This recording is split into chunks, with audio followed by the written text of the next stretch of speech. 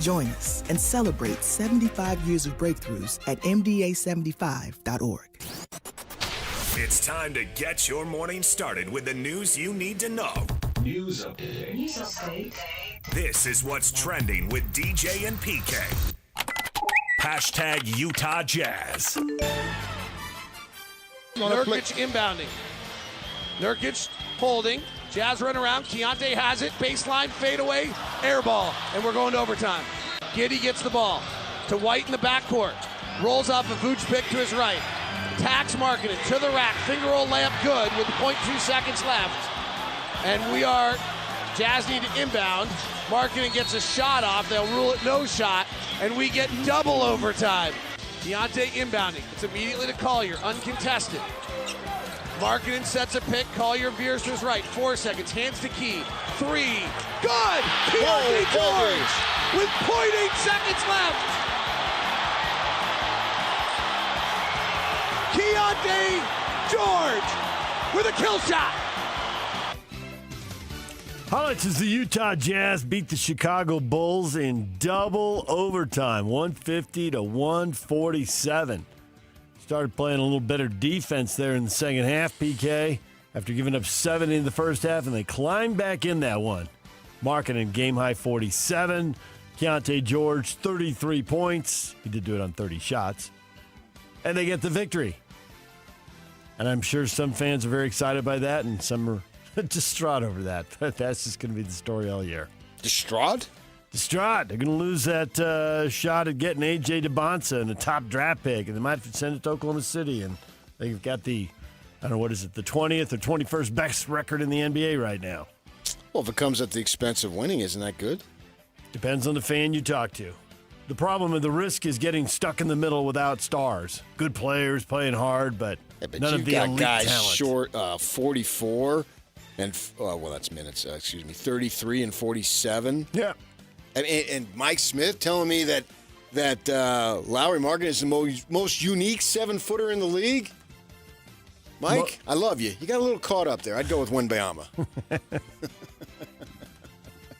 But I love the enthusiasm. I love the energy. It's fun. It's Joker? supposed to be fun. Joker? He's pretty unique. Yeah. I mean, we're getting into very unique. Like, well, if you're unique, you're unique. But, I mean, Marketing, every time he plays in the Euro, he's just he plays really well in the regular season. He's an all-star. We're talking all-stars already. We ain't even got the Turkey Day. It does seem a little early. Isn't that fun, though? Isn't it better than I think the way he's, a dead arena doing nothing? The way he's scoring it, I get the argument. Well, that's certainly. his job. Yeah, it is. And now with Kessler off the floor, maybe there's a little more space inside. I mean, he was cutting to the hoop, getting layups and dunks. I thought you'd be applauding that. Easy I was buckets. standing up. Oh, I was there. It's the best game of my life. Not nonstop threes. Half of them were in 17 and 33 shot attempts. But that's the game today. I've long since accepted it. And Keontae hitting the big three, and he was 2 for 10 at that. No problem. I got stones. And if you don't like it, tough. And referees, man, I felt like it was the 90s, man. You got Will Hardy swearing on television. He was. He did. The big combo? That was bleeping what bleep? I'm sorry. Could you repeat that? Oh, he can repeat that. It was bleeping what bleep? Even you, an expert lip reader, we didn't need it because I have ears. You can literally hear it. Yeah. I turned to my family. Boy, mopping up sweat. I turned to my family on a Sunday night and I said, I apologize. You shouldn't have to hear that on this day. That's another reason why they should never play Sunday home games. Profanity in my living room. There it was. In my living room where my children play with their toys. Wait, someone just left the Jazz and went to the Godfather.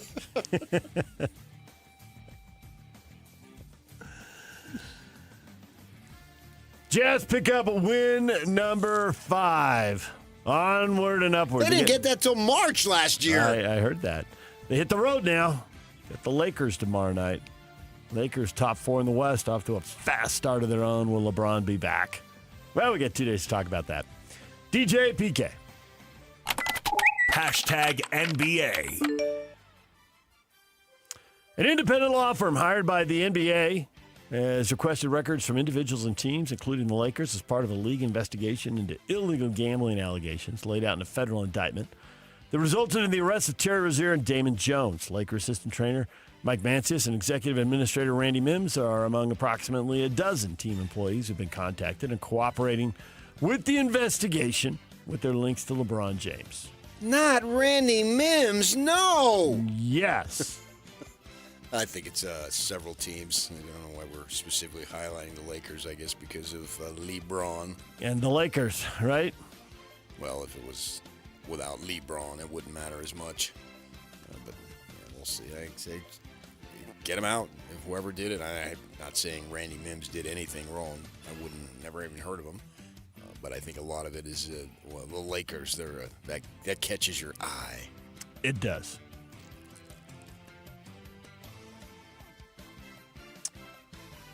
Few games in the NBA going head-to-head with the NFL.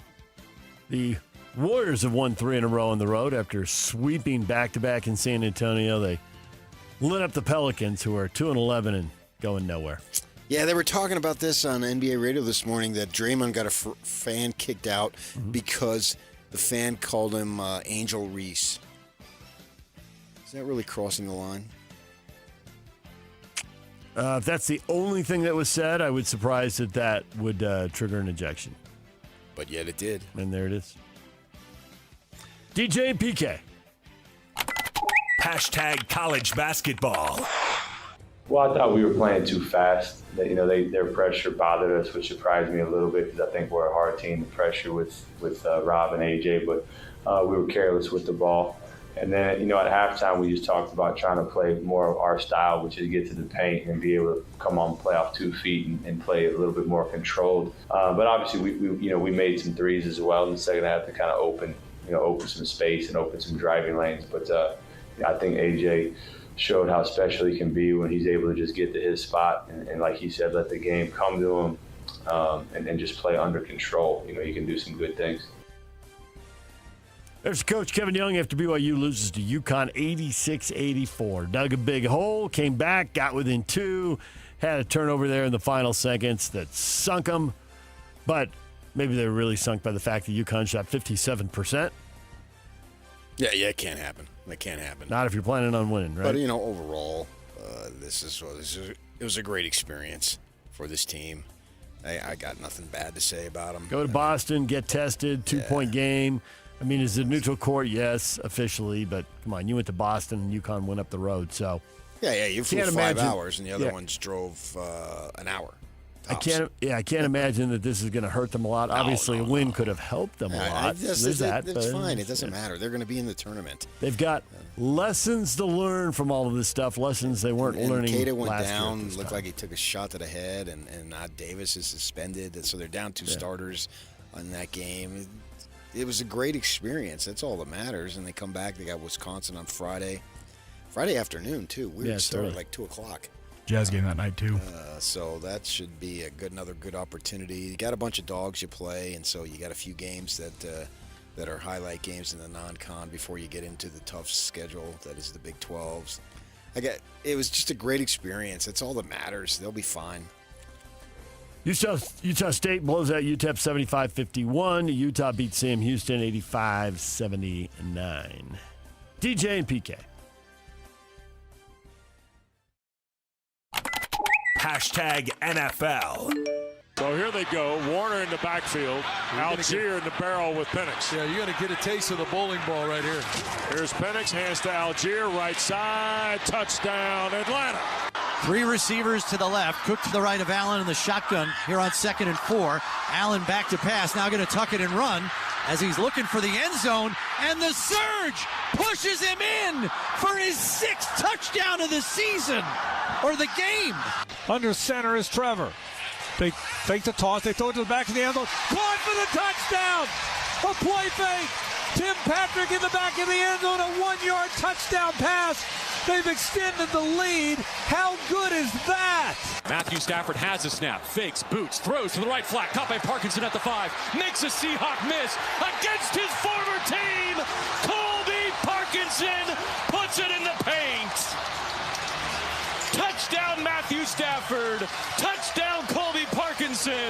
Touchdown, LA!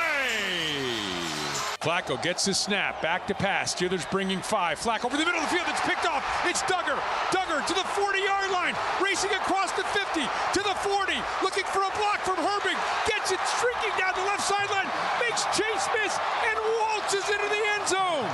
Snap placement. Kick on the way. And it is good. They don't block this one like last year in Kansas City. And on the final play of the game, the Denver Broncos have beaten the Kansas City Chiefs by a final score of 22-19. 9 straight division titles for the Chiefs, but after that loss in Denver, they are now 3 games down in the loss column with 6 to go. It looks like there'll be a new champ in the AFC West. The Chiefs are scrambling to get a wild card, currently on the outside looking in, but they've got 7 games left to fix that. Yeah, I wouldn't say champ. I mean, to me, you finish first place in your division. You don't get a trophy for that. But they may not even make the postseason. The reign looks like it's certainly declining, if not over. And I would imagine maybe Andy Reid would take a look at how long he wants to keep doing it if it comes to that. And then it would really be over if he did that. Freaking T-Swift's out. Ain't going to be hanging around with a loser. Not here for your 5-5. I want the attention. I ain't getting attention if you ain't winning. So many field goals for Seattle, but the Rams win the showdown between NFC West co-leaders. Rams 21-19 as Seattle settles for 4 field goals, 1 long one, 3 short ones there, but the Rams find a way to get it done again, and they're 8-2, tied for the best record in the NFC. With the Eagles, who won another touchdown challenged game.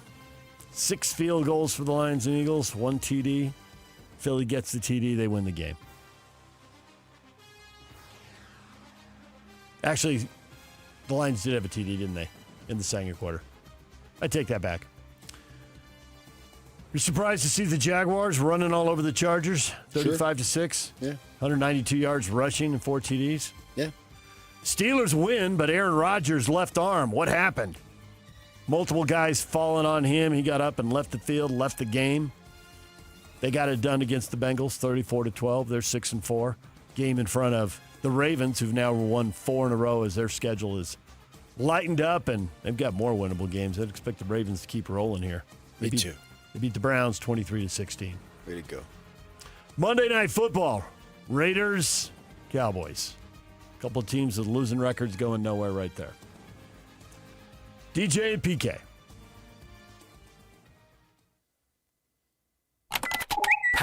#Utah. 1 for 4 on 3rd down. Picked off, go the other way, and Elijah Davis will not come back. 65 yards. We tried to tell you, these corners are ruthless. And Parker, no one was there. He's gonna go untouched. Too easy for Wayshawn Parker. 64 yards. Ficklin in at quarterback. Ficklin with the fake. He will run it. Picks up a block on the right side. Ficklin, the hezzy. Oh, shoves a defender out of the way. Ficklin still motoring. Come on now. The kid's a star.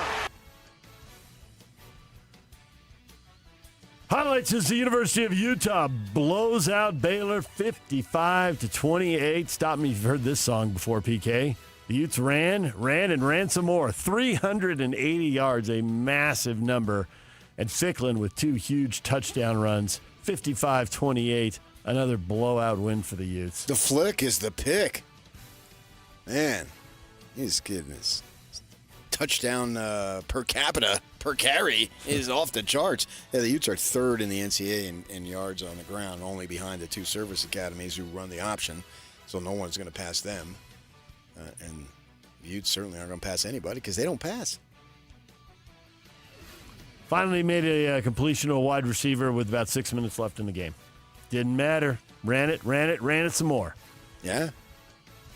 Now they come home, senior day. What are they going to have to do, PK? Send the seniors out on the right note? See? Oh, Utah and Kansas State. They're going 10-2. Saturday at 2. Don't see any way around it. 10-2. Yeah. Seems like a foregone conclusion. Things break their way. then they'll be in the championship game there. We'll see how it plays out. But even if they don't, they've had a phenomenal season. Utah State, it was right there. We'll talk with Bronco Mendenhall coming up at 8:30. But handful of key plays they couldn't make, mostly on special teams, and they get beat. And so, yeah, sorry. Utah State doesn't get their own. Yeah, I know. Hit the sounder, Yak. Sorry, I just went right into the next game. Hashtag Utah State. Crowd chanting the Rebel chant. 2 receivers to the far, 1 to the near. Here we go, 3rd down. UNLV shows blitz.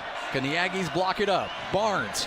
Quarterback draw, 50, 45, 40, 35, 30, 20, 10, 5. Bryson Barnes, the pig farmer, takes it in for the score. And Utah State leads as they caught UNLV in the blitz. Here comes the official, and here comes the game. The ruling on the field is upheld. Touchdown, UNLV. And Utah State loses to UNLV. Final in double overtime, 29-26. Missing field goals, missing an extra point. Didn't go for 2 after a penalty would have given a short 2-point conversion attempt. A lot of plays out there, PK, when a game goes that long. There were chances. Couldn't get a stop at the end of the game. Well, they did get a stop in the first OT, and I thought they settled. This try for a field goal. How about you try to move the ball down a little bit? Take the ball out of Piggy's hands. Bryson Barnes had run the ball 3 times. Obviously had the touchdown run, but he had a couple other good runs before the touchdown run, and then he didn't get a carry. Just said. Took it out of Piggy's hands. In the, I don't think we want to call him Piggy. Why not? In the 6 snaps in the 2 overtimes. You don't, because you're buttoned down. People be fine. Yeah, Piggy. He got 1 carry on the last one. He scrambled. Yeah. But the QB draw that UNLV couldn't stop, the QB run, they just went away. I thought the play calling sucked in the first overtime. Yeah, and in the second one. First and second down in the second overtime, too. Didn't understand it. Now they get their last road game at Fresno State, 8:30 on the CBS Sports Network Saturday night. DJ and PK. Hashtag BYU. He drops back in coverage, and Bachmeier, the hole opens, and he sprints through it into the end zone for a touchdown. 17 yards on 3rd and long. Bachmeier across the middle to the tight end. More broken tackles. There goes Carson Ryan. Dives for the pylon. Touchdown. 43 yards. Slant. McAllister tip ball. Interception BYU. And going back the other way. The cut inside. Now back to the outside. The shove. Pylon. Touchdown. BYU taking control of that game early and cruising to the win. Bounce back. Nothing to worry about there, PK. Nothing to worry about. Bachmeier's your first team all Big 12 quarterback. He's going to beat out all the other established names. They're going to reward the winning. Who would be ahead of him? Nobody. No. I mean, Morton, no. Morton missed almost 3 games. Yep. Dampier, first team all running back. Yeah. Amazing performance by the young freshman. Not the old freshman, the young freshman. And they win Cincinnati, they're going to Dallas. They lose to Cincinnati, it's up in the air. Because I don't think they're going to lose to UCF. So with that in mind, you beat Cincinnati. Cincinnati's out of it. Yeah, you don't literally clinch it, but you effectively do. Feels like the last challenge. And that really wasn't much of a challenge with TCU. 10-0 there in the first quarter. Came out with, 5-6 straight scoring drives to open the game? Yeah, they were dominant. Yeah. 7 straight, yes. All right, DJ and PK, it's 97.5 The Zone. Hashtag college football. Texas A&M down 30-3. How did they do that? What a halftime speech. What adjustments. 4 straight touchdowns. They come back and they win 31-30. Remain undefeated. Alabama didn't do the locals a favorite. Beat Oklahoma, Alabama. Come on. But no, Oklahoma goes to Alabama and wins 23-21. Well, I think Oklahoma should be in. Looks like they will be. That was a massive win for them. I mean, you had Kalen DeBoer, all that. You guys got 6 losses in less than 2 years, and he's all that. I didn't see it. Georgia blows out Texas 35-10, so the locals will probably climb one spot, but that doesn't get them where they need to be yet. Need some more help. And Notre Dame taking care of business. They dominated. They got an early lead on Pitt and rolled 37-15. So I think Notre Dame's pretty much punched their ticket to the playoff as well. It's something astounding here in the last 2 weeks. Arizona beats Cincinnati, PK. Does that make you more confident in BYU going in there, or every week's its own thing? I think every week's its own thing in this conference. This conference is incredibly fun. Arizona's a hot ball club. You got Houston and Arizona, most overachieving. Although I think the Devils, they've overachieved given all their injuries. But nevertheless, they were picked to be higher, so Dillingham won't get any run there. But Cincinnati now 2 in a row. They're going to be hungry like the Wolves. DJ and PK. Hashtag Major League Baseball. Mariners are holding on to Josh Naylor to a 5-year contract, re-signing the first baseman. Dodgers utility man Kike Hernandez left elbow surgery. Free agent in the offseason. He might miss part of spring training. It's your hot stove news. You know Kobe Bryant, every 4th of July, their family tradition was to watch Sandlot? I did not. Now you know. DJ and PK. Hashtag golf.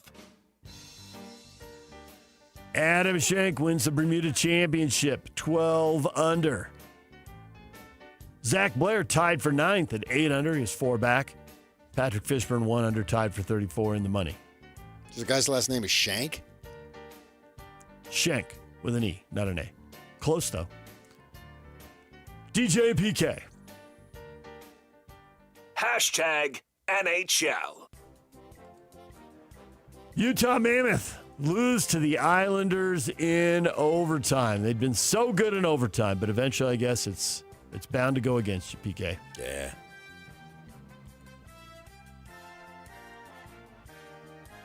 Pick up 1 point in that, lose 3-2. Utah's in Anaheim tonight to take on the Ducks. Puck drops at 8 o'clock. Coverage starts at 7. There are your headlines. What is trending is brought to you by Shamrock Plumbing. There's no job too big or too small. Get the personal touch with Shamrock Plumbing. All right, coming up, Bronco Mendenhall at 8:30. What went wrong in Las Vegas? We'll talk with him. Shayan Jayaraja joins us at 9 o'clock. Talk about the Big 12 race in Cincinnati. Are they going to pull it together or not as BYU comes to town? That's coming up at 9 o'clock. The question of the day is next.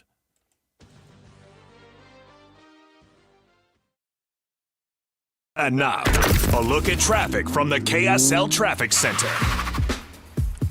Crash westbound I-80 just before Redwood Road and I-215's westbound is blocking the right lane and shoulder, causing some delay stretching back between I-15 and I-215 at this moment. Also, Pioneer Crossing, seeing heavier traffic in the construction zone. Both directions have slowdowns between Saratoga Road and I-15 at this moment. This update is brought to you by UTA. UTA is road therapy. Give your car a break and get more U time. Plan your trip today at rideuta.com or on the Transit app. With your KSL traffic update, I'm Jake Hatcher on 97.5, the KSL Sports Zone. You've been listening to The Zone for decades. Yes! But now you can watch the guys break down your favorite teams. Some viewers may find the following video disturbing. Viewer discretion is advised. Catch the video stream of DJ and PK, Jake and Ben, Hanson, Scotty, and JJ and Alex right now at KSLSports.com or by searching KSL Sports on YouTube. Utah's best sports radio is on air, online, and on the KSL Sports app. This is 97.5, the KSL Sports Zone. Upgrades, repairs? Hercules has the rate for you. Open a home equity line of credit with Hercules First Federal Credit Union now through November 30th and get an introductory 4.99% APR for the first 6 months. Use your home's equity for that kitchen refresh, roof repair, or new deck you've been dreaming about. But don't wait. This limited time offer ends November 30th. Visit HerculesCU.com to get started. Hercules First Federal Credit Union, growing stronger together. Chevy trucks have you covered when the road takes you from smooth sailing to Chevy Colorado will eat up some of the toughest terrains with 5 available drive modes. And Silverado and Silverado HD have the muscle to take you out for some serious with multiple engine options and impressive towing. While Silverado EV is the perfect combo of performance and capability, making it a snap to hitch up this electric truck and hit the road. Wherever the road leads, Chevy trucks are right there with you. See your Rocky Mountain Chevy dealers. Attention Jazz Nation, the long wait is finally over. Mountain basketball is back and better than ever. Let's go! All tickets are on sale now, and you won't want to miss the action. Jump on the opportunity to watch your favorite players live and in person. Whether you're after season tickets, mini plans, or single game matchups, the Utah Jazz has got your back. There's a plan for every fan. Don't miss out. Secure your seats today and be part of the excitement all season long. Let's go! Visit UtahJazz.com today. Bar Dub Grill is where roadside classics meet ranch-raised flavor. Sink your teeth into juicy, handcrafted burgers made with premium Bar W beef straight from the local Utah farm. From the bold cowboy barbecue burger to the sweet and savory Aloha burger, paired with crispy cowboy fries, hand-spun shakes, or signature spud nuts. Soft, airy, and unforgettable. Bar Dub Grill delivers honest eats with cowboy swagger. Bar Dub Grill in Nephi with easy access right off exit 222 in Nephi. 5 guys walk into a JCW's and order burgers, a pastrami, a mushroom Swiss, a guacamole bacon, a hickory barbecue, a ribeye steak, 2 onion rings, 3 french fries, a strawberry, mint, peanut butter, chocolate, and marshmallow shake, and not one left to tip. Because at JCW's, we don't ask for it. We think the price you see should be the price you pay. And all that, would you like to leave a tip stuff, is for the birds. JCW's. Quality and a lot of it. Open in American Fork, Lehigh, Provo, South Jordan, and Harriman. These days, many companies have turned to influencers to tout their products or services. But here at John Watson Chevrolet, the only endorsement we need is from our customers. Because of their feedback, we're proud to be Utah's best reviewed Chevy dealer. Visit us today to see why we get reviews like, "Their sales team is the best. Didn't put on any pressure, just super helpful and fun. They made the process a breeze." John Watson Chevrolet, your 5-star Chevy dealer. 3535 Wall Avenue, Ogden. Chevrolet. Together, let's drive. If you're getting new gutters, make absolutely sure that you don't get screwed. I mean literally, don't get screwed. Tim Jr. here from RGS Exteriors. And every single gutter company out there uses screws to hold their gutters together at the corners and downspouts. They use screws because they're fast and cheap and easy. But man, they're terrible for your gutters, aside from possibly cutting your hand. They also loosen and corrode over time because they're not made from the same metal as the gutters. At RGS Exteriors, we've been installing gutters for 70 years now, and we don't use screws. We only use permanent, strong, and unobtrusive rivets. They're made from the same material as the gutters, so they won't oxidize and they won't corrode. They'll also never loosen. Your hand is safe too. Did I mention they look amazing? So don't get screwed. Call RGS and get riveted gutters. Our number is 801-280-3110 or visit us at rgsutah.com. That's 801-280-3110 or rgsutah.com. This is your Cougars at 30 update. Presented by Kenny J's Barbecue on 97.5, the KSL Sports Zone. BYU blows out TCU. Kalani Sitake's thoughts on the BYU game plan. It felt like it was just good to let Bear throw the ball, and you don't always have to max pro for him. I think let the tackles block. We threw the ball in a lot of different ways, play action, but also we're able to just do some drop back pass. Just open the playbook. Just let us do our thing and mix in the run too, but I felt like we were just trying to do whatever to get points on the board. First downs, that's a lot of first downs, and so good to put it all together and then taking care of the football. I was really pleased with how our offense did that, but felt like that's what we're capable of doing. We just got to keep the momentum going and get into next week. This Cougar Update is brought to you by Kenny J's Barbecue. Make this Thanksgiving unforgettable with Kenny J's Barbecue. skip the stress and bring home slow smoke perfection. Pre-order your Thanksgiving meal today by reaching out to them at 801-230-5396. That's 801-230-5396.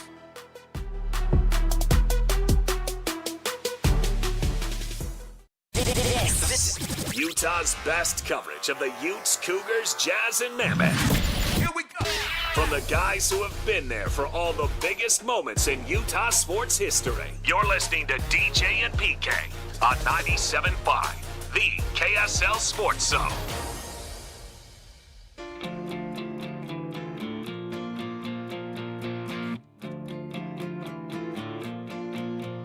It's all in how you mix the two, and it starts just where the line exists. It's a feeling that you cannot make. Join Hans and Scotty live tomorrow from noon to 3 at the Grill, 2264 South Main Street in Nephi.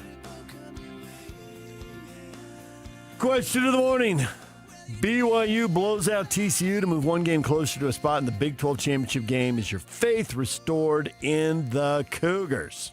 I believe, brother. Frank, it was never in question to begin with. BYU's defense will take them to the Big 12 championship. Okay. I think your offense needs to take them too. Neil, my faith in BYU never wavered. I guess you didn't watch the Texas Tech game. And the fact that they were in this position last year and they couldn't come up with a W, as you would say. And they got it this time. In convincing fashion. Scott is not counting the chickens because the eggs have not hatched. Got one more first. All right, so he's counting one of them. They got two more. He's not worried about UCF. He's worried about Cincinnati. Well, I think if they beat Cincinnati, they'll beat UCF. And get themselves into Arlington. Case, the injuries are much better. They are a great team. A-Rod still drives me nuts. I'd fire the guy. 44 points just not enough for you. He's not acceptable. Never has been. I don't know. I wish he'd take one of these jobs that he took and then quit before he ever took them.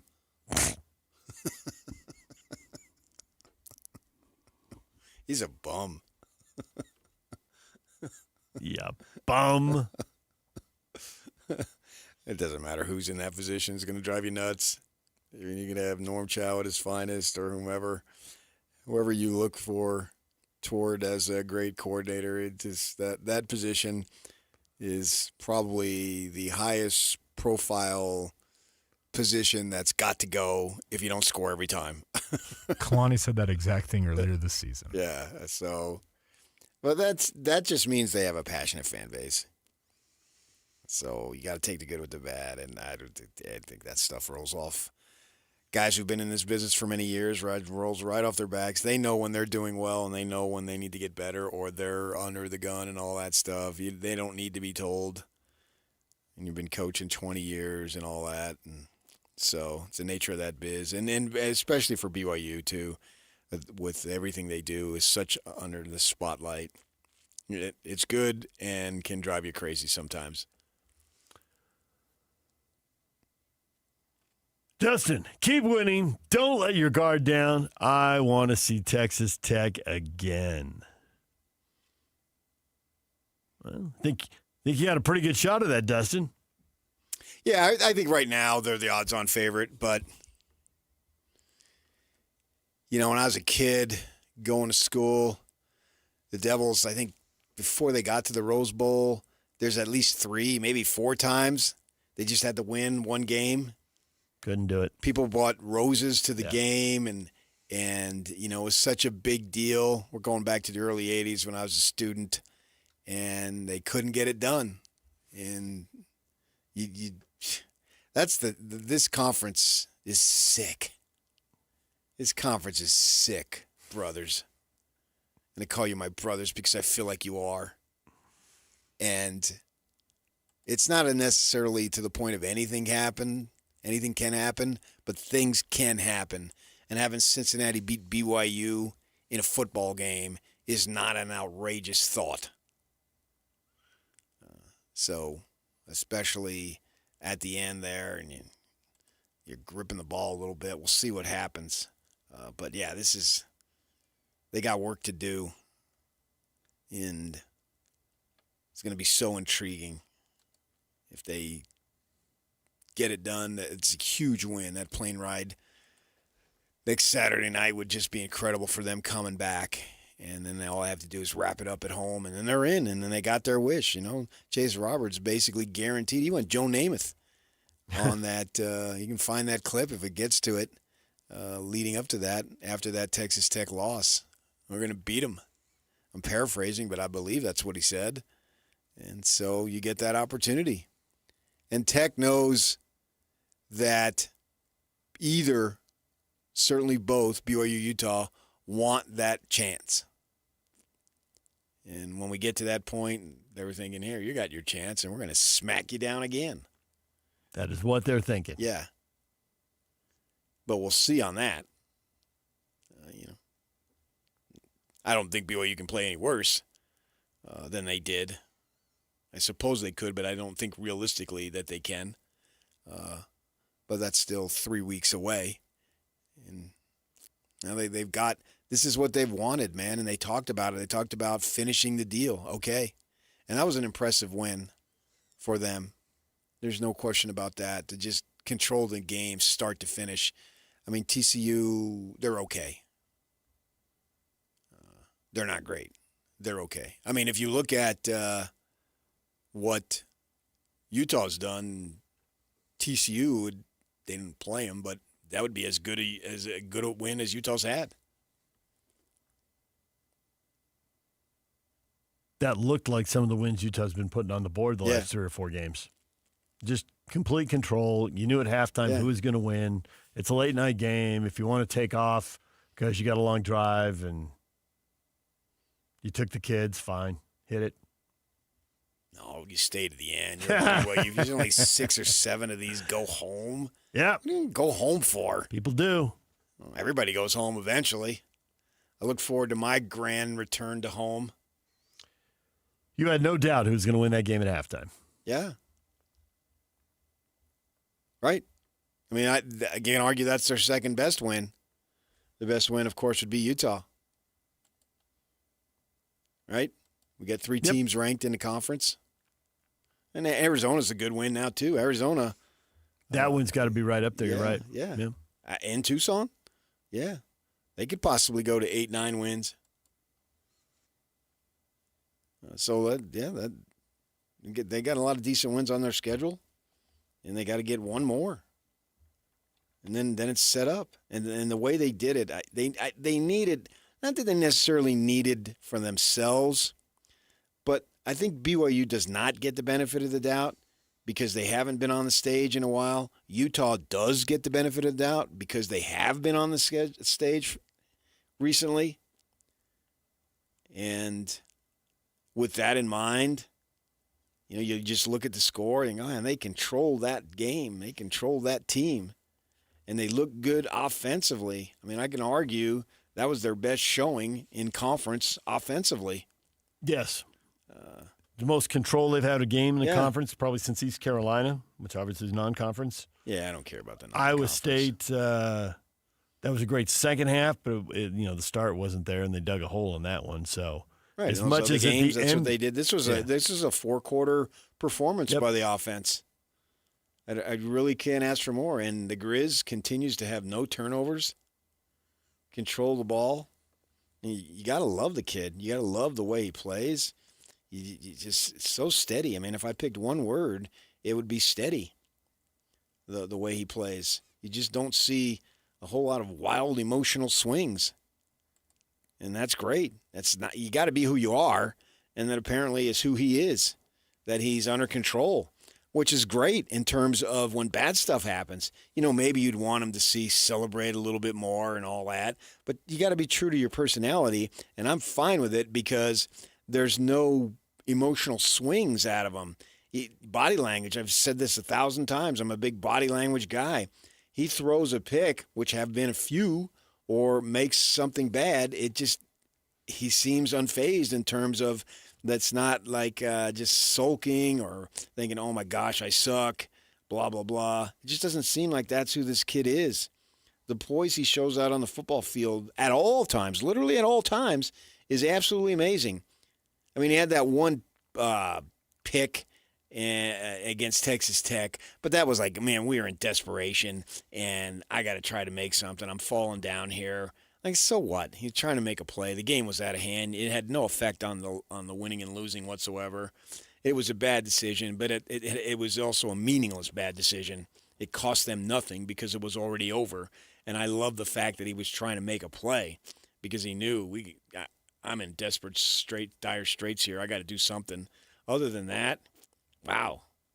I mean, the mistakes you can basically count on one hand. Now, if you talk to A-Rod and those guys, he's missed some reads and all. So there's more mistakes that don't result in a turnover.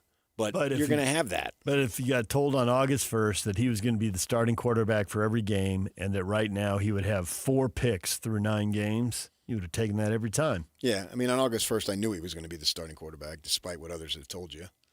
I didn't necessarily know how he was going to play, but I knew he was going to be the starting quarterback. Yeah. And you would have taken 4 picks. If I told you he's only going to have 4 picks on November 17th. I heard you the first time. Yeah, I agree. Yeah, fine. And just the command, and I go back to the word poise. He really has it. I don't necessarily think that the big story is that he's improved as the season has gone on. Because I think what he's doing now is what he was capable of doing all along.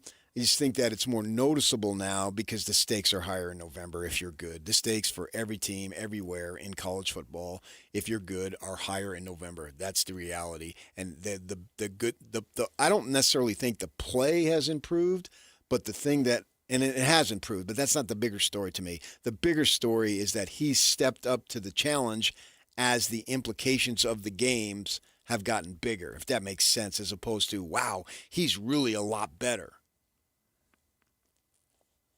Yeah. I mean, both those things happen at the same time. You get to the bigger stages, you have more experience. But I get your point, and I mean, it goes back to what you said about, you're growing up a sports fan and you see teams you think are good enough and they get right to the finish line and they can't get across it. Yeah. And so here they are right at the finish line. Can they get across it? Well, they're not there yet, but given what the task was Saturday, I mean, they passed it with flying colors. And Cincinnati I think we watched the way Utah handled Cincinnati and came away with a ton of doubt about Cincinnati, not as a good team, because they're a good team, but Cincinnati at the highest level. No, they don't appear to be. I watched virtually that entire Arizona game. Right. They're not at the highest very level. reason, knowing that BYU's playing them next week. And they couldn't get it done. And credit Arizona. Arizona got it done. DJ PK, it's 97.5, the KSL Sports Zone. The Cougars, not the only one with an impressive win over the weekend. We will get to that next. Stay with us. And now, a look at traffic from the KSL Traffic Center. Still seeing that accident westbound I-80 just before the I-215 West Belt merge. Emergency crews are blocking the right lane and shoulder there. Also delays stretching between I-15 and I-215. Transition route from northbound I-15 starting to see delays now too in the area. Northbound I-15 delays are back this time just after the south interchange. A little slow as you approach 5300 south headed towards downtown Salt Lake City. This update is brought to you by GoPave Utah. Bad weather and parking lots love GoPave Utah. GoPave Utah loves snow. Don't wait for bad weather. Schedule a snow removal service with GoPave Utah today. Visit GoPaveUtah.com. With your KSL traffic update, I'm Jake Hatcher on 97.5, the KSL Sports Zone. Whirls around and down. 97.5, the KSL Sports Zone is your exclusive home of the Utah Jazz. And we want to send you to the Delta Center to see the Jazz in action. Listen every Tuesday for the Jazz Ticket Tuesday Sounder at 30 past the hour, every hour, all day long. And if you're caller number 12, you'll be on your way to an upcoming game. Buy one, you'll get one free. It's Jazz Ticket Tuesday, every Tuesday throughout the NBA season on your radio home for the Utah Jazz. 97.5, the KSL Sports Zone. Just how good is Pure Talk's current deal for unlimited wireless? Well, you might say it's the deal of your lifetime. Because right now, for just $29.95 a month, Pure Talk is offering unlimited talk, text, and data for life. Not your phone's life, your life. This is Pure Talk's top-tier plan. It comes with a crazy fast 5G network along with a 30-gig hotspot. And at just $29.95 a month, there has never been a better opportunity to lock in a ridiculously low rate for as long as you live. And save thousands and thousands of dollars along the way. This plan is normally $65 a month, but if you switch today, you will save over 50% every single month for the rest of your life. See what I mean? It really is the deal of your lifetime. Dial pound 250, say Mike Rowe. Offer ends 12/7. Some restrictions apply. Details at puretalk.com. High school football is back for another exciting season. And Trucordia, the group name for a nationwide insurance brokerage based here in Utah, is proud to be a Game Night Live sponsor. The Trucordia companies deliver insurance solutions to help you protect what matters most. Home plus auto, employee benefits, construction, cyber. Trucordia blocks risks to help ensure your goals. Learn more at Trucordia, spelled TRUCORDIA.com.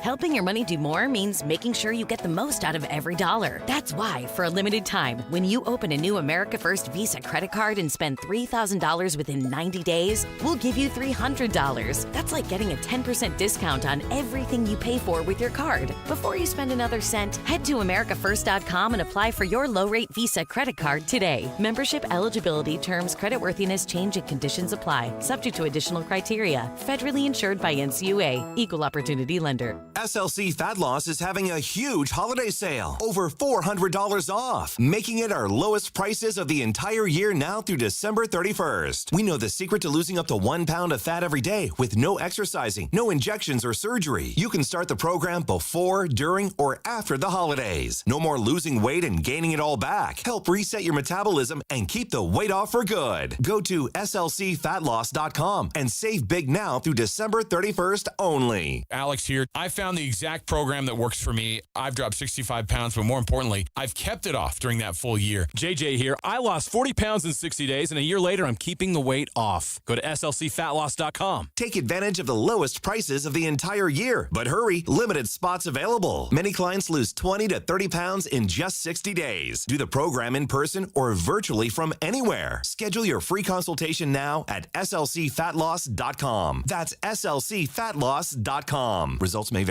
Tonight at 10, parking. It is a big business in Salt Lake City and a challenge. It's a fight to find a spot. The pressure. Now it's always busy. And the cost. When folks park on the street, it needs to be managed. Especially if you end up with a ticket. I paid. I came back. I had a parking ticket, so I'm literally doing a dispute right now. From the top reasons for a ticket to the street with the most citations, KSL investigates the parking ticket hotspots. Tonight at 10 on KSL and the KSL Plus app.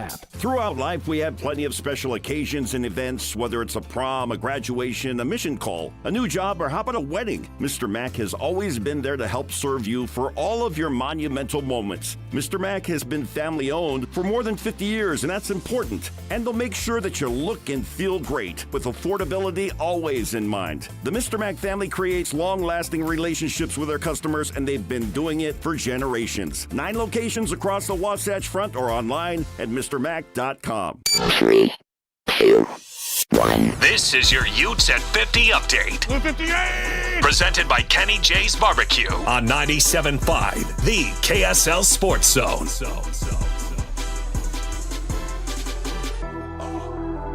The Utes with another blowout win, 55-28 over Baylor. Kyle Whittingham on the win and the offense. Didn't have our best outing defensively as far as yardage given up, but passing yards are different than rushing yards. If you throw for over 400, you have less than a 50-50 chance to win. That's statistically proven, and so just proud of the way that the whole team hung in there. Bird Ficklin was probably the biggest catalyst for us when we needed it. He provided 2 huge runs for us, and the guy's just a really good football player. This Utah Update brought to you by Kenny J's Barbecue. Make this Thanksgiving unforgettable with Kenny J's Barbecue. Skip the stress and bring home slow smoke perfection. Pre-order your Thanksgiving meal today by reaching out to them at 801-230-5396. That's 801-230-5396.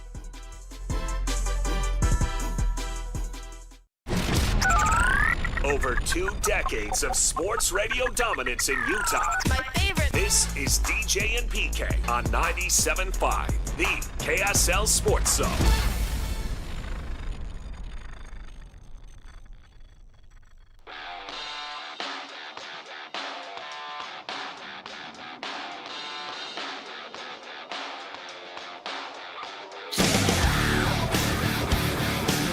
Band of the day today is The Used, brought to you by Live Nation. For all the live concerts and events in 2025, check out livenation.com.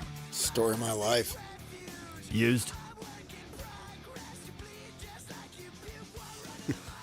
You want to elaborate? You just leave it there. As another chapter okay. comes to an end.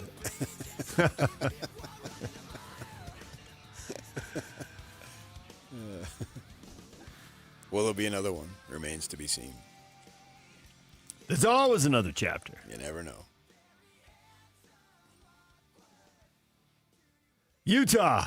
You just heard Kyle Whittingham right there. A dominant performance. It's a classic. You know what's coming, and you can't stop it.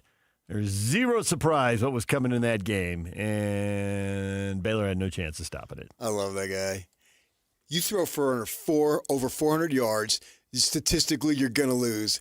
Yeah, he would drop dead if a team ever, for Utah, ever threw for 400 yards. Has that ever happened one time? I don't know what the career high is in the Kyle Whittingham era, but I got to tell you, if there were a 400-yard game, it would come to mind, and it's not coming to mind. I mean, Rising had 2, and they were both against SC. Did he get to 400? No, 300. Yeah, okay. No, not 400. I should explain that. You're right. 2 300-yard plus games. No, he just cracks me up, man. It's never going to happen under him. So don't even think about it, Ute fans. Over my dead body. And on Friday this week, he turned 66 years old. You will throw this football when you pry it out of my cold, dead hand? Is that what you're getting at? We're handing it off. And then we're going to hand it off, and we'll hand it off after that. When you can run it the way they're running it, keep handing it off. I always thought that he would say a team that's one-dimensional is easy to defend. Yes. So there's a little contradiction there. There is. And Baylor's I think quit. They want out. The contradiction only shows when they're playing top 10, top 15 teams in the country. If you're elite, then the fact they're one-dimensional, right? Texas Tech and BYU, look where they're ranked and look where their rushing defense They want to play Texas Tech again. I know they do. Yeah. And I think that's where that contradiction comes into play, being one-dimensional. The thing that I would say, if they got a shot, and it'd be great if they did, as long as BYU or Utah is in. I'd like to have them both in, but that's not going to happen.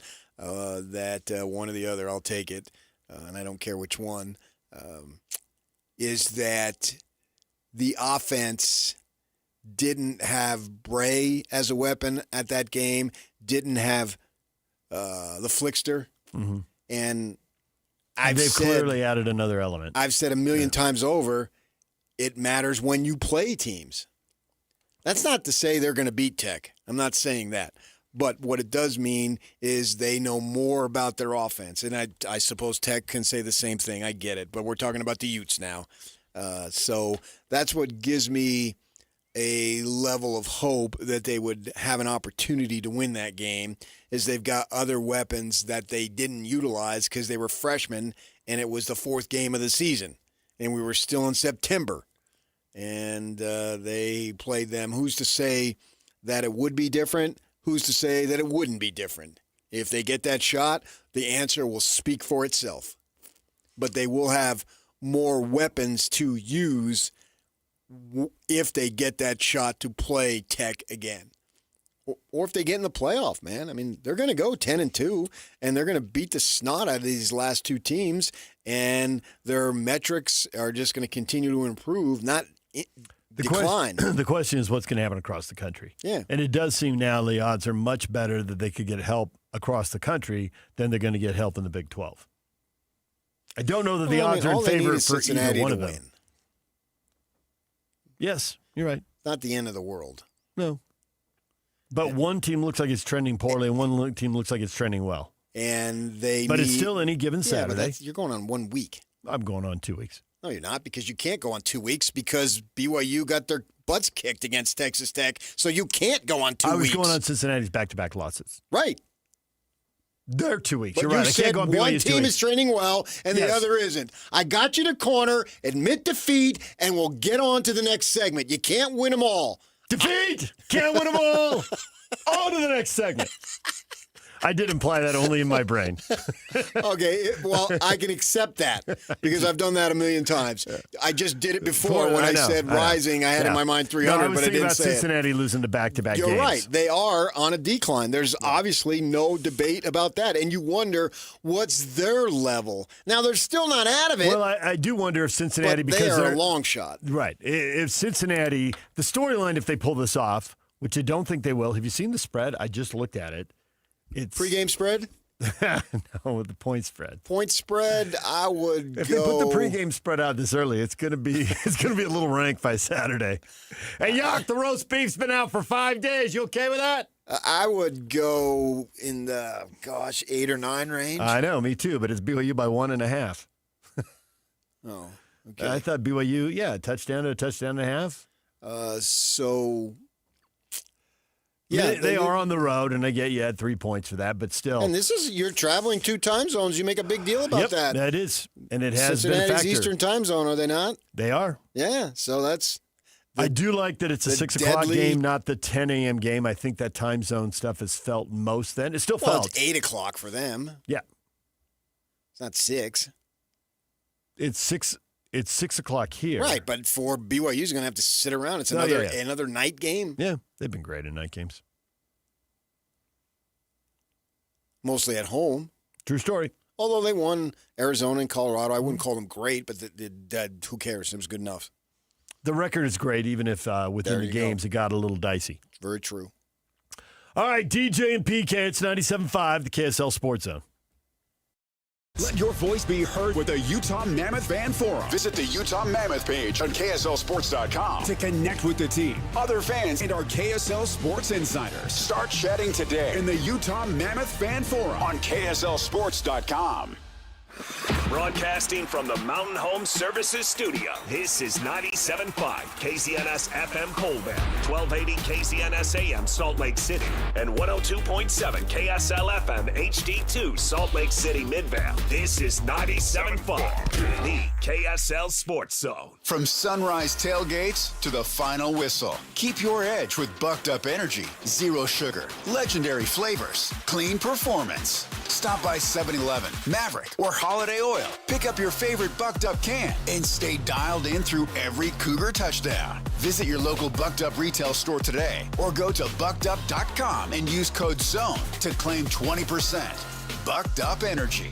Utah born, Cougar strong. Ready when you are. Show some love to youth sports volunteers with the Hercules Hero of the Week. Let's praise your favorite youth coach, ref, or maybe the parent that pulls the team together. Your nomination could score them a $100 Visa gift card from Hercules First Federal Credit Union and a $200 gift card from Beehive Meals. Listen to see if they win Thursday afternoons with JJ and Alex. The Hercules Hero of the Week with Hercules First Federal Credit Union and Beehive Meals, helping you take the busy work at a family dinner. Get rules, info, and nominate your hero at KSLSports.com/contests. Make game day yours with the Utah Mammoth app. Get your tickets, order food and drinks without leaving your seat, track live stats, and stream every game with Mammoth Plus, all in one place. It's the ultimate game day essential, designed for Mammoth fans. Stay connected to your hometown team and never miss a moment. Download the Utah Mammoth app today on iPhone and Android. Turn on push notifications and make every day game day. Tusks up. Get the latest Utah sports headlines delivered to your inbox with the KSL Sports Newsletter. From the Jazz, Utah Hockey Club, BYU, Utah, Real Salt Lake, and more. Be in the know of all things sports in the state of Utah. Visit KSLSports.com to sign up for the KSL Sports Newsletter. Get your Thanksgiving fix at Kenny J's Barbecue. This year, skip the stress and bring home slow-cooked perfection. Pitmaster-style turkey and tender brisket. Ready for your holiday table. Kenny J's is serving up bold, smoky flavor with all the home-style sides your family loves. You bring the guests, we'll provide the feast. Pre-order your Thanksgiving meal today. Text 801-230-5396 or stop by the district in South Jordan. Make this Thanksgiving unforgettable with Kenny J's Barbecue. While most jewelry stores outsource their custom work to international manufacturers, Belliston Jewelry is your custom, in-house, full-service jeweler. Besides the obvious tariff issue, what's wrong with outsourcing? You know, like a game of telephone, all of the important details, the essence of your dream ring, are quite literally lost in translation as it's designed in other countries like India and China. Belliston's in-store designers can customize and modify your design right in front of you, cutting any confusion to bring your true design to life. Yeah, absolutely. I plan to wear my ring every day for the rest of my life. I want it right. Let me ask you this. If you choose one of those other guys, but you hate the finished ring, do you think they would remake it to get it just right? Not a chance. At Belliston Jewelry, we work with you in-house every step of the way to ensure it's right the first time. BellistonJewelry.com, across from Weber State in Ogden. Locally made, just for you. And cherished for generations. During the Mazda More to Move You sales event, Tim Daly Mazda Southtown is offering 0% for up to 63 months on 2025 Mazda CX-50 and Mazda CX-5 turbos. And to make it even easier for you to drive away in your new Mazda, you won't pay till next year. That's right, 0% and no payments till 2026. There's no better time than now to get your new Mazda. Come in today to Tim Daly Mazda Southtown in Sandy. Some restrictions apply. APR OAC. Not available with any other offers. See dealer for complete details. You do countless things without a second thought to protect your family and home. Every time you're in the car, you buckle your seatbelt. Before the next load of laundry, you remove the dryer lint. When you head out, you always lock your doors. And one simple task, done far less often, can protect your family and home this winter. Schedule a furnace inspection by a certified heating contractor to check for safety and efficiency. A friendly reminder from Enbridge Gas. Nobody brings you better coverage of the teams you're passionate about than these guys. Try some more. This is DJ and PK on 97.5, the KSL Sports Zone.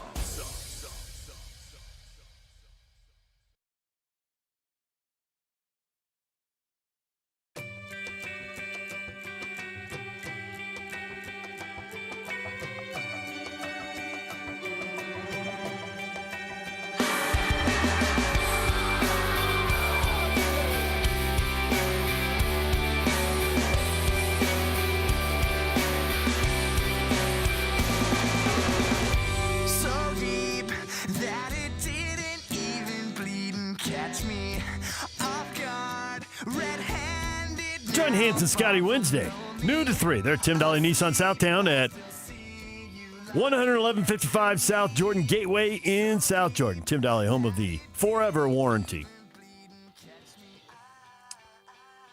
Got a question up on our Facebook page. Utah beats Baylor to continue their streak of just crushing teams. Are the Utes actually going to pull this off? This? Yeah. This, I thought that was excellent. I figured there were at least 3 questions in one then. You quite the wordsmith, crafting that and weaving them all together. If the this is, are they going to finish 10-2? Well, yes, we've thought that for a while, and we still think that. That's not the this. Are they going to go to the Big 12 Conference title game? Probably not. Are they going to get to the playoff? Possibly. But I do agree with what you said earlier. Oklahoma went a long way towards punching their ticket with that road win in Alabama. You got to acknowledge that. Yeah, as long as they don't mess up one of these last 2 games, which on paper they shouldn't, right, then Oklahoma's going to get in. Notre Dame went a long way towards punching their ticket, beating Pitt. As long as they don't mess up one of these last 2 games. Although I don't think beating Pitt is any big deal. No, but it was the last hurdle, and they're Notre Dame, and they're going to have 10 straight wins, and they're going to get in. I think the Utes can go back there. And beat Pitt, too. Yeah. Utah is a playoff-worthy team. I'm going to ask the old man that today. Oh, yeah? I'm going to preface it. I'm going to say, listen, dog, I know you're going to give me we're only focused on Kansas State. But put that nonsense aside for 1 second. Do you think right now, the way this team is playing, is it a playoff-worthy team? The answer in my mind is yes. Scally looking like he's blitzing 14 guys on every play. Yeah, they are. I think they are. That'd be a cool strategy. Who would notice? And if we're going to overlook some other teams' early season losses, why shouldn't we overlook the Utes one? It's just one. Going to Provo and losing by 3, it's akin to Tech going to Tempe when the Tempe team had its guys and you lost by 4. Whoop-de-doo. So what? Who cares? It may keep you out, but it shouldn't. I get you don't want to have an acceptable loss and all that stuff, but the game was played, and yeah, BYU, we should have done this, we should have done that, but Utah can play that game too. And the Texas Tech loss, it stinks. It's there. You can't erase it, nor should you. But as I said earlier, just a few minutes back, the Utes have more weapons. It was early in the season. You had a couple of freshmen. Now these guys are integrated into the offense. The Flickster is just an incredible player, it looks like. I don't know what kind of quarterback he's going to be. He's probably going to be a typical Utah quarterback who runs. And if they lose a game and they couldn't throw the ball, and it's the same old story. But the kid is an electric runner, that's for sure. And so they, in my mind, are playing well enough to be included. I don't know that they will, and maybe they won't. And those losses obviously would be something that would stand in the way. But if I'm going to judge teams on, Notre Dame has won 10 in a row, I sort of think that we need to look at the same parameters for everybody. That sounds good, but now we're starting to use the word fair, and you've told us that doesn't happen, and Notre Dame's going to get the benefit of that. I didn't say fair. I never said fair. You avoided the word, but you implied it. I don't like to avoid you. If they pull this off, which also comes down to do they get help, what do you think of the odds of Oregon being a team that gets out of the way? Who the crap is Oregon beat? Who they beat? Now you can argue who is Utah beat, for that matter. Oregon's big win is Penn State. And that ain't a big win. A 4-6 team. Iowa. My stand corrected. Iowa. Iowa's 6-4. Yep. Oregon is just basically a hooker. I mean, come on. Everybody is now. That's old. Minnesota 6-4 also. Those are their wins over winning teams. Wow, geez. Let's give Lanning some more millions. Wisconsin, Rutgers, Penn State, He beat Oregon Minnesota. State. Holy freak. Yeah. At home, no less. Their wins are over a couple of 6-4 teams. I seen that game Friday. So Oregon's there on rep. We got to have Oregon. Of course we have Oregon. We always have Oregon. Utah's best win, Cincinnati and ASU. I mean, ASU didn't have the quarterback, so I guess Cincinnati then becomes the best win. I think Cincinnati is their best win. 7-3 Cincinnati. I think Utah's best win is the margin of victory, where they've just dominated game after game after game.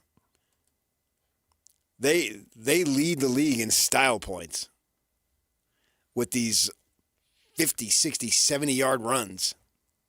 Like, wow. That's what gets you. And they have a rep.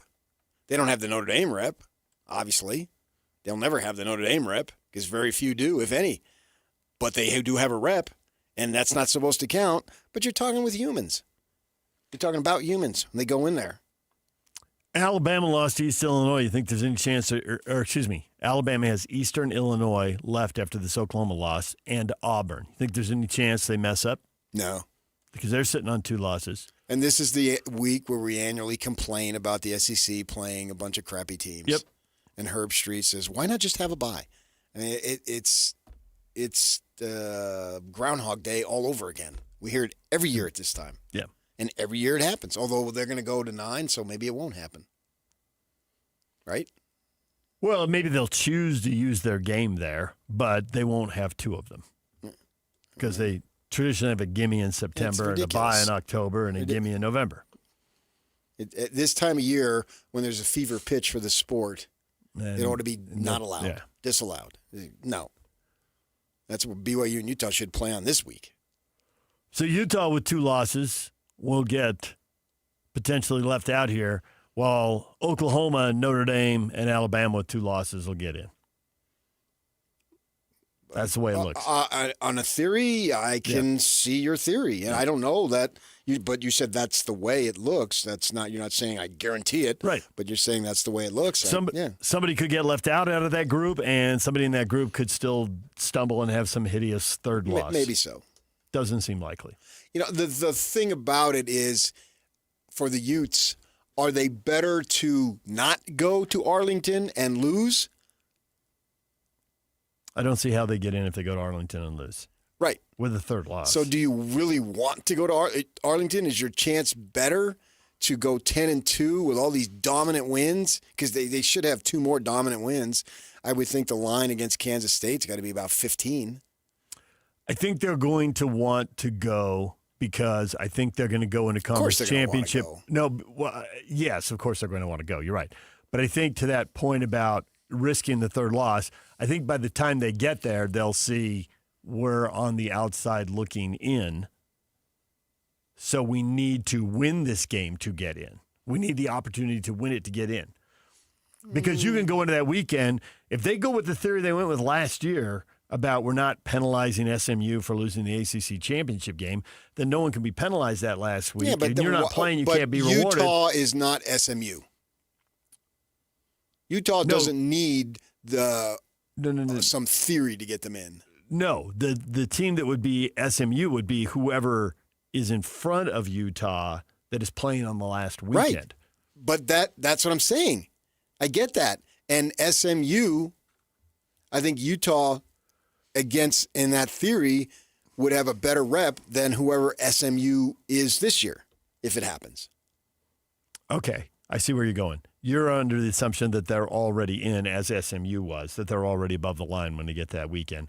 I'm figuring, although they could get the help, they won't. So they'll be below the line going into that weekend, and they're going to have to help themselves. And that very well could be true. In fact, I would probably lean towards that. Yeah. But I'm talking about if one of those other teams if some of lost. these other teams slip, and so Utah gets to 10 in the college football rankings, which is where they're going to have to be to get into the 12-team playoff, it looks like, with an ACC and group of 5 teams coming in from and lower ultimately, spots. that's the only one that matters. Yeah. In these Tuesday night spiels is that last one in December. So see what you got there and go from that perspective. The good thing is if Utah doesn't get to Arlington and is left out, they'll never get as much run as they're going to get that Sunday.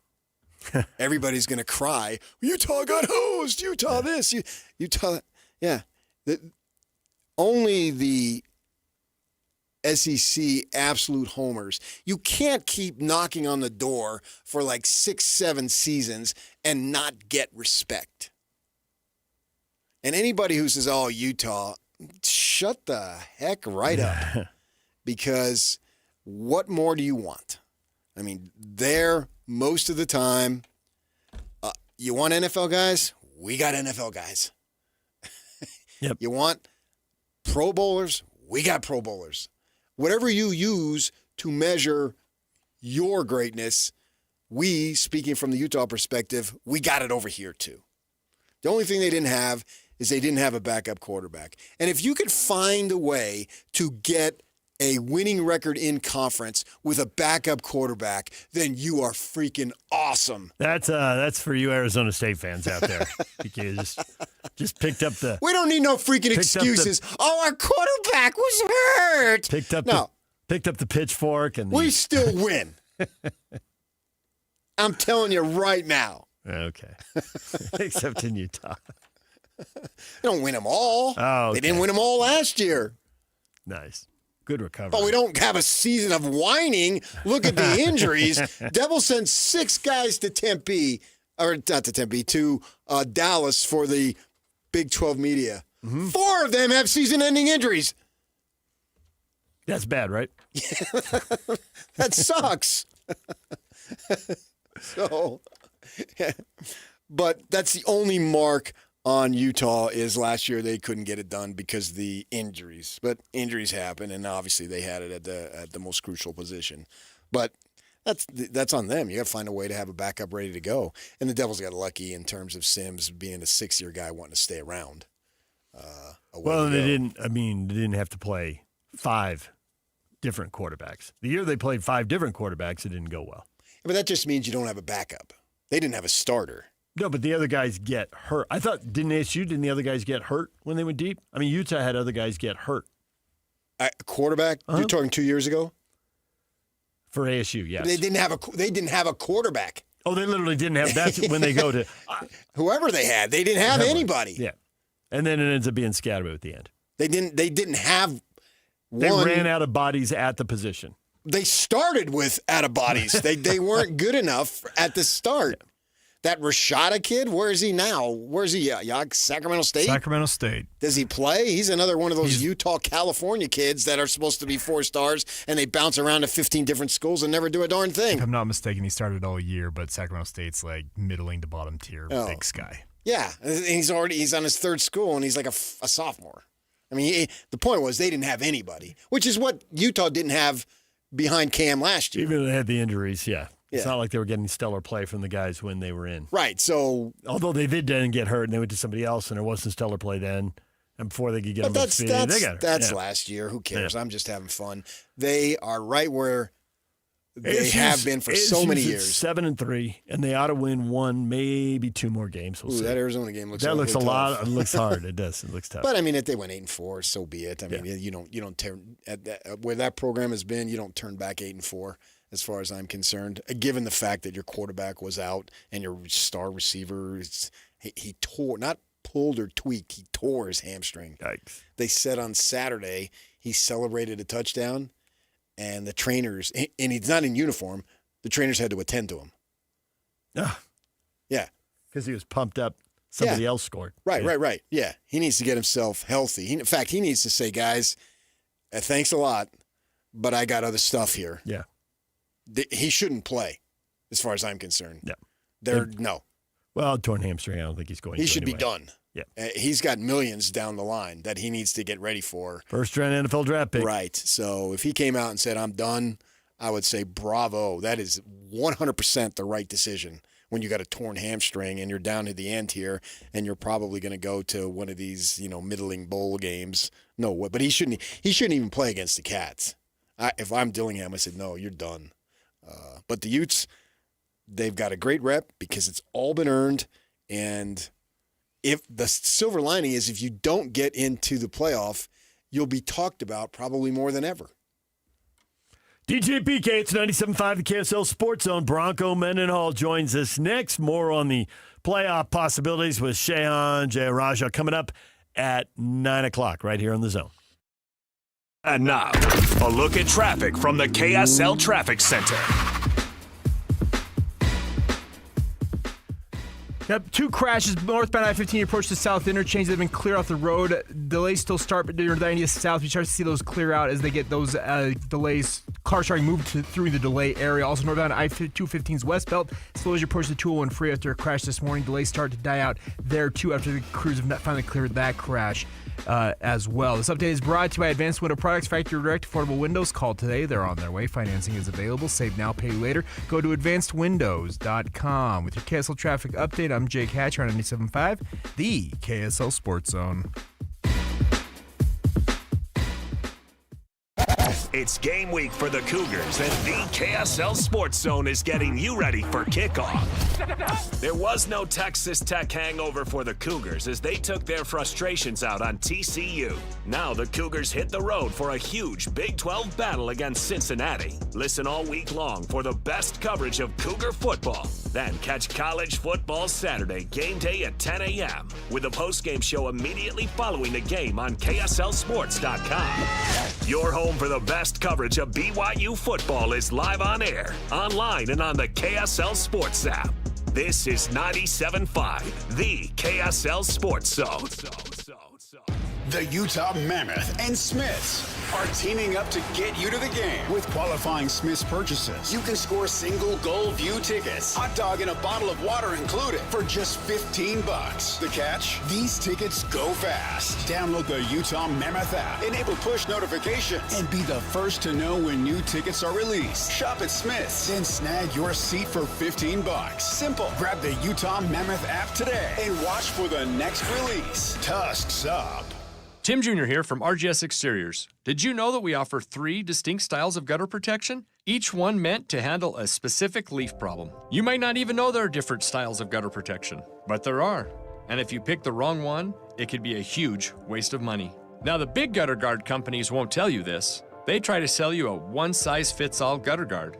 And it could be completely wrong for the amount and types of trees and leaves you have. Not RGS Exteriors.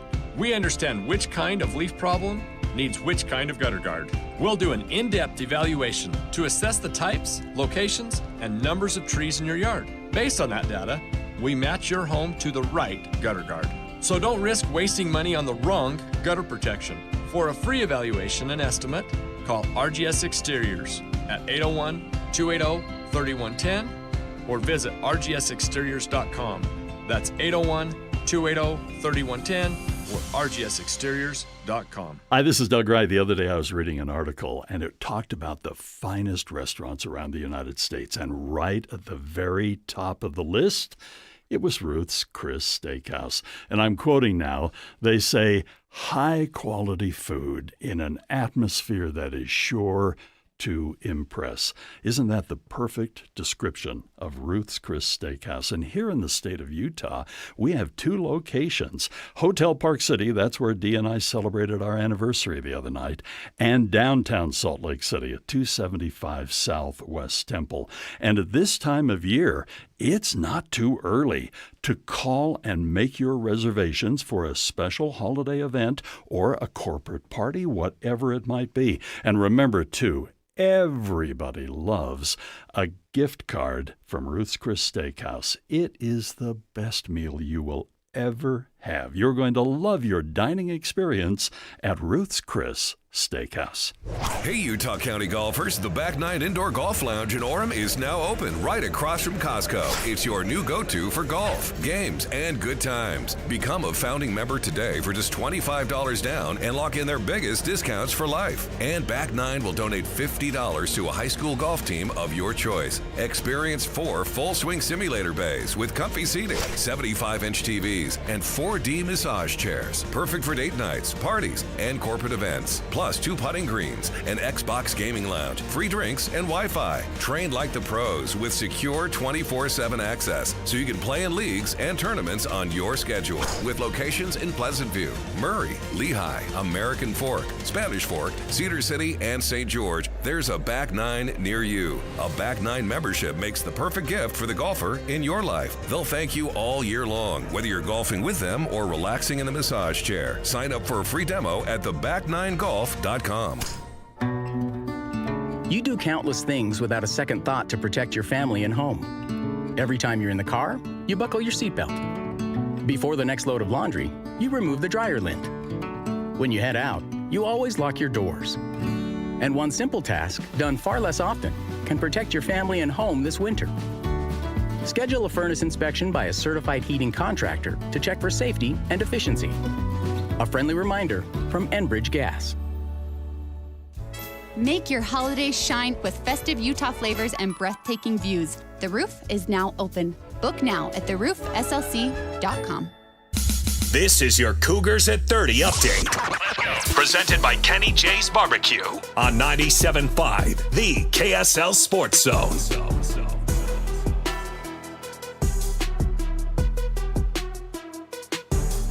BYU, a big win. They blow out TCU 44-13. Keanu Tanavasa on the bounce-back victory. I think it was phenomenal. I think it feels great, and I think the boys recognize that. It started on Monday, and we were down and frustrated, but we got to put our head down and go to work, and that's Kalani's culture. And as we lived that, then now the celebration is just grand. The boys are happy. Far from satisfied. We're still humble and hungry, but we're very happy with the way we responded. This BYU Update brought to you by Kenny J's Barbecue. Make this Thanksgiving unforgettable with Kenny J's Barbecue. Skip the stress and bring home slow smoked perfection. Pre-order your Thanksgiving meal today by reaching out to them at 801-230-5396. That's 801-230-5396.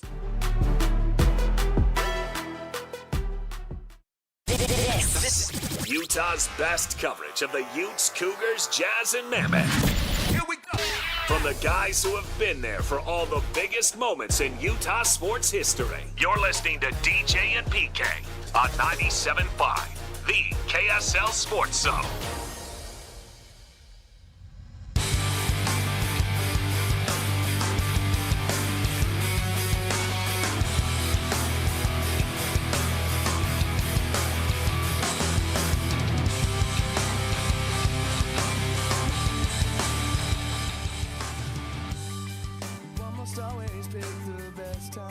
Join Hans and Scotty live tomorrow from noon to 3. They're going to be at the Grill, 2264 South Main Street in Nephi. Utah State football coach Bronco Mendenhall will join us here momentarily. Shehan Jayaraja will join us from CBS Sports, national college football writer, at the top of the hour to talk about the weekend that was in college football and how he thinks things are going to shape up for the Utes and Cougars when the rankings are revealed tomorrow night. Figure to move up one spot, although Texas has Texas A&M left, PK.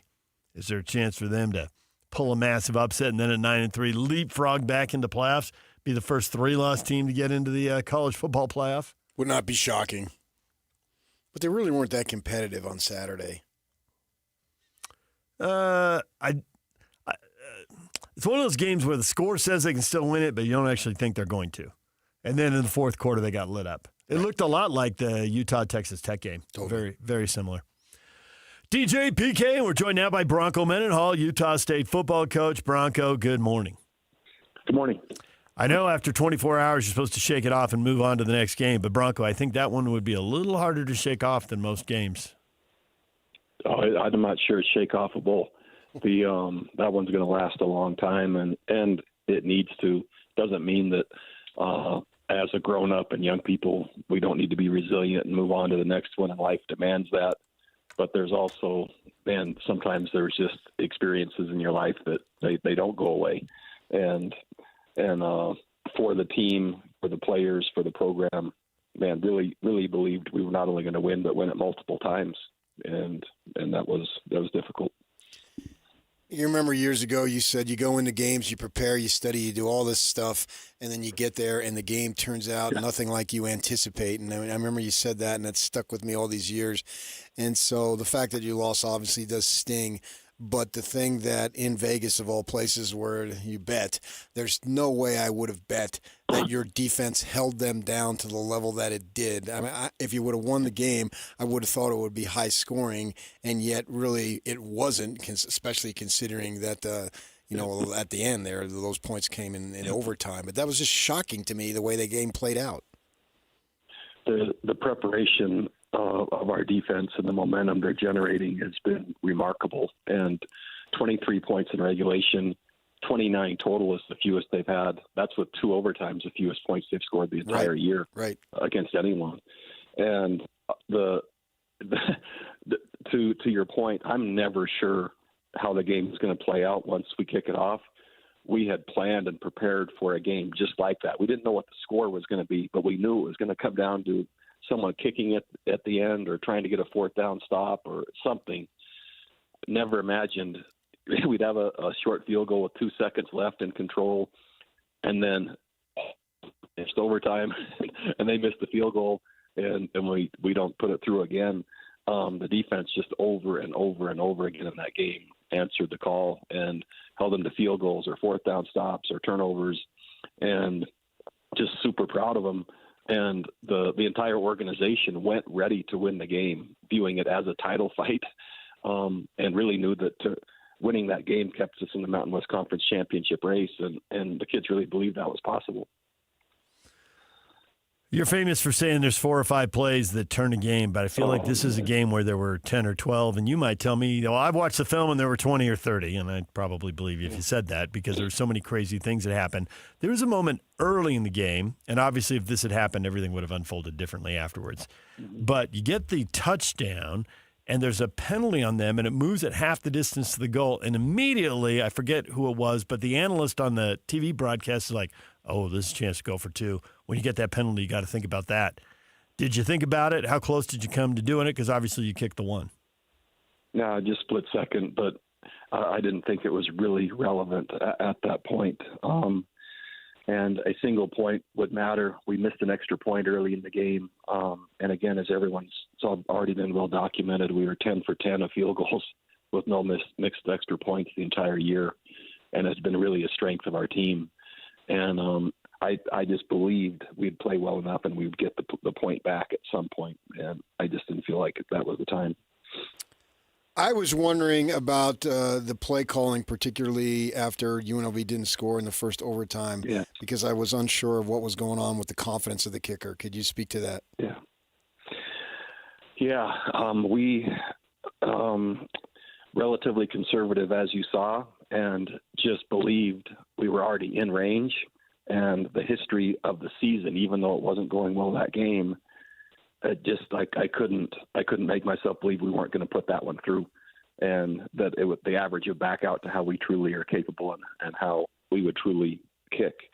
And so, more conservative than probably anyone would have liked. Really, just believed he would make the kick.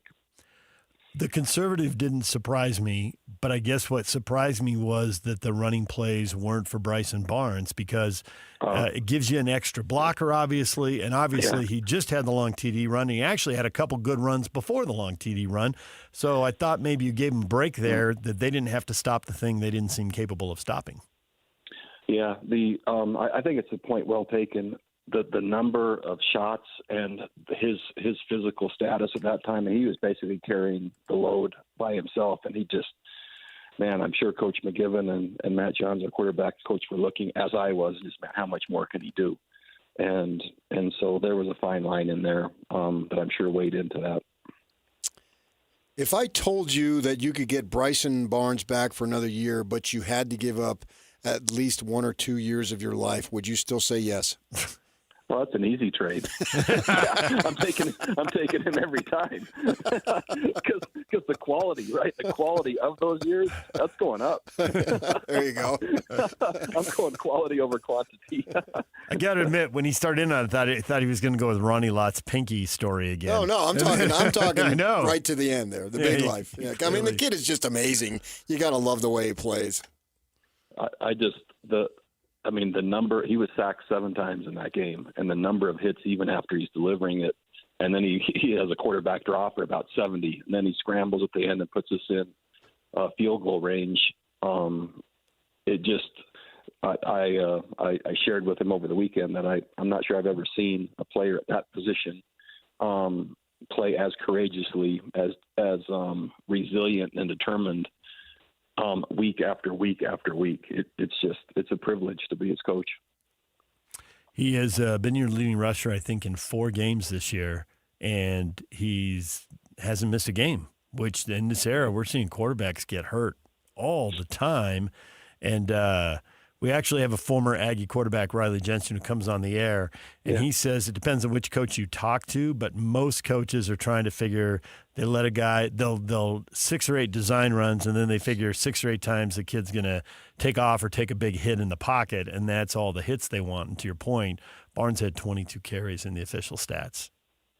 Yeah, 22 carries, and that's not including getting hit after he throws, or as he throws. Getting hit after or as he throws, and if you could just watch the number of those hits throughout the course of the season, I don't see guys getting up from those as we're watching opponents or other college football games. And the daily example of just fierce toughness and getting off the mat over and over again is just, it's remarkable. And for more than anyone, I would love this season. I'd love to go on the road in Fresno and play well and win. I'd love to have Boise come in for our last game and play well and win. Love for him to get a chance in postseason to play well and win, just because of everything that he's done for this program and who he is. Well, to me, that would be an easy way, not easy, but at least a reasonable way to put this game behind you, because bowl eligibility is on the line, and you just spoke to it right there. So I would think the team would be able to gather itself and get the focus necessary to play Fresno State. Oh, I think they will, and young people are resilient. But I also know in my team meeting this morning, right, they're hurting because of what they put in, and we basically had won the game right twice, and that was the shocking part to everyone, is walking off knowing that in almost every phase we had played well enough and their preparation held, and it was a significant kind of moment for this team and the program, and then we didn't win. And so, it stung, and the team was quiet and they're somber. They'll be resilient and focused, and they will respond. But I also have to be realistic in letting that process play out. And I was asked after the game, I don't know, what that looks like. And there's a pretty typical model in the world of social science, right? That usually starts with anger or sadness, and then denial, like, man, that didn't happen, or that couldn't have happened, right? And then a withdrawal where you need just a minute to kind of get it together. And then there's acceptance where you reframe it and then you go. And I think what sports teaches so much is because we play next week, right? We're into the next opponent today. You're not really allowed a lot of time to work through that process. And so you learn to expedite that. My wife gets furious with me because I'm a fast mover on her, but I've been trained to do that, because so many rely on me to be able to do it. Yeah. And so we're passing that on to young people, but also, they have till tonight, right, when we actually practice or start moving through what our opponent does. And they're still working through that process, and we all have to go through it. And then there's kind of a look in their eye or a way they carry themselves where you can see, okay, we're ready. They don't get more time than today, and if they take more time, it gets in the way of the next one. And so, but I am going to acknowledge that it hurt, still does, probably always will, but we got to move on, and that's how life works. Fresno State 7-3. It's going to be their senior day. They've got 2 conference losses, so they're still thinking that there's a path for them to the conference title game. You ought to be facing a fully motivated team in Fresno. There's no question, and what better way to finish? So they're averaging probably 38ish, maybe close to 40,000. The stadium there's a great following there. They're having success. But that's a different style of play, completely different than what we just faced and in other games we played within the conference. But the parity, they are the same as the other teams. They're winning, but it's a very similar record to Hawaii, to New Mexico, to UNLV, to insert whatever Mountain West team you want. And that's what the top is going to look like. And we know we're capable. We just demonstrated that again. And here's the next test. You have the scariest of scary when we see that situation with Saxton going down, and then everybody just turns so silent. And even it takes your breath away, literally, even if you're watching at home, as I was. I'm wondering if you have an update. Yeah. All cognitive function has returned. So he's walking, he's moving, he's coherent. Concussion symptoms still remain. Obviously, they're doing extensive work and review of just his neck, etc. But I have to say that during that game, when my team walks out and basically singing, right, Tongan hymns and united while he's laying there, was one of the most impactful moments I think I've had in my life. As they were kind of just sharing their support through song, through culture, through love, and through being good teammates. Truly remarkable. And I looked over and saw the UNLV players, and they saw what an amazing thing that was. And you could just see them like feeling, man, this is an amazing moment that we're part of, and crazy because we still had to play some more game after that, but I love this team. These kids they're amazing. Well, Bronco, we appreciate a few minutes. Thanks for joining us, and good luck turning all the emotions around and going to Fresno. Thanks so much. We'll see you. Okay. There is Bronco Mendenhall. They will be facing a Fresno team that has won with a backup quarterback throwing for less than 100 yards the last couple of weeks, but blew out Boise State and blew out Wyoming. The defense has been lights out for them. It's going to be tough. It is. That's a tough place to play. I've been up there. I've been up there and covered a BYU loss. Yeah. And so, I mean, we've all been in that community, and there's not a whole lot going on there sports-wise outside of the Bulldogs, and they're having a decent season, so that community really rallies around. That's why I was desperately hoping that they got that Vegas win. And It was right there, as he said. They had that thing, and it's like, oh, my gosh, I can't believe this is happening. Slipped through their fingers a couple of times. Yep. Fresno's 4-1 at home this year, so they've been really good. All right, DJ and PK, it's 97.5, the KSL Sports Zone. We got to take a break. Shehan Jayaraja is joining us coming up at the top of the hour, and we will talk playoff rankings and Big 12 football with him. Stay with us. And now, a look at traffic from the KSL Traffic Center.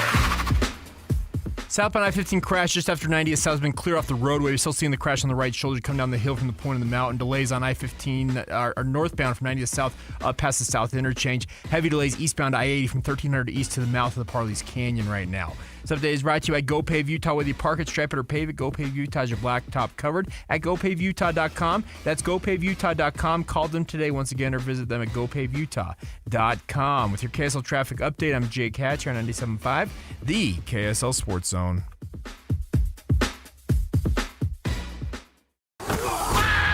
It's game week for the Utes, and the KSL Sports Zone is getting you ready for kickoff. After a blowout victory on the road against Baylor, Kyle Whittingham and the Utes return to the Hill for a showdown against Kansas State in the final home game of the season. Listen all week long for the best coverage of Utah football. Then, catch College Football Saturday game day at 10 a.m. with the postgame show immediately following the game on KSLSports.com. Let's go then. Let's go, baby. Your home for the best coverage of Utah football is live on air, online, and on the KSL Sports app. This is 97.5, the KSL Sports Zone. Money matters, doesn't it? Yeah, they say you can't buy happiness. I get, but that doesn't mean you can't get toward where you want to go. And where you want to go with your life, you're going to need some money, particularly as you go down the road to retirement. That's why I want to tell you about the folks at Trajan Wealth. The great thing about Trajan Wealth is I've learned from firsthand experience, you're not just going to get one person. You're going to get a whole staff of people, experienced people who know what they're talking about, because that's the way that they approach their business with you. They will treat you like you're somebody special. Of that, I can speak to because I've been through it. I've met with them. I know what they're about. And they will take the time without any pressure, without any sales pitches. No, what they want to do is to see what your goals are and then see what you have available and what are the ways to maximize that. And together, you'll create a plan that can help you get set up. And then you continue to work. And then when you need it and you want it, it is there. How does that sound? I think it sounds pretty good. So give your local trusted financial fiduciary a call. The phone number for Trajan Wealth is 801-210-6800. 801-210-6800. I met with them at their offices in Draper because that was convenient to me. They do have offices in Draper, but if you're up north, they'll come meet you in Farmington. Yeah, they got an office up there too. And the website can give you information available immediately. TrajanWealth.com is the website, TrajanWealth.com. Advisory services through Trajan Wealth, LLC, SEC-registered investment advisor, client, paid advertisement. Additional disclosures at TrajanWealth.com. Bar Dub Grill is where roadside classics meet ranch-raised flavor. Sink your teeth into juicy, handcrafted burgers made with premium Bar W beef straight from the local Utah farm. From the bold cowboy barbecue burger to the sweet and savory Aloha burger, paired with crispy cowboy fries, hand-spun shakes, or signature spud nuts. Soft, airy, and unforgettable. Bar Dub Grill delivers honest eats with cowboy swagger. Bar Dub Grill in Nephi with easy access right off exit 222 in Nephi. It all started with a commitment to comfort. Gillette Heating and Air is proud to be Utah County's go-to team for expert HVAC and plumbing solutions. Need a repair, upgrade, or seasonal tune-up? Don't let cost hold you back. With 0% financing available, it's easy to get the work done now and pay later. Plus, save $100 on any repair over $500 and keep your system running strong with a professional tune-up before the heat hits. Visit GilletteHVAC.com or call 385-GET-COOL to book today. Homegrown service pros, financing made simple, comfort made easy. Carrier, turn to the experts. A Carrier factory authorized dealer.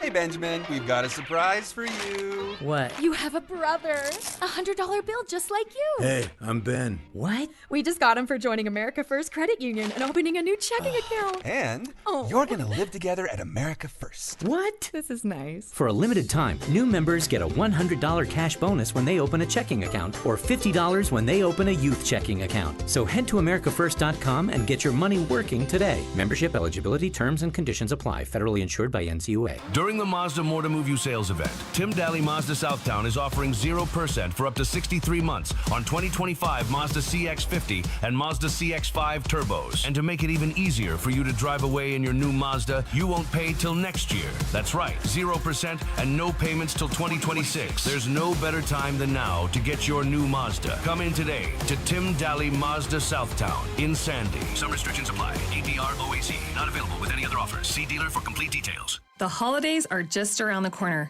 and Western Nut Company is here to make your gifting a breeze. From our beautiful gift baskets and nut boxes to our famous in-house fudge and brittle, we've got treats for every taste bud, crafted with the highest quality ingredients. Corporate gifting, that's our specialty. Just send us your list and we'll handle the rest. Beautifully packed, shipped with care, and guaranteed to impress. Calling all office managers or executive assistants. Call Western Nut now and let us make your holidays a little less nuts. But we actually do want you to eat more nuts. For 60 years, Western Nut has been a proud Utah tradition. Stop by our downtown shop for unique gifts, glittering ornaments, festive decor, and so much more. Western Nut Company, more than just the best gifts in Utah. We're a holiday tradition, in-store or online at westernut.com, where quality meets tradition, and every gift is packed with love. 3, 2, 1. This is your Utes at 50 update. 158! Presented by Kenny J's Barbecue on 97.5, the KSL Sports Zone.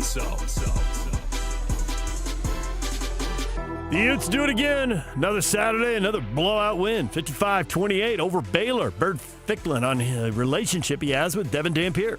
It can be nothing but fun. You know, we talk about this, especially all the time in our hotel room. You know, what we're going to do whenever we're both in and we score. Like, it's just something that we both love, we both have fun with, and it's a really loving relationship between me and my best friend. The Shoot Update's brought to you by Kenny J's Barbecue. Make this Thanksgiving unforgettable with Kenny J's Barbecue. Skip the stress and bring home slow smoke perfection. Pre-order your Thanksgiving meal today by reaching out to them at 801-230-5396. That's 801-230-5396.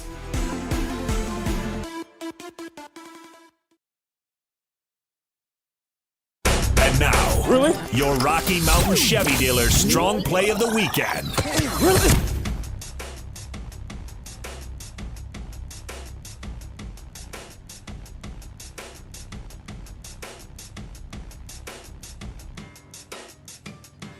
Ficklin in at quarterback. Ficklin with the fake, he will run it.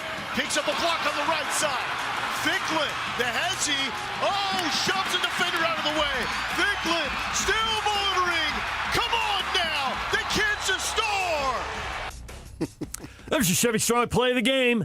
Know it this afternoon after 3 o'clock. JJ and Alex will call for it, and you can win fabulous prizes. Hey, did he say his best friend is dead? That's just great. I wish I had a best friend. Come on, man. Yeah, all the romance has gone out of the game because it's all about money. And so now you got a bromance right there, and you're mocking it. I'm not mocking it. Okay, I think it's sounds cute. like it. No, I'm mocking it if you're 50 and you tell me you've got a bestie. Oh, okay. That's ridiculous. But in college, you still get to have a best friend. At their age? Okay. Absolutely. Okay. Have a best friend at that age. Now, when you get a little older, I can remember one time you told Joe Ingles your wife had a best friend. Like, yep. They go to the food court at 16 and talk about boys at 55? No, that was the friend who's in Australia. So they. But you can't have a best friend at 55. They have not gone. You can have close friends, but no, yeah. I don't. At 20, or he might even be a teen, have a best friend. That's cute. I love besties. But eventually, you got to grow up. Got the picks from this weekend, big guy? I do. I did mean to take the Thursday night game. I whiffed on that. I got lucky. You still got away with it, though. I did. I got away with it. That's exactly what I did. I got away with it. Well, add it to the list with you. Yeah, right? good, clean living. Houston Texans beating the Tennessee Titans. You've been fooling people for a long time. 16-13. There you go. PK, you took the Pittsburgh Steelers. Might have been the good time to do it, considering, a certain quarterback may be down for a while. A-Rod? Yeah. That's his non-throwing arm. I know they might be a break, though. Tell that to Jalen Daniels. I was going to say. Or Jaden. Jaden Daniels, yeah. Jalen coaches our quarterbacks for Kansas. And I took the Baltimore Ravens, and they tried to muck that up, too. So they got away with it as well. So we clean sweep across the weekend. All right.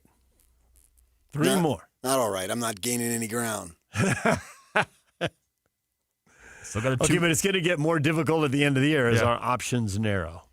Yeah, but I have held off on picking. We are going to have to send us a list. I'm getting to the point I can't remember all the teams. I'll I picked update your now. list. I sent you before. We're like 11. He's like the jockey, far turn, and he's still sitting up.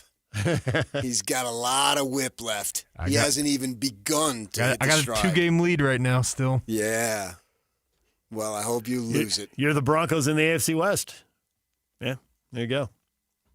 Surprise teams. Broncos, Patriots atop the AFC. How about that? Patriots are a surprise team, not the Broncos. The Broncos How are the Broncos playoffs. not a surprise team? How are the Broncos not a surprise team? How dare you say that? They were in the playoffs last year. They were in the playoffs last year, Yock. What are you talking about? How can you be surprised? They were in the playoffs last year. I think the Patriots are a bigger surprise. You can go there as a surprise team, but New England's a bigger surprise. Right, a bigger. They came out of nowhere. Well, he's saying biggest. He's not going bigger. He's saying biggest. What about Seattle? What about they were in the playoff almost last year? They won double-digit games. How are they a surprise? What are you thinking? Sam Darnold just threw 4 picks. And Sammy D threw 4 picks. He did. And I can never root for the Seahawks. He just can't. You know this. It's against his very DNA. It's awesome that you're a Mariners fan, but you loathe the Seahawks. That don't make no sense. It really does. Sports free agency, man. Yeah. I mean, when you're from Utah, you gotta pick and choose. For me, I'd pick a winner every time. Then you never lose. So Yankees, Lakers. Yeah, just go Duke. Duke, yes. Or North Carolina, one or the other. Doesn't matter. Yeah. We had a guy when I worked at Daily Breeze, hardcore Duke basketball fan. Like, get out of my face. I mean, you grew up in San Dimas, you're working in Torrance, and you're a hardcore Duke basketball fan. Right when they were winning all those titles. Yeah. They get no connection whatsoever. I love a winner. How many people did you know in L.A. who rooted for USC football and UCLA basketball under the same principle? None, because I eliminated them from my life. Okay, that's good. I don't tolerate it. I'm in through thick and thin. Hardcore. I bleed maroon and gold. When we come back, Shahan Jayaraja joins us, CBS Sports National College Football writer.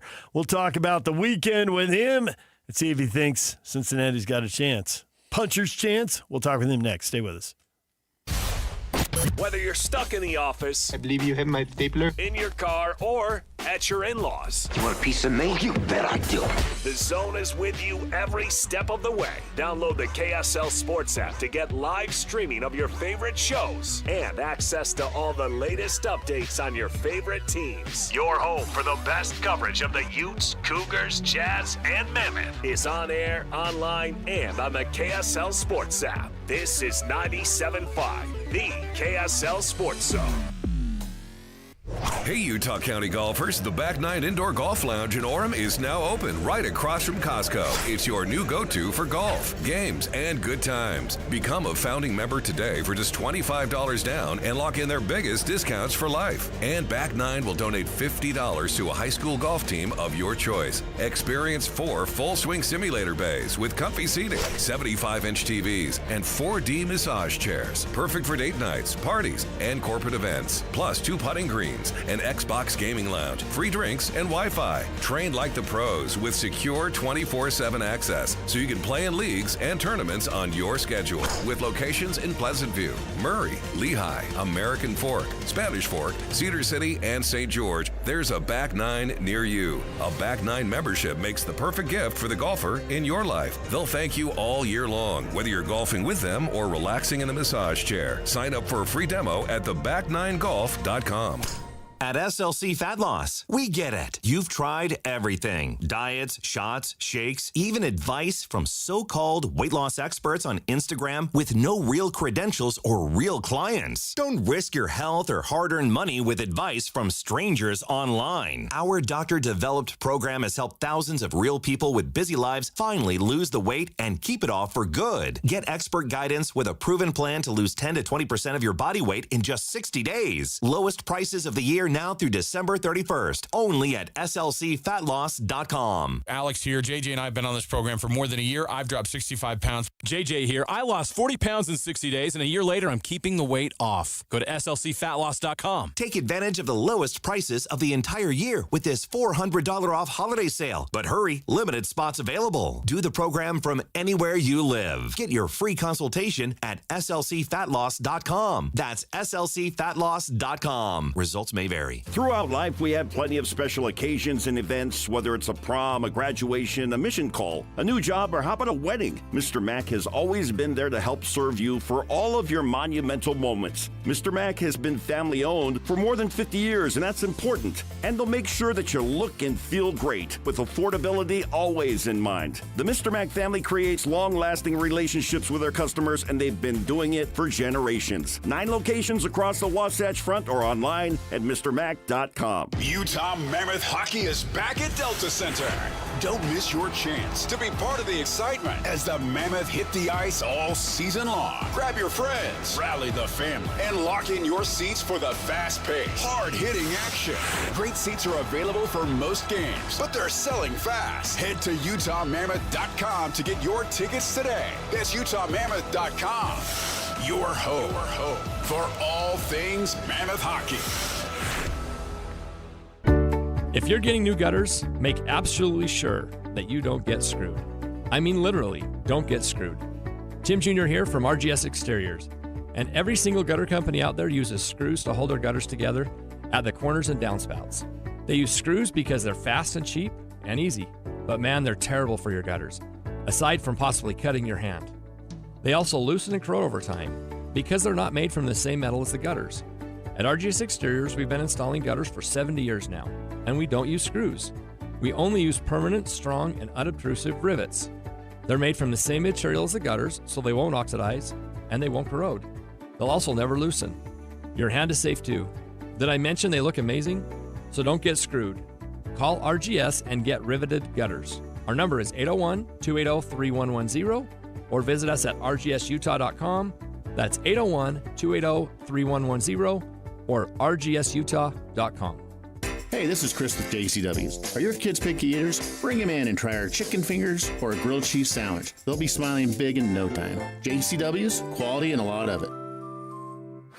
Broadcasting from the Mountain Home Services Studio, this is 97.5 KZNS FM Colville, 1280 KZNS AM Salt Lake City, and 102.7 KSL FM HD2 Salt Lake City Midvale. This is 97.5, the KSL Sports Zone.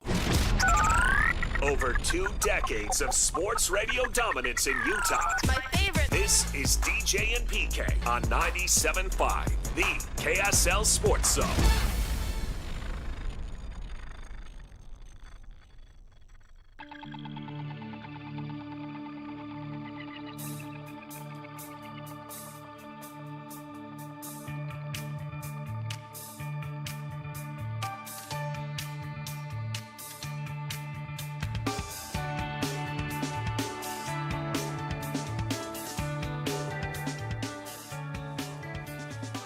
Another weekend of college football in the books, PK.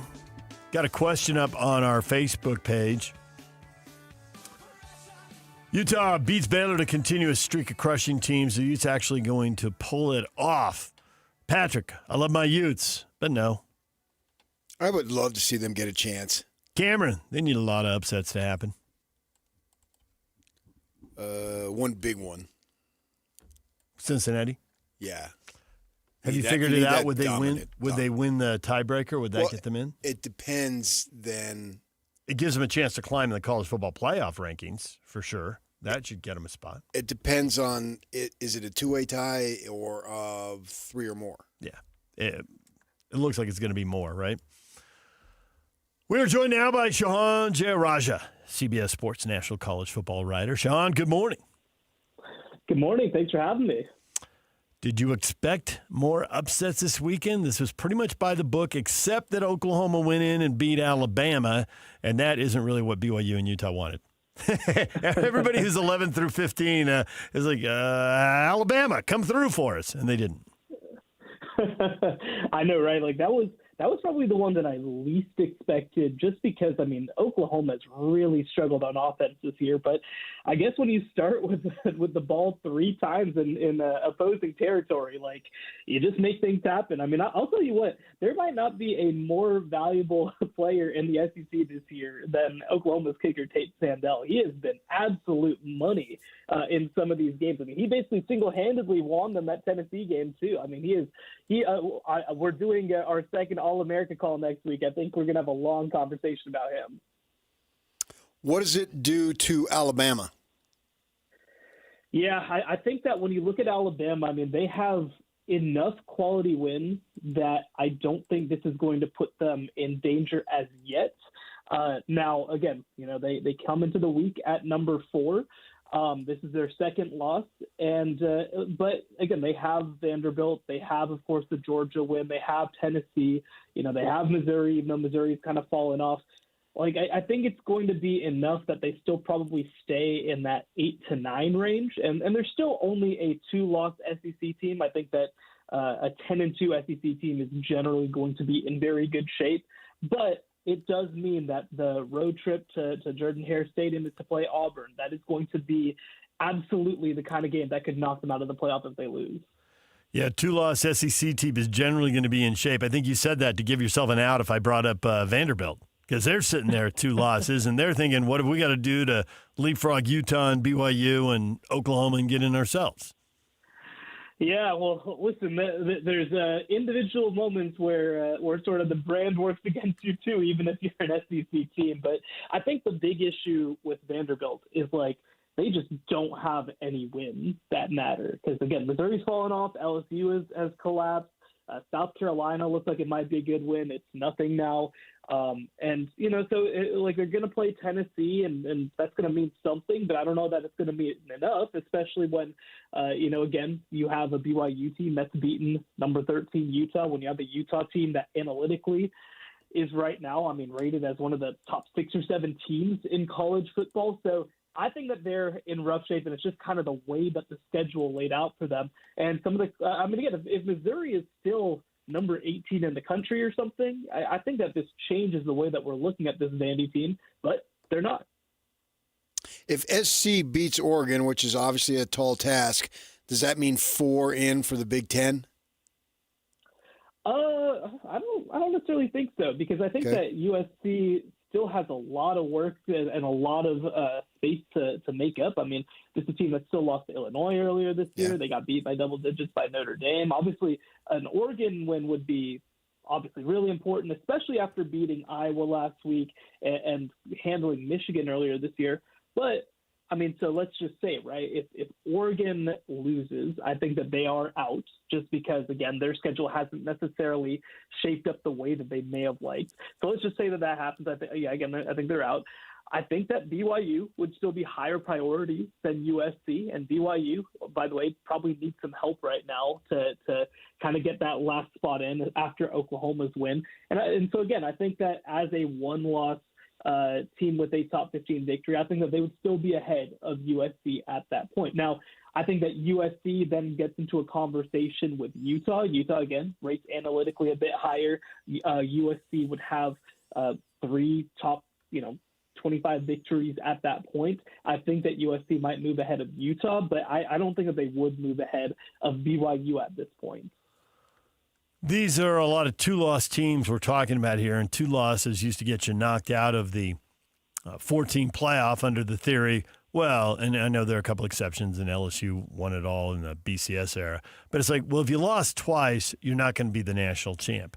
If they expand the playoffs to 16, the teams then that are getting in are the teams we're just talking about. All of a sudden, BYU and Vanderbilt and Utah would all be sitting in. But they'd be matched up with Ohio State, Indiana, and Texas A&M. Are those games anybody would want to watch, or as they think about expanding this, do they think those games will be blowouts? What are we doing here? We ought to stay at 12. Or the lure of, even if it's a bad game, we're going to get paid for it because people will watch it, so what the heck? Well, I'll tell you what. I think that last year, of course, we kind of had this run of kind of dominant teams in the 5 through 8 spot in the playoff.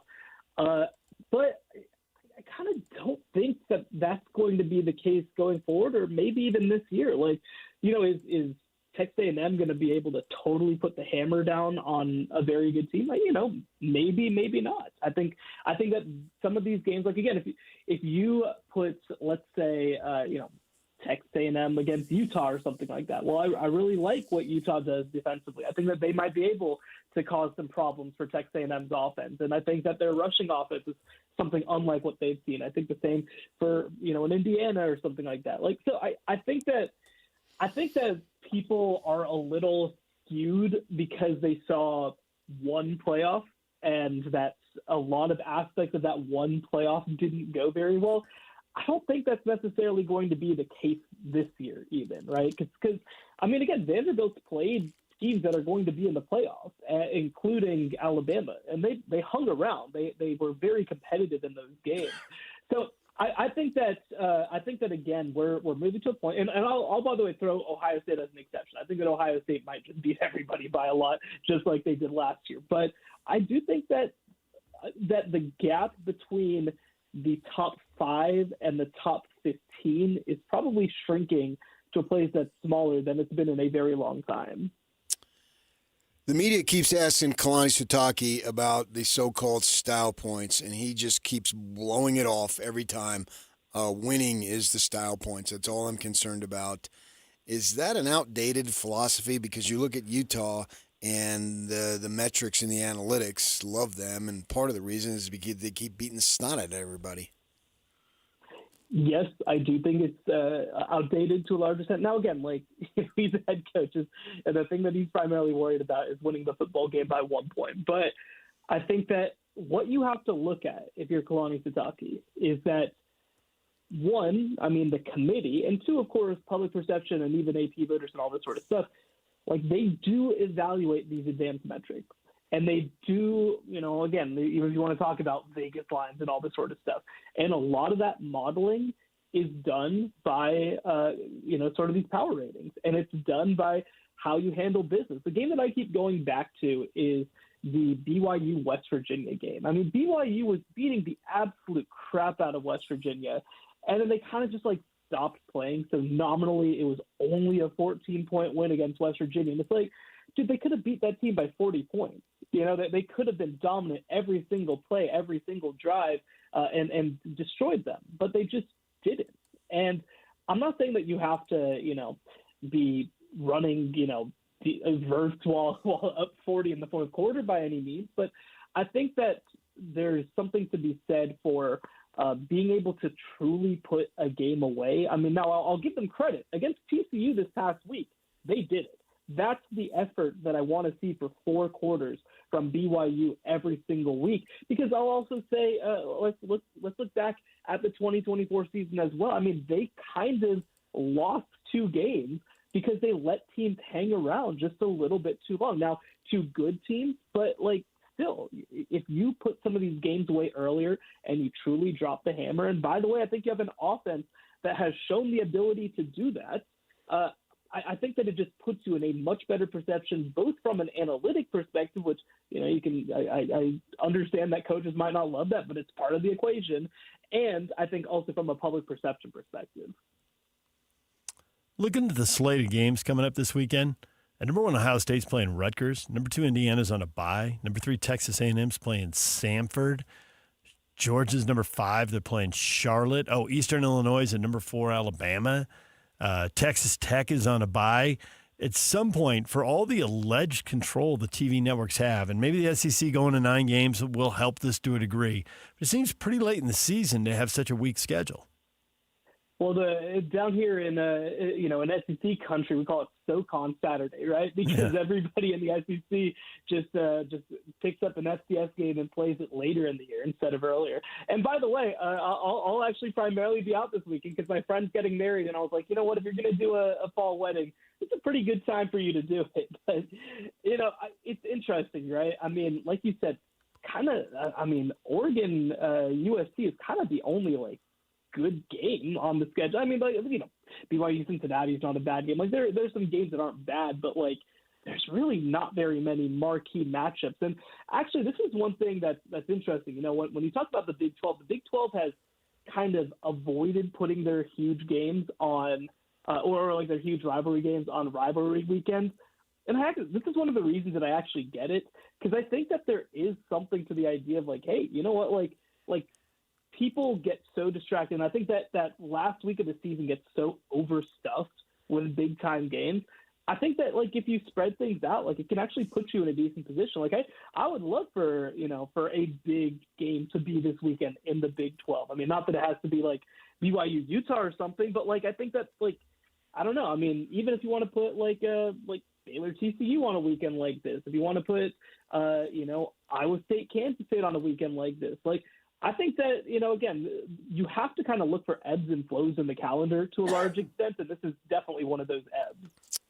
You just mentioned Baylor there. That seems like a crazy situation with the athletic director being the chair of the committee, and now he's off, and he's on leave or whatever it might be, and Aranda seems like he's fighting for his job. What do you think's happening there?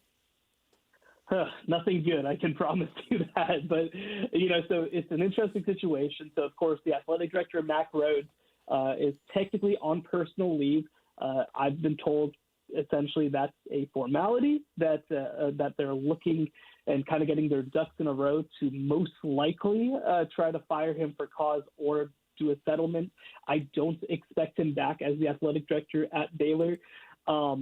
And I think that this creates a really, really complicated situation for the university, because here's the reality, right? So the timeline that they've given for investigation all to be done is 28 days. Well, that puts you in the middle of December, after the coaching carousel is well underway. This was always going to be a busy carousel. Now, I feel like if Baylor comes into the market with everybody else, I think they'd be in decent shape. If you're coming to the market behind everybody else, I think that changes the calculus quite a bit. And so it turns into a situation of, okay, well, like, have you forced yourself into a position where you almost can't fire your head coach? Now, I mean, they played Utah last week, of course, and they got absolutely decimated. And by the way, I thought that, like, one, Utah I don't think even played that well, and two, I thought that Baylor actually like did some things that weren't bad, and it was still a 27-point loss at home on Senior Day. And then they, this wasn't Senior Day, Houston Senior Day, but then they go on the road to play Arizona, who by the way looks really good too. Then you close with Houston at home. That's a game against an in-state team, against a second-year coaching staff that is a team that is better than you. So if they lose out and they miss a bowl game, like I just don't think you can bring them back. And I know that you have to go through your athletic director process, but you're just going to have to find a way to do that in as quick a fashion as possible, because I just look at what's happening right now with that football team. For a team that was projected to maybe contend for the Big 12, I mean, it's pathetic what they're doing up there. There are plenty of coaches forced to go out and say things. Kiffin, I love Ole Miss, and Dillingham reaffirms commitment to Arizona State. Do you buy all that? Should these guys be put in this position? Does it matter what should happen? Welcome to college football and big business. It is what it is. Are you buying these guys when they say they're at least hinting or implying they're staying put? Well, this is we have done a sort of a segment on one of our old podcasts that we call Coach Speak Translator, and this is one of those moments where you got to translate Coach Speak, right? For Lane Kiffin, it's, we're very happy here, we love it here, right? Well, what he didn't say is, I am staying here. Whereas with, when you look at specifically, let's say, Kenny Dillingham at Arizona State and Brent Key at Georgia Tech, they are much more specific about what they want and why they like it here. So, for example, Kenny Dillingham's like, dude, I grew up here. I went to school here. My sister's my neighbor. My parents live 3 houses down. Like, why would I ever want to leave? I want to push this place to be the best that it can be. For Brent Key, he says, cut me open and see what colors I bleed. I'm Georgia Tech through and through. Like, that's different than saying we're very happy here and we love it here. Those are different statements. So, again, it's little nuances, certainly. And look, I mean, there have been many cases of coaches, claiming that they're going to be brought out from here in a pine box and then leaving the very next week for another job. But I think that when you look at the specificity and fervency of Kenny Dillingham and Brent Key compared to Lane Kiffin, I think that says a lot about it. And by the way, one other thing I'll say too is that I think that something that's discussed but maybe not understood enough is like some of the way that these processes are handled too depends a lot on your agent as well. And I mean, for example, let's say hypothetically that Lane Kiffin does not want to go anywhere and plans to stay at Ole Miss long term. Well, his agency is very much one who is willing to use leverage in a way that some agents don't to the same extent. And even if he wants to stay there, I could see them dragging this out to the end of the year so that they get the absolute most possible from Ole Miss. So again, you always have to kind of weigh all the dynamics at play, but I would be shocked if Kenny Dillingham or Brent Key left their jobs. I would not be shocked based on what he said if Lane Kiffin did. As an ASU grad, if Dillingham leaves, I would lose all faith in humanity for the rest of my life. I think that's a good way to think about it.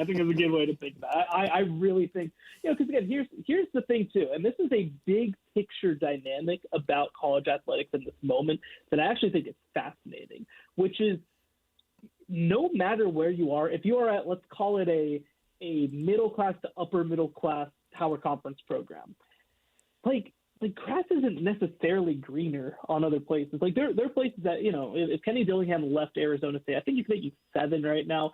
Like maybe you could get to 9, but then it's a situation of like, okay, well, you're also just realistically probably going to be looking for a job in 3 or 4 years just because of the way of the world. Yeah. Whereas at Arizona State, you're going to, if you want to stay there 10 years, I think he's going to have that ability just because of the support that he's got. And the other thing too is that with rev share and all this sort of stuff, like you can actually build something really competitive and have a very legitimate path to the college football playoff, to contending for titles. Now there are certain programs where, again, LSU is one of them for me, where it's like, okay, well, yeah, like at that job, not only could you have a championship roster, you will. It's essentially guaranteed because it's LSU with the way that they have ties to the state of Louisiana. But again, it's we'll kind of see what happens. But this is the thing for me with Lane Kiffin with Florida is Florida is a better job than Ole Miss. There's zero doubt about it. Is it in the LSU tier of you're guaranteed to have championship level talent? This is a program that hasn't won an SEC championship since 2008, right? Like this is not necessarily one of the guaranteed jobs. And so I do think that becomes an interesting situation. If you're Kenny Dillingham and you're in a fantastic position at Arizona State, or you made the playoff and you were very close to winning a playoff game and you're only getting started, is it necessarily a huge step up to go to Florida and, be at a place where you don't necessarily know that you can accomplish more than that? We're not gamblers. We don't pretend to be good at this stuff, but we were both surprised that BYU was a 1.5-point favorite at Cincinnati. I thought 7-10. PK was guessing 8-9. We're kind of in the same ballpark there. Cincinnati's lost back-to-back games, just beaten by Arizona after getting blown out at Utah. Do you think they can plant their feet, take a stand, that kind of stuff, and salvage things and beat BYU, or is this Cougars again and BYU gets to 10-1? Yeah, I'm glad we're kind of circling back to what we talked about at the start of this, which is I think that BYU is undervalued because of the way that they play and their style of play and the fact that they don't just put games away. Well, I think that going on the road to play a very good Cincinnati team, I think that BYU is going to come out and pummel them. I think that they understand the magnitude of this moment. I loved that against a not bad TCU defense, they were like, Bear Bachmeier, go and do your thing. We got to free you, because the reality is we're probably going to play Texas Tech again in the Big 12 title game, and you need to be ready for that moment. I think that they're going to really attack that secondary. I think that they're going to physically beat up Cincinnati. Cincinnati's really good in the trench, especially on the offensive line, but I think that BYU's front will be able to cause a lot of issues for them. So, no, I think, like you said, it should be more like a 7-point line. And on top of that, I would take them to easily cover as well. I think it's going to be a 2-score game. Sean, we appreciate it as always. Great to talk to you, and we will talk to you again next week. Thank you so much for having me. Sean J. Raja, join us right here, CBS Sports National College Football writer. And while BYU goes to Cincinnati, Utah will be hosting Kansas State. K-State gives up 150 yards a game on the ground, PK. Gosh, what do you think will happen? They'll just stuff Utah at the line of scrimmage, a la Texas Tech. No, you don't. Utah for 300-plus again. That's what's going to happen. There goes Fick. There he goes. Fick's the pick, and he's sick. Now we know what makes you tick. Right. When we come back, everything you missed in this show next. Stay with us. And now, a look at traffic from the KSL Traffic Center.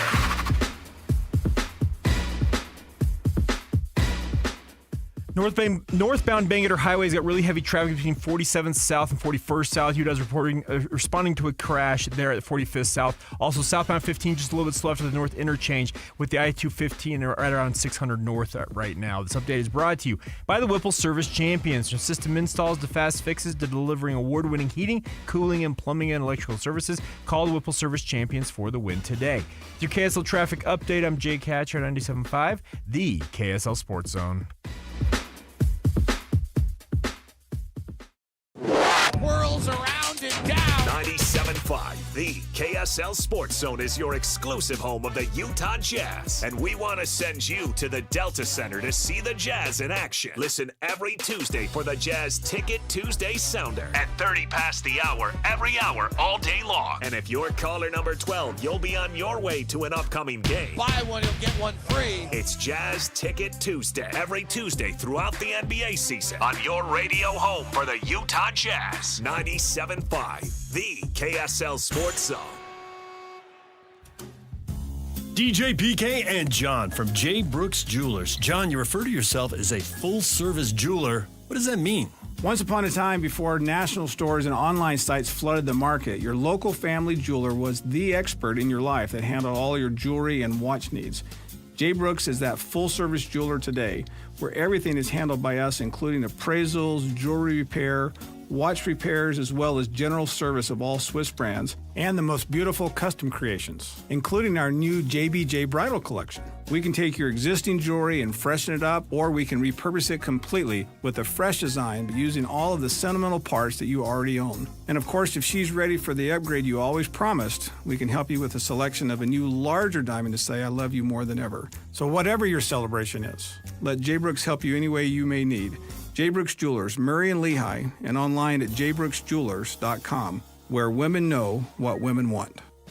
High school football is back for another exciting season, and Trucordia, the group name for a nationwide insurance brokerage based here in Utah, is proud to be a Game Night Live sponsor. The Trucordia companies deliver insurance solutions to help you protect what matters most. Home plus auto, employee benefits, construction, cyber. Trucordia blocks risks to help ensure your goals.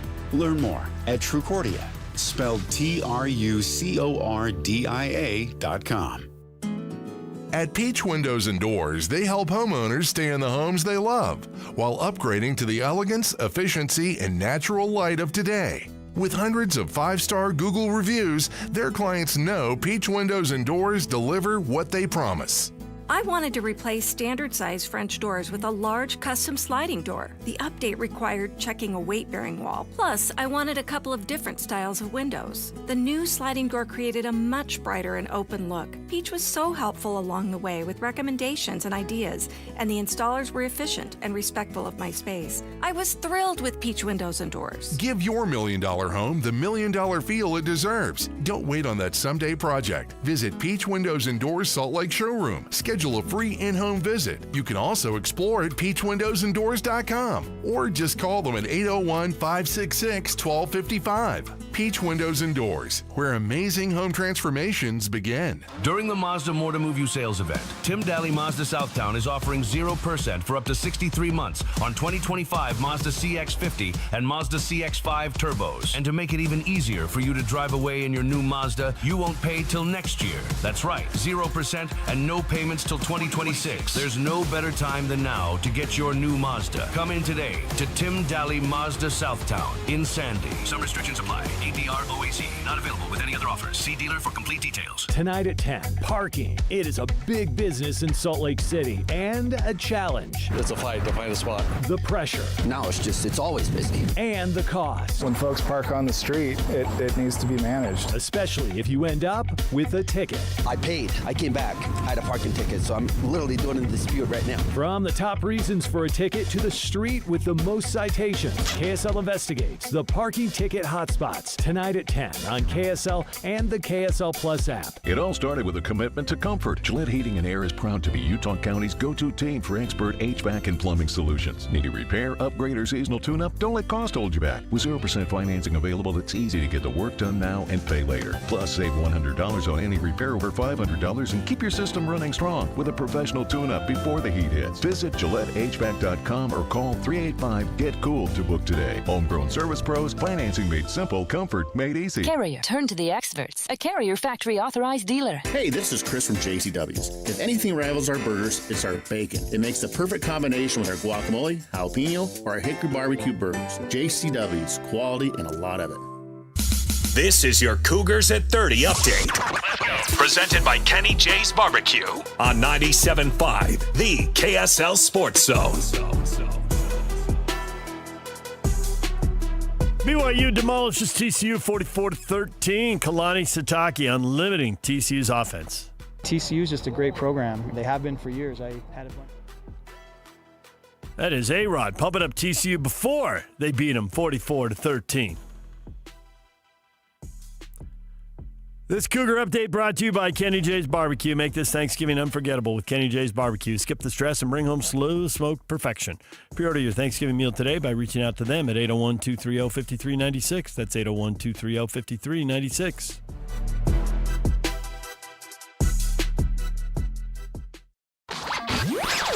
For all of you, less motivated listeners, it's time for your 9 o'clock. Where the heck have you been headlines? Where you at? With DJ and PK on 97.5, the KSL Sports Zone. Is it worth the can you even hear me? Starting with your spotlight on me. Not enough to feed the hungry. I'm tired and I felt it for a while now. This sea of lonely. The taste of ink is getting old. It's Slacker Radio headlines brought to you by Trajan Wealth. Call Trajan Wealth today, your local trusted financial fiduciary. Call them at 801-210-6800 or visit their website at TrajanWealth.com. BYU wins big. Utah wins big. Utah State lets it slip through their fingers at the end of regulation and again in the first overtime session. We had Bronco on this morning. And as he pointed out, that one's going to leave a mark. That was devastating. It really was. My goodness gracious, man.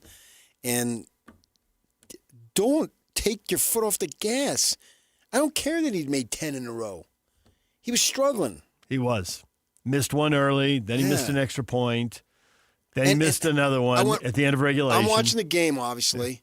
I go right back to Faldo. You hit one bad shot, you lose your confidence. Yeah. He just said that to us, or to me, and we played it on the air. 3 weeks ago? Yep. 2 weeks ago? Whatever it was.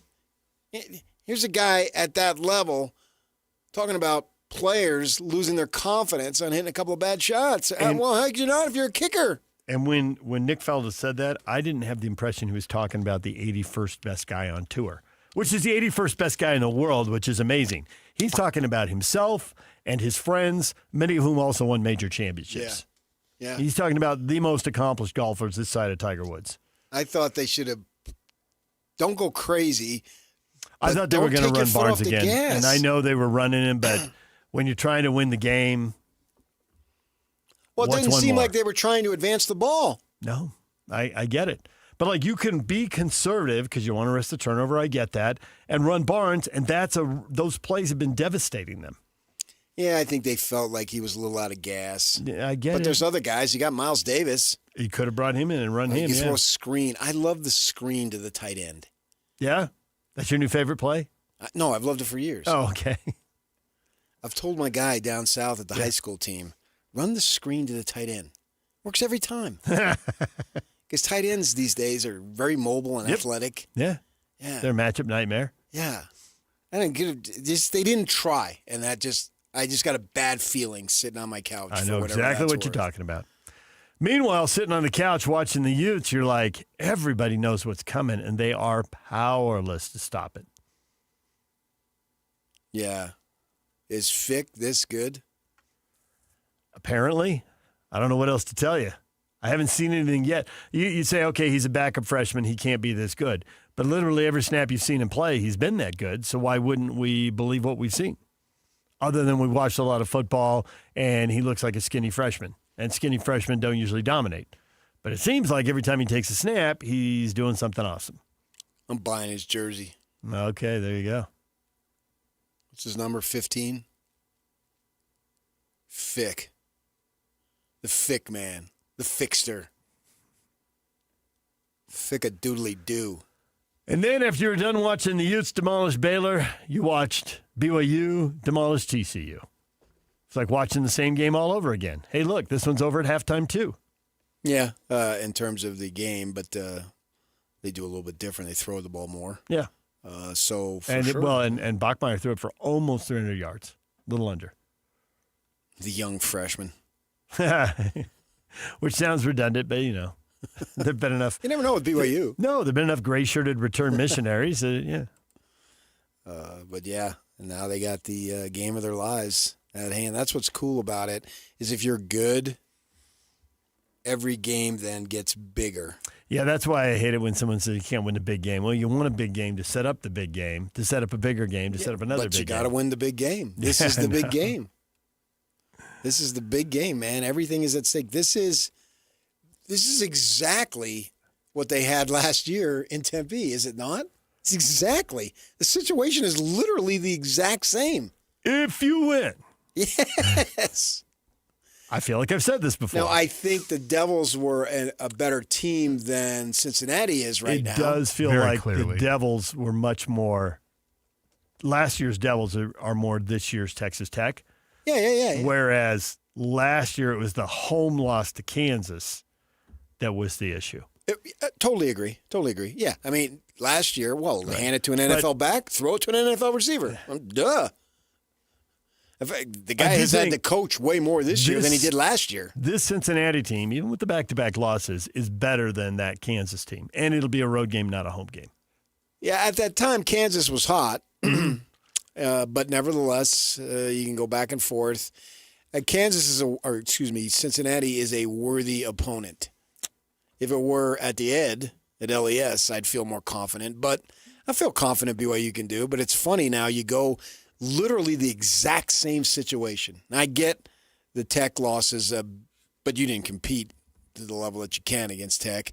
But you're going in there with one loss next to the last week of season on the road. 9-1 on the road. It's amazing. Got to win this game. Yeah. You win it. It is the two-time zone. It is the two-time zone travel. I don't like that. There's lots of examples of that. That's why if I'm them, tomorrow, I fly to Missouri. To Missouri? Yeah. Okay. Spend a couple of days there. Uh-huh. So then when you go to Cincinnati, short trip. It's only a one-time zone. It's not two. You got to think outside the box. And if I want on my tombstone, which is coming very quickly here, he thought outside the box. Come on. But now he's inside the box. Literally. Okay. Yeah. So it's kind of a little play. Nobody ever does that. If you want to eliminate the two-time zone deal, just fly someplace else where it's Central Time Zone. And yuck. You've been to a lot of Central Time Zones. Don't they have a big thing in Missouri going on there? Don't they own Branson? Branson? No, they don't own Branson. Don't they kind of? Don't the Osmonds perform there? They own a lot of land out a place called Adam on Diamond. Is that right next to Independence? I read up on this stuff. He's mixing and matching popular stories. Well, no, he's working it, yeah. Well, I'm ballpark. They go to I'm in the ballpark. I don't have exactly. Hey, they can go to Dolly World. Yeah, hey, do your So thing. you go to Branson. In Branson, I think, yeah. Ah! I thought it could have been in Nashville. No, that's Dolly World too. We're talking about Missouri, not Tennessee here. We're talking about Missouri, you ever not heard Tennessee. of free association on this show? No, not from you. No, he hasn't. There's one person. Stay in your lane. But I thought maybe. No, there's one person on this show who gets this. So think it. They go to and then you don't have to worry about them doing any funny stuff. You have them go to a couple shows at night. Well, okay. Here's the thing, PK. Why don't we just change it a little bit? Because technically the Cincinnati airport's in Kentucky. So why don't you just go down to like Louisville and hang out? Louisville? Louisville. Louisville. Yeah, but are we sure Louisville is in Central Time Zone? It's not, but that screws it up. Okay, then just go to go to freaking Branson. It's Central Time Zone. Okay. You relax there, you prepare for the game, and then you only have to make one time zone change. It makes total sense. Go to Kansas City. Get Reese on the line right now. Go to Kansas City and hang out with Andy Reid. He's busy. Other things we've talked about in this show.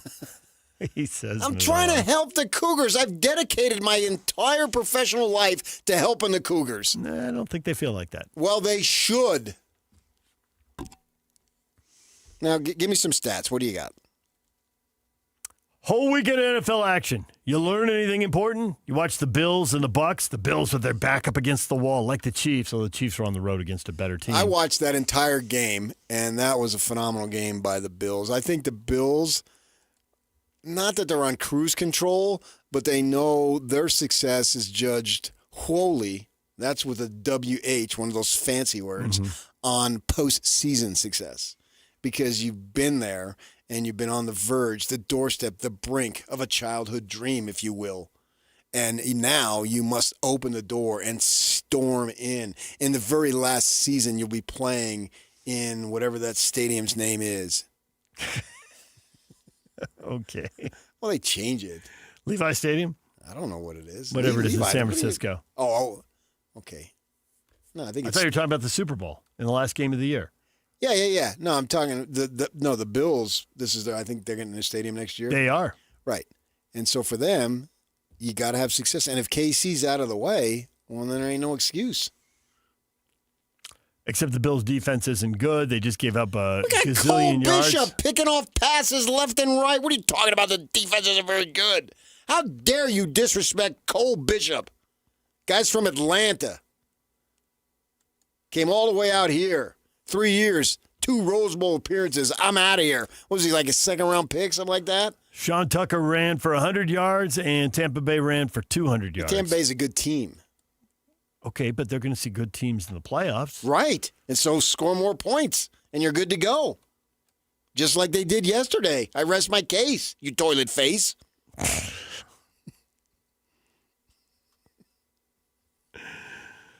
Going to see Derrick Henry in the playoffs, so that'd be a problem. See Jonathan Taylor in the playoffs, will that be a problem?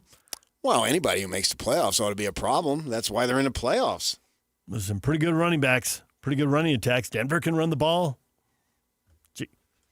So this just in, the Bills are not a perfect team. I know, but to have that particular problem in the playoffs, you're terrible against the run. What do you want? The steel curtain combined with the 80, whatever it was, 5 Bears? Well, that would be and throw in the fearsome foursome coming off the bench? That would be awesome, but also not giving up 200 yards a game on the ground. Missed a great quote from Kyle Whittingham. Do we have that? Do you have that handy, Yak? That quote where he talks about the 400 yards passing. You got that quote handy? Yeah, which quote? The one I'm telling you right now, the 400-yard passing quote. Give me a second. Okay. But it's a great quote. You got that quote handy? There's only like 15 of them. You got to tell him the quote, then ask if he's... Perhaps you if I hadn't totally been out of interrupted, I would sequence. have gotten there. Nobody interrupted. Yes, we interrupted because you were... No, this ain't you and your soccer That's exactly what it is. That's manifesto. exactly what I was thinking. See, now he's got it because he did have it handy. Right, because I was stolen to help out a brother. This is Yak. You got that quote? I was about to explain. I need to talk to you about that thing. It's like the Sopranos. They could never when they're on a public telephone. You know that thing? Yeah, the thing. You know that thing? The thing. Kyle Whittingham, after the win on the road.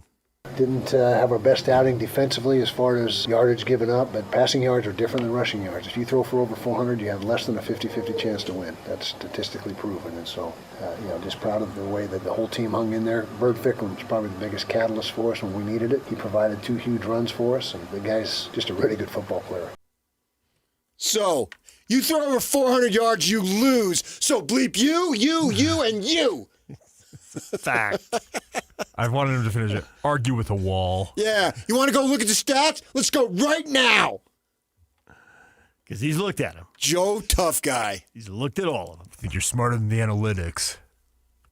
It did bring that back, didn't it? Yeah. He was taunting the media. That's why I don't like the guy. Why do you do that? What do you mean, why do I do it? You know exactly Speak what I mean. the truth? Because I was born to espouse truth. Put that on my tombstone. He was born to espouse truth. Michael Penix, potential, going to get a second opinion, potentially season-ending You're injury. ugly too, I'll tell you. And we haven't heard yet about Aaron Rodgers and his wrist. Looked bad. We'll see if it's a fracture, and if so, how long that'll keep him out. And your Utah Jazz in double overtime despite a technical on the ball boy. That was bleeping bleep. That really was. Will, please, come on. It's a close game. He's fighting for a win, and the ref's out there teeing up the ball boy. That's delay of game. The ball boy was wiping up sweat. How is that delay of game? Well, yeah, but if you throw tortillas, they give you a 15-yard unsportsmanlike conduct Nobody penalty. threw a tortilla. Right, but they say if you do, so now somebody did, in a sense, boom, we tee you up. Because the players sweat on the floor? Yeah, but you have to identify who sweat they it is. give you penalties. You hear it in basketball. Don't throw stuff, or we're going to get a takeover. So, yeah, you're the home team. Control the kid. Mop up the sweat faster. But there's humidity in here, Coach. I don't think I'd seen anything like that before. I was pretty out of left field. But they won the game anyway. Just, man, kill the sound. On the Sabbath, I had to hear that. You did. You did. Of all the days. It's pretty loud. Whew. Man. That was bleeping bleep. Will. Was. Where there's a will, there's a swear word. Remember when Mitchell, coming off the court, swore something, and then they banned the media from there? That part of the hallway's off limits. So to eliminate this, no more games will be televised. Take them off TV. We're done. Also, no one can buy expensive seats in the first 12 rows because they heard it too. Well, they're used to hearing it. They've heard it for 30, 40 years. Yeah. That's why they pay for it. They want to hear it. Yeah. 5 wins for the Jazz now. They're sitting in the 10th spot. You ready for a playing game? Can they hold it? Can they hold off the Clippers and the Grizzlies? That's what I need. Teams, the playing. It's just created so much excitement at the end of the season, said people who are paid by the NBA. So much excitement to see these teams that are under 500 getting into the postseason. That's what it's all about. Achieve greatness. Jazz are 4-3 at home. They're going on the road. They've been a bad road team. So I assume it'll be different in Tuesday in L.A. It was Frank Layden night. Frank Layden had the quote a long time ago, learn to win at home, learn to win on the road, learn to win in the playoffs. So they're learning to win at home. With that win, they're now 4-3 at home. What do you learn? These guys are Markin is like 28 years old. He needs to learn. No, but Keontae George hit the game winner, and he does. No, Markin. He hasn't learned? He didn't look like he learned when he was celebrating. He looked like he was pretty happy. That wasn't I've been here before moment for him. So? I mean, that's just a cliche. Learned. You got to learn to. Yeah. Come on. Did you play the game? I would expect somebody who got an announcing job who played the game to tell me that. It's like, okay, right here on page 7, say this. Come on, learn. You don't know how to learn to win? You need to learn how to win, and you've already been in the NBA 3 years? I thought they helped him. I thought the air ball he threw up was off the dribble, and most people are much better catch and shoot, which is how he hit the game winner. Yeah, but I like the fact that he's not a good three-point shooter, but he still had the courage to take it. He still believes in himself. That's what matters the most to me.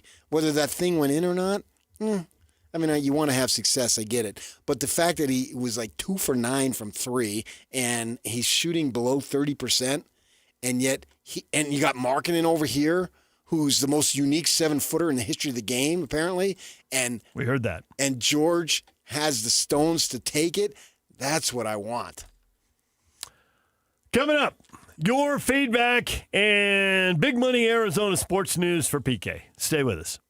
And it's all over almost here. Don't go nowhere. This is Jay Scott and Ben Anderson.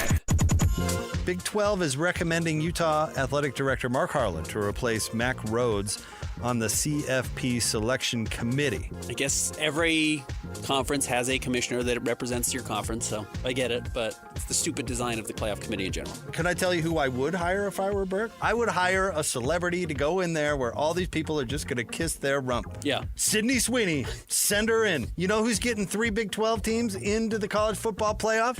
She's going into that room, and she's coming out with 3 berths in the playoff. What do you bet me? You got 4 in? 4? Baylor's in? How did Baylor get in? That's what I'm doing. You got to hire someone with some gravitas. We were picking between the Bearcats and Baylor. We put Baylor in. Send a celebrity. That's all I'm saying. Catch Jake and Ben weekdays from 10 to noon on 97.5, the KSL Sports Zone. So many commercials you encounter these days include generic people engaged in generic activities, frolicking in generic locations, accompanied by generic music and a generic voiceover.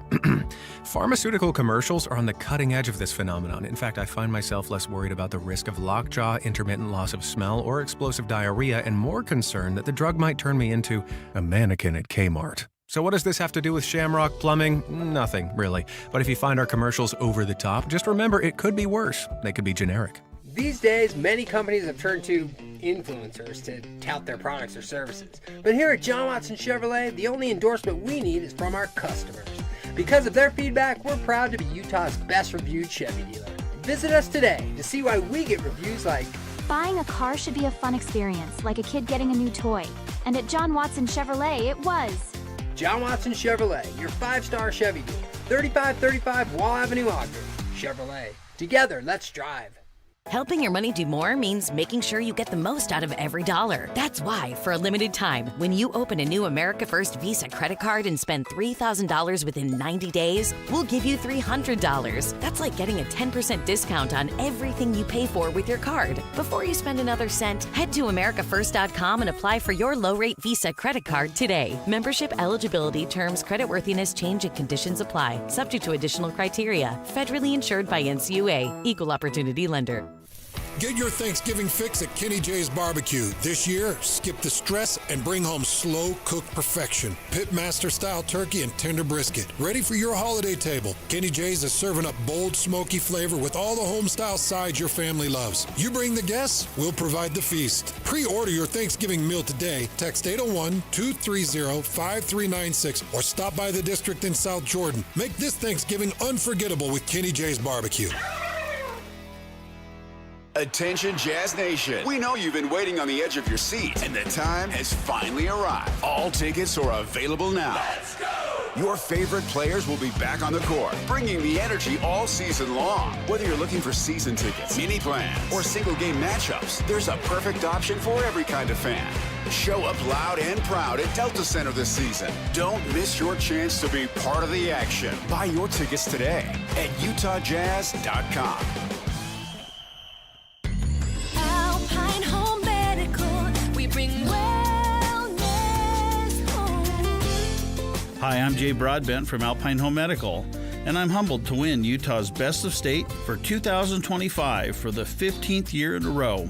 After 28 years, we're all about you. Over 1,700 5-star Google reviews and a 4.8 customer satisfaction score to prove it. We'll keep working hard for you. I've spent this year advocating with lawmakers for better Medicare reimbursement, ensuring you always have the best access to medical supplies you need. From Idaho Falls to St. George, our 11 stores are your home for comfort.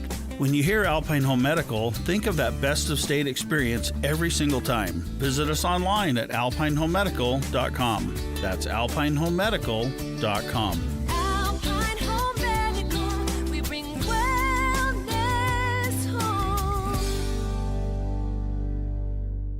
3, 2, 1. This is your Utes at 50 update. 58! Presented by Kenny J's Barbecue on 97.5, the KSL Sports Zone.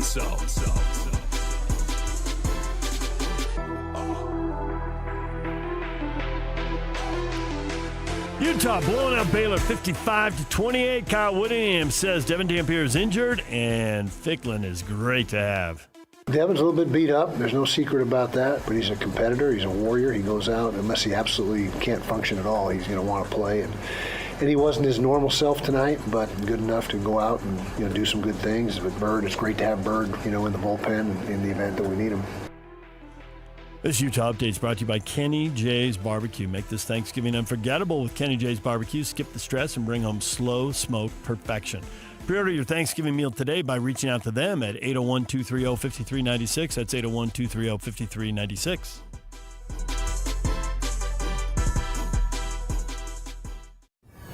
And now, enough of us. It's time to hear from you. From all your texts, tweets, and posts. This is the best feedback of the day. Ooh, I was there. It's the best game of my life. With DJ and PK on 97.5, the KSL Sports Zone.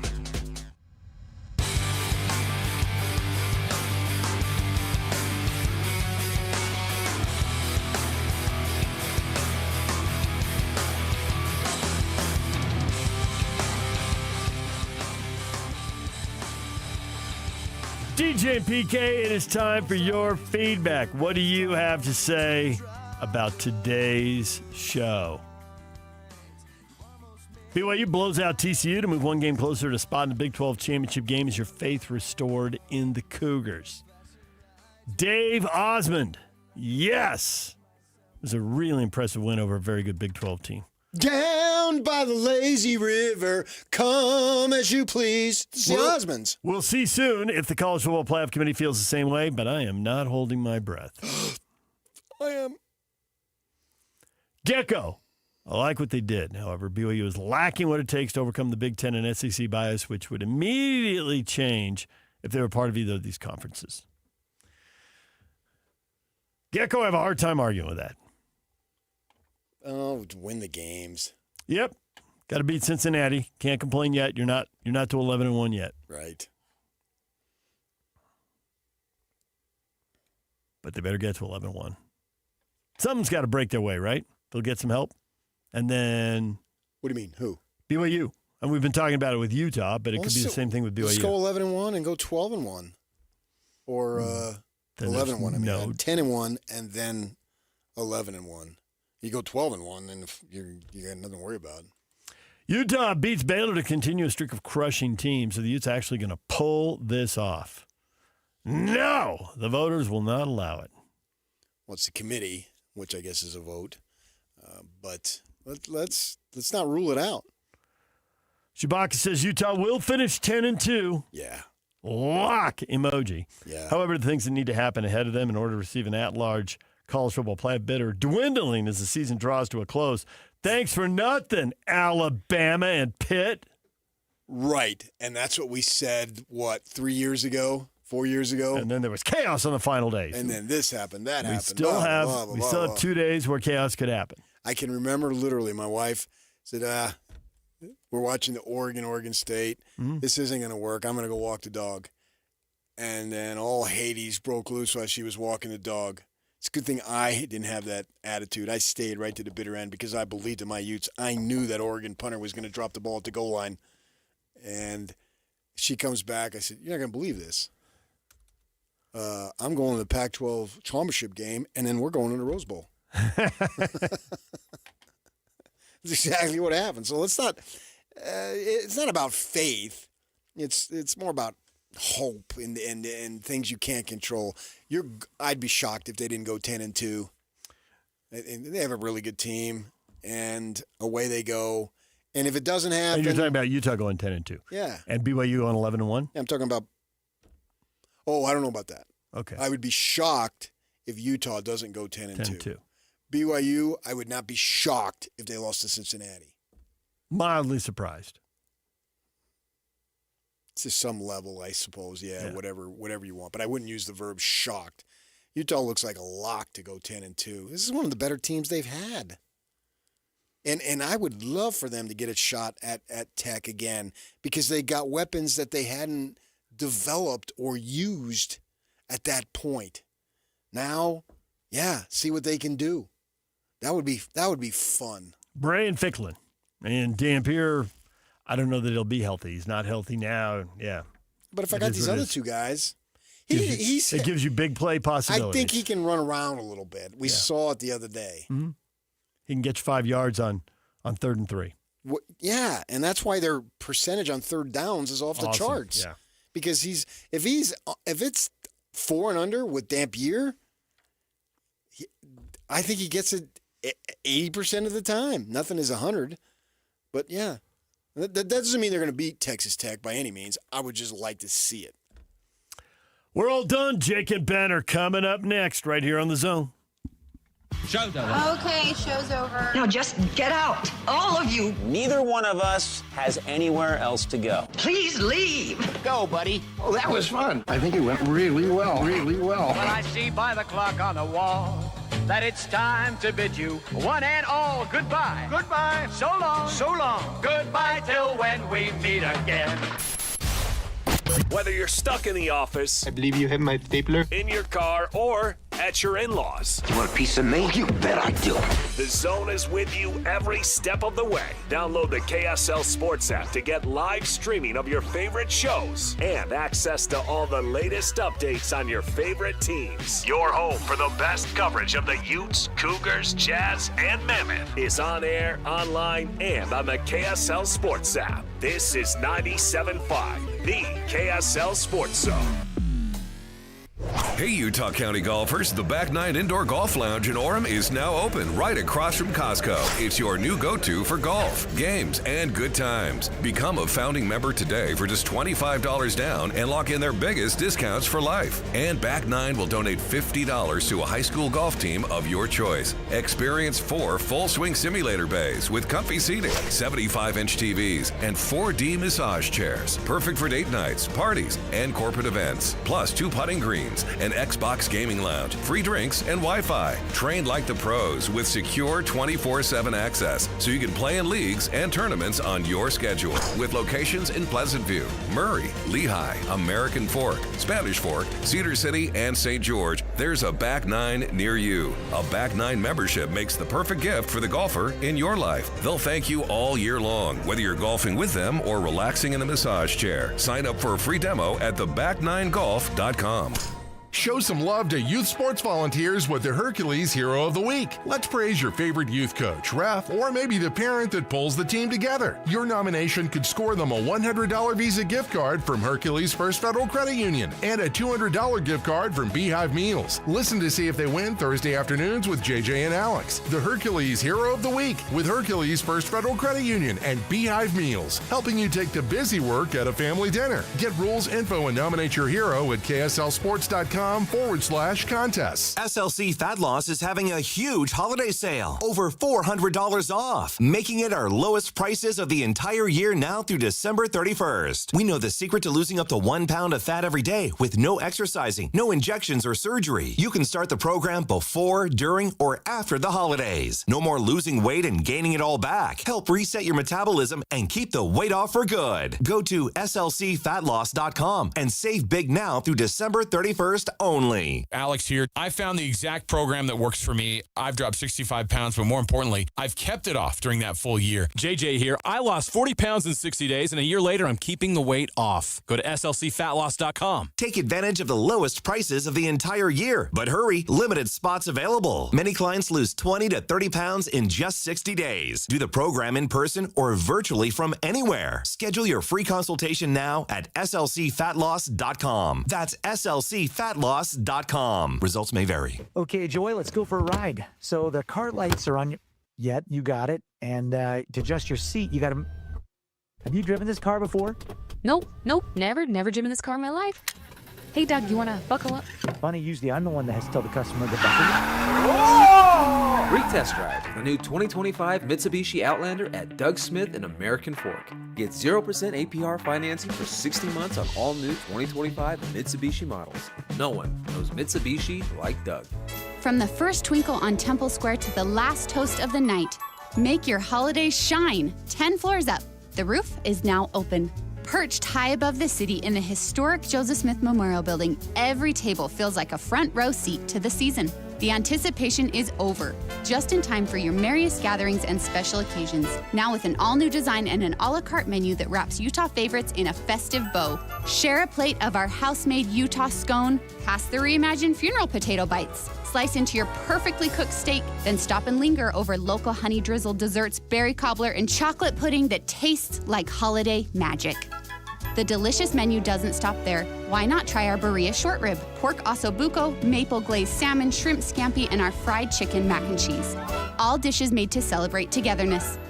Elevate your traditions literally. Preview the new menu and reserve your holiday table at theroofslc.com. This is The Roof, where the holidays taste like home.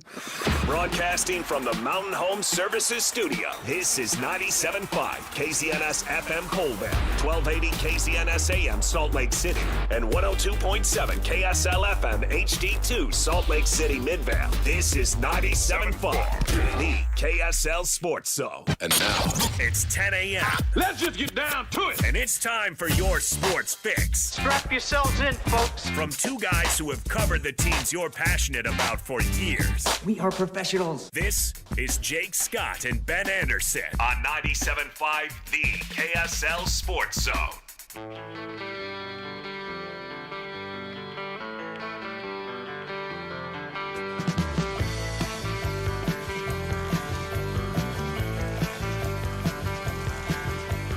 All of times have come.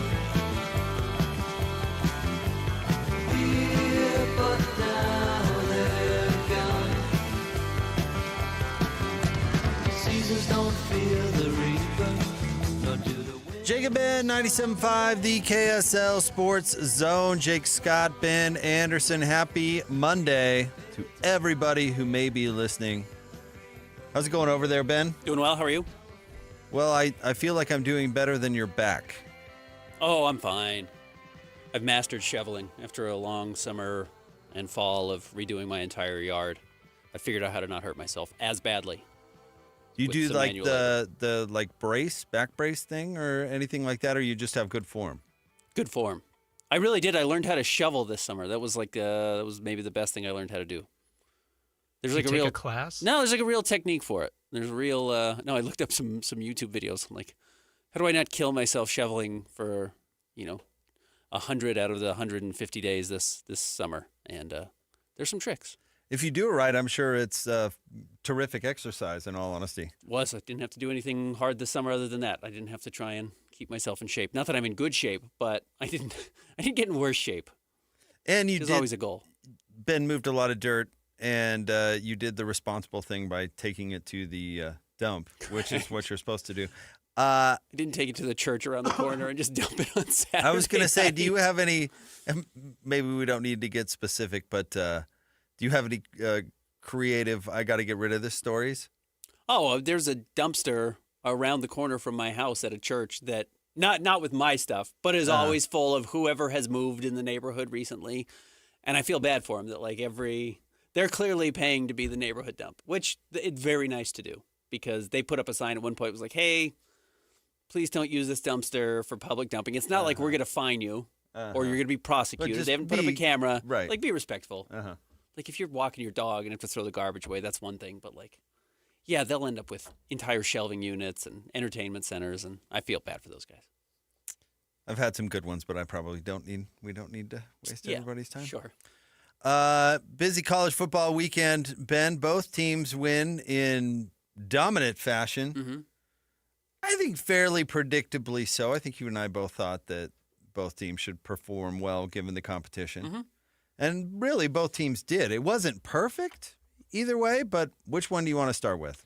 I do think Utah is probably the more interesting game because while BYU's win means more, BYU's got a pretty cake schedule the rest of the way now, these last two games of the season. I mean, Cincinnati on the road. I think Cincinnati's technically favored, but if you watch Cincinnati, Arizona, they're just not a good team. Your Bearcats, I hate to tell you, are a bad football team, and they were fake the first 3 quarters of the season, and the teams they were beating were the nobodies of the Big 12. So now that they've started to face teams that I guess are in the top 5 or 6, Utah, Arizona, you're going to lose to BYU this weekend, they're being exposed as not a very good football team. So I don't want to discredit what BYU's done, and I think this week's going to be a lot more about BYU than it is about Utah, so we will talk about them plenty.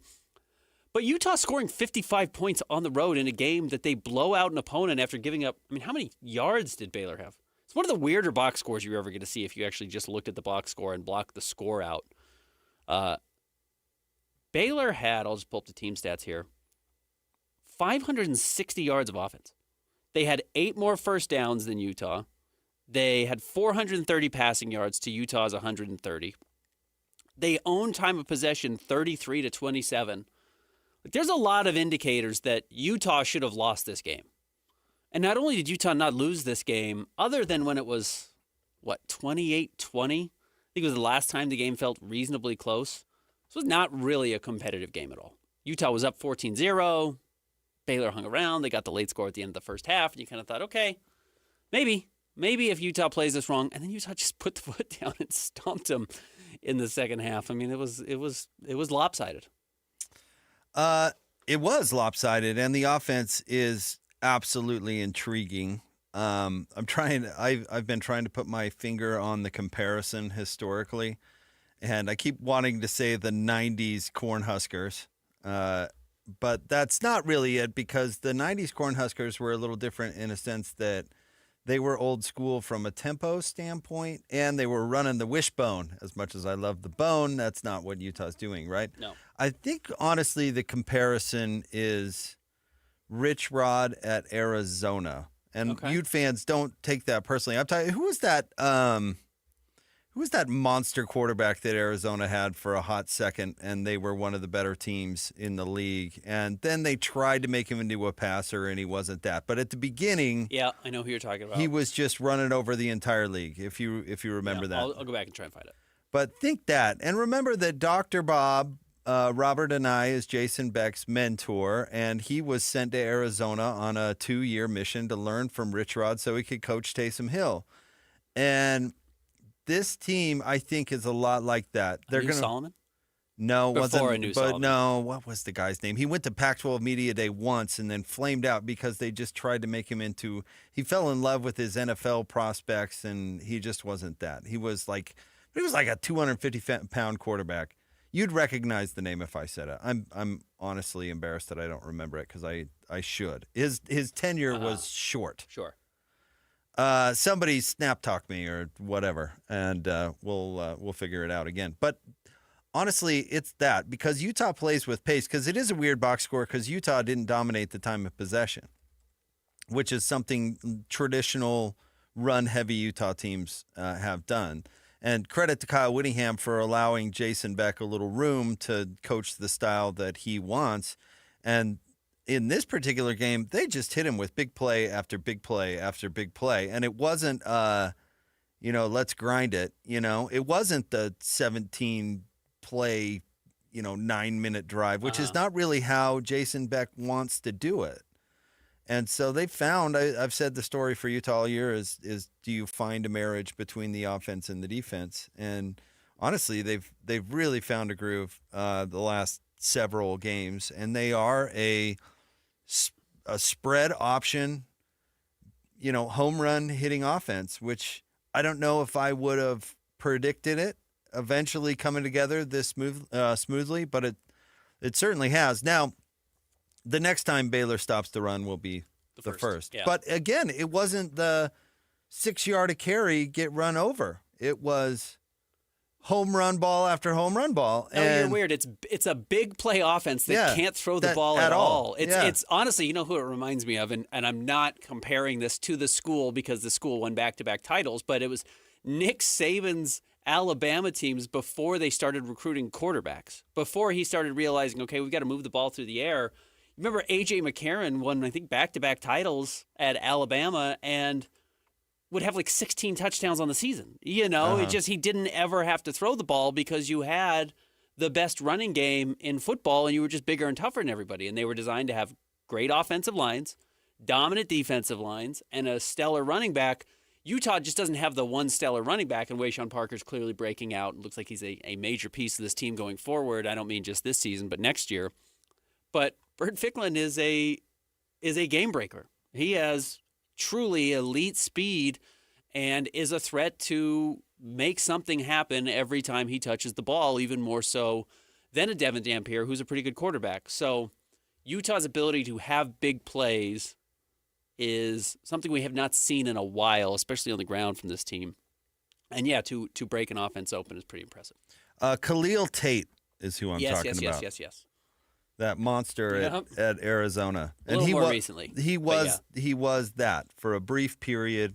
And again, they tried to make him into something he wasn't, and it just didn't work out. But at the beginning, I mean, Arizona was pert near unstoppable with him at the helm, and that's what, shout out to Wayshawn Parker for emerging, and Witt was very patient on that. But Utah is no doubt playing its best football, and Baylor was a really good opponent to capitalize and get momentum.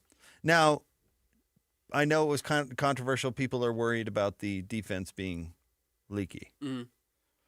I don't know. Do you want to weigh in on that first? I certainly have an opinion. Well, they definitely were in the first half. They cleaned it up a lot in the second half. And yeah, there was a lot of blown coverages. There was bad tackling. This Utah secondary, while Witt last week was talking about how they thought they hit a home run in the transfer portal with all four guys, like, the truth is Smith Snowden's just not Jalen Johnson. He's just not that level of elite that Utah has had historically. He's good. He's a good player, but he's not that type of guy. And we haven't seen that from these Utah corners. Now, doesn't mean they can't get big pick sixes, and we saw that against Baylor, and they still have success, and it's still, I guess I would say, a strength, but I'm not sure it's the group that it once was. Okay, well, to say Smith Snowden isn't Jalen Johnson, I mean, Sure. That's a pretty high standard, and maybe he gets there, maybe he doesn't. Everybody proceeds at their own pace. However, I lean toward taking them off the hook, because playing against a team that's trying to throw themselves back in it is, it's this is all lopsided. Baylor can They're do. going to go out. Sawyer Robertson threw the ball 58 times. Not to mention that's the strength of the team, and they're bringing all conference receivers to the table, et cetera, et cetera. I'm not trying to make excuses necessarily, other than to say, like, when Mike Leach was down 30, his quarterback's going to throw for 500 yards. You know what I mean? So, yeah, I don't know if I'm prepared to say that the defense being leaky is going to cost them a game going forward, and that's not what you're saying, to be fair. No. And if you want to say he's not Jalen Johnson, well, maybe not yet. But I also don't think it's anything to panic about. Baylor's got D1 athletes too, and that's what they're good at. And if they're trying to come back, that's what they're going to have to do all night. They're one-dimensional. And we can talk about Utah's getting to the quarterback. That might have helped. But Baylor's going to put up some yards. Utah wasn't going to blank them. Well, yeah, Baylor has 5 wins on the season. And they're not going to go to a bowl game because I think they're going to lose to Arizona and they're going to lose to Houston to close the season. Maybe they beat Houston, and that game's at home, so maybe they have a chance to win that one, and it's senior night, and you get there and you get 6 wins and you go to a bowl game. And I don't know. We'll see. They may have quit on Dave Aranda at that point. But you don't get to 5 wins without having something, and it's not the defense that's stopping anything, and it's not the run game that's doing anything. So you better have something, and yeah, that's their ability to pass the ball, throw the ball, and so they can throw the ball. And even Utah's pretty good defense is going to be susceptible to that. So I'm not terribly surprised that we saw that, and no, it's nothing. I think that's nitpicking is what that is. I agree, and I don't know what you'd be concerned about at this point. Like, Utah's the 3rd best team in the Big 12. Utah is going to stay the 3rd best team in the Big 12. I don't think Utah's going to go to the college football playoff. Maybe. I'm excited to see what the rankings mean as they continue to make them up as they go tomorrow night, and we'll see what it means a week from now and 2 weeks from now, and what happened tomorrow doesn't mean anything, truthfully, in the long term. So still got to play these last couple of games and see if, Utah catches some lucky breaks in front of them. But, yeah, there's nothing to worry about. Utah's got a pretty good defense. They've got a weirdly dynamic offense that is unlike any I've seen before. And they're the 3rd best team in the Big 12, and they can't really change it. Better or worse. Yeah. They are designed to absolutely obliterate teams like Baylor and Kansas State this weekend. And you would think. Who do they close the season with? Kansas, right? Kansas. Like, they are just going to obliterate these teams. They are going to grind these teams into a fine dust. And it doesn't change that. I don't know if they can beat BYU or they can beat Texas Tech when they play against the better teams that are more dynamic, that have better defenses. It's a flaw in the system. It's also really what has worked for them and why they're going to win 10 games this year and finish as a top 15 team in the country. Yeah, they've found a mixture that appears to work. It has gotten better as the season has gone along. It would be interesting if they snuck in to the conference championship game to play the Raiders again. That doesn't look like the most likely scenario, but it would be an interesting rematch to watch. By the way, thanks to all the people who reminded me about Khalil Tate. Oh, did they? You get a lot of texts? I got a few. Oh, good. Yeah. So that was nice of everybody. Thank you very much. And again, don't get clouded. The comparison I'm making is Khalil Tate right when he kind of got on the scene at Arizona and they were steamrolling. I'd have to go back and look in the numbers, but yeah, then he came back and everybody fell in love with him as an NFL prospect, and they're like, oh, he's got to go out and sling it, and then it was like, oh, can't do it. Can't do it. I don't think he got drafted even. No, I don't remember him playing in the NFL at all. But it's pretty amazing what Utah's doing. I mean, we had a Utah fan in our mentions from a clip from 2 months ago, I think after Utah played Texas Tech and only scored 10 points, of wondering if this offense was going to be able to get off the mat or was going to be able to win a lot of games. And to their credit, they have. I mean, Utah has turned into I'm almost hesitant to say offensive juggernaut, and I don't know why. They've scored 55, 45, and 53 in their last 3 games, and outside of only scoring 21 points against BYU, which you can't cross off the list. But BYU is a top 12 team in the country and has a very good defense, and that game was on the road in a rivalry. It's hard to score in those games. Before that, Utah scored 42 and 48. So of Utah's last 6 games, they've scored 42 and 5 or more. Like Utah's not going to lose games when they score 42 points, period. And if they can consistently do that, they're going to keep winning. And it makes you excited for next year if they can keep some of this group together. Now, the offensive line's not going to be what it once was, and I'm not trying to look too far ahead, but, this is a good program. This is a good team, and it has a chance to be a better team coming up. They're not infallible.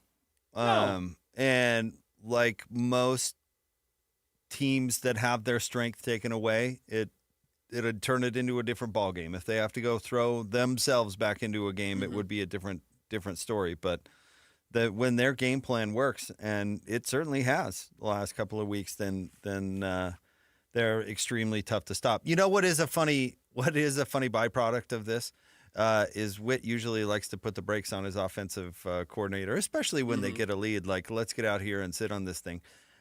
Jason Beck has the perfect argument for that. It's like, what do you want me to tell him not to?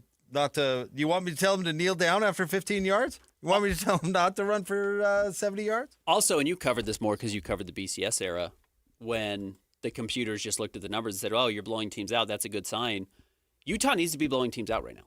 Utah has to be putting up 3 and 4 score victories if they want to continue to prove that, hey, yeah, we're beating lousy teams, but we're worthy of climbing in your college football playoff ranking. You need to be able to look down and say, not only is that a win, but that's a statement win for Utah, because Utah doesn't control their own destiny to get into the college football playoff. Utah is going to need some help, and they need teams in front of them to lose, and they need to look really impressive in their wins. So they've got to go hammer Baylor 55-28. They have to crush Cincinnati 45-14. They've got to beat Kansas State this weekend 50-14. They've got to do that, and then they've got to go on the road at Kansas and win again by 21 or 28 points and say, not only are we a good team and right at the edge of your rankings, we're playing our best football right now and better than the teams around us. And that's why when it's a 50-50 battle of who's going to get into the college football playoff and who's not, Utah deserves to be in. And that's the statement I think Witt has to make, and he has to give Jason Beck the green light to do it. Okay, I wonder how much that matters, because there is a counterbalance to BYU, who's been criticized for not putting teams away, right? And not necessarily, the TCU game is not an example of that, but they have been criticized for that. So I think it does matter, but where on the list do you think it matters when it comes right down to it? Because I think the battle Utah has is how much does the ACC/G5/ middle of the SEC fall off? Does that make sense? Uh-huh. Because all of a sudden, if Alabama picks up a third loss, they're going to be a threat to Utah getting in. Does that make sense? Yeah. Utah should actually be rooting for Alabama to be a solid in and not pick up a third loss, because they'll want to justify including more SEC teams. Yes, Alabama losing over the weekend was terrible for Utah. It may have sealed their deal. So yeah, I think those type of things are going to be more important. Utah, this is obvious take of the day. I mean, they can't lose again. I think that's number one. Like, they lose again and there's just no consideration. Again, obvious take of the day. But I wonder where style points falls on it. I think headlines maybe is valuable. If SMU proved anything last year, it's that headlines and narrative and that sort of thing was valuable. So in that sense, style points matter. But I wonder what happens when the medium part of the SEC starts barking. Right? Mm-hmm. We've seen Texas bark a little bit already, although I don't think Texas they're going to. out. Yeah, they're not going to have much of a case to make. But we saw it, as my point. Sark started making the case for these SEC teams getting in. So how does it work? I think the Big Ten is pretty divided because it's actually not a very good league. But I think those types of things might matter more to Utah getting in or not. Yes. Number one is Utah needs help around them.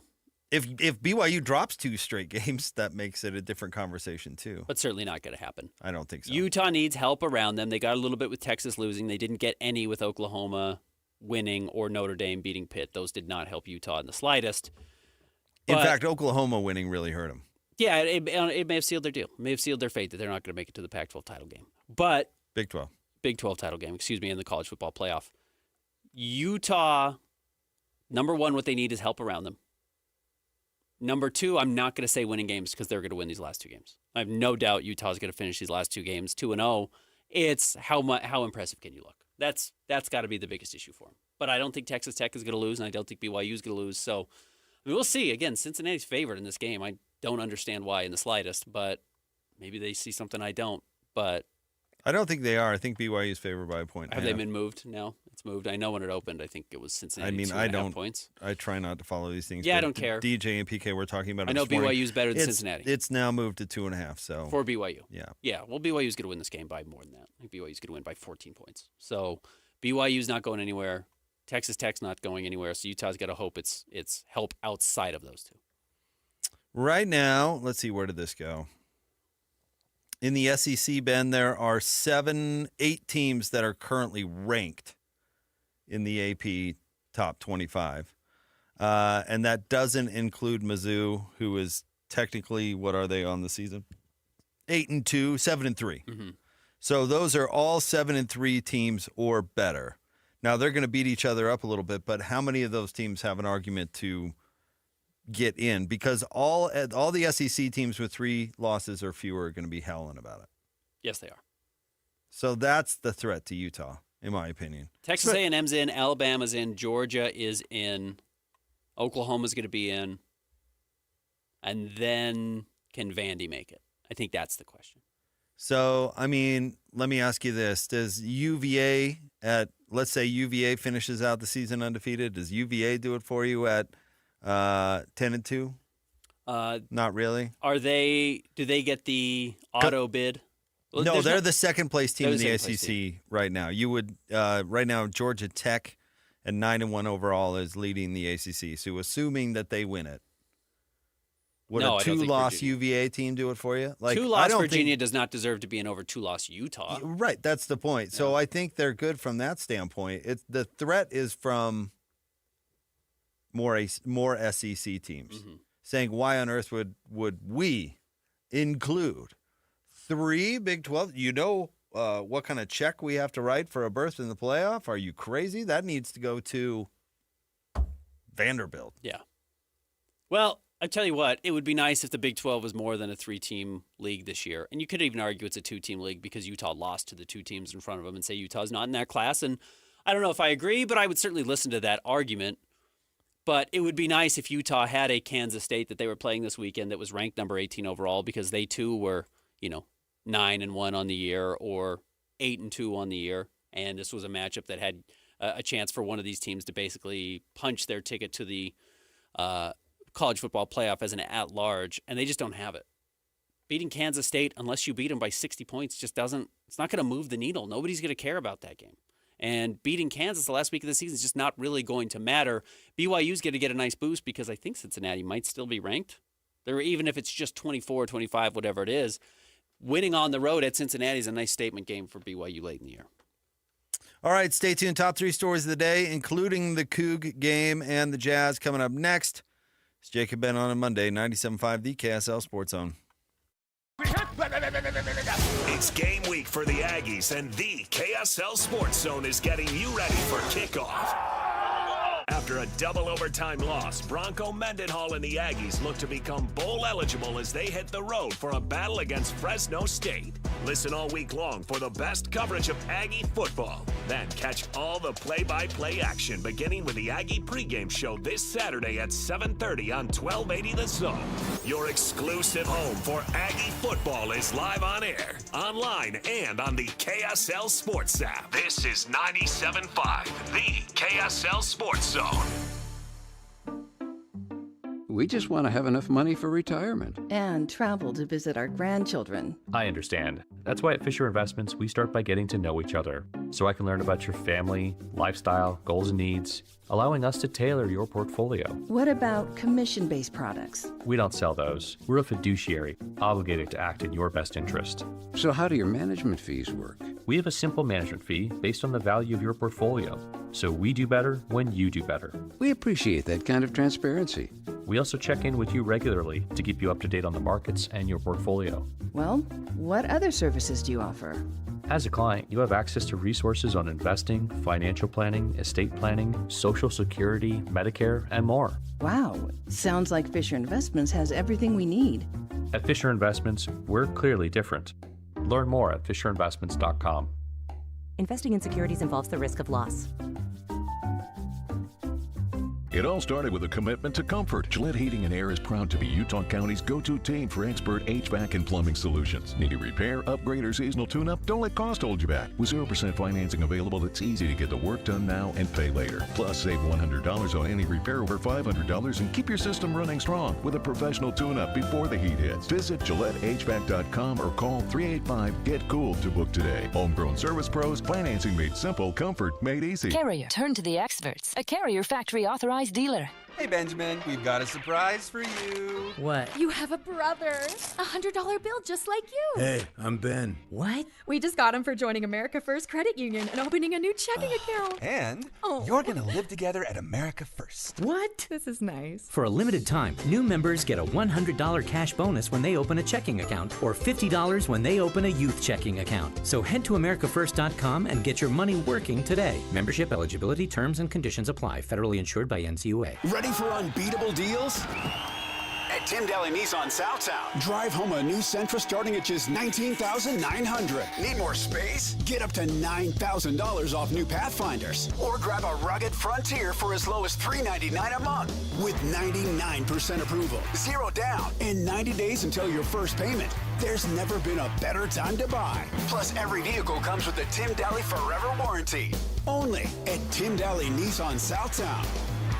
Tim Jr. here from RGS Exteriors. Did you know that we offer 3 distinct styles of gutter protection? Each one meant to handle a specific leaf problem. You might not even know there are different styles of gutter protection, but there are. And if you pick the wrong one, it could be a huge waste of money. Now, the big gutter guard companies won't tell you this. They try to sell you a one-size-fits-all gutter guard. And it could be completely wrong for the amount and types of trees and leaves you have. Not RGS Exteriors. We understand which kind of leaf problem needs which kind of gutter guard. We'll do an in-depth evaluation to assess the types, locations, and numbers of trees in your yard. Based on that data, we match your home to the right gutter guard.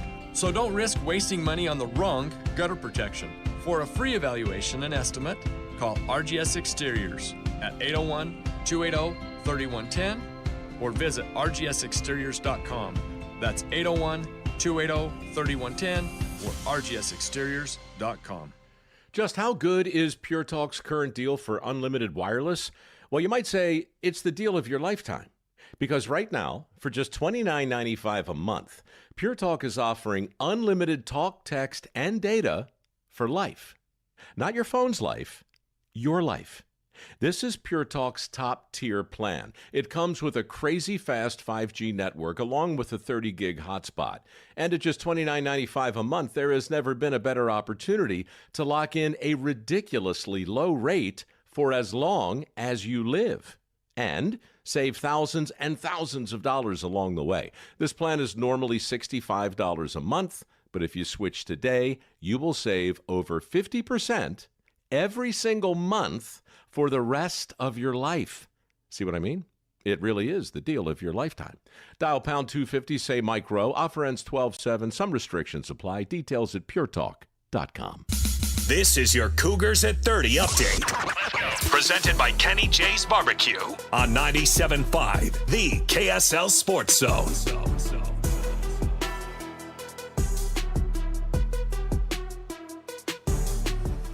Cougs coming off a big win over TCU at home. It's your Cougars at 30 update. Here's Coach Satake talking about the offensive game plan that led to the W.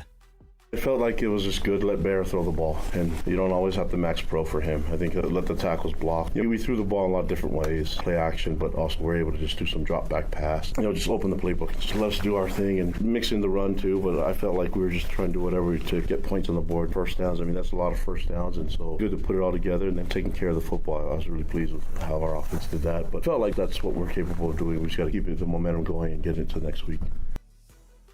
This update is brought to you by our friends at Kenny J's Barbecue. Make this Thanksgiving unforgettable with Kenny J's Barbecue. Skip the stress and bring home slow smoked perfection. Pre-order your Thanksgiving meal today. Text 801-230-5396.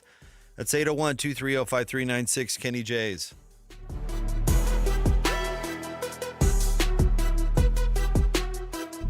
It's time to break down the biggest stories of the day. This is the top 3 stories of the day on KSLSports.com. 97.5, the KSL Sports Zone.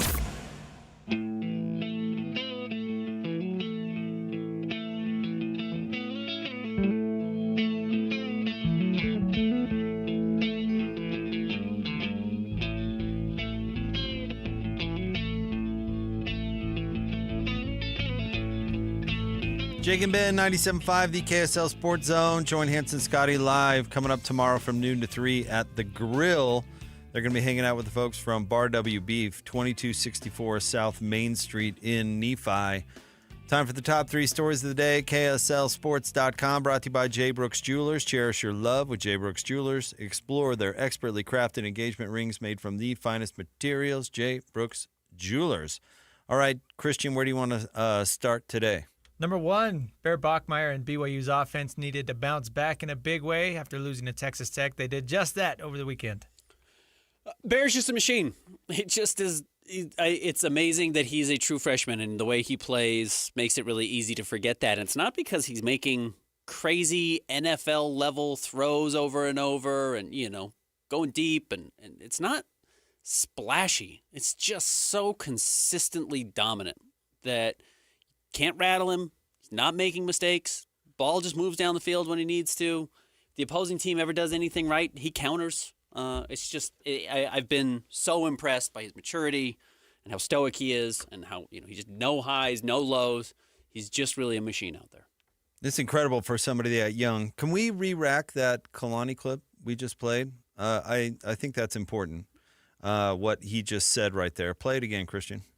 It felt like it was just good to let Bear throw the ball, and you don't always have to max pro for him. I think let the tackles block. We threw the ball in a lot of different ways, play action, but also we're able to just do some drop back pass. Just open the playbook. Just let us do our thing and mix in the run too, but I felt like we were just trying to do whatever to get points on the board. First downs, that's a lot of first downs, and so good to put it all together. All right. Let the Bear eat, which I think the middle part, what he said about we don't need to max pro for this guy all the time, is really notable. Because I think that's what they did for the first part of the season, and they've just been slowly opening it up. And it plays into, I think, what you're talking about, Ben, where it's not some manicky freshman. He's not a I'm going to make a terrible decision if I've got a little heat under my chin.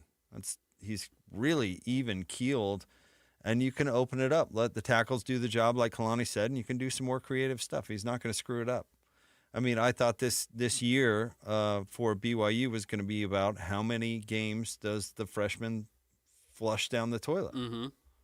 And to his credit, I don't know. I don't think he flushed the Texas Tech game down the toilet. I don't think that was entirely his responsibility. No, at all. No. And so the answer has been 0, which is, to his credit, is really good. And not only is it 0, but you also have the coach talking about opening it up and let the true freshman throw. I mean, I think the question now is, does BYU have a guy? I mean, look at the lineage, Max Hall, John Beck. I mean, even modern day, you're talking about Zach Wilson, and you're talking about all these really good quarterbacks. Do they have their next one? Well, do they have the guy? He's not so far the traditional, 25 touchdowns, 30 touchdowns through the air. He's only got 13 touchdowns through the air this season to 4 interceptions, though. It's a great ratio. And again, it is important to remember he is a true freshman. Yep. Those guys were not playing as true freshmen. So next year, the year after that, as he starts to open it up a little bit more, can he get to that level? Well, he is a runner, but he is a better passer than Taysom Hill was. Right. He's the best. Again, and I've kind of said this, I just think he's the best realized version of what you hoped Taysom was. Well, where okay. Taysom's weakness was that his best option was running the ball. I mean, that was a weakness, right? Ultimately. And it allowed his body to break down at the college level. It's amazing he's had now a decade-long NFL career because the hits still come and he still gets beat up, but he finds a way to get back on the field and keep on moving. He wasn't really able to do that at BYU. That Bear has played every snap so far this season is truly absurd. I mean, what did McKay Hillstead get in for a little bit in one of the blowouts? But he's not been missed healthy and any time. Yeah. He's not twisted an ankle. He's not taken a helmet to the thigh. And then when BYU is in, 3rd and 13 in the red zone in this game, he just says, you guys just turn your back. The corners turn their back, so I'm just going to run 15 yards, 18 yards, and score a touchdown here and keep the drive alive. Or not even keep the drive off, end the drive with the touchdown. It's absurd how good he is at it without it being particularly flashy or exciting or sexy or adverse. Like, any adversity, he just squashes immediately on the next play or the next game. I've not seen a lot like it at the college level. I think the temptation with the running component, and he had 60 yards on 10 carries, there is a temptation to compare him a little bit to Taysom Hill because he is kind of a bowling ball runner too. But I actually think the more apt local comparison might be Tyler Huntley, where there's a thrower in there, but the leg component makes him more comfortable and makes the team more efficient. I wonder how that will adjust throughout his career like it adjusted throughout Tyler Huntley's. He does not run the way Cam Rising ran, which Cam was more of an emergency runner. Cam was kind of a last option runner, and BYU is certainly willing to put Bear out there more and get more opportunities, but he's doing it less now than he was at the beginning of the season. Cam Rising wasn't a runner. Now, I realize he made good big plays runs, with his legs, yeah. But he was not a runner in the sense that Bachmeier is. I don't think that's comparable. It's like Cam is not the runner that Tyler Huntley was. And Tyler Huntley ran differently than Bachmeier, that's for sure. Yeah. But I'm trying to talk more about comfort. Yeah, balance, comfort, et cetera, et cetera. Like Tyler Huntley always could go get you the first down. You know what I mean? Mm-hmm. You have 3rd and 8. Well, Tyler Huntley could make a play and go get first down. No problem. But he also had other options that he had never explored because he wasn't comfortable doing it. And then he learned that throughout his career. So I wonder how that adjusts because I think the Bear can throw. And as a senior, I will say the highs were a little higher for Tyler. Tyler really learned how to throw the deep ball. It's why he's still an NFL player. And that changed the outlook of his career. That was really pretty amazing evolution for Tyler Huntley. That will be there for Bear by the time his career is over. He's just not doing it right now, but he's a much better player than Tyler was as a true freshman. Well, I was going to say he might be closer to it than Tyler was when he first started. Oh, yeah. Yeah. All right, what's next? Number 2, Keontae George hits a double overtime game winner for the Jazz. Keontae inbounding. It's immediately to Collier, uncontested. Markkanen sets a pick. Collier veers to his right. 4 seconds. Hands to Key. 3. Good! Keontae George with 0.8 seconds left. Vintage Ron Boone. Oh, if you get a Booner, oh baby, Yeah. that was a big moment. That was a fun game. If you're a Jazz fan and you're not one of the fans who wants the team to lose every game, which if you look at their next 6 games, they're coming. I promise you. The Jazz are about to be probably 6-13 over their next couple. And I mean, that's like what their record will be over the next couple of weeks. Or that's what their record will be at the end of the next 2 weeks because they've got some tough games coming up. But if you just wanted to be able to turn on your TV or go to a basketball game and enjoy yourself, this season is so different than what last season offered. You've had 3 40-point games from Lowry. You've had a 50-point game from Lowry. You've had 2 crazy overtime games. You've had, and these are in Salt Lake exclusively, you've had what you saw last night, which was a part of the 40-point games and the double overtime. Yeah, I'm telling you. I love Ron, man. Booner's the best. But this has been a fun season to watch if you just want to tune in and watch fun basketball, which I think we have to recognize, and I'm sure you do, is what 90% of fans hope for. There's the sickos who were tracking what A.J. DeBonsa's doing and Cam Boozer and Darren Peterson and his hamstring. And despite last year cheering for them to lose every game and live and die by it. But 90% of fans just want to have a meal, watch a game, root for their team to win, and enjoy it. And Jazz fans are getting that at a much higher rate than they have in recent years. I have a positive and a negative for you. All right. The positive, I think Keontae George would have checked out of that game last year. No question. I think he would have just said, man, it's not tonight. Man, he might have checked out of that game in the first game of the season. He's needed to stack the good games he's had this year to even get to this point. And he said, you know what? I'm sucking tonight, but I'm going to go out there and I'm going to pour it on. Mm-hmm. And you know what? He really started, I thought, on the defensive side where he really upped his effort. And then all of a sudden, it really is contagious. That kind of play is contagious when it's genuine. And he really started to play better, and the team buys in. The team is buying stock in Keontae. They are. And Collier, too, for that matter. Collier's but that's really good. He's playing awesome. That's a different story. And then Keontae to have the confidence to take that shot was pretty cool. And it was a fun game. The negative, Ben. Congratulations to Ace Bailey for fouling out in 10 minutes. Uh-huh. I really admire somebody that can foul out in 10 minutes. Uh-huh. But the reason he fouled out in 10 minutes is really going to have to be worked on because every second he was on the floor, the Bulls took it right at him. Yeah. And he had no choice in a lot of manner than to foul, even though he fouled out on a foul that was not committed by him. But that's going to be the issue. If Ace is going to start and play big minutes, other teams are going to go right at him all the time because he is a rookie. And he hasn't quite figured it out, and that was an issue with the Bulls with Ace last night. Can I be allowed to make a controversial, probably beyond borderline offensive take? Do you remember what happened with the Utah swim scandal? Where the Do you remember the specific method they used? Where they taped the pipe to the swimmer? Yeah. Uh-huh. Arms out, taped his arms. Hers? Was it a female swimmer or a male swimmer? I think it was a male, but they tape his arms to a pipe, news. So his arms are out, and he has to swim with just his legs. You might need to try that on the basketball court with Ace Bailey. Arms out, chest forward, play defense that way. Yeah. Because I asked Will Hardy about it after the game. I don't know if you guys were able to play it in the post game, but I asked Will Hardy, how does he play defense without fouling out? And he said his problem is he's got this natural instinct of when you drive into your chest. If I go at your chest, Jake, you're going to put your hands forward to protect yourself. Uh-huh. And the Bulls just ran into his chest over and over. So naturally, as a 19-year-old person, his thought is, well, let me put my hands in front of me. Well, yeah, you got to play defense with your legs and your chest. It's not a hands side of the ball. Hands really matter in basketball, but you got to play with your legs. You got to play with your chest. It's actually where Cody Williams has gotten way better. Cody's playing really good defense. I know he can't do anything on the offensive side of the ball, but his defense is pretty fun to watch.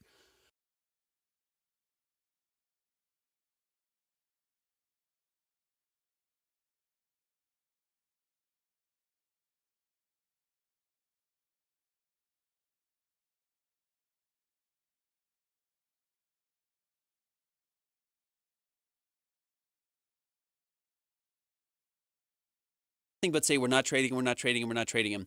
I am fascinated to hear what the offers would be for him because they would be through the roof. Next. Number 3, Utah rolls Baylor. Devin Dampier didn't have a particularly great game. Kyle Whittingham says he's still pretty banged up. Devin's a little bit beat up. There's no secret about that, but he's a competitor. He's a warrior. He goes out. Unless he absolutely can't function at all, he's going to want to play. And I can say this, if we had to have played last Saturday, if we hadn't had a bye, he would not have been able to play. So that's without a doubt. He just wasn't ready. Do you care? Now that's an interesting question. I mean, it's just like, what does it matter at this point? I get it. Witt was asked about it. I don't think Witt is leading with that the way he led after the Texas Tech game of like, the reason our offense looks so limited is because Devin Dampier's hurt, and that was part of it. I guess I care because we're trying to figure out how good Utah is. So I guess that it matters that he would be better if he were 100%. But as far as sympathy for... why is Coach Witt even mentioning that? Because he doesn't talk about injuries. I mean, what should he notoriously messes with the injury report. So why even bring that up other than to create some sort of excuse for him, which I guess is... But Utah scored 55 points. They scored, 8 touchdowns in this game? Yeah, there was no problem. 7 touchdowns, right. Whatever it was. Why I say I don't care, not because I don't have empathy for people or somebody dealing with an injury, but it's how much better is Utah's offense supposed to play? 55 points is maybe the best offensive performance Utah's had since they crushed Oregon up at Autzen Stadium 10 years ago. But you mentioned coming into the segment that he didn't play that well. So that's the explanation for him not playing that well. But why? Well, I don't know if he didn't play well. I was using your words, not mine. Did I say he didn't play well? Yes. I don't think I actually said he didn't play well. I'll say he didn't play well. He was 6 of 13 for 80 yards. Yeah, he just doesn't have to throw the ball. He missed 3 deep shots, if I remember off the top of my head, that were 20 yards down the field. First drives were fine. Had the nice play action pass. It's just you just got to be able to tuck that ball and then hide it and throw it. So he did the things he had to. He's not talking about the team. He's talking about him and why he didn't play well. But I don't think Devin Dampier didn't play well. He's a little bit more of a game manager at this point, but that's fine. That's what Utah needs. Well, that's just language for he's not playing well. But what's he supposed? I don't know what Utah's supposed to be doing. Is he supposed to be throwing for 250 yards? No, I agree with you. But I mean, running he wasn't particularly effective either. Because there are people out there saying start the free the bird. So that's why it's relevant. I guess I'm not really buying it. He's fine. Our fans. He's not fine. Coach Witt just said his ankle's busted up. He's playing fine. Are fans complaining about how Devin Dampier's playing right now? Is that a thing? Utah's scoring 55 points. They're a top 13 team in the country. The offense can't be stopped, and Devin Dampier doesn't have to do anything to really get it going. What are you worried about? I guess I don't. Is that a narrative? I don't understand why Witt talking about him being beat up is a thing, and B, why anybody would care. Team scoring 55 points. They score 42 points every time they step on the field. Yeah, I got it. Who cares? He can have a peg leg. I don't care. But people care because it wasn't the production. Why, is he on your fantasy team? No. What does it matter? You get it right. Christian just brought it up. He threw for 80 yards on 6 of 13 passing. And he ran for an average of 2.9 yards per carry. It's not playing well. What's his job? What is his job? I hate this. What is his job? Win games. He's the leader of the offense. Did the offense play well? Yes. End of story. Well, then why is Witt bringing it up? I don't know. I don't know why anyone cares. I don't know why anybody cares. Why are people asking about it? I don't care. Why does anybody care? Why wasn't Witt's answer he played fine? I don't know. What are you yelling at me for? Witt didn't say he didn't play fine. I think that's the thing. Witt said he's busted up. Yeah, he's beat up. That doesn't mean you can't play fine and also be beat up. I just really don't understand this narrative. What are people worried about? Just complaining to complain? Is that all it is? He didn't have enough yards. Utah scored 55 points on the road. I hear you. I don't like to. Top 13 team in the country. I don't like to enable the complainers either. But the concern is that if it comes down to a team that's better than Baylor, who manages to play a little defense, I have fabulous news for you. You're not going to play a team better than Baylor the rest of the year. But that's not answering the question. That's calling the other teams crappy. Yeah, well, yeah, that's what you have in front of you. You have 2 crappy teams in front of you and then a bowl game. Not if they get to the playoff or whatever. I mean, come on. You could understand what that But the playoff is a month and a half from now. You're worried about his ankle being a little dinged up right now? If the quarterback doesn't play well, yes, it could become an issue. That's a thing, sure. I wasn't looking at what did Utah play 6 weeks ago? Who did Utah play 6 weeks ago? Let me see. Go back. When they beat West Virginia 48-14, I didn't think to myself, wonder what's going to happen against Baylor if Devin Dampier still got an ankle injury that's kind of has him questionable in the middle of the week. I don't understand that. I don't understand this complaint. You think Dampier should play? Sure, I got it. But He's fine. You got to understand what people are all about. It's not coming from nowhere. This is much ado about nothing. All right, stay tuned. We'll have more next. Jake and Ben, 97.5, the KSL Sports Zone. Whirls around and down. 97.5, the KSL Sports Zone is your exclusive home of the Utah Jazz. And we want to send you to the Delta Center to see the Jazz in action. Listen every Tuesday for the Jazz Ticket Tuesday Sounder at 30 past the hour, every hour, all day long. And if you're caller number 12, you'll be on your way to an upcoming game. Buy one, you'll get one free. It's Jazz Ticket Tuesday, every Tuesday throughout the NBA season on your radio home for the Utah Jazz. 97.5, the KSL Sports Zone.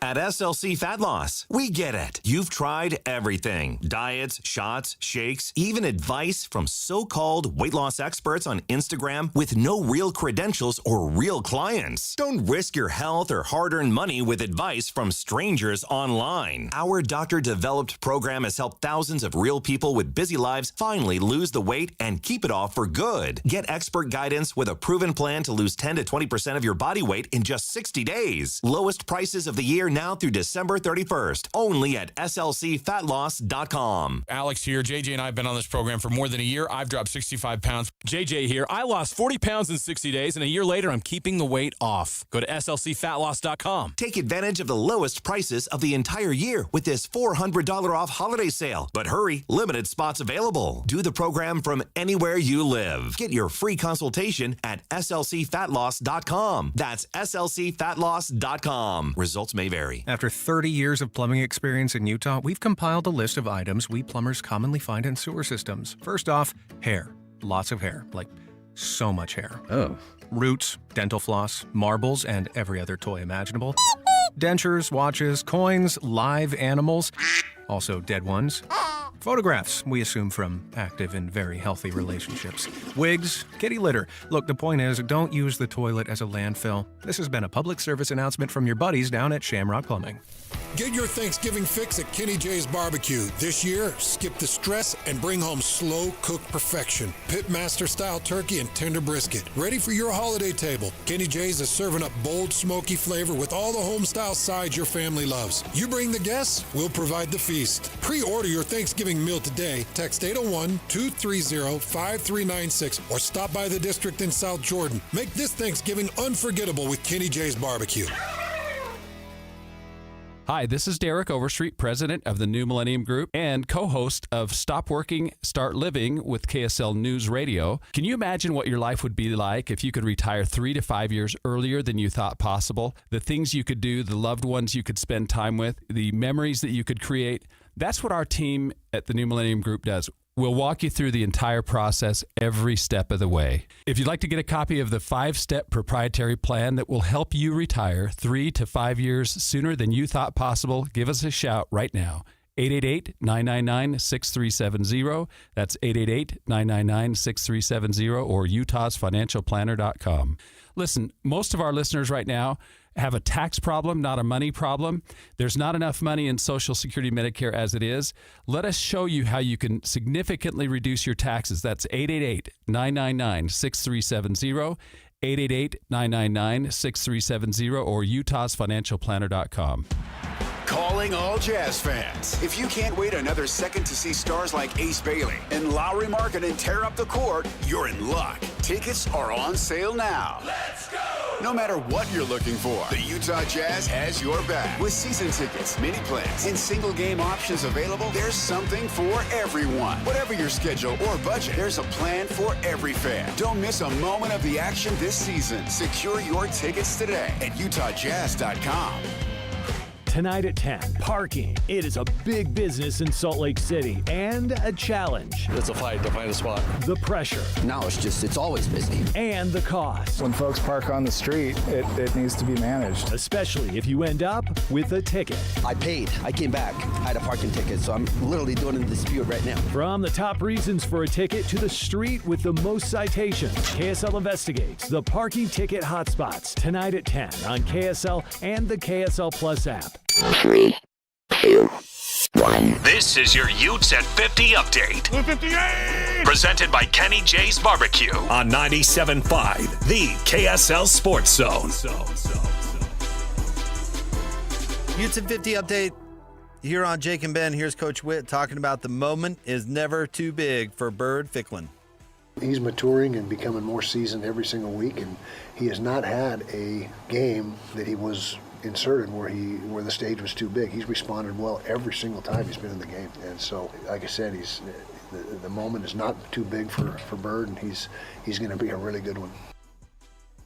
This update is brought to you by Kenny J's Barbecue. Make this Thanksgiving unforgettable with Kenny J's. Skip the stress and bring home slow smoked perfection. Pre-order your Thanksgiving meal today. 801-230-5396.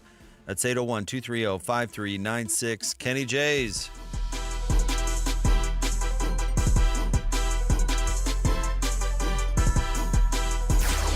Nobody gets you ready for Utah football more than the KSL Sports Zone. Ready? Kyle Whittingham and the Utes return home for a battle against Kansas State. Your home for the best coverage of Utah football is right here on 97.5, the KSL Sports Zone. You're listening to Jake Scott and Ben Anderson on 97.5, the KSL Sports Zone.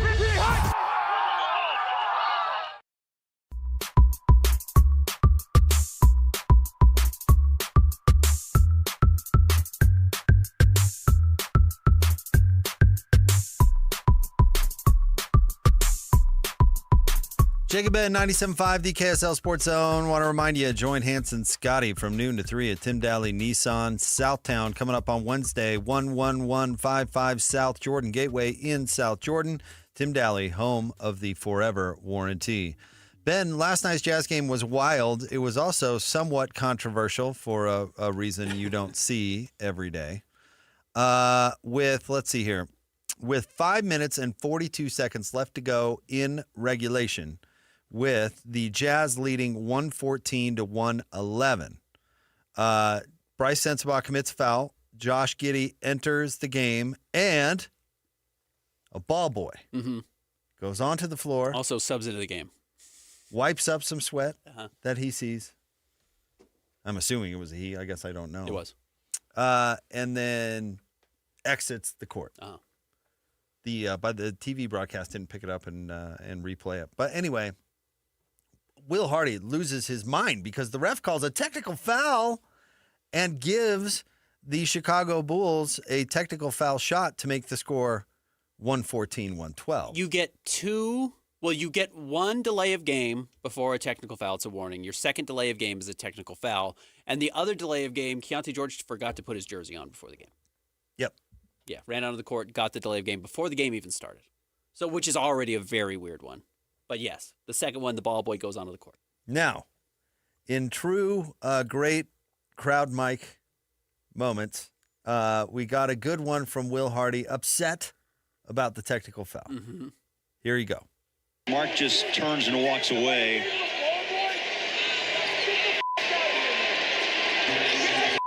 So the violation is what? Delay of game?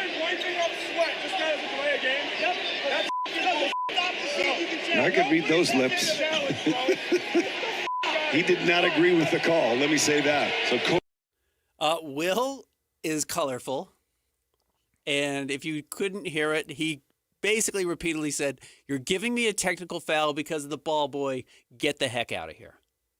And he said it lots of times, and he yelled it. And yes, he was. Here's the funny thing. He said that was bull scat. Yeah, at least once. Bowler and Mike, who was filling in for Thurl, because Thurl was doing the Frank Layton alumni broadcast, they are not courtside. They are up halfway up they're at the top of the lower bowl. That's how loud Will was. Now, I think that's the other camera that's picking up as well. No, they've got a crowd mic down there on the floor. Or not a crowd mic, but they've got a mic down on the floor. But you could pick it up extraordinarily clearly, what he was saying. Obviously, we just played it on the radio. Now, I completely agree with Will Hardy, and referees are the worst people on the planet. Why on earth? The only reason, I don't care that the Jazz won the game if for no other reason than to let that poor young person off of the dang hook. Can you imagine? You're living the dream as a ball boy for an NBA basketball team, and you make a mistake, and a minor one at that, and the bozo pencil neck referee goes, no, technical foul, gives him an extra, and then I go to double overtime. That kid's probably sitting there sweating. Dang bullets the whole time because the referee can't go over and go, hey, dude, get your ball boy in order. Yeah. On what planet are we that intolerant? Or, I mean, and the referee can go, well, he violated the rule. And it's like, come on, dude. Come on. So it's a young person who wiped up what he actually could have been a dangerous situation. So 2 things quickly. First of all, the reason it's a delay of game is the referee has to, quote, beckon the ball boy onto the court. And they do this so you can't have Jason Kidd fake spill a drink and get a fake timeout. Conceivably, Will Hardy could have a deal with the ball boys before the game that says, hey, I'm going to give you a sign. If I need you to come out and slow the game down, give us a dead ball, I'm going to give you a sign. You're going to come out and clean up the floor and say there's sweat on the floor, even if there's not, to give us an extra moment. So the NBA doesn't want a team to get a strategic advantage by doing that, so they make sure that you don't do it unless they're called in. On the flip side, obviously this isn't every possession because after every free throw gets shot, the ball boy comes out when the ball's on the other side of the court and cleans it up. And when they don't, what happens? Taylor Hendricks slips on a sweat spot and breaks his leg in half because that's exactly what happened in Dallas. It's like, yes, for the refs to think that that was worth calling is absolutely absurd. Is ludicrous. Will was totally justified I in agree. his yelling, and I think the refs knew it. And that's why they didn't tee Will up for using the language that you're not supposed to use. The ball boy made a mistake, sure. By the letter of the law, sure. They made a mistake. But that's why I mentioned they made a substitution. You know what I mean? It's not like the ref was ready to inbound the live ball or whatever. And anyway, so the stupidest thing ever. But it did remind me of maybe my favorite picked up anger moments by a hot microphone. Okay. And that, of course, was the good doctor, Chris Hill, after a tough loss against Arizona State, I believe. Here is the good doctor getting picked up, lighting up the head of officials for the Pac-12. That out of control, and they all do it. You know that, Bobby. You're supposed to be good officials. Hello. All right. Okay. I don't recognize that voice. Maybe one of our coaches. Okay. Now, my very favorite part of that, not only is Chris Hill's voice breaking, on the Bobby, I loved Coach Kristokoviak's reaction. Hello. Don't recognize that voice. Must be one of the coaches. Yeah. Let's move on. Yeah. Next question. Unbelievably hilarious. All right, stay tuned. We'll have more Jake and Ben. We'll get back to college football coming up. 97.5, the KSL Sports Zone. Hockey fans, let your voice be heard with the Utah Mammoth Fan Forum. Visit the Utah Mammoth page on KSLSports.com to connect with the team, other fans, and our KSL Sports insiders. Start chatting today in the Utah Mammoth Fan Forum on KSLSports.com. Stay up to date with everything Utah Jazz related with the new Jazz Notes newsletter. Get draft updates, analysis, and be the first to know about every off-season move. Visit KSLSports.com to sign up for the Jazz Notes newsletter. Hey everyone, Jake here for my friends at Trajan Wealth. That's Trajan, Trajan, Trajan Wealth. Listen, have you truly thought about your long-term financial success or your long-term financial viability, or another word, your long-term financial goals? If you haven't, don't worry. There's lots of us out there that did not give that particular part of our lives the proper attention until it was very late. But listen, it's never too late. And you can get a team, and I mean it, a team of great folks who have been there and done that on your side to help you with the basics, the start, to set those goals I was talking about. And then they're going to show you exactly how they can help you get there. It's very simple. I've sat down with them. They lay it out. And honestly, if I can understand it, trust me, you can understand it. So give them a call. 801-210-6800. They have offices in Draper and Farmington, so there's one close and convenient for you to drop in. 801-210-6800. Or you can go online, TrajanWealth.com. Advisory services through Trajan Wealth, LLC, SEC Registered Investment Advisor, client paid advertisement. Additional disclosures at TrajanWealth.com. 801-210-6800 and TrajanWealth.com. Just how good is Pure Talk's current deal for unlimited wireless? Well, you might say it's the deal of your lifetime. Because right now, for just $29.95 a month, Pure Talk is offering unlimited talk, text, and data for life. Not your phone's life, your life. This is Pure Talk's top-tier plan. It comes with a crazy fast 5G network along with a 30-gig hotspot. And at just $29.95 a month, there has never been a better opportunity to lock in a ridiculously low rate for as long as you live. And save thousands and thousands of dollars along the way. This plan is normally $65 a month, but if you switch today, you will save over 50% every single month for the rest of your life. See what I mean? It really is the deal of your lifetime. Dial pound 250, say Mike Rowe. Offer ends 12/7. Some restrictions apply. Details at puretalk.com. These days, many companies have turned to influencers to tout their products or services. But here at John Watson Chevrolet, the only endorsement we need is from our customers. Because of their feedback, we're proud to be Utah's best reviewed Chevy dealer. Visit us today to see why we get reviews like, "Their sales team is the best. Didn't put on any pressure, just super helpful and fun. They made the process a breeze." John Watson Chevrolet, your 5-star Chevy dealer. 3535 Wall Avenue, Ogden. Chevrolet. Together, let's drive. Hey, Utah County golfers, the Back Nine Indoor Golf Lounge in Orem is now open right across from Costco. It's your new go-to for golf, games, and good times. Become a founding member today for just $25 down and lock in their biggest discounts for life. And Back Nine will donate $50 to a high school golf team of your choice. Experience 4 full-swing simulator bays with comfy seating, 75-inch TVs, and 4D massage chairs. Perfect for date nights, parties, and corporate events. Plus 2 putting greens, an Xbox gaming lounge, free drinks, and Wi-Fi. Trained like the pros with secure 24/7 access so you can play in leagues and tournaments on your schedule. With locations in Pleasant View, Murray, Lehigh, American Fork, Spanish Fork, Cedar City, and St. George, there's a Back Nine near you. A Back Nine membership makes the perfect gift for the golfer in your life. They'll thank you all year long, whether you're golfing with them or relaxing in a massage chair. Sign up for a free demo at theback9golf.com.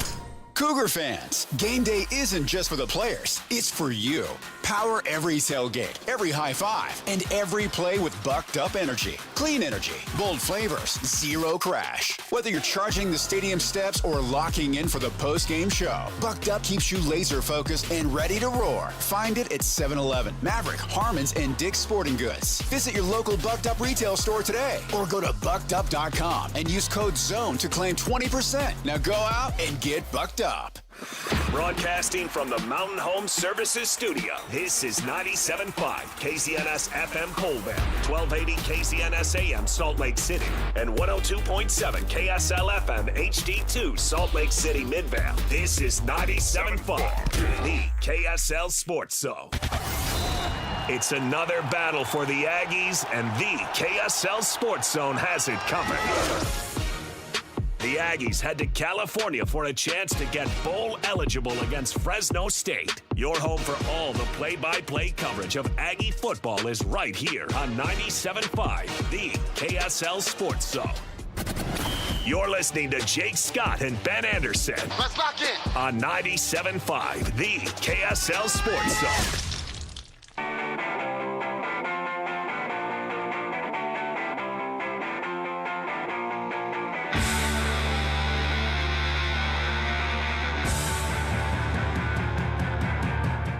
Jacob Ben, 97.5, the KSL Sports Zone. We are super excited. We're going to be on the road coming up tomorrow. Join us from 10 to noon at Belliston Jewelry in Ogden, 1155 36th Street, right across the street from Weber State. Belliston Jewelry, locally made just for you, cherished for generations. Belliston Jewelry. We can jump back into the BYU and Utah conversation, Ben. But did you see the lack of handshake that went around the world yesterday? No, what was it? Bill Shador Sanders and Browns fans? No, but he did not play well. No, he did not.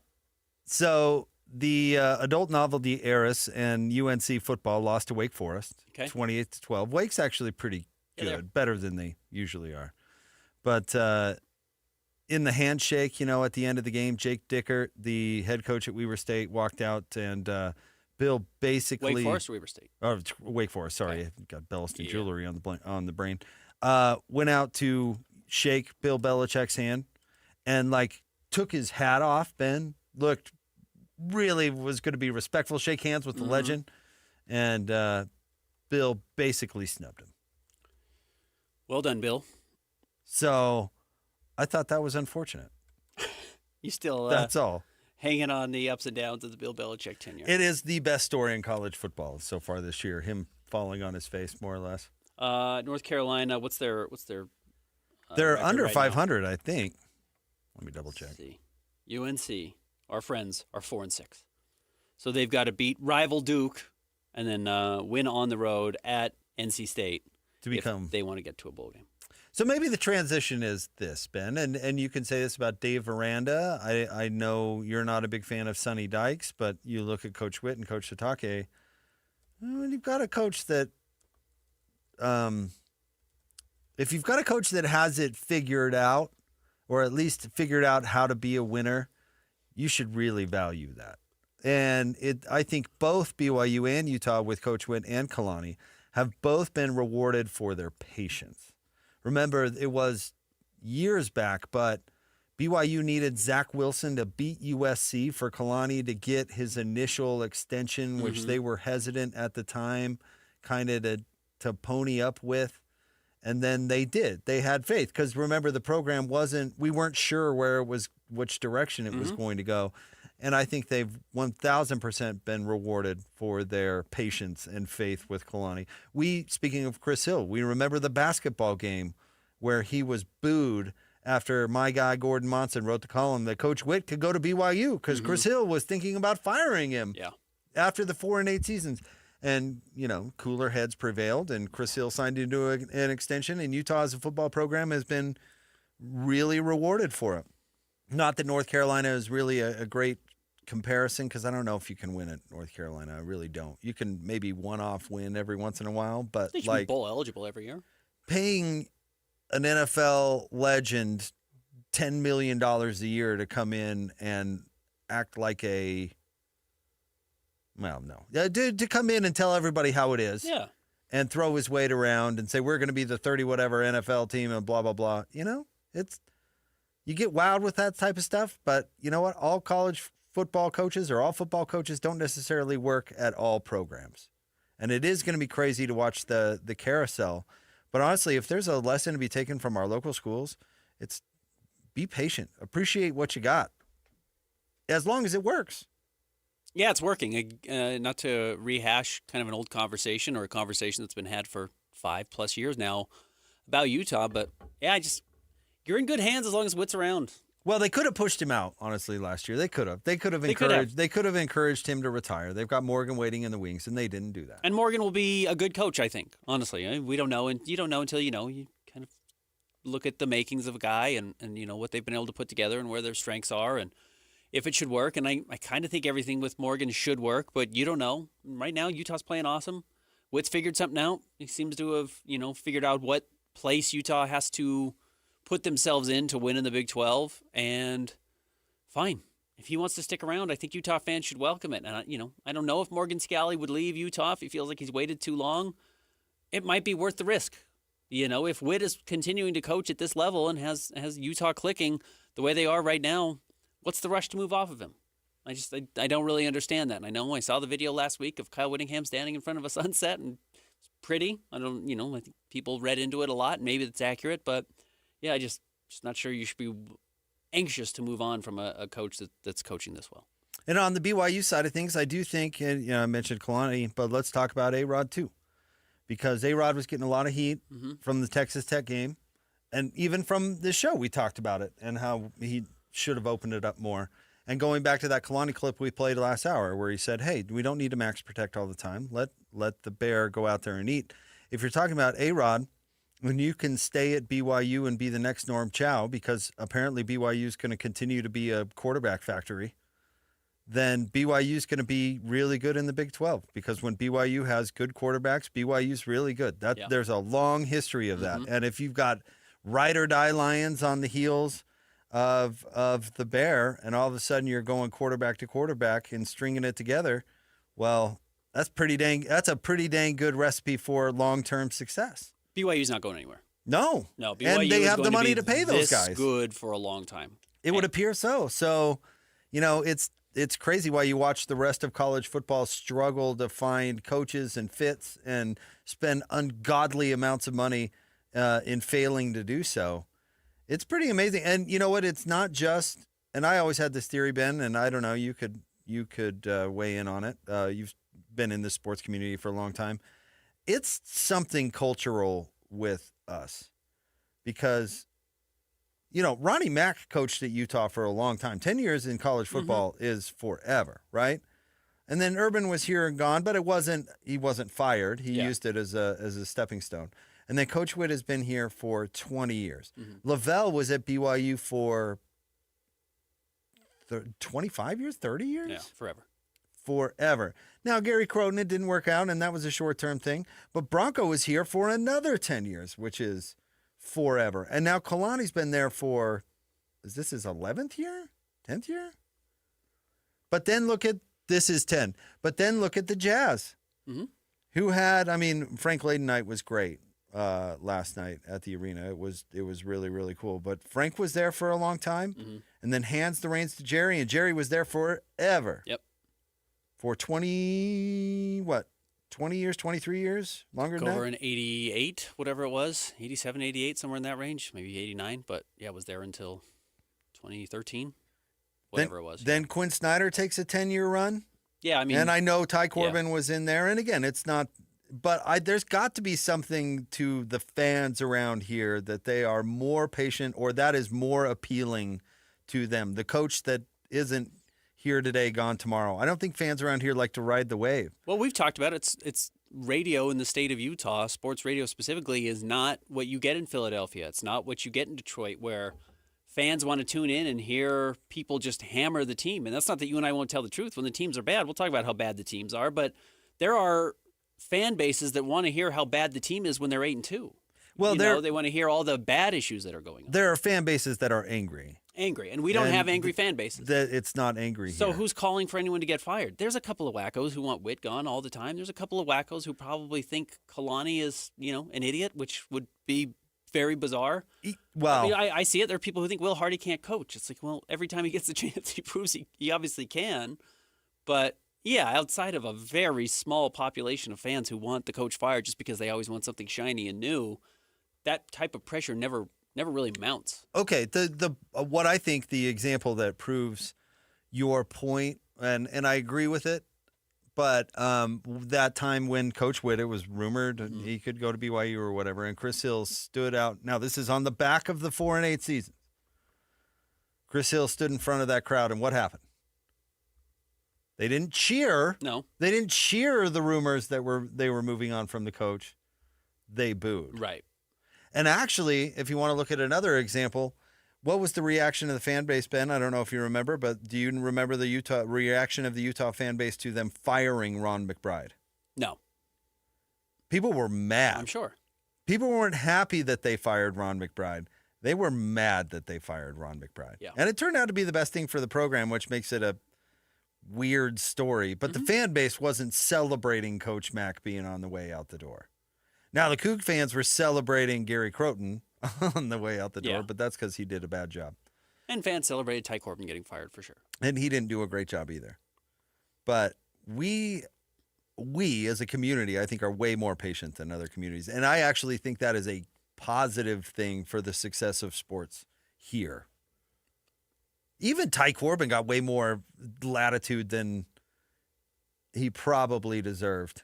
Remember, they didn't trade Jefferson and Millsap because they were going to give Ty one final bite at the apple or Try whatever. and make the playoffs, yeah. Well, first of all, I do want to give a couple of people their due, their flowers, because it is owed. First of all, Dr. Chris Hill did a very good job. When he wasn't drowning swimmers. Well, I don't know if he was the one specifically doing it, but he did hire the guy who was doing it. So he did an excellent job and hired some great coaches, including Kyle Whittingham and including Urban Meyer. And Ron McBride. Mm-hmm. Tom Homo also did a fabulous job. Kalani was the right hire. Bronco was the right hire. Bronco was another name you didn't mention that was here for a long time and could have stayed probably longer. I mentioned Bronco. Did you? I'm sorry. Mm-hmm. Did a really good job. And the Millers were really good owners.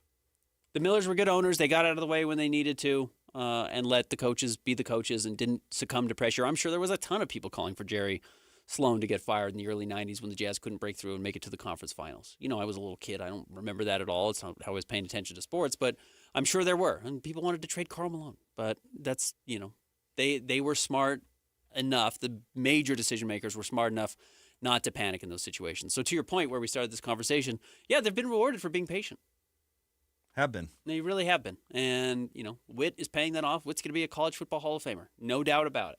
Kalani is marching in that direction right now. Kalani has BYU humming at a very high level. And as we mentioned, as long as you have Bear and you go right into Rider Lions or whoever, apparently it doesn't matter, you're going to be in really good shape. Well, I would say this, like North Carolina went from Mac Brown gimmick. You don't hire a 75-year-old retread at your school. He did okay. But it's a gimmick, you know? And so you go from that gimmick to Bill Belichick, and this is absolutely a gimmick that doesn't look like it's going to work. How about this as a recommendation to schools looking for coaches? Find a good coach that has a good plan and a good philosophy to win at your school, and then go out and execute it. And you know what? That's what Utah State did last year when they hired Bronco. Mm-hmm. Yeah, exactly right. They went out and found a guy who had a plan of how to win at their school, and now you let the guy go to work on it. You just can't make decisions that are actively and obviously harmful and have a short-term future. And that's what North Carolina did. Yes, with Mac Brown, and I kind of like Mac Brown. I do too. I've interviewed him a couple times. He's a very nice man. He's a strange dude. Obviously a legend at the coaching level. But that's not a hire for the long haul. No, exactly right. That was a Band-Aid, and then you went with a second Band-Aid? Right. Once the blood that's came what through, I'm saying, you're like, yeah. well, what if we put another Band-Aid on this? Yeah. But it's a bigger name. It's a cooler Band-Aid. No, the trick is you got to find a good coach who's going to stay. That might be the secret sauce to success in college sports, at least around here. Look at Dilly saying he wants to stay at Arizona State. Find a guy who's a good coach who wants to stay. You know, we mentioned A-Rod may not want a head coaching job because he may want to stay. And that is a really, really positive thing. And frankly, if I'm A-Rod and I've got quarterbacks coming in and I can look like the quarterback whisperer and have all those quarterbacks on my resume, I'll tell you this, Norm Chow may have only briefly been a head coach, but he made a lot of dough and is a dang legend in college football. Well, not to compare those two, you know, he'd have a long way to go. But Norm coached all those quarterbacks at BYU and then all those quarterbacks at USC. What's not comparable is the salaries now that coordinators can make. Right. Norm Chow had to take a head coaching job at some point. I know it was later, but he still didn't make any money at Hawaii, but yeah. But you in the past you had to. Yeah, A-Rod make a ton of dough. Yeah, a couple $1 million a year maybe, depending on how things work out for you. Maybe not at BYU, but well, they're not struggling to pay their coaches like they once did. Nope.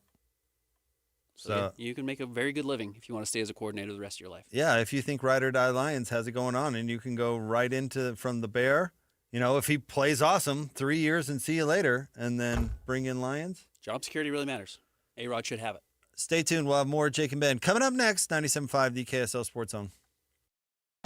It's game week for the Cougars, and the KSL Sports Zone is getting you ready for kickoff. There was no Texas Tech hangover for the Cougars as they took their frustrations out on TCU. Now the Cougars hit the road for a huge Big 12 battle against Cincinnati. Listen all week long for the best coverage of Cougar football. Then catch College Football Saturday game day at 10 a.m. with a postgame show immediately following the game on KSLSports.com. Your home for the best coverage of BYU football is live on air, online, and on the KSL Sports app. This is 97.5, the KSL Sports Zone. Upgrades? Repairs? Hercules has the rate for you. Open a home equity line of credit with Hercules First Federal Credit Union now through November 30th and get an introductory 4.99% APR for the first 6 months. Use your home's equity for that kitchen refresh, roof repair, or new deck you've been dreaming about. But don't wait. This limited time offer ends November 30th. Visit HerculesCU.com to get started. Hercules First Federal Credit Union, growing stronger together.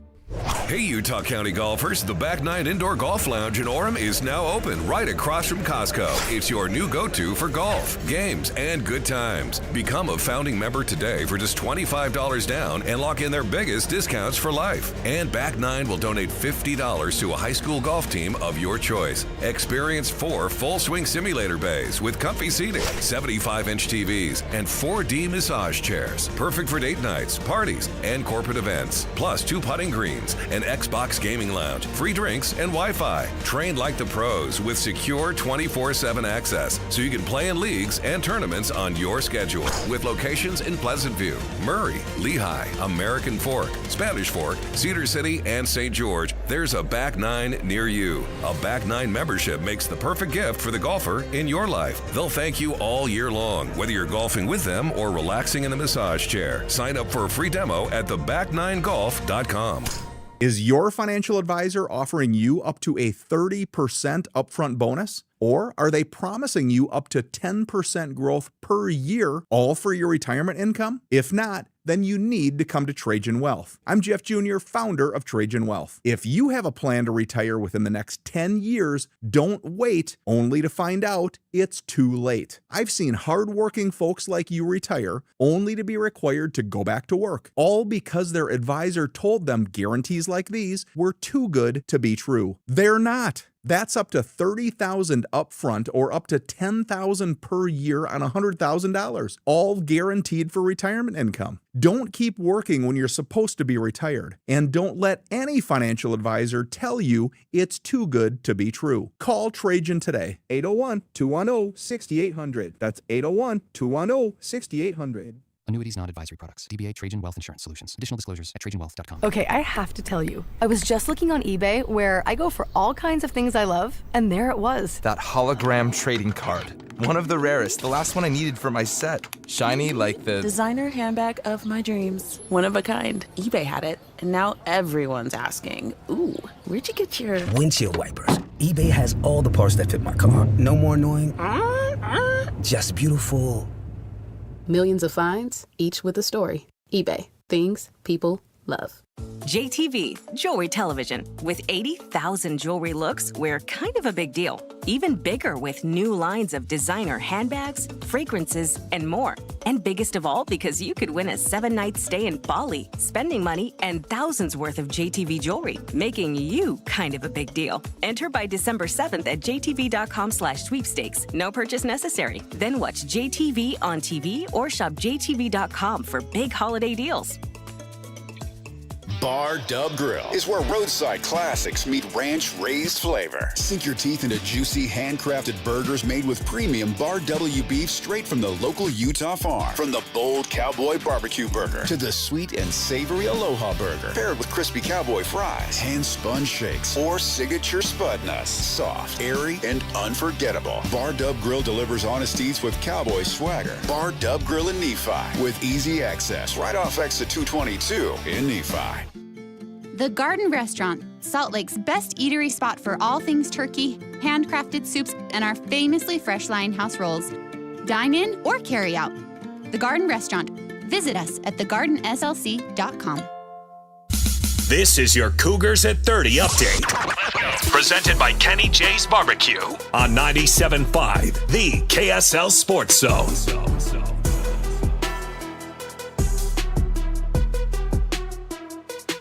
Your Cougars at 30 update. Here's LJ Martin on his bounce back week against TCU. Last week, coming off the injury, I just felt like a little bit nervous, a little bit more nervous. You know, they were also a good team, so that didn't help at all. So, yeah, I mean, tonight I just had more confidence, and I was just able to get going earlier, and I felt really good. BYU at 30, brought to you by Kenny J's Barbecue. Make this Thanksgiving unforgettable with Kenny J's Barbecue. Skip the stress and bring home slow smoked perfection. Thanksgiving is next week. You need to text Kenny J's 801-230-5396. That's 801-230-5396.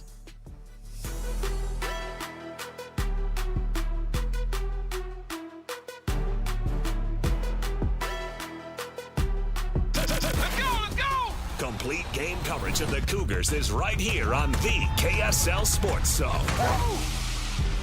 It's a huge Big 12 battle for the Cougars as they head to Cincinnati for a showdown against the Bearcats. Your home for the best coverage of Cougar football is right here on 97.5, the KSL Sports Zone. You're listening to Jake Scott and Ben Anderson on 97.5, the KSL Sports Zone. Woo!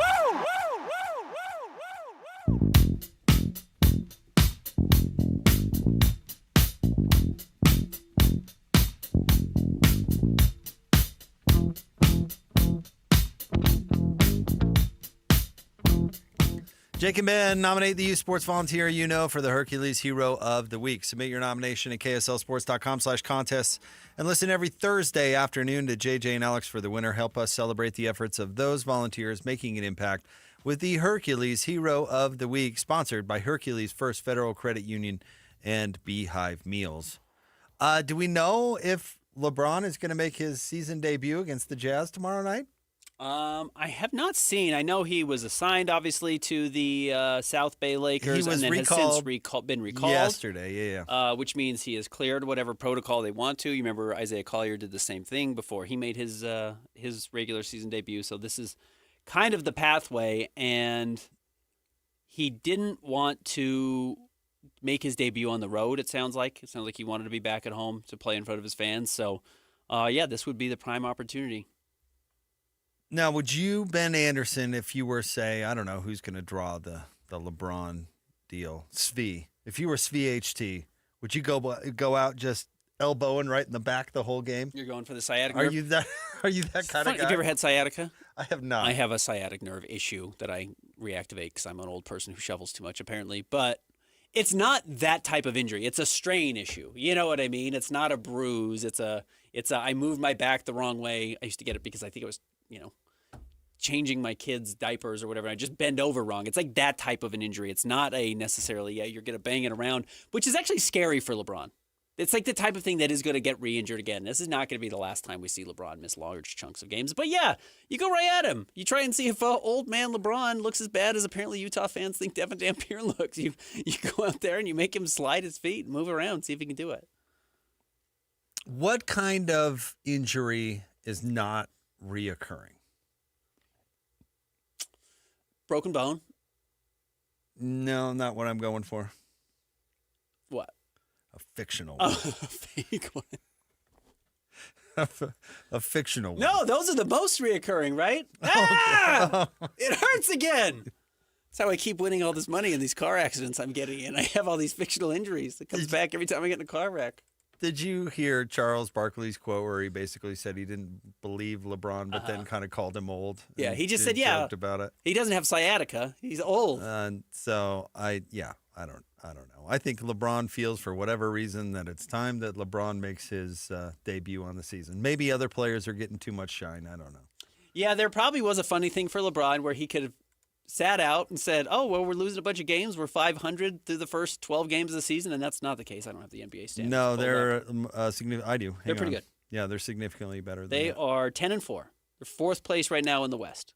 Now, again, it's early in the season. You're a bad week away from completely falling out of the playoffs or jumping on the playoffs. But Austin Reeves is getting a lot of shine, Ben. And Luka's playing awesome. Luka's averaging 30 points a game. And, yeah, Austin Reeves is playing awesome. And they're playing great without LeBron, so LeBron's got to come back to the party. Whoa. Don't have too much fun without me. Then nobody's going to miss me. Yeah, right. This is the LBJ Lakers. That's what I'm saying. Yeah, he's got to come back before this gets too far away. Uh-huh. You're right. Because I honestly, this is weird. I'm a LeBron fan. Again, I know you are not. I am a LeBron fan.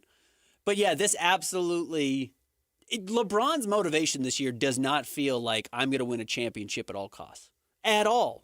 That's not what's happening with the Lakers. That's not the mood I've gotten from LeBron in the slightest. That certainly was what he was in Miami. Certainly how he felt his second stop in Cleveland when they beat Golden State. It was, I've got to deliver a championship here. I don't get that sense at all from LeBron that this season is, man, I want to win a title to, end my tenure in LA or whatever is happening with his future by getting another championship or getting my 5th title to win. It does weirdly feel like I've got a vendetta against the Lakers for moving on from me while I'm still alive. He's got rejection. And he's got to figure out how to interject himself into that. And I don't know. It's not a weird turn because you totally understand the motivation.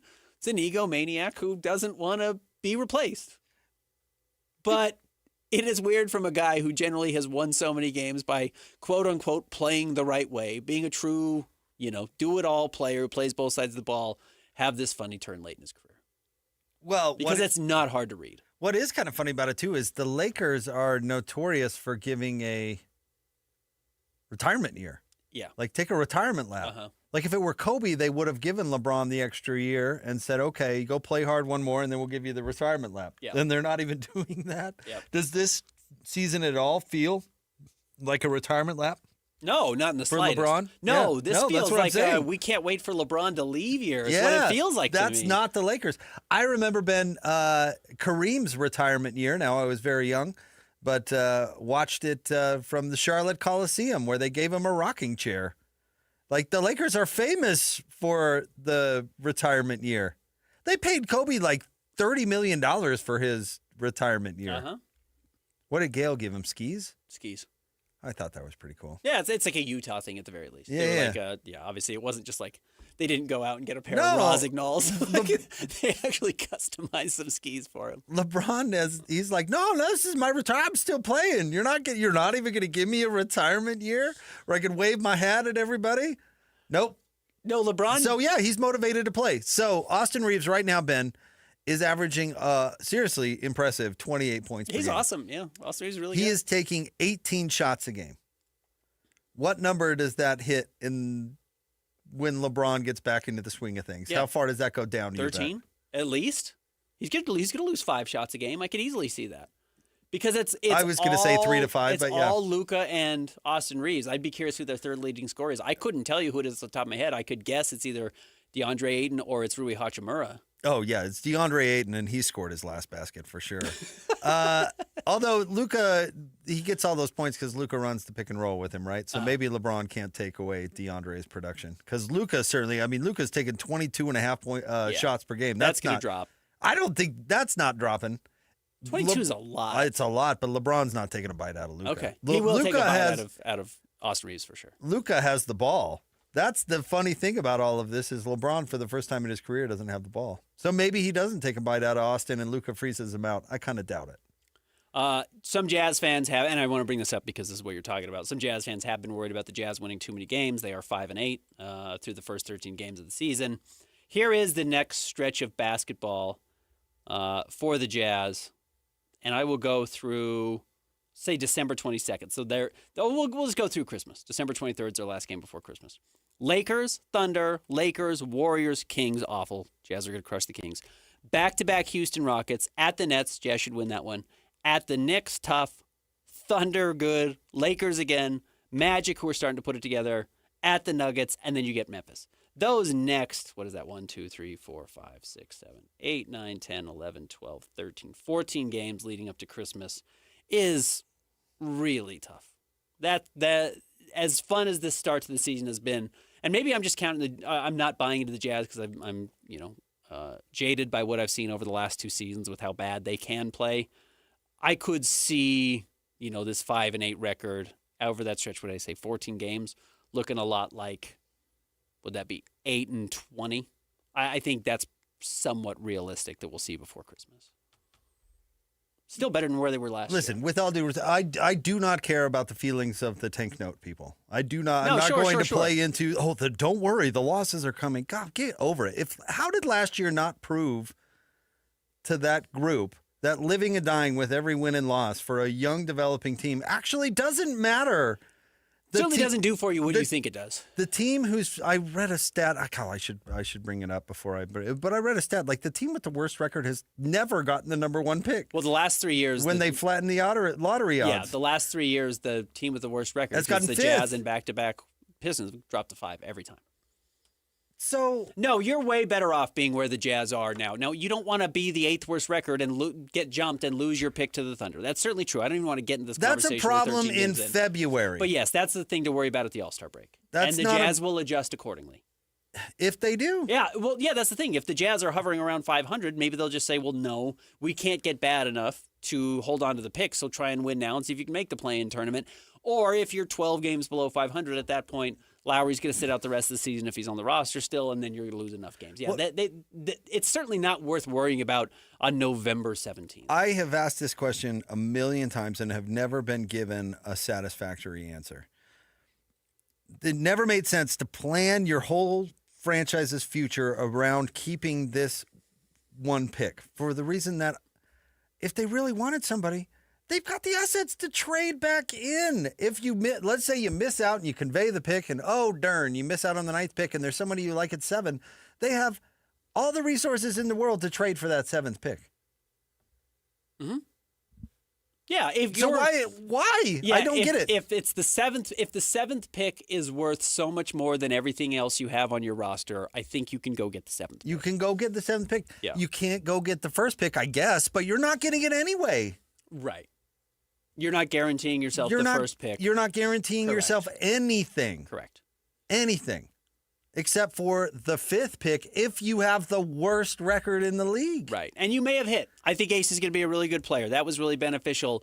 That is also weirdly fluky. A, how he fell to the Jazz, and B, go look at the history of number 5 overall picks. I bet you the Sacramento Kings were pretty excited about Thomas Robinson when they drafted him and thought, this dude's the next guy, and I think he played 2 seasons in the NBA. But all of that nuance that we just listed, all of that nuance that we just talked about, the wacky stuff in the draft to get their guy anyway, how could somebody in November be mad about a win?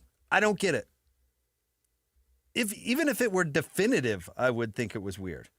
If you guaranteed yourself the top spot, I would think it was weird. This early being sweating bullets like that. I just can't believe that there's that many people that are angry about a double overtime win. That's crazy. And it also goes back to the, you're not betting on it. And the most obvious example is Nikola Jokic. You're not going to expect to get the best player in the NBA in the second round. But last night's an interesting example. You go back to the 2024 draft, the Jazz get Cody Williams. We don't know if Cody Williams is going to be an NBA player at all. Still, at this point, the top 3 guys in that class are probably Alex Sarr, who's had a very good second year, is the second player drafted. Steph Castle was the 4th overall player. And Modest Buzelis, who plays for the Bulls last night, who was drafted 1 spot after Cody Williams. Yep. You just have to make the most of the draft picks you do make. So you're saying even if you do get that pick, there's even another nuance where you have to pick the right person? You also have to do your job. And there are other right people in the draft that aren't necessarily the top 5 on Draft Express? Yeah, exactly right. Jared McCain. Stop it, really Ben. Good player. Stop it. Really good Are player. you serious right now? So, yeah, I do think the losses are coming. But, yeah, you don't even need to discuss the... You don't need to even say that. Don't. Yeah. We can put it on pause. It's fine. Right. And, yeah, again, to go back to it, not to beat a dead horse, do you not want Keontae to play better? Do you not want Isaiah Collier to get better? Do you Is that bad? Yeah. Is that bad? Because you tanked all these seasons to get those guys. You traded away veterans to get those guys, to get these young players to develop into stars or to develop into good NBA players.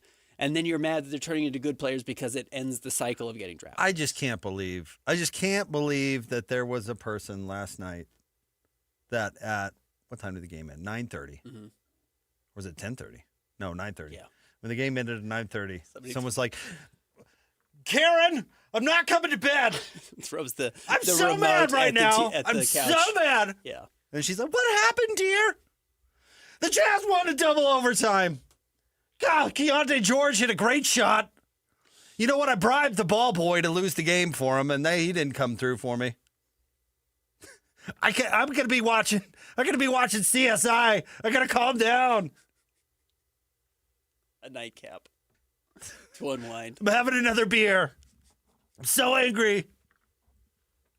Don't have a beer when you're angry. I find it hard to believe that person exists. Well, I can see them. I can't come to bed. Keontae hit a big shot. Gah. Lee, tomorrow's going to suck. All right, stay tuned. We'll wrap up the show coming up next. Jake and Ben, 97.5, the KSL Sports Zone. It's game week for the Utes, and the KSL Sports Zone is getting you ready for kickoff. After a blowout victory on the road against Baylor, Kyle Whittingham and the Utes return to the Hill for a showdown against Kansas State in the final home game of the season. Listen all week long for the best coverage of Utah football. Then, catch College Football Saturday game day at 10 a.m. with the postgame show immediately following the game on KSLSports.com. Let's go then. Let's go, baby. Your home for the best coverage of Utah football is live on air, online, and on the KSL Sports app. This is 97.5, the KSL Sports Zone.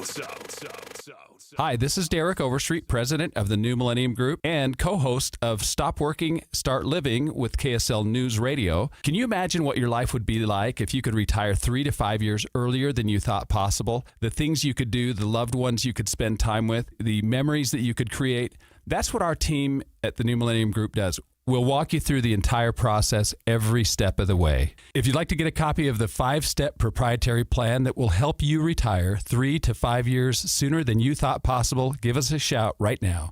888-999-6370. That's 888-999-6370 or utahsfinancialplanner.com.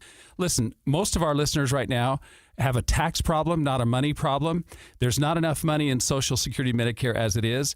Let us show you how you can significantly reduce your taxes. That's 888-999-6370, 888-999-6370, or utahsfinancialplanner.com. Ready for unbeatable deals?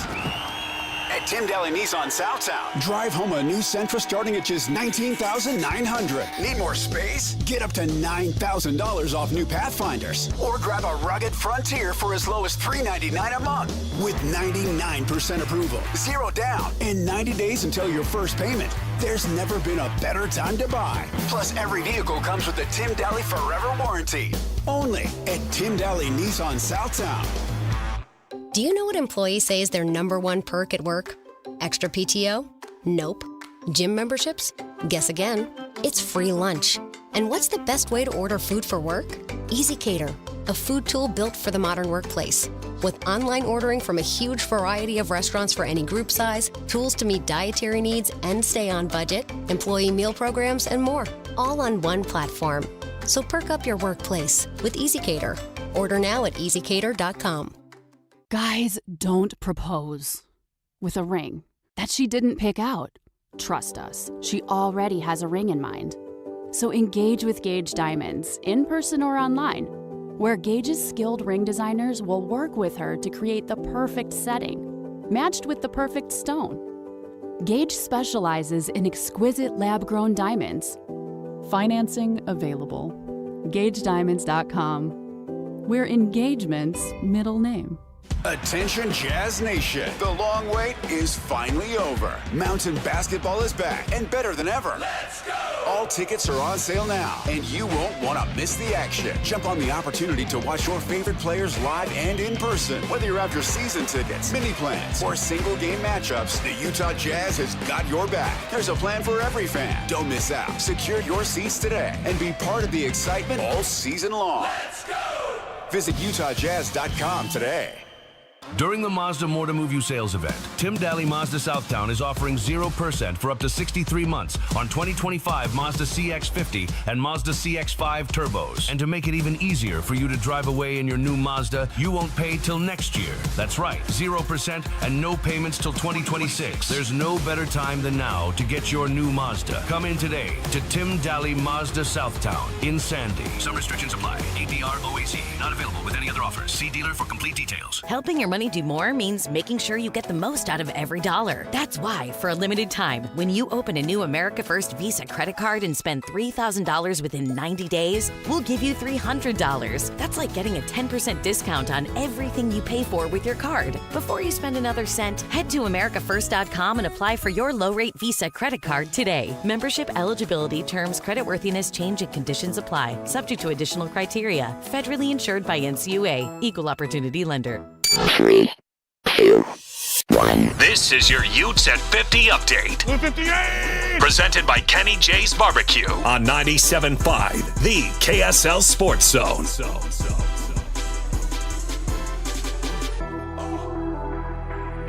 Utes at 50 updaters, Kyle Whittingham on the culture of his team. I can't pick out a selfish player on this football team and say this guy needs to, come to the party a little bit as far as being a team guy. It's a bunch of guys all pulling in the same direction, caring more about the team than they do about themselves. And that's we say we have a lot of slogans, I guess, and fall in love with the team, not yourself. And that's what these guys have done. Utes at 50 brought to you by Kenny J's Barbecue. Make this Thanksgiving unforgettable with Kenny J's Barbecue. Skip the stress and bring home slow smoked perfection next week. You need to text them today, 801-230-5396. That's Kenny J's Barbecue. Give them a text, 801-230-5396.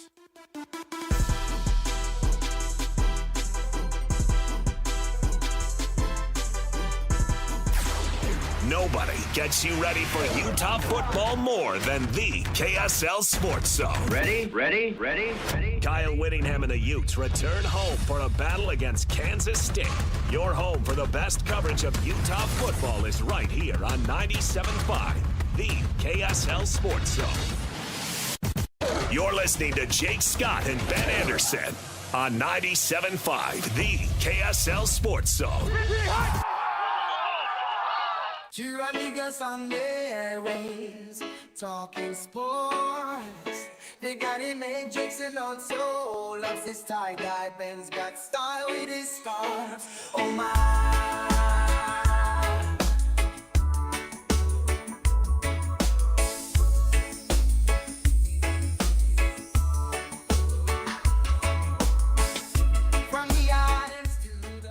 Jake and Ben, 97.5, the KSL Sports Zone. This segment brought to you by Peach Doors and Windows. Amazing home transformations begin with Peach, where 5-star reviews are the norm. Call them today for your free in-home estimate at 801-566-1255, Peach Doors and Windows.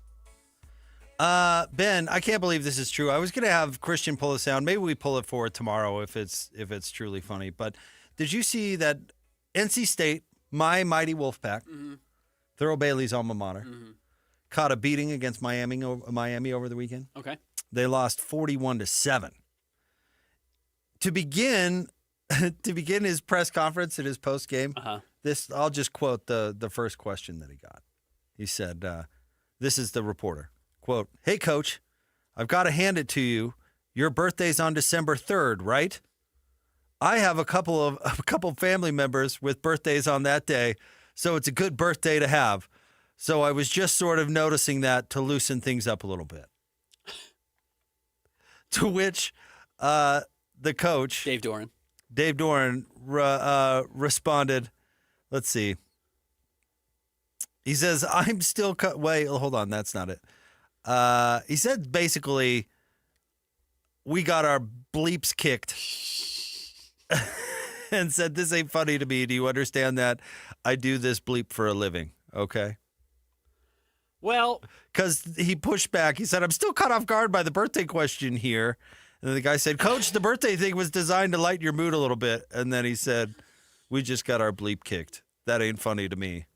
I had a terrible day of asking questions of Will Hardy yesterday, so I feel for this kid. I just had some weird questions for Will that there's a reason I asked them. They felt bizarrely out of place yesterday. So I have sympathy for this person. But yeah, there are just bad questions that get asked. No, this is not. I mean, I didn't notice. I listened to your questions and I didn't notice them being bad or whatever. We're all judgment on our. And yes, I've asked zillions of bad questions. I'm sure I'll ask a bad question tomorrow. This was not a bad question. This was a violation. A violation of time and place. 2, why does this reporter have to make it about him? Do you think the coach cares that you have family members that have birthdays on the same day as that coach? What does that have to do with anything? And 3, it's not even a question. It's a statement of fact followed by well, just trying to lighten it up. Following a butt kicking. But yeah, then it's like, it's not a bad question. It's not even a question. It's not a question. It's just a violation on like a bunch of different levels. I can't believe it's true. In my experience, because this does happen, coaches have birthdays and you talk to them on their birthday and so you just kind of, happy birthday. Like nobody hated it worse than Quinn Snyder, but Quinn hated everything. But that's already a bizarre thing that exists in sports. It's almost a violation of like, we're not friends. It's not a personal thing. It's not a personal relationship. It kind of naturally builds that way because you talk to them a lot, but you're certainly not friends with the person. So the idea of talking about their birthday, A, that his birthday's not for 2.5 weeks, B, to make it about yourself, which is my family members also have that, and then C, to think it's your responsibility to lighten the mood. This is the coach. He knows what his job is. Your job is not to lighten the mood. Now, that doesn't mean it doesn't happen. But in this situation, no, that's not your job. And I forgot about another violation. That's the first question. Listen, okay, so writers sometimes are writing features and stuff, so they'll come in with something goofy like, hey, I got a random question. What are you making for your Thanksgiving dinner, Coach? It's never the first question after a game, ever. Never a first question after a game. That's crazy. What is this person doing? Listen, I have the same birthday as Bobby Wagner. Okay. And we figured that out once, and then we had him on a couple of years in a row on our birthdays, right? But that was in the middle of the off season because our birthdays are in June. And Bobby Wagner was the best interview ever, no matter what. I didn't go up to Bobby after a really tough loss to New Mexico or whatever and be like, hey, Bobby, did you know that we have the same birthday? Just lighten it up a little bit. Yeah, I don't. I'm reading through this story now. They lost 36-7. Yeah. To Notre Dame, by the way. Again, Notre Dame didn't beat Pitt. I said that earlier. Who did Pitt lose to? Maybe that was last week. The NC State lost to Miami. Sorry, I was looking at an older score. That's my bad. You're right. You said Miami. It's just insane. It's an insane thing to do. That's crazy. It's also a weird, that's the weird egomaniac that does come out of the media every once in a while.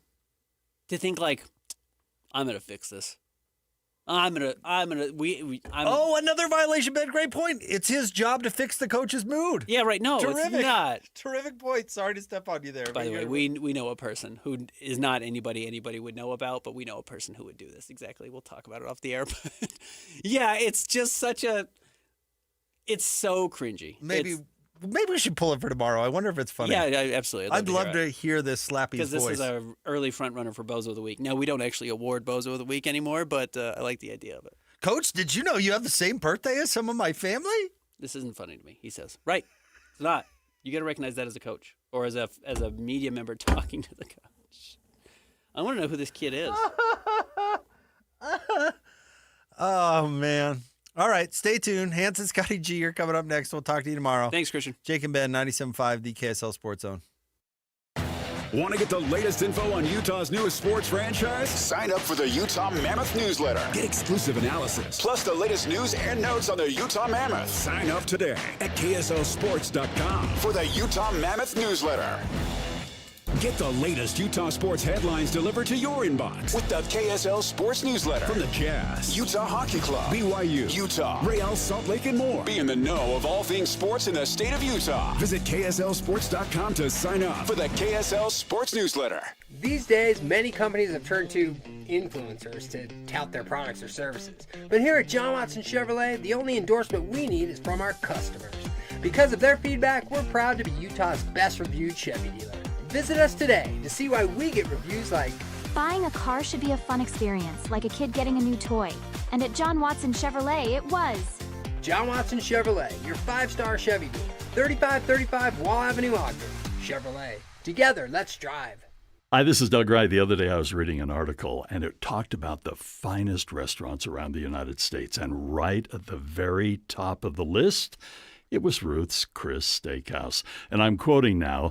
They say, high-quality food in an atmosphere that is sure, to impress. Isn't that the perfect description of Ruth's Chris Steakhouse? And here in the state of Utah, we have 2 locations. Hotel Park City, that's where Dee and I celebrated our anniversary the other night, and downtown Salt Lake City at 275 Southwest Temple. And at this time of year, it's not too early to call and make your reservations for a special holiday event or a corporate party, whatever it might be. And remember, too, everybody loves a gift card from Ruth's Chris Steakhouse. It is the best meal you will ever have. You're going to love your dining experience at Ruth's Chris Steakhouse. Tom, I'm on the sideline here with Doug Smith Chevy. Doug, the NCAA has changed its rules regarding NIL money. What do I have to do to land an amazing new 2025 Chevy Silverado? Just come on down to Doug Smith Chevy in Spanish Fork.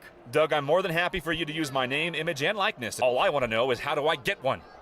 You have to buy it, Scott. Together, let's drive. Get 2.9% APR financing for 72 months for well-qualified buyers when you finance with GM Financial on all new 2026 Chevy Silverado 1500s. No one knows Chevy like Doug. Throughout life, we have plenty of special occasions and events, whether it's a prom, a graduation, a mission call, a new job, or how about a wedding? Mr. Mac has always been there to help serve you for all of your monumental moments. Mr. Mac has been family-owned for more than 50 years, and that's important. And they'll make sure that you look and feel great, with affordability always in mind. The Mr. Mac family creates long-lasting relationships with their customers, and they've been doing it for generations. 9 locations across the Wasatch Front or online at MrMac.com. Hey, bro. You hear us every day with our crazy opinions. Hey, what are you doing? Well, now, it's time to hear from you. Hey, great show. Download the KSL Sports app and fire off your thoughts with the call-in tab on the bottom of your screen. Your show is fantastic. It's the one that captivates me the most. You can tell PK to stop singing. G-Bangs! G-Bangs! Let Jake and Ben know what you really think of the Jazz. Woo! Tell Hans and Scotty about your favorite barbecue spot or what color of tie JJ should be wearing on TV. The best entries will be played on the air. Download the KSL Sports app now and hit the call-in button to let your voice be heard. I think you guys do an incredible job. This is 97.5, the KSL Sports Zone. Whirls around and down. 97.5, the KSL Sports Zone is your exclusive home of the Utah Jazz. And we want to send you to the Delta Center to see the Jazz in action. Listen every Tuesday for the Jazz Ticket Tuesday Sounder at 30 past the hour, every hour, all day long. And if you're caller number 12, you'll be on your way to an upcoming game. Buy one, you'll get one free. It's Jazz Ticket Tuesday, every Tuesday throughout the NBA season on your radio home for the Utah Jazz. 97.5, the KSL Sports Zone. If you're getting new gutters, make absolutely sure that you don't get screwed. I mean literally, don't get screwed. Tim Jr. here from RGS Exteriors. And every single gutter company out there uses screws to hold their gutters together at the corners and downspouts. They use screws because they're fast and cheap and easy. But man, they're terrible for your gutters, aside from possibly cutting your hand. They also loosen and corrode over time because they're not made from the same metal as the gutters. At RGS Exteriors, we've been installing gutters for 70 years now, and we don't use screws. We only use permanent, strong, and unobtrusive rivets.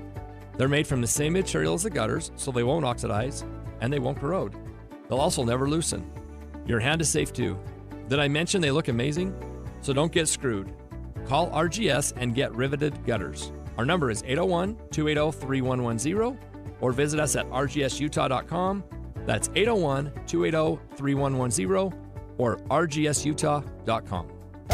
It's game week for the Cougars, and the KSL Sports Zone is getting you ready for kickoff. There was no Texas Tech hangover for the Cougars as they took their frustrations out on TCU. Now the Cougars hit the road for a huge Big 12 battle against Cincinnati. Listen all week long for the best coverage of Cougar football. Then catch college football Saturday, game day at 10 a.m. with a postgame show immediately following the game on KSLSports.com. Your home for the best coverage of BYU football is live on air, online, and on the KSL Sports app.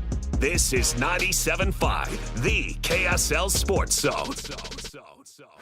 Broadcasting from the Mountain Home Services Studio, this is 97.5 KZNS FM Colville, 1280 KZNS AM Salt Lake City, and 102.7 KSL FM HD2 Salt Lake City Midvale. This is 97.5, the KSL Sports Zone. The noon hour is here. Check it out. And you're locked on to Utah's highest rated, most listened to sports radio station. It's my station. It's my station. This is Hans Olsen and Scotty G on 97.5, the KSL Sports Zone.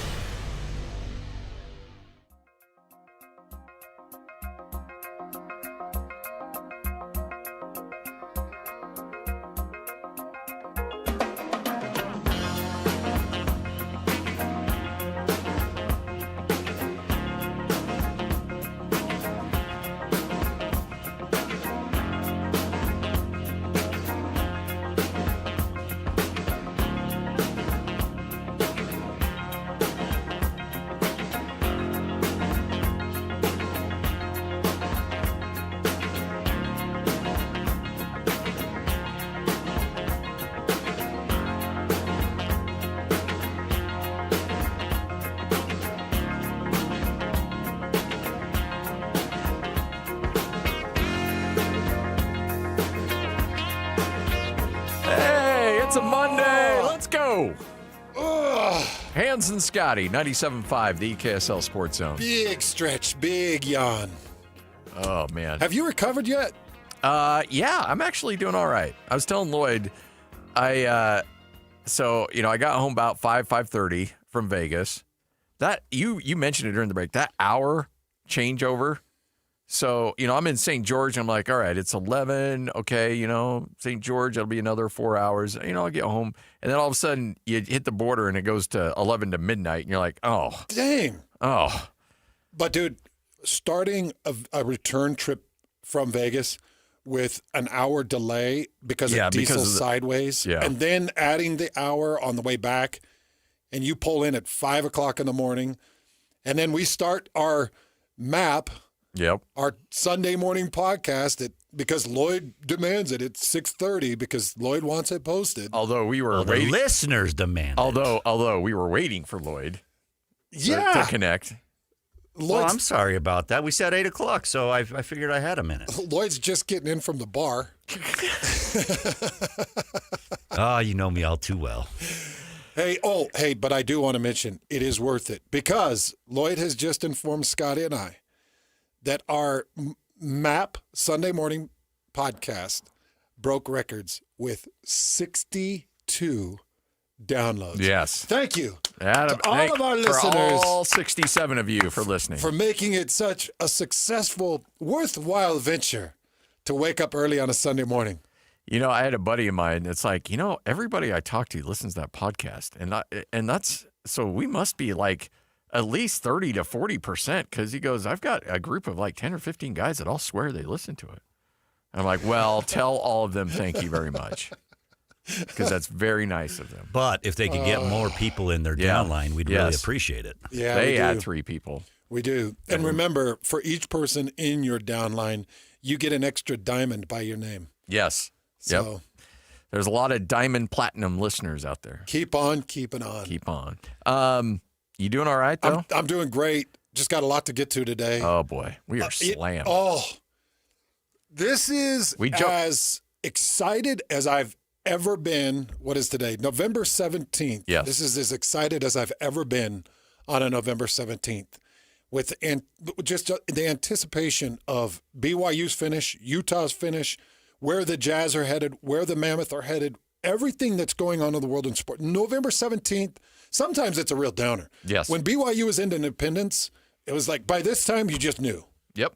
It was like, Utah, there were a couple times. November 17th, it's like, man, I think they're going to make it to the Pac-12 championship. There was excitement, but there was a letdown with BYU, or there was a letdown that the Jazz were stinking, or we didn't have the NHL, and it just feels like right now everything's exciting. There's a lot to learn from the Jazz. Even the Jazz are pulling their weight. And I can't wait to see what this crew is all about. I continue to want to learn more about the last 3 years of draft picks. Going back to Keontae George's class, all the way up to Ace Bailey's class, everything in between, just learning about all these guys. But this Big 12 finish, should we talk about it, Scotty? Let's do it. Let's jump into this. Let's do it. Not talk wasting about the Big time. 12 All right, finish. so we'll kick off your starting lineup here in about 10 seconds. Remember, Bronco Mendenhall coming off one of the most gut-wrenching, just kick you right in the stones kind of loss. Will join us coming up in about 20 minutes from now. You'll hear from Kyle Whittingham at 2:05. You're going to hear from Kalani Sitake at 1:05. So we are packed, locked and loaded. Let's get to it. Starting lineup right now. This is Hans and Scotty G. Let's go! The lineup is set, and it's time to kick off the show with the biggest topic of the day. This is the starting lineup on 97.5, the KSL Sports Zone. All right, starting the lineup right here on 97.5, the KSL Sports Zone. Well, we thought Utah would win big. We thought BYU would win big. And guess what? They did exactly that, leaving no element of doubt whatsoever. Okay, so I've done everything I can, Scotty, to simplify what is needed to finish the season for both BYU and Utah fans, okay? I'm going to make it as simple as I can possibly make it. So when you're sitting at the water cooler and you're talking to your Utah friends, or you're talking to your BYU friends, I'm going to make it as simple as I possibly can. Very easy for BYU. All they got to do is win out. That's it. They're in the Big 12 championship. 2 games. Very easy. Win out, you're in the Big 12 championship. Split 1-1, you're out. You're not going to make it. You split 1-1, you're out. You will be buried behind either Arizona State or Utah. So you have to win out. And you'll be in that Big 12 championship against Texas Tech. For Utah, it's very, very simple. Very simple. Utah's got to win out, go 2-0 against the Kansas schools, and they need Cincinnati to win out. Yeah. That's it. By the way, very possible Cincinnati could win out. Now, they've lost back-to-back games, but this is a very good football team. Now, one of those teams they got to face is BYU coming up this weekend. Yep. BYU can ruin all of Utah's dreams by just beating Cincinnati coming up this weekend. If Cincinnati wins out and Utah win out, Utah's in the Big 12 championship. Who's Cincinnati's final game? BYU and TCU. That's right. Okay. BYU and TCU. So they stay at 2 wins. That muddles up the pile at 2 wins. Yep. Or 2 losses, excuse me. At 2 losses, and Utah with the head-to-head. With that. And Cincinnati winning gives them, Utah, the win over better winning percentage teams. Mm-hmm. And that puts Utah into the championship game against Texas Tech. Now, so here's just very simple. Tell your friends, all we got to do is win out if you're a BYU fan, okay? If you're a Utah fan, all we got to do is win out. Cincinnati just has to win out. And by the way, BYU a 2.5-point favorite coming up this weekend in Cincinnati. Like one of the first times they've been a favorite on the road. Yeah. And so a 2.5-point favorite over Cincinnati. By the way, another big noon kickoff. Another big noon kickoff going to be showing up there. So really fun, and which I'm glad because we need to continue to press the information on BYU because nobody's getting it. Nobody's picking up on it. And I've put together a few things today to talk about to kind of accentuate what BYU's done to this point in the season and what it would mean if they did finish 2-0 against Cincinnati and UCF. So we'll get into a couple of those things. But for Utah fans, just say, oh, man, all we got to do is win out and Cincinnati win out, which is very possible. Oh, very possible. Cincinnati's a very good team, and maybe they're just shook up and ticked off enough that they find a way to get that win over BYU, and then they would beat TCU. If Cincinnati were to find a way to get BYU, they would beat TCU. So it essentially comes down to this game, Cincinnati, BYU. It comes down to this game. Yep. BYU can end it for Utah. Yes. So the other, a week or two ago, you needed, if you were a Utah fan, you were cheering for BYU to beat Texas Tech. Now, guess what? BYU fans, you can bring it all to a screeching halt with just one win against Cincinnati. That's right. You beat Cincinnati, and it everything but wraps it up for Utah to get into the Big 12 championship. Now, there is still a case to be made.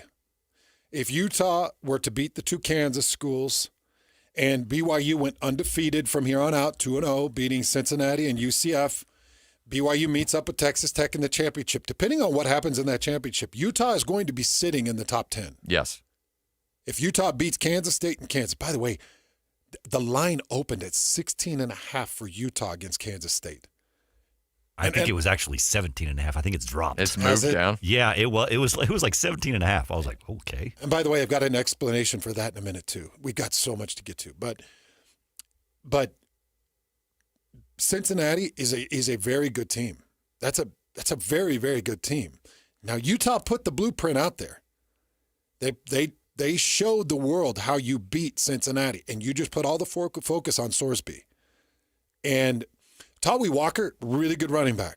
I was watching a little bit of film this morning. Really good running back. Sorsby is the engine that runs that offense. And that defense, there is room to pick apart that defense. We'll talk about that as we go through the week too. But it's really simple.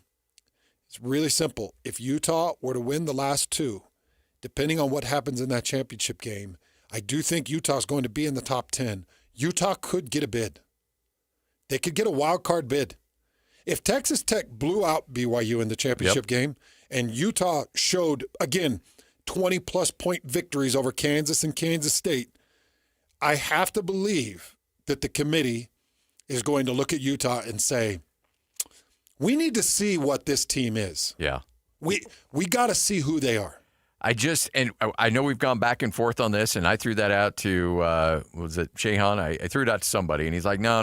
One-loss BYU team with a head-to-head, even if they lose in a blowout to Texas Tech, would still get in over Utah. And I'm like, I don't know, because you look at the respect being shown Utah by the polls and by the College Football Playoff Committee. I wouldn't feel that comfortable about that if I were a BYU fan. I think that you have to show well in that conference championship game against Texas Tech. By the way, that is a really broad statement. Show well. It's a broad statement it is. That we can narrow down a little bit. All that means is you got to be in the game going into the fourth quarter. Because even though that game was 29-7, which doesn't indicate a huge blowout, there was no point BYU, you really felt like in the second half BYU was in that game. No point. Not even close. Yeah. And so that late touchdown. Texas Tech smothered. Okay. Yeah. I say not even close, but I will say that turned in the first quarter when Parker Kingston dropped the fumble. Yes. Yeah. So when it all turned. But in the second half. Fans engaged. Players. And that was the first quarter. So fans engaged, players engaged, everybody engaged. And sitting in the booth, it was like, okay, you're going to have to find an extra possession here with a turnover. Something's going to have to go BYU's way if they want to have any chance in this. And at that point, Texas Tech just ran away with it. So, yeah, it was very quick, and it was just all Texas Tech. In that championship game, BYU is going to have to be in the game in the fourth quarter and can't have a fourth quarter like Utah did against Texas Tech. Yep. Let's just say that Utah-Texas Tech game plays out for Utah or for BYU and Texas Tech in the championship game, they'll leave BYU out. Agree? I agree. How many points did Texas Tech put on Utah in the fourth quarter? It was I can't remember, but the final was what, 34-10? And it was a 3-point game going into fourth quarter. It was 13-10 at the, so they put 8:40 mark. So they put 21 points up late in the fourth quarter. Yes. I will give you. They scored that touchdown like around 8:40. 24 points in the fourth quarter. Okay, if you replayed that game, Texas Tech and BYU's in it through three quarters, it was 10-3 all the way through the third quarter. 10-3 for Utah and Texas Tech. And if you play that out, and then BYU gives up 24 points in the fourth quarter, and it finishes 34-10 to Texas Tech, I think the committee leaves them out. I feel like there has been such a negative emphasis placed on BYU by pollsters and committee. And what I'm having a hard time with is explaining it. Because I was going through their records, Scotty, BYU is 4-1 against Power 4 teams with a winning record. They're 4-1 against Power 4 teams with a winning record. They're 5-1 against FBS teams with a winning record. Those wins are against ECU, who's 7-3. Good win. On the road. Yeah. Arizona, who's 7-3. On the road. Utah, who's 8-2, who's beloved by everybody at home. Iowa State, who's 6-4 on the road. And TCU at 6-4 at home. Those are your 5 wins. And by the way, that stacks up against pretty much everybody in the top 10 right now in college football, talking about wins against Power 4 teams with a winning record. It's as good as there is. Okay, I'll give you a for instance. Utah right now has beat 2 teams with winning records. That's it. Arizona State, who's 7-3, and Cincinnati at 7-3. Baylor's at 5-5, so they're 500. Yeah, that was still a good whooping. They beat Colorado, who's 3-7, West Virginia, who's 4-7, Wyoming, who's 4-6, and UCLA, who's 3-7. And look at all the praise that gets heaped on them. BYU beat ECU, who's 7-3 on the road. Arizona 7-3 on the road. Utah, who's beloved and praised, who's now 8-2 at home. Iowa State, who's 6-4 on the road, and TCU 6-4 at home. How are people still holding BYU underwater? Computer nerds love Utah because the statistics. Okay, so now here's my push for Utah. Yeah. Here's the margin of victories in those games. Yes. 33 against UCLA, 25 points against Wyoming, 34 against West Virginia, 32 against Arizona State, 46 against Colorado, 31 against Cincinnati, and 27 against Baylor. That's their margin of victory. So that's why the nerds love them. Yes. Because if you go look at their offensive numbers and their defensive numbers, and you look at margin of victory, there are very few teams in the country that match those numbers. And nerds love numbers. Yeah, they do. They do. But I don't understand how the nerds don't love a 5-1 record against winning FBS teams and a 4-1 record against winning FBS Power 4 teams. I think there's also some people that when they have watched BYU, look, BYU's been relegated to a lot of 8 o'clock games, and I think that plays into it a little bit. I don't think you've got a lot of East Coast people watching BYU just based on a good chunk of their start times. I think people look at the Colorado game where they're like, ooh, Deion Sanders is coaching. Let's watch that game. And Colorado jumped on BYU early, and BYU had to rally to come back and win that game. There's been a couple of those games that BYU's had to rally after being down and coming back. If you just look individually at eyeball tests, in the games that Utah's won, they've won so in massive convincing fashion. BYU has had to have some come-from-behind victories. They've had a little bit more drama. A couple of 14s and a 10. But at the end of the day, Hans, isn't this about head-to-head? Yeah, should be. And look, I'm not knocking on Utah. Look, I think Utah's great. And if Utah I think they're fantastic. If Utah were to play BYU again, I think it's a 50-50 shot. If you play that game 10 times, it's probably 5-5. Yeah. And so, look, this isn't any disrespect to Utah at all. I think Utah deserves all the respect they're getting. It just seems interesting that BYU is playing catch-up to Utah. I don't get it.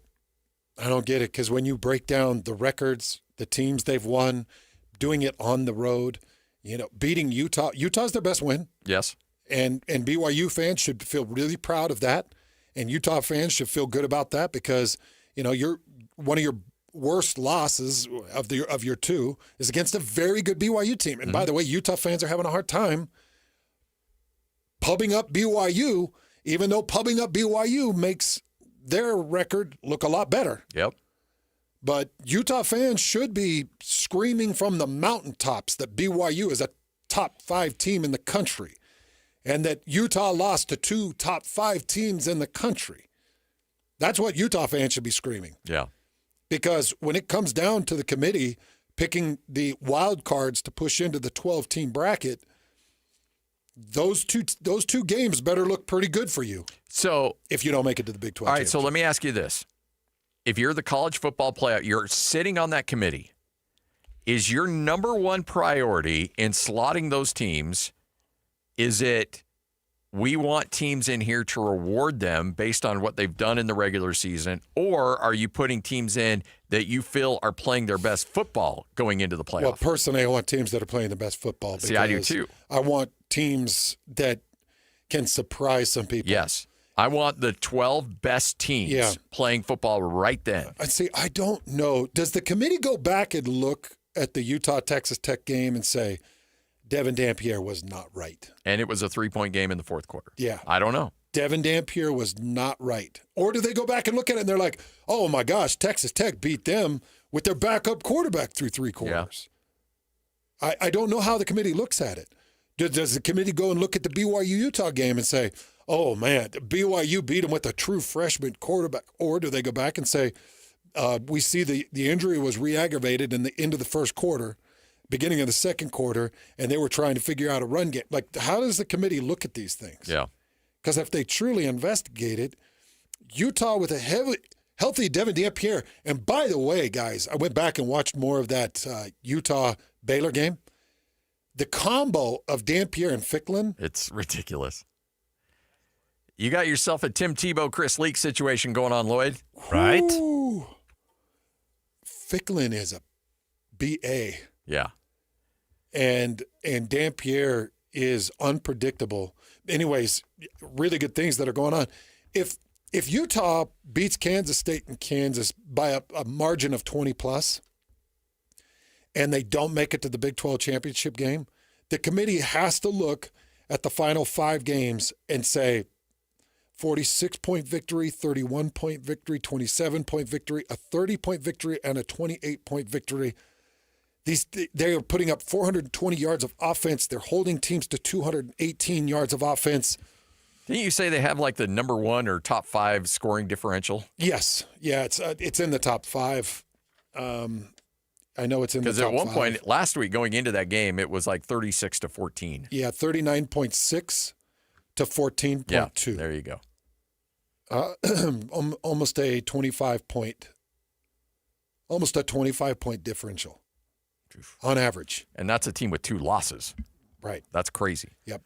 All right, 12:27. You're going to hear from Bronco Mendenhall coming up next. Ooh, that was a rough one in UNLV. We'll break it down with Bronco now that he's had a couple days to decompress from that one. Utah State and Fresno coming up this weekend right here on 97.5, the KSL Sports Zone. It's game week for the Utes, and the KSL Sports Zone is getting you ready for kickoff. After a blowout victory on the road against Baylor, Kyle Whittingham and the Utes return to the Hill for a showdown against Kansas State in the final home game of the season. Listen all week long for the best coverage of Utah football. Then, catch College Football Saturday game day at 10 a.m. with the postgame show immediately following the game on KSLSports.com. Let's go then. Let's go, baby. Your home for the best coverage of Utah football is live on air, online, and on the KSL Sports app. This is 97.5, the KSL Sports Zone.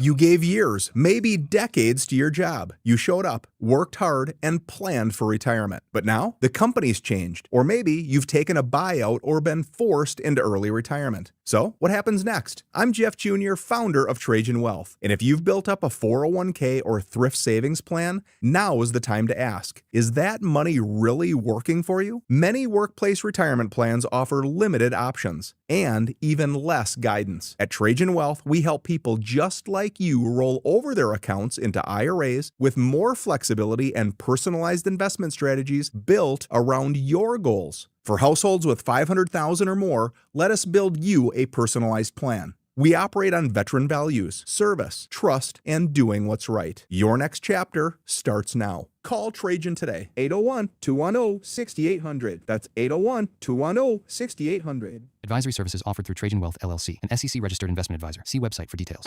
While most jewelry stores outsource their custom work to international manufacturers, Belliston Jewelry is your custom, in-house, full-service jeweler. Besides the obvious tariff issue, what's wrong with outsourcing? You know, like a game of telephone, all of the important details, the essence of your dream ring, are quite literally lost in translation as it's designed in other countries like India and China. Belliston's in-store designers can customize and modify your design right in front of you, cutting any confusion to bring your true design to life. Yeah, absolutely. I plan to wear my ring every day for the rest of my life. I want it right. Let me ask you this. If you choose one of those other guys, but you hate the finished ring, do you think they would remake it to get it just right? Not a chance. At Belliston Jewelry, we work with you in-house every step of the way to ensure it's right the first time. BellistonJewelry.com, across from Weber State in Ogden. Locally made, just for you. And cherished for generations.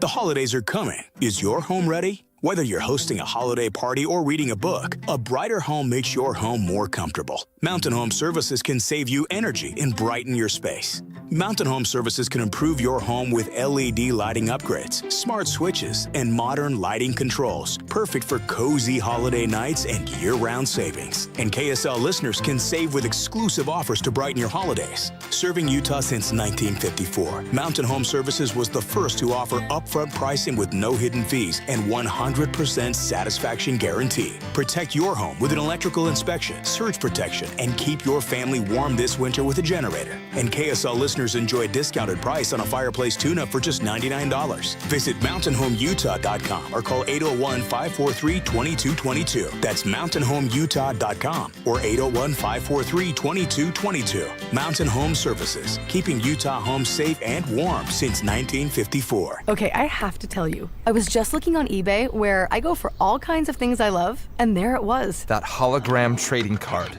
One of the rarest, the last one I needed for my set. Shiny like the designer handbag of my dreams. One of a kind. eBay had it, and now everyone's asking, ooh, where'd you get your windshield wipers? eBay has all the parts that fit my car. No more annoying, just beautiful. Millions of finds, each with a story. eBay. Things people love. JTV, Jewelry Television. With 80,000 jewelry looks, we're kind of a big deal. Even bigger with new lines of designer handbags, fragrances, and more. And biggest of all, because you could win a 7-night stay in Bali, spending money, and thousands worth of JTV jewelry, making you kind of a big deal. Enter by December 7th at jtv.com/sweepstakes. No purchase necessary. Then watch JTV on TV or shop jtv.com for big holiday deals. UCCU, proud sponsor of GNL. Get cash and save on loans this Black Friday season. Check out UCCU Black Friday money deals now at uccu.com. UCCU, love where you bank. This is your Cougars at 30 update. Presented by Kenny J's Barbecue on 97.5, the KSL Sports Zone. It is your Cougars at 30 update right here on 97.5, the KSL Sports Zone. Another big performance from Kalani Sitake and the Cougars, especially on the defensive side of the ball. I thought defensively at J Hill, the defensive staff did an amazing job prepping for this game, and then the players just executed everything that we asked them to. And they were able to get some chunk yardage. I think in the run game, they were trying to force the run, but it got to the point where they were too far behind to catch up. So we knew that we could make it hard on them, at least limit the big plays. I thought overall defensively, great game plan. I was fired up about the Fadley's interception because Tausili got some pressure. That's what we brought him here to do, to get some pressure, and he had a really good game, and we just got to get him on the field. And Nusi and all those guys done a great job. So we used a bunch of guys. It's just nice to see them coming along and giving them opportunities to make plays. I was fired up for the entire defense on that. Hey, make this Thanksgiving unforgettable with Kenny J's Barbecue. Skip the stress. Bring home a slow-cooked, slow-smoked turkey perfection. Pre-order that Thanksgiving turkey today.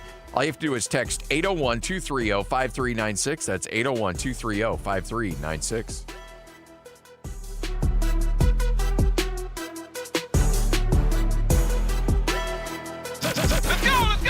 Complete game coverage of the Cougars is right here on the KSL Sports Zone.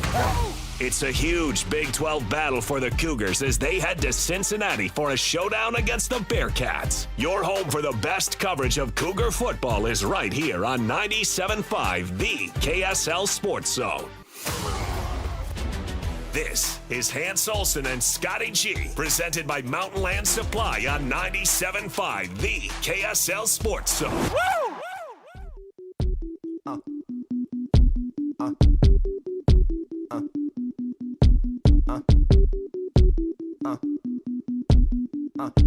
Hans and Scotty, 97.5, the KSL Sports Zone.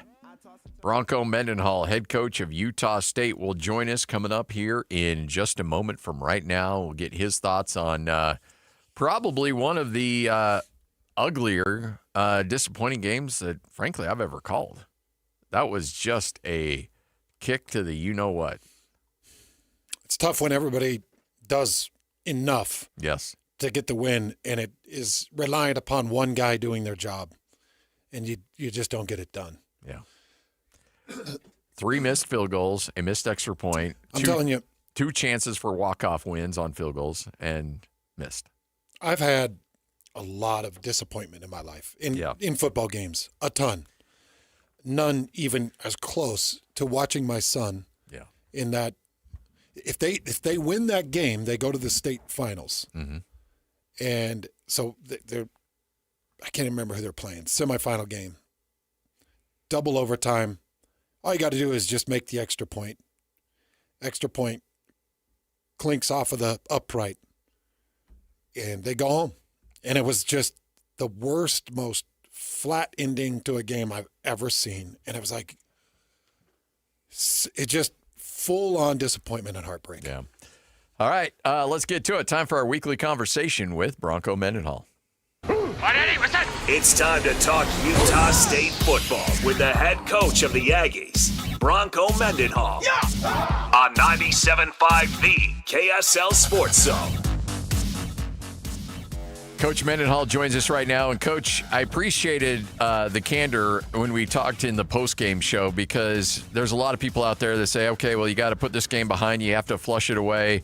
Losses like this sting, and they're going to stick around a little bit. I guess it just depends on, how you're able to overcome that and handle adversity, because the memory of this one probably won't go away anytime soon. No, I don't think it goes away ever. There's a few in my coaching career that, have the makings of one like that, but the team had tried so hard throughout the week. They executed so well in practice, carried that and translated to really where they played well enough in what I've kind of been calling like 2 4/5 of the phases, not 3 phases. And one of the areas that we were most confident and had been the best all year in, for whatever reason, didn't hold on that day. And there wasn't a team member or a staff member that expected to walk out of there without the win with 2 seconds to go and kicking a field goal. And then after stopping them in overtime, they missed the field goal. And we just really believed and prepared to win and didn't. And had been working so hard to perform at a really high level on the road and with so much at stake down the stretch. Certainly disappointed, and it hurts. And that's also part of college athletics, and it's part of life, is dealing with that. It's got to be tough to be a kicker in that moment on the road, really tough. How do you handle Tanner Rinker after that, Coach? And how does the team handle Tanner Rinker? Because you're going to really need him here for the next couple of weeks. Yeah, we are. I texted Tanner and basically just reinforced my support, care, and love for him. And I think the three words that I used with him are learn, grow, and become. And that happens through challenges, it happens through setbacks, and it happens through being stretched to the point where, man, you're not sure you can make it. And he's received great support from our team. I was going to address our team performance this morning in the team meeting, which happens at 7 early in the morning. And I asked Tanner to come in prior, just letting him know I was going to be addressing that in the team meeting. Wanted to make sure that he knew that it wasn't personal, nor would I make it that way. But I'm talking about the outcomes, but also operation and things we can do better. And so really just transparency, honesty, decency, treating people with respect, knowing they're trying their very best. It's different if a player or a person isn't trying as hard as they can for the team or themselves to help the team. When they are and they possibly fall short, that's a completely different correction style. And that's this one. There's just respect, there's love, there's diligence. Now there's the focus on what can be improved and what possibly went wrong. And then you just simply move forward. And that would be the same if it was a quarterback, a corner, an offensive tackle struggling in protection, whatever. That just happens to be probably in those settings the most visible position in sport when the game's on the line. And much like a free throw shooter, except, probably even bigger stakes. Yeah. I don't think it's possible for Bryson Barnes to give you more than what he's already given you. He's just gutty, heroic, whatever words you want to use, really encompasses how well this young man's playing right now. I think both those words are accurate. I don't think I've seen a player that is trying as hard, is giving as much, is getting up from so many hits, is carrying the load, is scrambling, is diving for first downs, scrambles and slides to give us the ball right where we wanted it to kick a field goal to win the game. After a quarterback draw at the 7-minute mark in the fourth quarter to put us ahead, and the number of hits, the amount of shots, I don't know how he continues to just get up off the mat and go, and it's inspiring. Right, I'm the older of the two of us, and he and I, and yet I feel like I learn and grow, and just in the sense of what someone can really accomplish when I watch him and being around him. What a joy to be his coach.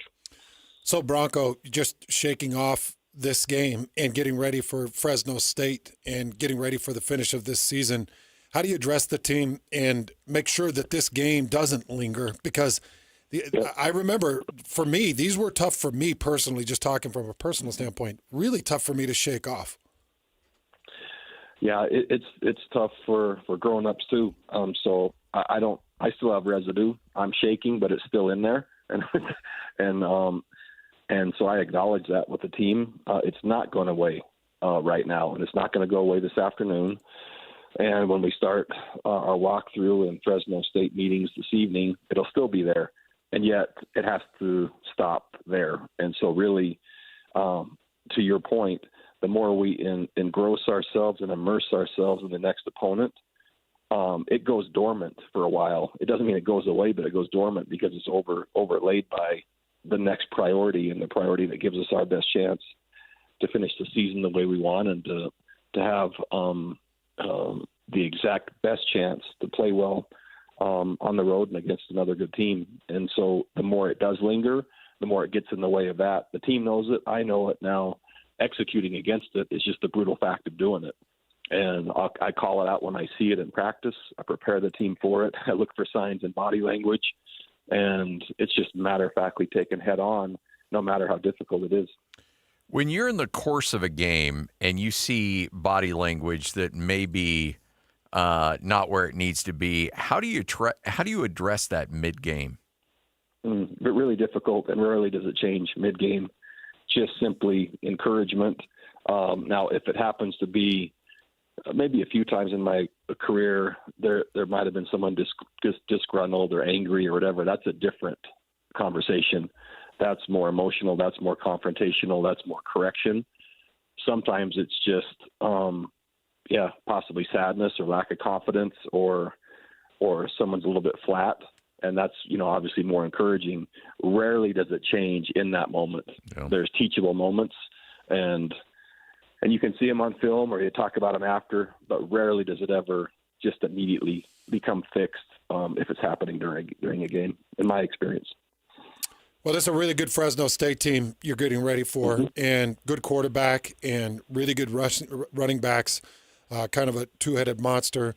They've got some good wins, beating Oregon State, got the win over Hawaii. They beat up Boise State pretty soundly. They've played a couple of good weeks back-to-back. So Fresno State, couple areas that you got to get ready for taking on the Bulldog this weekend.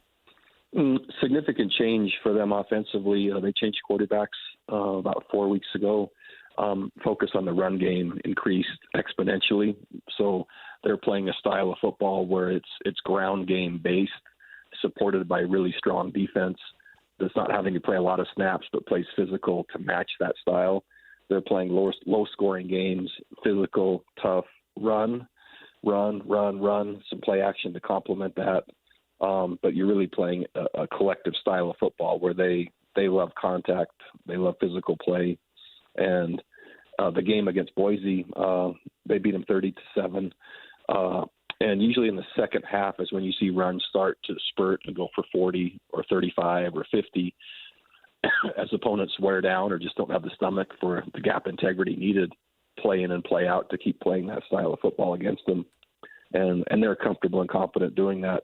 But that style has shifted significantly through the course of the year from throwing it in a more balanced approach in the last 3 weeks. They've, I think, just found the identity they want to go down the stretch with to try to win the conference. You and I, we talked a lot on coaches' shows and after games, and you brought up complimentary football a lot. And I thought in that game against UNLV, when you're playing a really explosive team, I thought your offense put together a few really good, long, time-consuming drives. I think defensively, you held UNLV to long drives that ultimately ended in field goals more often than not. In terms of the complementary football aspect of that game, did that grade out the way that you had hoped to going into it? It was the best by far of the season, and it was by design. We knew offensively, I'm talking about our offense, we've been dynamic, we've been able to score, but we haven't been able to control a game. And that's really been by third down execution. And so we targeted third down execution at a really high level. That allowed us to control more of the time in between the explosive plays that we have. Defensively, we held UNLV to 23 points. That's the fewest points they've had all year against any opponent. And in 29 total, even in double overtime, which is still fewer than any point total they've had all year.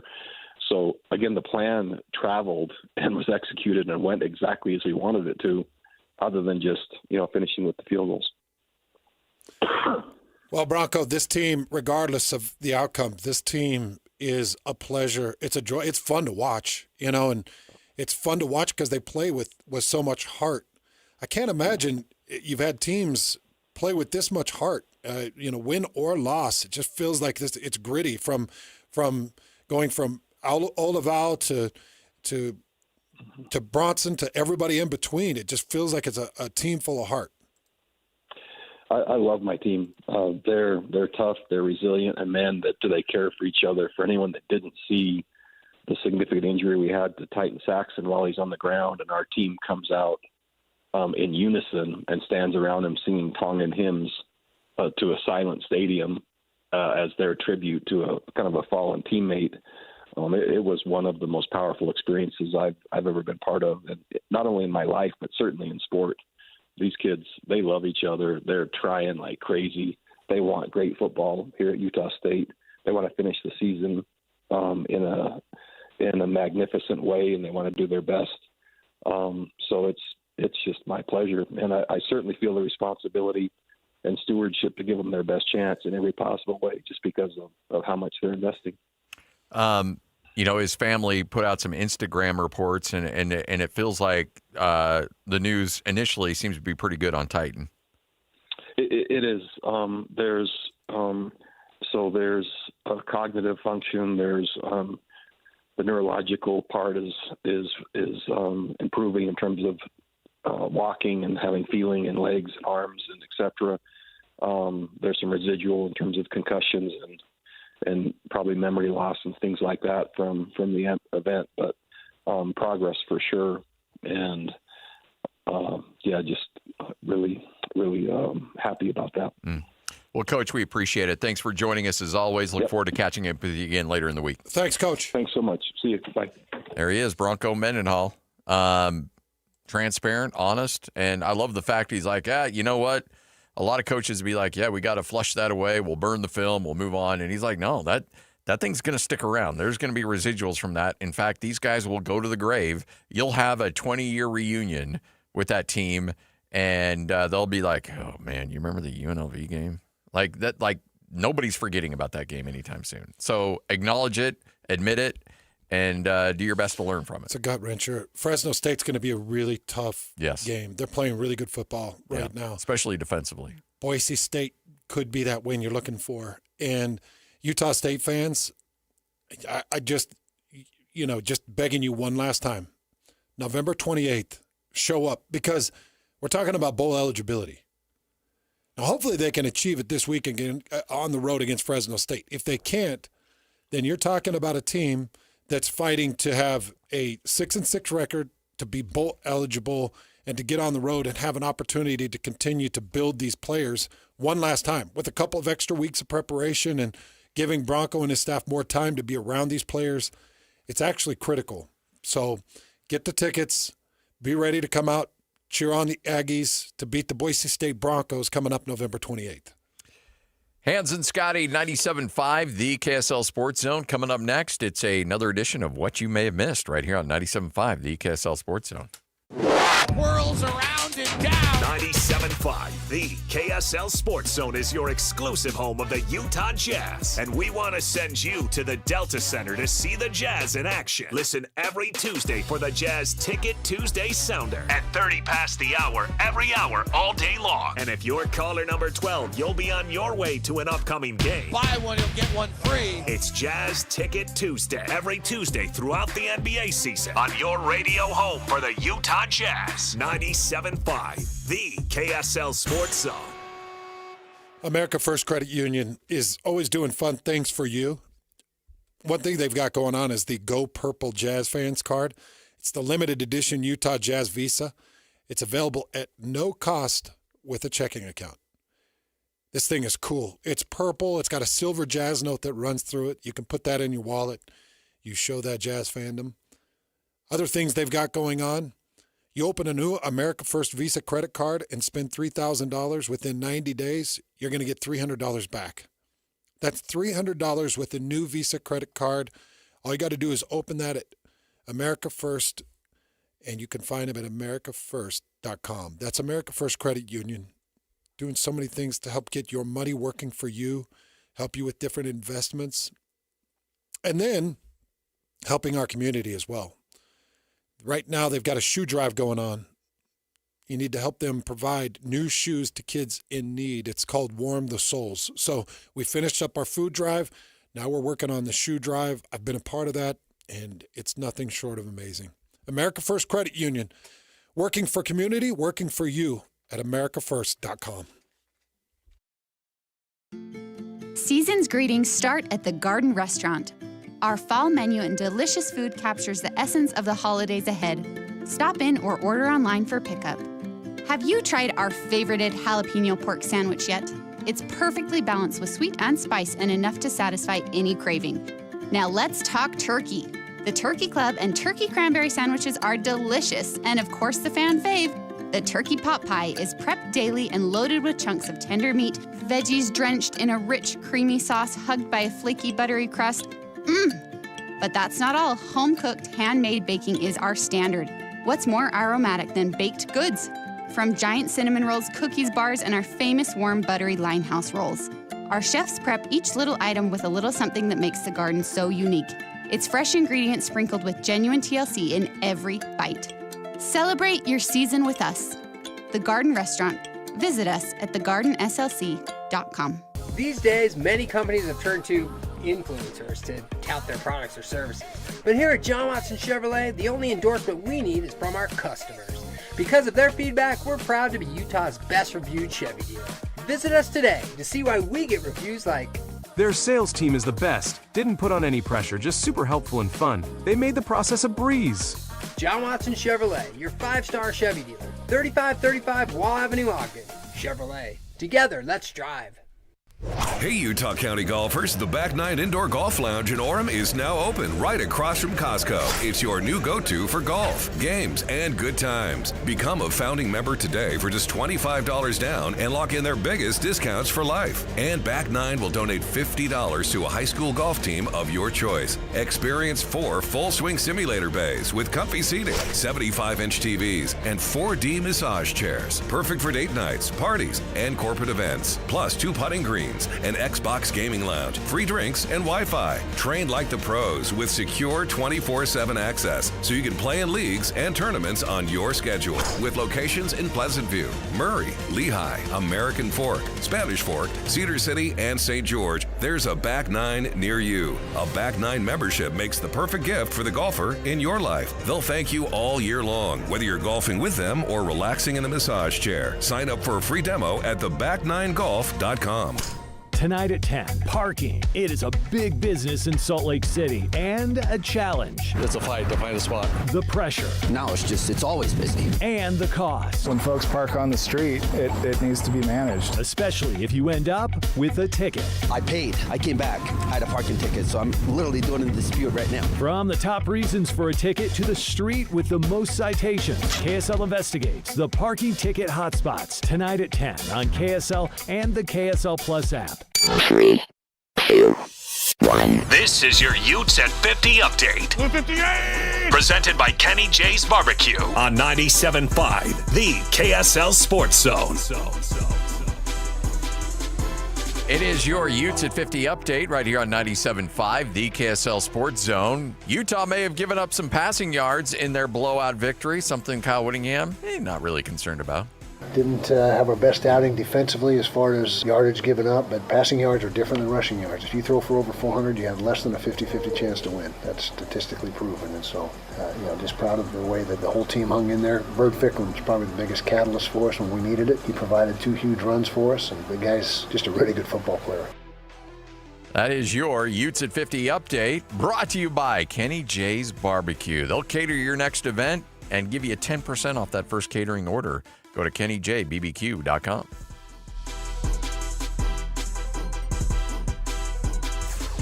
Nobody gets you ready for Utah football more than the KSL Sports Zone. Ready? Kyle Whittingham and the Utes return home for a battle against Kansas State. Your home for the best coverage of Utah football is right here on 97.5, the KSL Sports Zone. This is Hans Olsen and Scotty G. Presented by Mountain Land Supply on 97.5, the KSL Sports Zone. Oh, look at that. Hans Olsen, Scott Gerard, 97.5, the KSL Sports Zone. Now, correct me if I'm wrong. News came down in regards to Elijah Davis. Half game suspension? Yes. Half game suspension. I'll take it. You take it. We thought yesterday on the MAP podcast that for sure we'd be looking at a game. Half game? Half game. It's all right. I'll take it. You get things going against Kansas State, and Utah should certainly beat Kansas State. But taking a full game away from a kid, now, bad move. Really dumb move. Now, did he make a mistake? Sure. Yeah. But, I think a half game is payment. Yeah. A full game, it's just not. When you're taking 1 of 12 away from a kid, it is a real gut punch. Now, I know it's a dumb mistake. I do think the half game sends the message. Yeah, I do too. Anytime you keep a player off the field for a quarter, a half, that sends a message not only to him, but a deterrent to other people like, I can't do that. I don't want to lose a half game. You're losing a half game of film. For the next level, you want to put out as much out there as you can, and again, as you mentioned, your time as a college football player is so extremely limited. So, Scotty, I think there's going to be a contingent of people that argue against that. Probably Baylor fans mostly, saying that he deserved more. But you really don't know what's going through somebody's head, and I say that because I've been in those positions so many different times, where maybe a guy is egging me on throughout an entire game and has said a couple of things to me that got under my skin, and the battle's getting nasty. I do want you to understand that when I throw an open hand palm at your face mask while you got a helmet on, I want you to understand, Scotty, I'm sending you a message, but it's not what people think it is. People go really hard at players that throw a fist or an open palm at a face mask. I know when I throw that at your face mask, I know that face mask is going to guard your face. Yeah. But it's also sending you a message of, I'm sick of you. I am sick of you. But here's this palm to your face, and I'm hoping your mask kind of bumps you on the chin, and I'm hoping that this rings your ears. But this isn't I'm not pulling a knife on you. I'm not pulling a gun. I'm not punching you square in an unprotected jaw. Yeah. I'm just sending you a message. So, and by the way, I'm not here to defend anybody. I'm just here giving you what my take as a football player was when I would hit somebody with an open palm in a face mask, which I did many times in practice. Never did it in a game. Now, I did things in piles. When you know there's no camera on you. When I knew there weren't cameras that were nasty and probably worse than open hand popping somebody in a face mask. But it's dumb enough. You deserve a penalty. I think a half game penalty says everything it needs to say. Yeah. And I'm sure Elijah Davis got more from his coaches than he got from his half-game suspension. Yeah. If you would have done that back in the day and cost yourself a half game, I got to imagine you also had a coaching staff. I don't know, if it's running the stairs at the stadium or what they do to you to try to send a message, horrible. But I can't imagine it would be fun. It would be horrible. I mean, even when you did it in practice during fall camp, when you were just so sick of a fat pig offensive lineman holding your jersey that you just wanted to swing and try to make their face mask hit their nose. But it always ended up hurting your hand more than it hurt anybody. Yeah. And then you were always more exhausted from the scrum afterwards. Because remember, Elijah then threw the arm over for a headlock and popped the helmet off the guy and was down on the floor. I guarantee he was exhausted after that whole thing. Yeah. But I mean, when you headlock Lloyd and then, a lot of us run in there and try to break you up, you're breathing kind of heavy. And by a lot of you, you mean none of you. I'm exhausted and I'm penitent. Yes. Okay. You read the penitent man. I've received the penitent man. I've received Neil. My consequence. Yeah. And you guys are disappointed in me, and I learn a lesson from that. And then we move on. And then it only happens again 6 months later.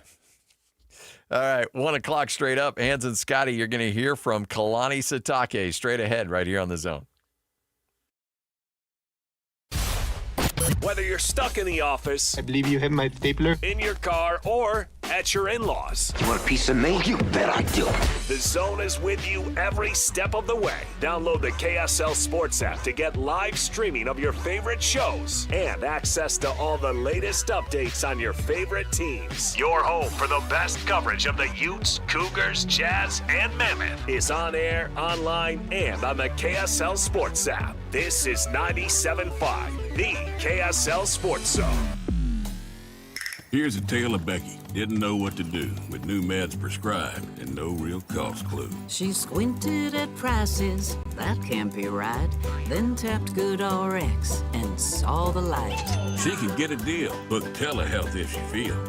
Learn about those meds without any stress. That one little app does all the rest. Even my horse downloaded it. Dang, save time and money on prescriptions. Check GoodRx. GoodRx is not insurance.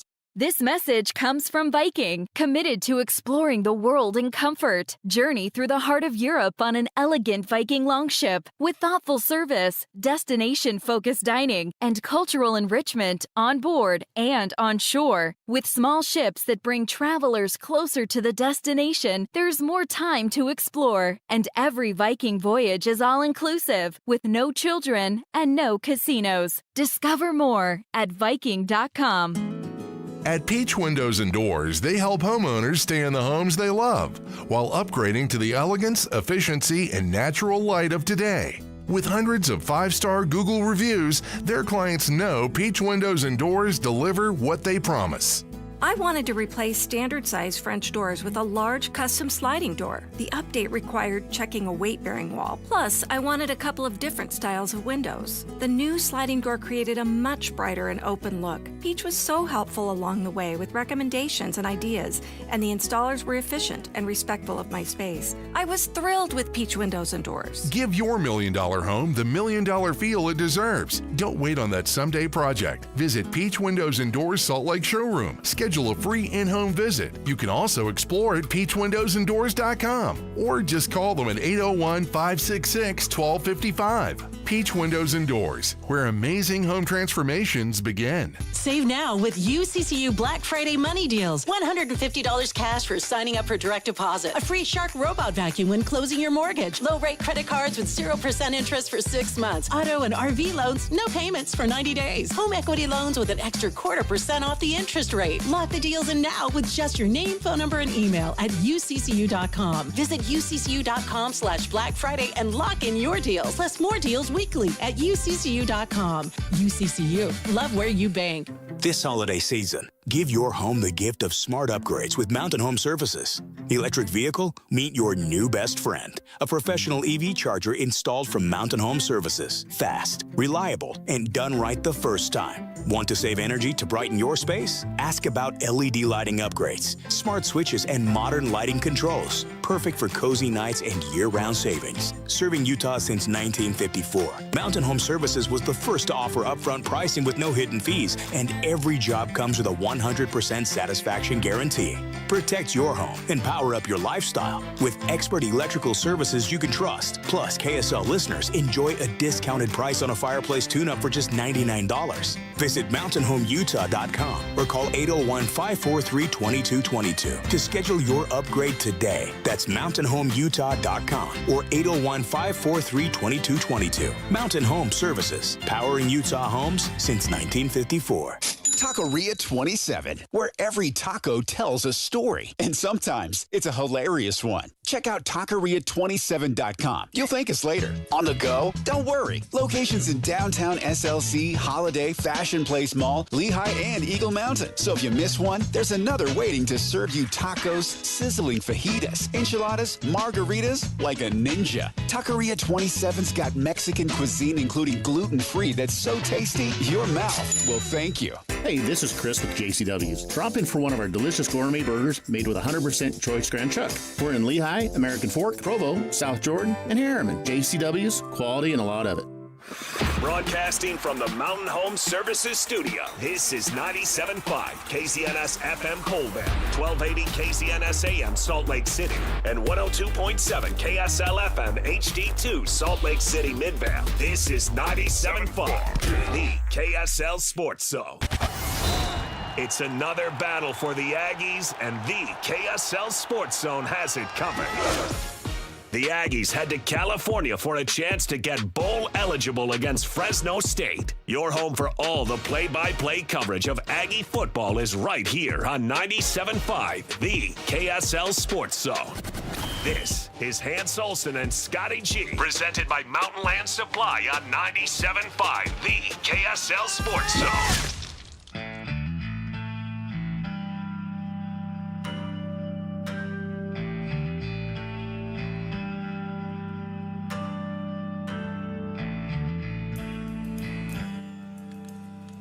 Hans Olsen, Scott Gerard, 97.5, the KSL Sports Zone. We only have one more of these after this week. This is my go-to. Oh, yeah? Yeah, I told you, this is my go-to for karaoke. Oh, yeah, for karaoke, yeah. Jeremy. Which is interesting because you have a lot of great songs that you can go to, but this fits your voice very well. Yeah. Especially how you really like to get the down grill there. down. Yeah, I do. I like the grill down. I like the raspy. Yeah. If you think about it, Eddie Vedder isn't far away from Neil Diamond with the gravel in the voice. You know what? I think people in their car might be chuckling right now, but that's actually pretty accurate. It's actually pretty accurate. Yeah. So I could do a good Neil and a good Eddie. Before we jump out to Kalani, explain to me how Alabama gets to stay in the top 10. Florida State is not a good team. No. And they've suffered the loss to Florida State. Yep. Now, Oklahoma's a decent team, but they just went to Tuscaloosa and beat them. What was Oklahoma, 11th? Yeah. They weren't in the top 10, were they? No. Okay. So you just lose to Oklahoma. You're now an 8-2 team. You're going to keep Alabama in front of BYU after ripping TCU into shreds with big wins, a good win over Utah. Utah's their best win. Yeah. How do you make the argument to keep Alabama at 8-2, just losing to Oklahoma? Oh, well, they lost to Texas Tech. Wait a second. Texas Tech was ranked way higher than Oklahoma when BYU lost to Texas Tech. Yeah. So I want somebody to explain to me, oh, well, it was a closer game. All right, well, yeah, fine.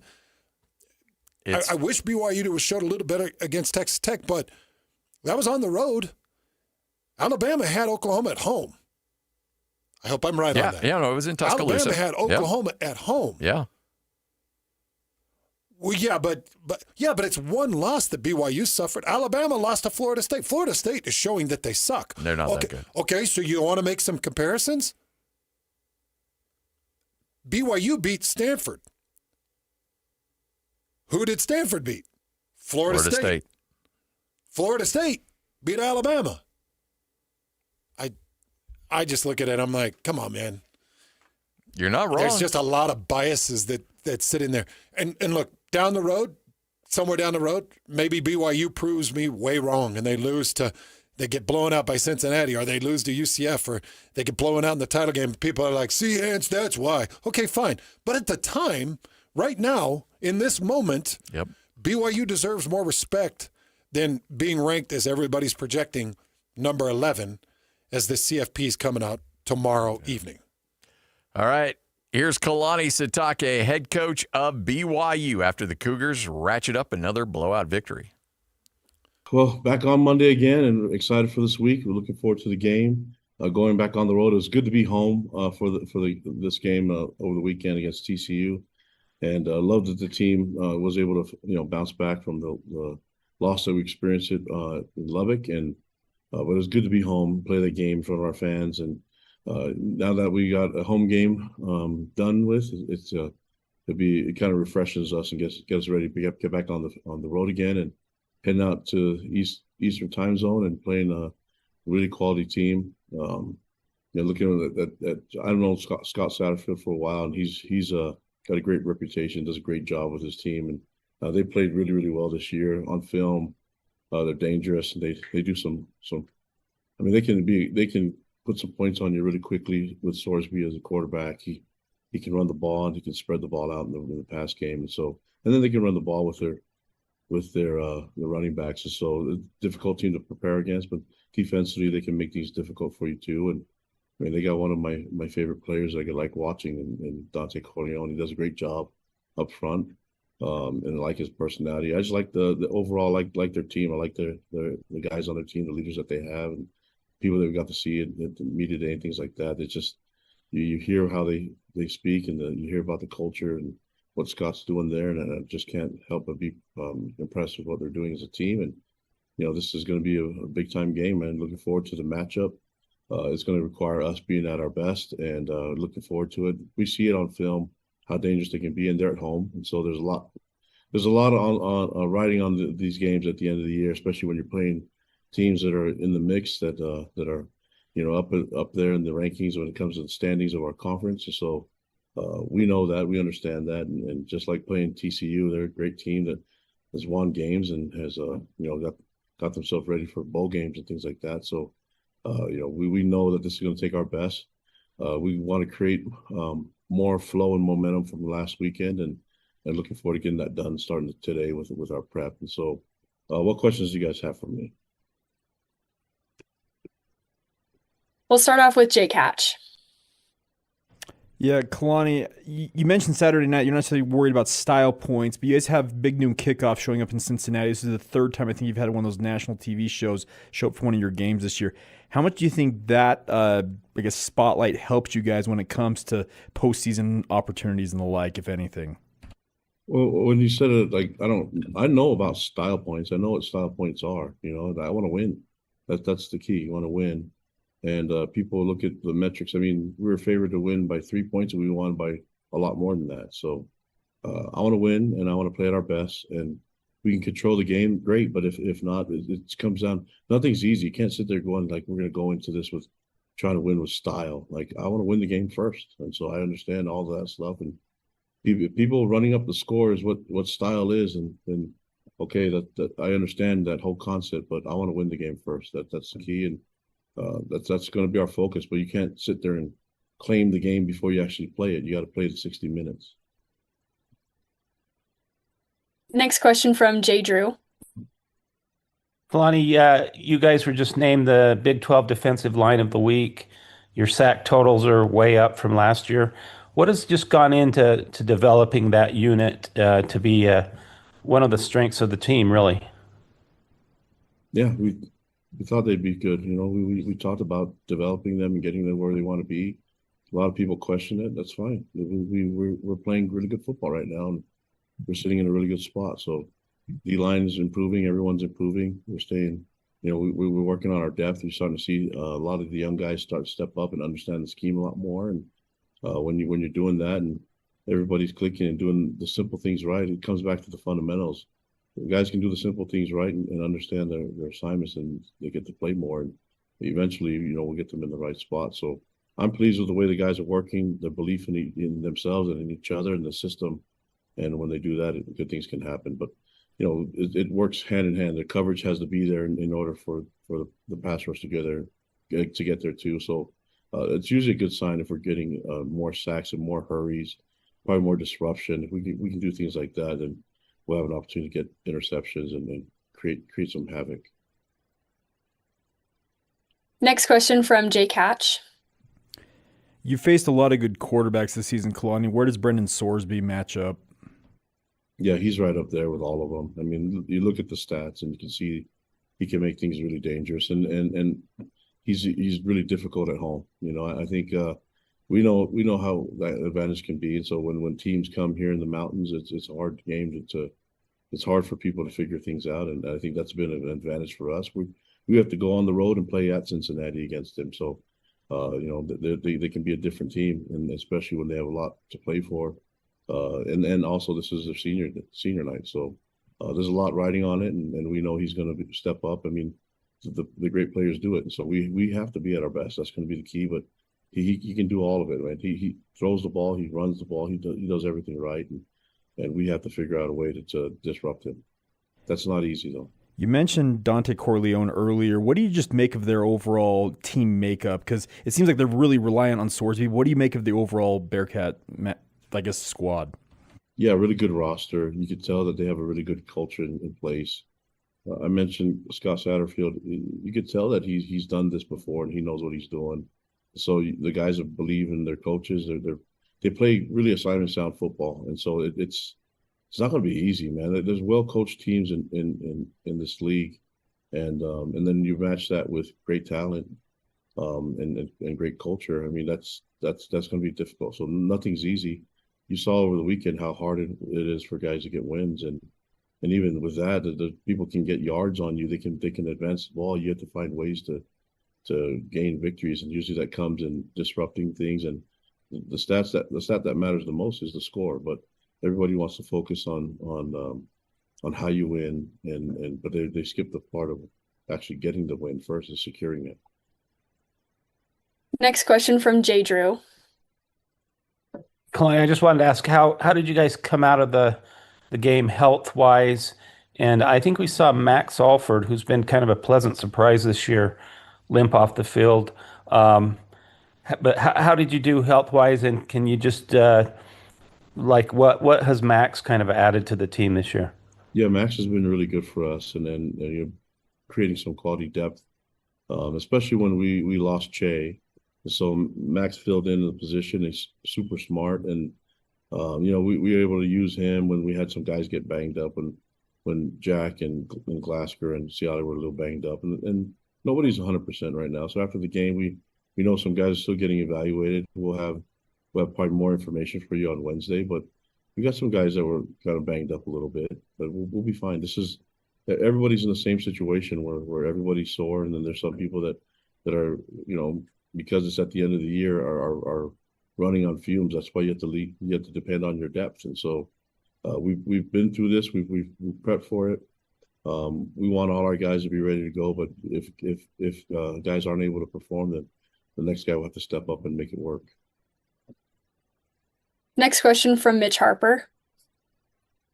Kalani, LJ Martin said on Saturday that he played with a lot more confidence, working his way back from the injury. When LJ's playing with the confidence that he showed on Saturday, what does that do for this offense as you guys head down the stretch run? Well, it's good. I think the physical part of the game is what he does, and so I'm not sure if he was ready altogether on when we played Texas Tech. I think maybe we could have benefited from him resting a little bit, but the moment was too big. He wanted to try it, and how can you say no to him? So, and it does make a difference when you get to heal a little bit. I think sometimes people think that the bye week is a magical healing week. You know what I mean? And sometimes things take some a little bit more time to get better, and we've seen that. I mean, we've had guys that have been banged up, and they're playing a lot better now than they did a few weeks ago or a couple weeks ago. So I think he fits in that same category. But what's really nice about LJ is his leadership and his ability to communicate to his teammates as a captain and as a leader for us. And then wanted to ask you too, with the college football playoff ring, because I know you've said that you don't get caught up in that, but does it get a little frustrating at all that you're a team that's only one loss and you're sitting behind, a handful of 2 lost teams? No, when I say I don't really pay attention to it, I know it exists, guys. I'm not dumb. I know all the stuff that's out there. I know what people are saying in the metrics and analytics and the style points and all that stuff. My focus isn't on that. So I understand everything that's out there. I got to be focused on what we can control, which is playing football and the preparation today. That's what I got to focus on. So it's nice that we're in the mix and that people are recognizing what we do, but what does that matter if we don't go 1-0 this weekend? So my focus and what I'm trying to keep the team focused on is the stuff that we can control. I know one thing, we go out there and play at our best, and I like our chances. But until then, I'm not going to sit here and campaign and waste my energy on stuff that I can't control. I don't know all the other people's schedule. I can't speak as an expert on everything because I don't know what everybody's done and what everybody's played. All I know is in my view of what I'm controlling with this team and what we have on our schedule, especially this week, that if we take care of business and you to do things one step at a time, then things should work out in your favor. And that's what I'm banking on happening. And that's what I want these guys to be focused on. It's hard to talk about 3 weeks from now when you can't even control what you're doing right now with everybody else. Let's just go play the game, be at our best, and then see what happens next week. Next question from Jake Hatch. Kalani, you highlighted him on Saturday night, but I wanted to ask you about your young defensive end guys, Nusi Talmwe Peao, Tosili Akana, Kenny Fonohema. Like, what have they brought to this defensive line?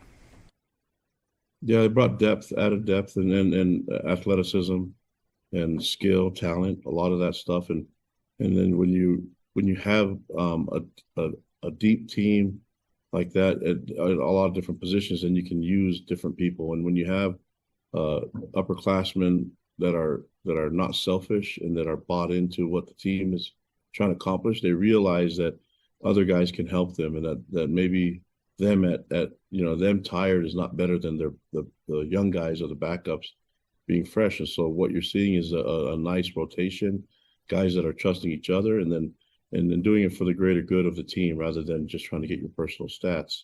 And so I appreciate all the feel for the team, the brotherhood that they have, and their willingness to share and understand that they don't have to do it all by themselves. And you can do that when you have depth and quality depth. And those guys are still babies, man. These guys are going to get big and stronger. I mean, they're going to be a force. And right now, it's good to see that they have they have an opportunity to contribute. But I think eventually, when they grow up and get bigger, it's going to be pretty scary. You got another young player in Bear Bachmeyer. You talked about maybe taking the breaks off of him, but like, are you thinking you want to do more just traditional offense versus some of the max protects you've used in the past? Is that what you're talking about and unleashing him, I guess? No, I think we've kind of gone through this transition of bringing him along, and now that we're at this position, we can really do whatever we want. Challenged A-Rod, and they understand that was a plan going forward. We knew what we were trying to get done, and by the end of the year, we could do whatever we want depending on what we see as an advantage against who we're playing against. So it's just hard. We can think differently now going into this game 11 than we could back in game 1, even though it was an FCS opponent. So you can kind of just go step by step, and then we're in a position now where we can do whatever we want with him. Mentally, he was already there. He started studying and knew a lot of the other plays. The question is, we can't practice everything. We can only execute what we practice this week. And so let's figure out what we do, what he does best, and what he's the most comfortable with, and then what highlights our talent and our skill. And then, let's go into this game pretty much with whatever we want to accomplish. But that's not just game day. That's what we want to accomplish and what we want to prep this week with. I got one more real quick. And Bronco Mendenhall, not that long ago, was on a radio show saying he's already talked to certain players on his roster about essentially the future, like where their spot is on the roster. Do you have those communications with your players in season about what the future looks like for them? Yeah, I think the key is creating a vision for everybody, and it's hard to do when you have 120 guys, but eventually you're going to have to get towards the end of the year. And I think there's a moment where everybody understands their individual contribution to the team, and then also their goals and what they want to do individually. So Right now, we're asking everyone to put the team first, and then we'll discuss what possibilities there are for them individually. But right now, we got to buy into what we can do as a team, and eventually we'll get there. But there's conversations happening all over the place, and they're all separate. So like it's not like one conversation covers the entire team. It's all got to be basically specialized for who that person is and how many years they have left and what they want to get out of this experience that they have in college football. There you go, Kalani Sitake, right here on 97.5, the KSL Sports Zone. I do know that Kalani's dad suffered a health scare at the game, and I think pre-game it was kind of buzzing in the post-game. Mm-hmm. So we're thinking about you, Papa Sitake. We all love him. He was even a part of my time in college. He was around quite a bit because both Kalani and Kalani's brother TJ played on that BYU team. So Papa Sitake was around a lot. Yeah. And I just love that guy. And so we're thinking about you, praying for you, and hoping he's okay. Absolutely. And, it was funny. Mitch asked him about, well, look, I know you're not paying attention to the college football play. And he's like, all right, look, I know. I just can't worry about it. So they're aware, and you can't isolate your kids. Like, you can't say, don't pay attention to that stuff because they're going to. Like, it's just human nature. If you're a 19, 20, 21-year-old kid and you're nationally ranked and you're being talked about with Alabama and Oklahoma and all these other schools, you're going to consume that content. Oh, yeah. So you can't bury your head in the sand and pretend like nobody is talking, that nothing's going on. So they know, and they're going to address it, but they still have to focus in on the one game at a week mentality. Kalani knows about style points too. I just don't think Kalani cares about style points. Because that part he kind of has to, though. If he did, he would have put his first-string defense back on the field when TC was pressuring. Yeah. Now, he left his second and third string out there, and they answered the call. The fans answered the call because there were consecutive offside penalties that put them in 4th and long, and then Nusi Taumepeu, who's a true freshman, answered the call with a good sack that ended the TCU drive, but they were in scoring territory. They could have kicked the field goal, but 3 points would have meant nothing. I still don't know why they were taking timeouts and why they were trying to continue a drive that ended up with a sack, but nonetheless they did, and Kalani trusted his second and thirders. But if they would have gotten in for a touchdown and it would have been 44-20, it's not as pretty. No, not as pretty at all, unfortunately. All right, Hans and Scotty, 97.5, the KSL Sports Zone. Coming up next, the good, the bad, the ugly. Oh, we have some stuff to talk about coming up next. Oh, uh-oh. Hey, no, I got the good. Okay. Let's just say that. I got plenty of good to talk about. I got a bad in there. Oh, no. The bad is just mediocre. Yeah. All right, Hans and Scotty, this is 97.5, the KSL Sports Zone. Hi, this is Doug Wright. The other day I was reading an article, and it talked about the finest restaurants around the United States. And right at the very top of the list, it was Ruth's Chris Steakhouse. And I'm quoting now. They say, high-quality food in an atmosphere that is sure to impress. Isn't that the perfect description of Ruth's Chris Steakhouse? And here in the state of Utah, we have 2 locations. Hotel Park City, that's where Dee and I celebrated our anniversary the other night, and downtown Salt Lake City at 275 Southwest Temple. And at this time of year, it's not too early to call and make your reservations for a special holiday event or a corporate party, whatever it might be. And remember, too, everybody loves a gift card from Ruth's Chris Steakhouse. It is the best meal you will ever have. You're going to love your dining experience at Ruth's Chris Steakhouse. It's game week for the Aggies, and the KSL Sports Zone is getting you ready for kickoff. After a double overtime loss, Bronco Mendenhall and the Aggies look to become bowl eligible as they hit the road for a battle against Fresno State. Listen all week long for the best coverage of Aggie football. Then catch all the play-by-play action beginning with the Aggie pregame show this Saturday at 7:30 on 1280 The Zone. Your exclusive home for Aggie football is live on air, online, and on the KSL Sports app. This is 97.5, the KSL Sports Zone. Ready for a home upgrade? Hercules has the rate for you. Open a home equity line of credit before November 30th and enjoy an introductory 4.99% APR for 6 months. Perfect for projects like a new deck, roof repair, or kitchen refresh. Don't wait. This limited time offer won't last. Apply today at HerculesCU.com. That's HerculesCU.com. Hercules First Federal Credit Union, growing stronger together. At Peach Windows and Doors, they help homeowners stay in the homes they love while upgrading to the elegance, efficiency, and natural light of today. With hundreds of 5-star Google reviews, their clients know Peach Windows and Doors deliver what they promise.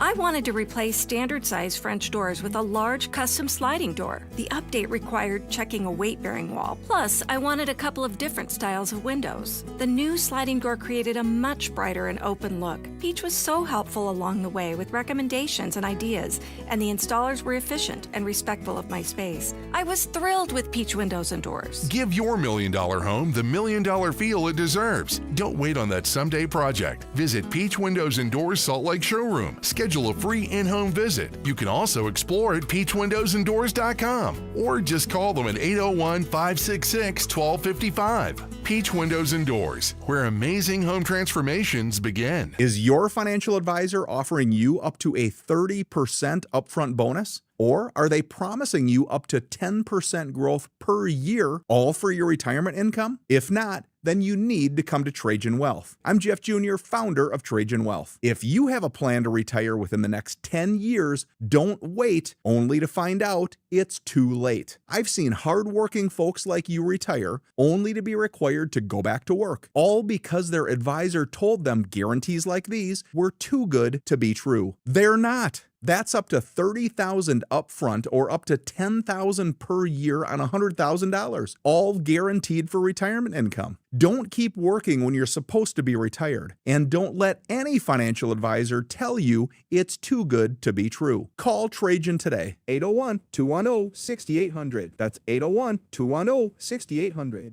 Annuities, non-advisory products. DBA Trajan Wealth Insurance Solutions. Additional disclosures at TrajanWealth.com. Throughout life, we have plenty of special occasions and events, whether it's a prom, a graduation, a mission call, a new job, or how about a wedding? Mr. Mac has always been there to help serve you for all of your monumental moments. Mr. Mac has been family-owned for more than 50 years, and that's important. And they'll make sure that you look and feel great, with affordability always in mind. The Mr. Mac family creates long-lasting relationships with their customers, and they've been doing it for generations. 9 locations across the Wasatch Front or online at MrMac.com. The Garden Restaurant. All things turkey, handcrafted soups, and our famous Lionhouse rolls. Dine in or carry out.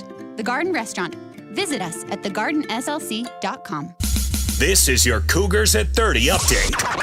Presented by Kenny J's Barbecue on 97.5, the KSL Sports Zone. It is your Cougars at 30 update right here on 97.5, the KSL Sports Zone. A nice bounce-back win for the Cougars after that disappointing loss to Texas Tech. Yano Tanavasa and the Cougars get it done. I think it was phenomenal. I think it feels great, and I think the boys recognized that. It started on Monday, and we were down and frustrated, but we put our head down and go to work, and that's Kalani's culture. And as we lived that, then now the celebration is just grand. The boys are happy. Far from satisfied. We're still humble and hungry, but we're very happy with the way we responded. That is your Cougars at 30 update, brought to you by Kenny J's Barbecue. Get some of the best barbecue you'll ever have. Kenny J's Barbecue in the district in South Jordan. They'll also cater your next event, and they'll take care of your Thanksgiving dinner as well. How about that? All you have to do is check them out at KennyJBBQ.com.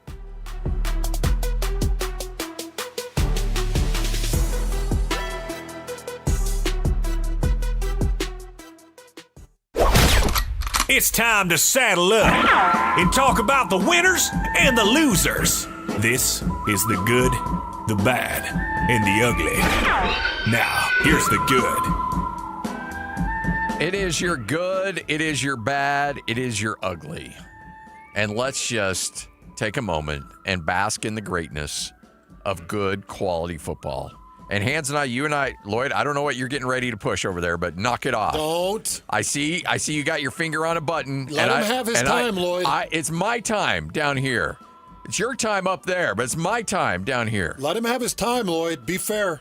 I don't know what you're pushing down there. I don't even know what this segment's about. What's the good about? Why are you ducking your head? Yeah, you got something queued up and ready to go. This segment's about actual good football. Good football. And you and I texted, that was, regardless of who won that game, that was a quality football game between the Chiefs and the Broncos. Darn right. What a shot! 3 more outs. We go to the series. So what? They'll blow in the 9th.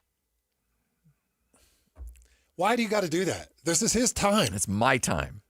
I get to enjoy this. Lloyd, after... Oh, what? They'll blow in the playoffs. And that Lloyd, this is not right. Game's over. I don't even know why we're watching this. Okay, that's called a reverse jinx, Lloyd. Lloyd, I don't know why. Game's over. It's over. They're losing. Game over. I did call that they were going to lose. With 9 minutes left in the game, he's like, "This is it. They're down You did? 3. Yeah. Why'd Down you do 3." that? Oh, because they they had to punt and I'm like, they were going to go for it on 4th and 2. They got the false start, backed them up 7. They punted. I'm like, there's no way they're going to stop Mahomes in a situation like this. Mahomes is going to go down, score a touchdown. It's going to be a 2-score game, and this game's over. Game over. Why am I watching? Scotty, no. Hey, there's a reason why I do what I do, because I know people love to rip on me for bad predictions. And so I'm like, what can I do to give a little goodwill for the Broncos? Give a bad prediction on Twitter, and then I'll take the heat afterwards, but it means the Broncos won. Either I'm right. Hey, my personal favorite is you going refs. I like that one. That one was funny. Well, okay. That one's good. All right, we got to talk about this. And I guess we can't talk about No, we can't this. talk about that. But you know what? I know what you're They'll talking blow about. in the playoffs. You know what I'm referencing. Yeah, I know what you're referencing. We just can't reference it. Somebody's getting singled out, and it's not okay. Yeah. Yeah, I don't like it. Yeah. Oh, but by the way, apparently there's this bad missed call on the Broncos. Rusty comes walking in, and first off, he doesn't even talk to me. He goes right into his office. Our resident... That was one of the biggest mistakes I've ever seen you make. Our resident Chiefs fan. And so I'm like, oh, you don't want to talk today, huh? It's been all fun and games for 9 years, and now you don't want to talk. But no, Chiefs fan comes up, and he's like, all right, well, 2 things. First off, and I'm like, if you say officiating after the Broncos got called for 150 yards of penalty yards in that game, I don't want to hear it. He went officiating. Yeah, he did. He did not like a no call. Couple things. Bo Nix, really solid, good focus when you've got to get yourself in field goal position to win that game. Couple of big completions, but I like his connections to Troy Franklin, Pat Bryant, Cortland Sutton, all those guys. Great connections. They find the space, and the throw that he had in that final drive to the inside shoulder on a deep corner to allow his receiver to work back into it, knowing that the defender had outside leverage, was an incredible throw. That was an incredible throw. You had 2 safeties over the top. He threw it underneath the safety, threw it to the inside off outside leverage to the corner, and that's a great completion. And they earned that field goal, and they earned that win, 22-19. Good win over the Chiefs. That defense, though. Oof. It's a really good defense. And they're without Pat Surtain. They're without Alex Singleton. They're missing some big guns on that defense. But from a play calling standpoint, you're going up against Patrick Mahomes, one of the 2 or 3 best quarterbacks in the history of the National Football League. Mm-hmm. And the refs. And you bring a... You're such a dirtbag. You bring a corner blitz on 3rd and 10. A corner blitz on 3rd and 10. Yeah, that's like... Jaquan McMillan. That's some big ones there. Jaquan McMillan is a beast, too. Fast as lightning, and he's good. He's good, and it was a great call. Can we talk about the disgust that Sean Payton has in Bo Nix? Disgust? Disgust? Yeah. Why? The disgust when he made the mistake of the intentional grounding. Did you see the look on his face? You're really nitpicking here. No. You're really digging No, deep. I'm not. I don't think. Like, I have a bad segment and you have a disgust look on your face, but that doesn't mean that you think ill will of me. Yeah, that you always disgusted. That's not true. No, that's fine. It's all right. If we have a bad, when have you had a bad segment? If we have a bad moment and you're like, and like there was a thing a couple of weeks ago I did, and you gave me a very disapproving look, and I'm like, you know what, Lloyd's got a point. But that doesn't mean you hate me. That doesn't mean like you think I'm horrible at my job. It just means in that moment, or does it? It just thinks in that moment you need to fix yourself. Yeah. It's all right. Hey, by the way, protect the Will Lutz at all costs, because that 5 of 5, including the game winner. How long was that game winner? It was like a 35-yard field goal. 35-yarder? Yeah. Still took guts, man. Yeah, but he hit a 54-yarder earlier. Yeah. But yeah, so the Broncos now sit at 9-2. Is the Chiefs dynasty? Is it done? Yeah, they're cooked. They're cooked. They're done. Mustered 62 yards of rushing against that Broncos defense. And Denver's not a great defense against the run. They just abandoned it. Who had the big drop for Kansas City? Somebody had a big drop. Was it Rice? I think it was Rashee Rice. I think it was Rice, yeah. Had a big drop for a first down. Hit him right in the hands. Yeah. We're on that far sideline. Uh-huh. Yep. I think it was Rashee. Kansas City just looks cooked. They might not make it to the postseason. 5-5. They're not going to win the division now. They're out of the division race, but listen, they've got the Colts next week. Yeah. They've got Chargers, Broncos, then they've got Titans, Raiders, Texans. Down the stretch, they're going to go, 0-1, 1-1, 1-2, 1-3, 2-3, 2-4, 3-4. They'll go 3-4 to finish. Then they're done. There's no way you're making the playoffs at that point. They're going to go 3-4 to finish. Yeah, that'll put them sub 500, 8-9. Yeah, that's like Raiders territory right there. They're busted. Taylor Swift, take off that T-shirt before you jinx them and break up the band, Taylor. Oh, she Yoko Ono, the Chiefs. She did. This thing, the wheels are off. I mean, back-to-back losses to the Bills and the Broncos. You lost to the Jags. Started out the season losing to the Chargers and the Eagles. Turn out the lights. Party's over. Sorry, Chiefs fans. That doesn't break my heart. Come on, Lloyd. At least you can get behind that, right? No, that doesn't break my heart. I'm fine with that. Hey, and you got your game. Both of you got the Raiders and Cowboys now. My boys versus his Raiders. You've already left the bandwagon, so don't be. I said my boys. His Cowboys. No, you're a Cowboys. Yeah, he's a Cowboys guy. Great. I know they're not. That's where you. I don't bandwagon chase. I just look for you interesting bandwagon storylines. chase. Come on. You can't cook Scotty and both me in the same segment. You do. You're like the biggest bandwagon guy I know. Are you kidding me? He's been a lifelong Cowboys fan. I No. don't know what you're talking about. Stop. I've been a boys fan since Leon Lett. Yeah. Leon Lett's where you grabbed? Gosh. Okay. Alvin Harper. The cocaine cowboy himself. Cocaine cowboy. Hold on, we got a lot to get to here. All right, let's get to it. There's your good. Let's get to the bad. Now the bad. Well, Shedeur Sanders in his debut. Not so good, Scotty. All he needed was a chance. The Browns were holding him back. They weren't giving him an opportunity. Well, he got his chance. The Cleveland Browns led by 6 points at the half, and Dylan Gabriel goes out. So Shedeur Sanders takes to the field and goes 4 of 16 for 47 yards and gives up the lead and gives up the loss to the Baltimore Ravens.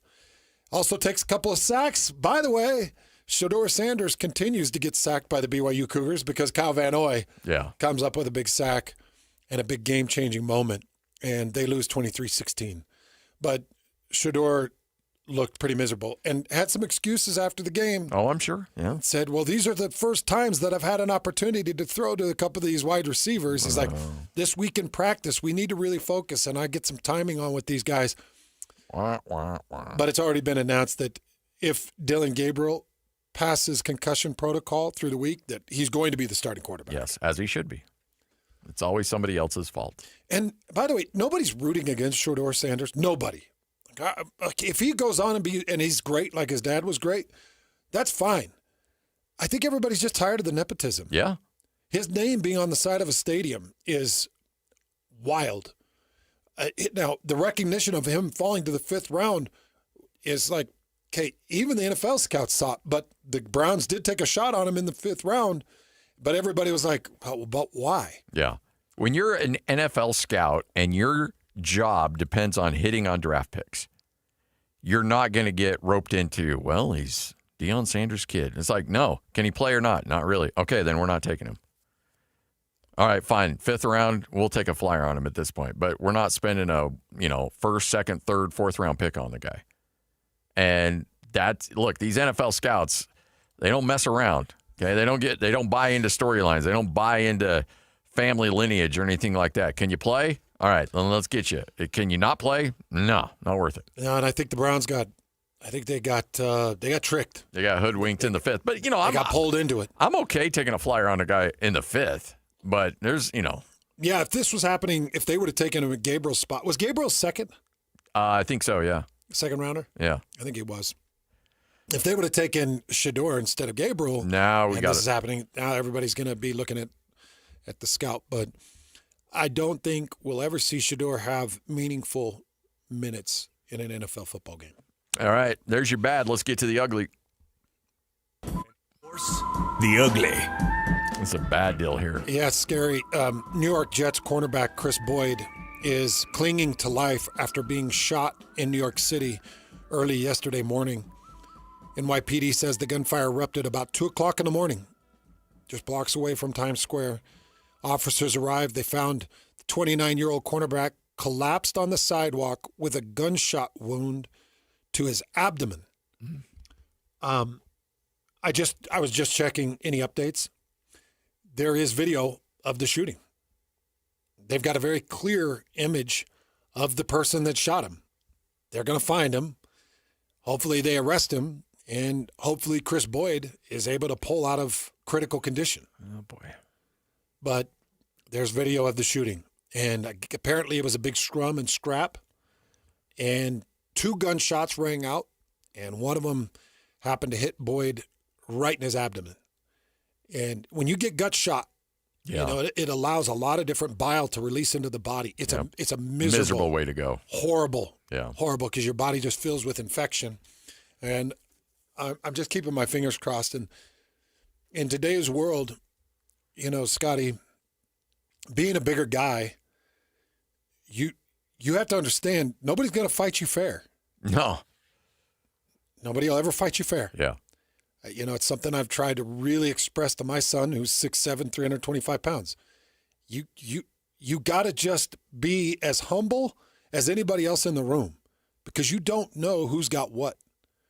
And you go walking around like a rooster, and the smaller person in the building wants to challenge you. It's not because he thinks he can beat you one-on-one. It's because he's packing. Yeah. Or he's got something that separates you from him. Because the pride is still there. You don't want to be shown up by somebody, and yet in a fair fight you'll get absolutely destroyed. Yeah. So, yeah. It's sad, man. I mean, Sunday morning, 2 o'clock in the morning on a Sunday. And nothing good happens at 2 a.m. And that's when these things are typically happening. But have you seen the video? I have not seen it. I didn't know there was video. I saw the story. I didn't know there was video out there. Video was just released about an hour ago. So it's hasn't been that long. Oh, man. But the video is out, and kind of a rough deal. But the good thing is they've got a really clear image, and I'm showing Scotty the video right now. It's all a big brawl around a taxi cab, and as the fight is going, the gunshots ring out. But they've got, and let me see if I can find the image. There's the image right there of the guy that shot him. Yeah. They've got what he's dressed in. He's got pretty long dreads. He's got kind of a recognizable nose and chin and eyes. I mean, you can see it all in that picture. They're going to find him. Oh, yeah. No, they'll track that guy down, especially when you got the power of the NFL behind you. See, look at this picture. Oh, yeah. That's an even better picture right there. Yeah, no, that guy's going to be picked up real quick. So what do you get charged with? probably illegal possession. Yeah. Attempted murder. Yep. Now this was in New York. Oh yeah. So no, heavy gun laws in New York. Yeah, is the gun registered? Probably. I don't know. Probably not. Probably not. Yeah. So you got that charge. Like the dude. At least 20 years, right? And it depends on what happens. If Boyd passes away, then it's going to escalate even further. That's true. Then he'll never see the light of day. Yeah, because last I checked, he's in critical condition. Yeah. They're hoping he pulls through. All right, 150 coming up next. Another edition of Whole World News right here on 97.5, the KSL Sports Zone.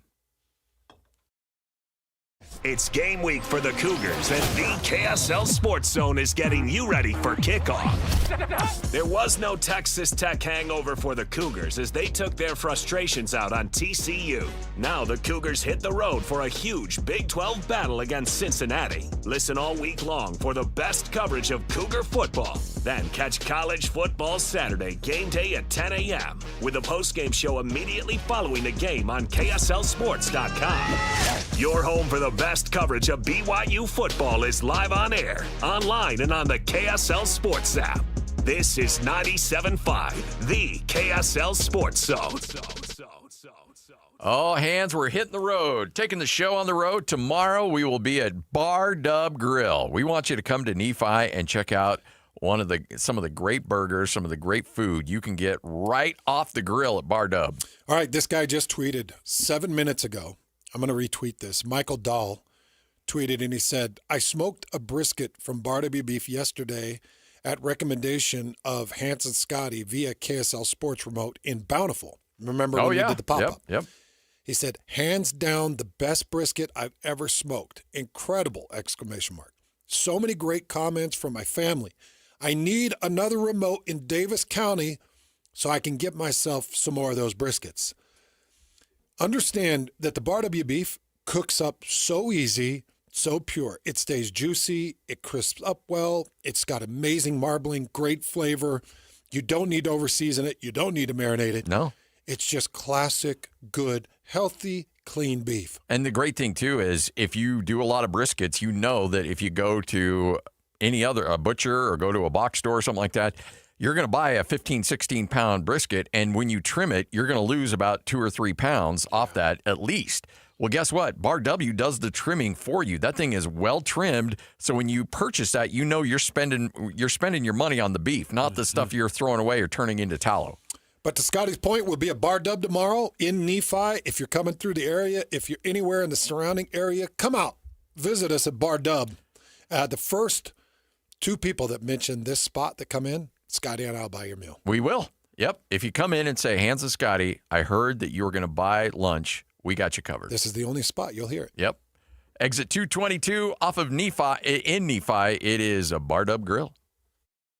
The holidays are coming. Is your home ready? Whether you're hosting a holiday party or reading a book, a brighter home makes your home more comfortable. Mountain Home Services can save you energy and brighten your space. Mountain Home Services can improve your home with LED lighting upgrades, smart switches, and modern lighting controls, perfect for cozy holiday nights and year-round savings. And KSL listeners can save with exclusive offers to brighten your holidays. Serving Utah since 1954, Mountain Home Services was the first to offer upfront pricing with no hidden fees and 100% satisfaction guarantee. Protect your home with an electrical inspection, surge protection, and keep your family warm this winter with a generator. And KSL listeners enjoy a discounted price on a fireplace tune-up for just $99. Visit mountainhomeutah.com or call 801-543-2222. That's mountainhomeutah.com or 801-543-2222. Mountain Home Services, keeping Utah homes safe and warm since 1954. Attention Jazz Nation. We know you've been waiting on the edge of your seat, and the time has finally arrived. All tickets are available now. Let's go! Your favorite players will be back on the court, bringing the energy all season long. Whether you're looking for season tickets, mini plans, or single game matchups, there's a perfect option for every kind of fan. Show up loud and proud at Delta Center this season. Don't miss your chance to be part of the action. Buy your tickets today at utahjazz.com. SLC Fat Loss is having a huge holiday sale, over $400 off, making it our lowest prices of the entire year now through December 31st. We know the secret to losing up to 1 pound of fat every day with no exercising, no injections or surgery. You can start the program before, during, or after the holidays. No more losing weight and gaining it all back. Help reset your metabolism and keep the weight off for good. Go to slcfatloss.com and save big now through December 31st only. Alex here. I found the exact program that works for me. I've dropped 65 pounds, but more importantly, I've kept it off during that full year. JJ here. I lost 40 pounds in 60 days, and a year later, I'm keeping the weight off. Go to slcfatloss.com. Take advantage of the lowest prices of the entire year. But hurry, limited spots available. Many clients lose 20 to 30 pounds in just 60 days. Do the program in person or virtually from anywhere. Schedule your free consultation now at slcfatloss.com. That's slcfatloss.com. Results may vary. A 15-year-old girl who chewed through a rope to escape a serial killer. I used my front teeth to saw on the rope in my mouth. The killer prowled the Pacific Northwest in the early 70s. He's been convicted of murdering 2 young women, but suspected of many more. Maybe there's another one in that area. Follow and binge all episodes of Stolen Voices of Dole Valley, available now wherever you listen. Go! It's time to span the globe for the hard-hitting news you care about. Well, not really. But hey, at least we found it interesting. This is Whole World News on 97.5, the KSL Sports Zone. We've got the whole world in our hands. You got the whole world in our hands. We've got the whole world in our hands. We've got the whole Hans Olsen, Scott Gerard, 97.5, the KSL Sports Zone. Hey, we're going to be hanging out at Tim Daly Nissan Southtown, where it all began. Tyler and the crew ready to help make it happen for you. Come down and say hi. We'll be down there again, just in between, just west of I-15, between the 106th and 112th exit. Real easy to find. All right, Hans, I'm really curious. We've known each other for 20 years. Mm-hmm. We've done the show together for 12. I'd like to think I know you pretty well. I'm not exactly sure where you are at in terms of the holiday spirit when it comes to Christmas. Okay, I've got an opinion on it. All right. So, are you a early Christmas music or late Christmas music guy? Late. Okay, so post-Thanksgiving. Yeah. How about decorations? Late. Late. Okay. If any. Really? Yeah. Okay. I would have pegged you as the kind of the festive, let's decorate the house, let's go all out, Clark Griswold kind of thing. I'm trying to do better, and I tried for my kids because my mom made it a magical season for me. Yeah. And I always appreciated that. As a dad, I didn't want to spend money on decorations. I didn't want to put time into decorations, and I always felt like it cluttered the house. But I also knew that it drew the magic of Christmas. If it was up to me, no decorations. I'd have a tree. I'd put a couple of, important ornaments on it. Yeah. My wife likes to decorate a tree to look good. Yeah. I want to decorate a tree that has, sentimental ornaments on it. Okay. All right. All right. So now let's talk about the tree. Fake or live? Live. Oh, that's right. You, JP, you and JP go up and cut a tree. If I have my druthers, I want a live Christmas tree. All right. Well, apparently there's an association for everything. The American Christmas Tree Association released results of a new survey, and this has certainly been a trend. About 15 years ago, your live to fake tree ratio was about 50-50. That's where we're at now. Huh? No, that was about 15 years ago. Oh. Now, 83% of households have a fake tree. Only 17% of American households will actually have a live tree for Christmas, which makes sense. I mean, I haven't had a live tree in forever. We started growing up as a kid. We had a live tree up until probably I was 10 or 11, and then it was a fake tree ever since. So I want to make this really clear. If I had to pay for a real tree nowadays, I would have a fake tree. And spend, $80, $100 and then not have to worry about it for 10 years. But bless JP Stoddard's heart, his family owns a lot of different acreage up in the mountains, and they can go chop down trees all they want. And he just cuts one down for me. He has for the last 15 years. Yeah. So, and the trees smell great. Oh, I love the tree smell. And he always gets beautiful trees. I've got a 15-foot ceiling, so he gets a beautiful 15-footer, and he just picks out the best Christmas trees ever. If I had to pay for that tree, that's a $450 tree. Easy, yeah. Why do you throw your ceiling size in our Yeah, faces? I know that was a nice little. It's kind of gross. I was going to wait a little bit to bring that up, but that was a very subtle flex. Yeah, I have a 15-foot ceiling. Jeez, man.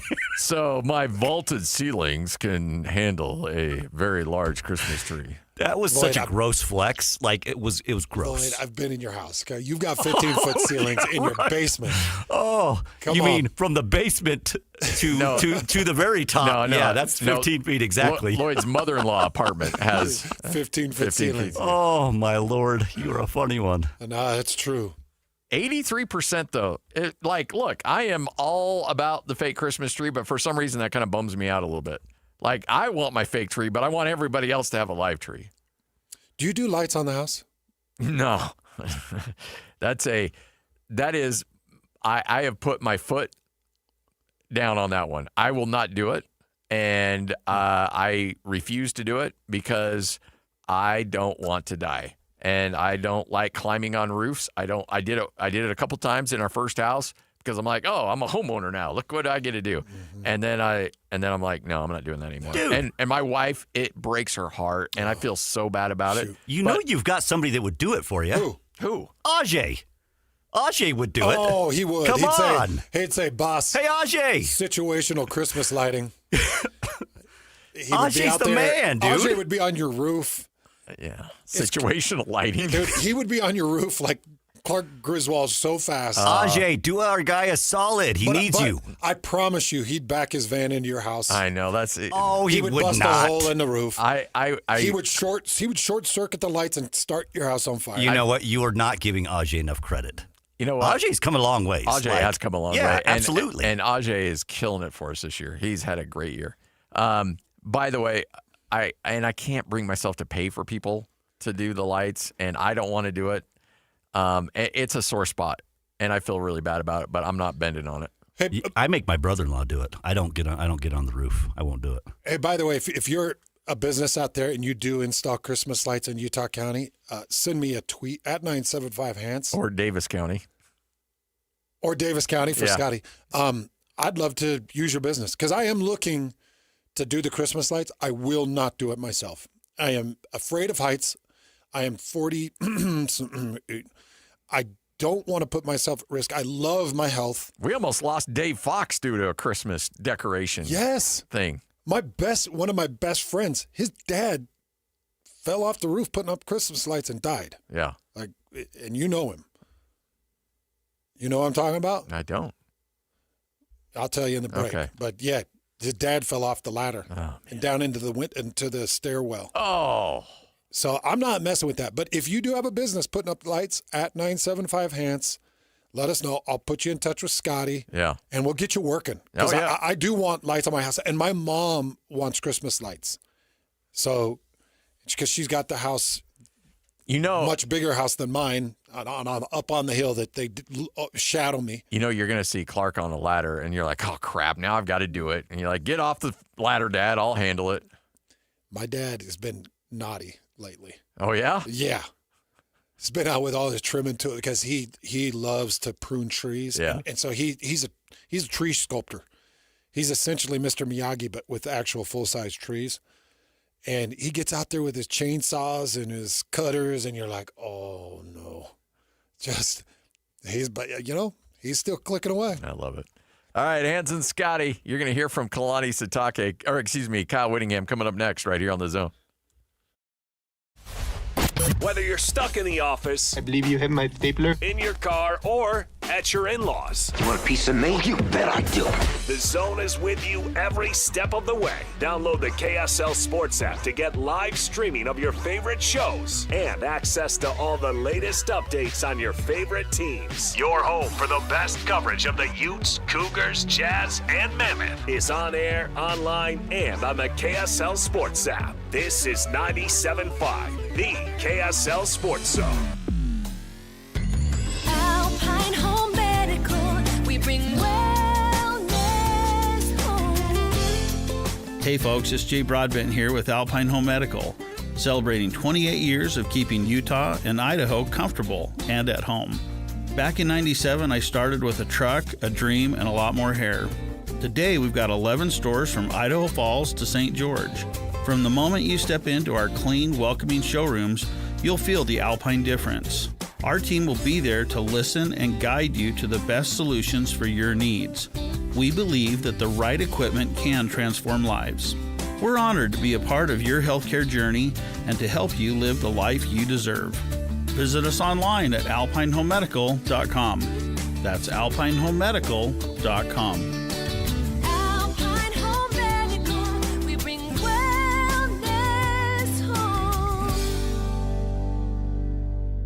You gave years, maybe decades to your job. You showed up, worked hard, and planned for retirement. But now, the company's changed. Or maybe you've taken a buyout or been forced into early retirement. So, what happens next? I'm Jeff Jr., founder of Trajan Wealth. And if you've built up a 401k or thrift savings plan, now is the time to ask, is that money really working for you? Many workplace retirement plans offer limited options and even less guidance. At Trajan Wealth, we help people just like you roll over their accounts into IRAs with more flexibility and personalized investment strategies built around your goals. For households with $500,000 or more, let us build you a personalized plan. We operate on veteran values, service, trust, and doing what's right. Your next chapter starts now. Call Trajan today, 801-210-6800. That's 801-210-6800. Advisory services offered through Trajan Wealth, LLC, an SEC-registered investment advisor. See website for details. So many commercials you encounter these days include generic people engaged in generic activities, frolicking in generic locations, accompanied by generic music and a generic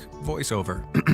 Pharmaceutical commercials are on the cutting edge of this phenomenon. In fact, I find myself less worried about the risk of lockjaw, intermittent loss of smell, or explosive diarrhea, and more concerned that the drug might turn me into a mannequin at Kmart. So what does this have to do with Shamrock Plumbing? Nothing, really. But if you find our commercials over the top, just remember it could be worse. They could be generic. Taqueria 27, where every taco tells a story. And sometimes it's a hilarious one. Check out taqueria27.com. You'll thank us later. On the go? Don't worry. Locations in downtown SLC, Holiday, Fashion Place Mall, Lehigh, and Eagle Mountain. So if you miss one, there's another waiting to serve you tacos, sizzling fajitas, enchiladas, margaritas, like a ninja. Taqueria 27's got Mexican cuisine, including gluten-free, that's so tasty, your mouth will thank you.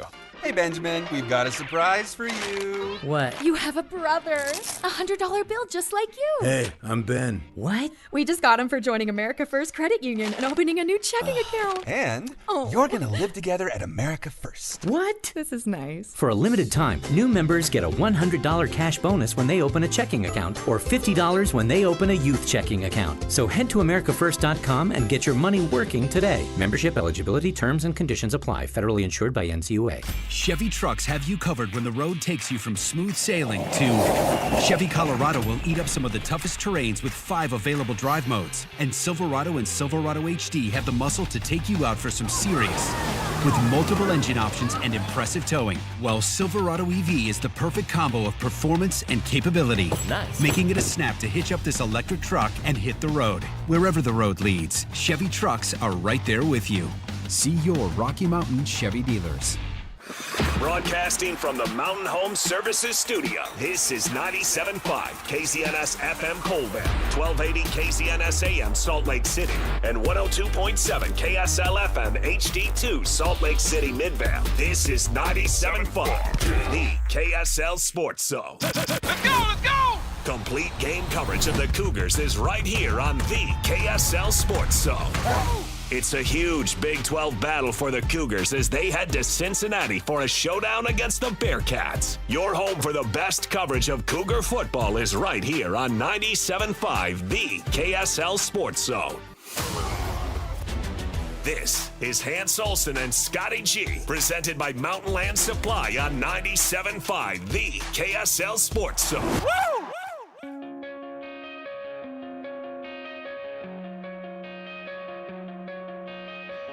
Coming out of my cage and I've been doing just fine. Gotta be down because I want it all. It started out with a kiss, how did it end up like this? It was only a kiss, it was only a kiss. Now I'm falling asleep and she's calling a cab while he's having a smoke and she's taking a drag. Now they're going to bed and my stomach is sick and it's all in my head, but she's touching his chest. Now he takes off her dress.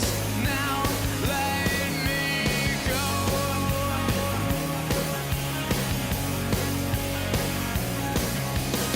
And I just can't look, it's killing me.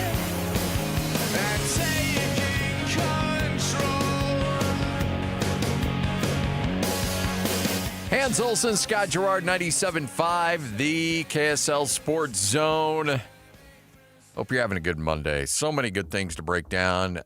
You heard from Kalani Sitake earlier in the show. You heard from Bronco Mendenhall earlier in the show. Well, Hans, blowout victories coming down the stretch. You feeling an all right, or is it an okay day? It's going to be an okay. I think it's going to be a good, solid okay. It's all about that business. He's hit us with, is it one or two all rights? Just one. One all right. I think we're going to get just a nice, calm, cool okay. That was another big blowout win. Again, Kyle Whittingham always starts his press conferences with either okay or all right. I think we're both in agreement on this one. It feels like an okay day for Kyle Whittingham. Good to go? Okay. A little bit about the Baylor game. First of all, I thought we did some good things. A lot of explosive plays on offense. Bird Ficklin obviously came in the game and gave us some spark and some, really ran the football exceptionally well. He only carried it, I think it was 6 times, but about 165 yards. So he was a bright spot for us. Wayshawn Parker goes over 100 yards again and really has continuing to separate himself in the backfield from other guys and doing a good job. Not a lot in the throw game, didn't need to. We were committed to the run in this game and ended up piling up almost 400 yards of offense, rushing offense. So a lot of good things. Offensively. Offensive line played well again. That's been a theme the entire season. Defensively, certainly gave up more points and yards than you'd like, but scored a touchdown, set up another touchdown with a pick six and an interception. I think it ended up inside the 10-yard line. So good stuff there. Baylor, as I mentioned, going into the game, outstanding receiving corps, and feel no different after the game. That's the best receiving corps that we've played, and the quarterback is really good from the pocket. They threw for a ton of yards, 400 plus, but we were able to come away with a victory. Special teams, kind of a non-factor. Not a lot going on special teams-wise with either side, and so that was good to get the win. They're, like I said, they got some good players. They got size, athleticism, and speed and length and all that. So they were certainly a team that until we started to separate there in the second half, it was a pretty competitive game. Coming up this week, Kansas State back home, final home game of the year, senior day. So we get to recognize our seniors, and it's a good kickoff time, 2 o'clock. So we like that. A little bit of a roll here. We got some momentum going into this game, and got to try to hang on to that. All starts with a great week of preparation. It starts today with that, and we're in pretty good health. We'll find out as the week goes on. With some guys that might be a little questionable, but for where we are in the big picture, health-wise, got no complaints this time of the year. So, questions? This is from Dressel. It says, great win Saturday with about 400 yards passing given up in the last game. What's your plan to tighten the screws for this week's game? Yeah, well, like I said, going in, they're a talented receiving core. We expected them to, they've been throwing for over 300 a week all season long, and so it wasn't a surprise that we were tested deep. In fact, gosh, it must have been 15 fade balls thrown in that game, 50 balls at least. I mean, it was one after another. And so we needed to make a few more plays than we did. There's no doubt about that. But we've been good in pass coverage all season long. We're still amongst the leaders in the conference in both pass yardage given up and pass defense efficiency. And so just got to keep working at it. We'll miss Scooby, obviously, the first half of this game, which is not ideal for us. He's been a very consistent player for us this year, so that'll give other guys opportunity, though. So that's it. On Saturday night, you had talked about how Devin has just been banged up enough. Yeah. It's still questionable each week. Is there a situation where Bird starts this game or the last game, or kind of where do you kind of see that? Is it still just kind of up in the air? Day by day is what we're taking it, and that's the best answer I can give you. If I knew any more than that, I would share most of that with you, or some of that. But it's just a situation where Devin, there's a lot of physicality in his game, with all the runs he does, and scrambling from the pocket in addition to the design QB runs. So he takes some physical. It takes a physical toll on him, but he's a tough kid. He loves it. He's not he loves running the football, and he's been effective at it. So we'll just see what happens, but certainly there is a scenario where you could see Bird. I'm sure of that, but we'll see. You guys have blown out teams in each of your wins. Mm-hmm. Are style points kind of a consideration for you guys with the college football playoff? No, I don't believe in humiliating anybody or trying to run up the score. When you're playing a throw team like Baylor, no score. You got to have a 4-score lead to be safe because they throw the ball so effective they can strike from anywhere, and so that's a little different than if you're playing a team that is a run-oriented team and you get up a few scores. But no, to answer your question, I don't subscribe to that. We don't subscribe to that. There's been games this year where we certainly could have piled on more points, but I just don't think it's not who we are. Yeah. Morning, Coach. Morning, PK. Now, I know you've been saying focuses on Kansas State. Absolutely, 100%, and nothing else matters. You don't even know that it's your birthday this week because it's all... Stop. I can't believe he said that. Okay. Well, I'm going to ask you this question anyway. The way your team is playing right now, which obviously is at an extremely high level, do you think right now that it is playoff worthy? You know what? We're going to take things one game at a time, PK, and see if we can see how we do against Kansas State. But I'll tell you right now that this team has a lot of confidence. We've got a lot of momentum going right now. The leadership is outstanding, and we think we're playing good football. Is it good enough? We'll find out. We got to take care of our business first, starting with this week. And when the dust settles and the regular season's over, we'll see where we're at and what kind of opportunities are there. You'd mentioned that Devin in that situation sort of day-to-day, obviously with him just being hampered with the injury. Is there any scenario this season where you shut him down just because, you're worried about his long-term health or is the injury, I guess, severe enough for it to render him just shut down for the season? No, and we would, that's not my decision, obviously. That would be a medical decision. And so you're asking, going forward, are we going to shut him down? Or is there any scenario where that happens? Is his injury severe enough in that case? As it stands right now, no. No, as it stands right now. But you got to be able to function and be, he gets pretty sore and pretty beat up, as I mentioned. And so, but no, we don't feel that he's been put in harm's way any more than the next guy as far as long-term and that type of thing.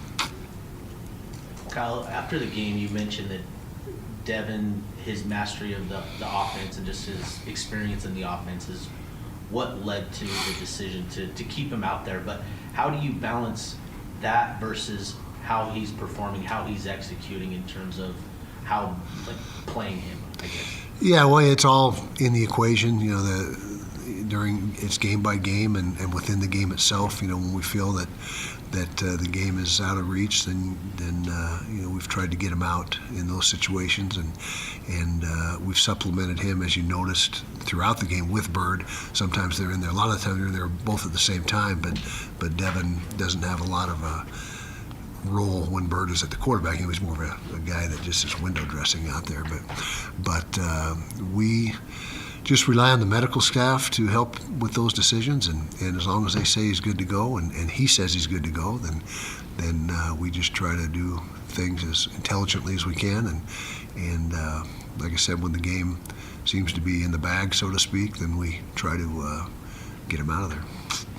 Kyle, at the beginning of the season, you said that this could be the greatest offensive line you've ever had. 10 games in, have they met expectations? 100%. Ask them? 100%. They're surpassed expectations? I would say as advertised, exactly what we expected, and if anything, maybe even better than we expected. We're second in the nation in rushing the football, and that's a real good indicator of the physicality and the talent level of your front. And then, did you happen to see the catch that went viral by a certain player that will go nameless? Certain high school player? A certain high school player at Rice Cycle Stadium? Absolutely. That was very impressive for that, whoever that guy was.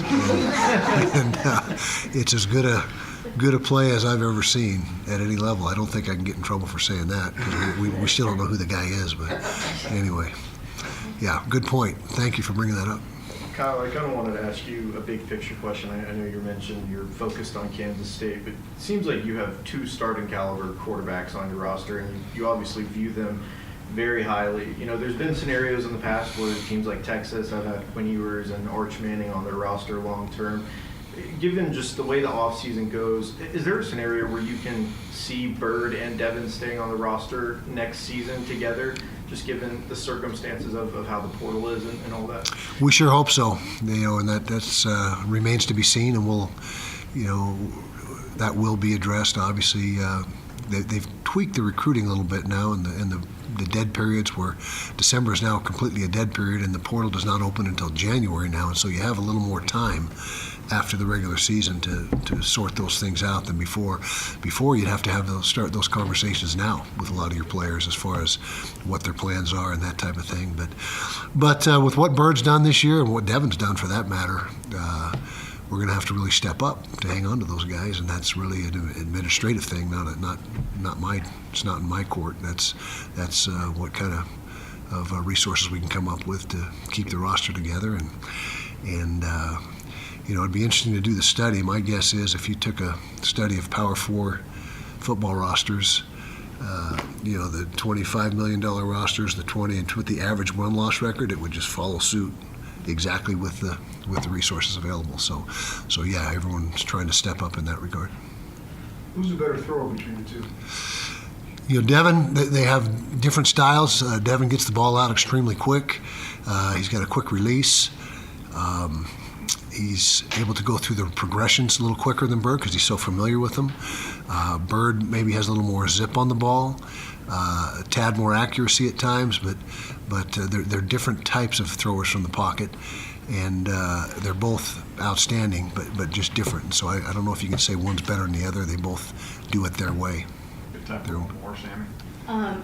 Jason Stokes Jr. only played 13 snaps on Saturday, but he had that good pass breakup. What have you seen from his development that has given you guys confidence to put a true freshman out there versus some of these pass-heavy teams? Yeah, well, he's progressed ever since he got here. We obviously liked him out of high school, or we wouldn't have recruited him. We thought he had some real upside, and you're right, he made a really nice play in the game on Saturday, and it was an opportunity to put him in the game when we got to what was it, 49-20, I think, is where we felt the game was pretty much out of reach, and gave him some opportunity, and a lot of that was Scooby, going out early, that gave us an opportunity to put other guys in, and then Jason was next in line, and so that it was kind of a chain reaction. But I can tell you right now, we have a lot of confidence in Jason, and he's a guy that, as I mentioned, has really gotten better week by week and works hard and has great attitude. And Sharif, Coach Shaw just thought it was time for him to maybe get some game action and show what he can do. There you go. Kyle Whittingham right here on 97.5, the KSL Sports Zone. A lot of interesting comments there from Kyle in terms of the likelihood of Devin Dampier and Bert Ficklin both being on the roster next year. And unfortunately, that's the world we're living in right now, where Bert Ficklin isn't going to see a lot of time, but people are already have seen what he's capable of doing. So you're darn right. He's going to have a lot of people lining up for his services in the offseason. And Kyle's like, look, we want to keep both of them, and we're going to do everything in our power to keep them. But obviously they're going to command a lot, both of them.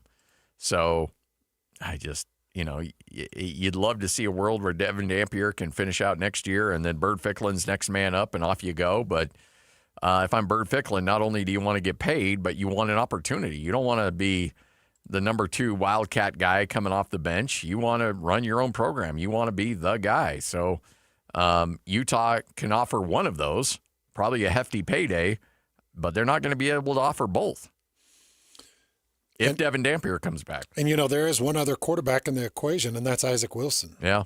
Isaac's got 3 years of eligibility, and he's a very good quarterback.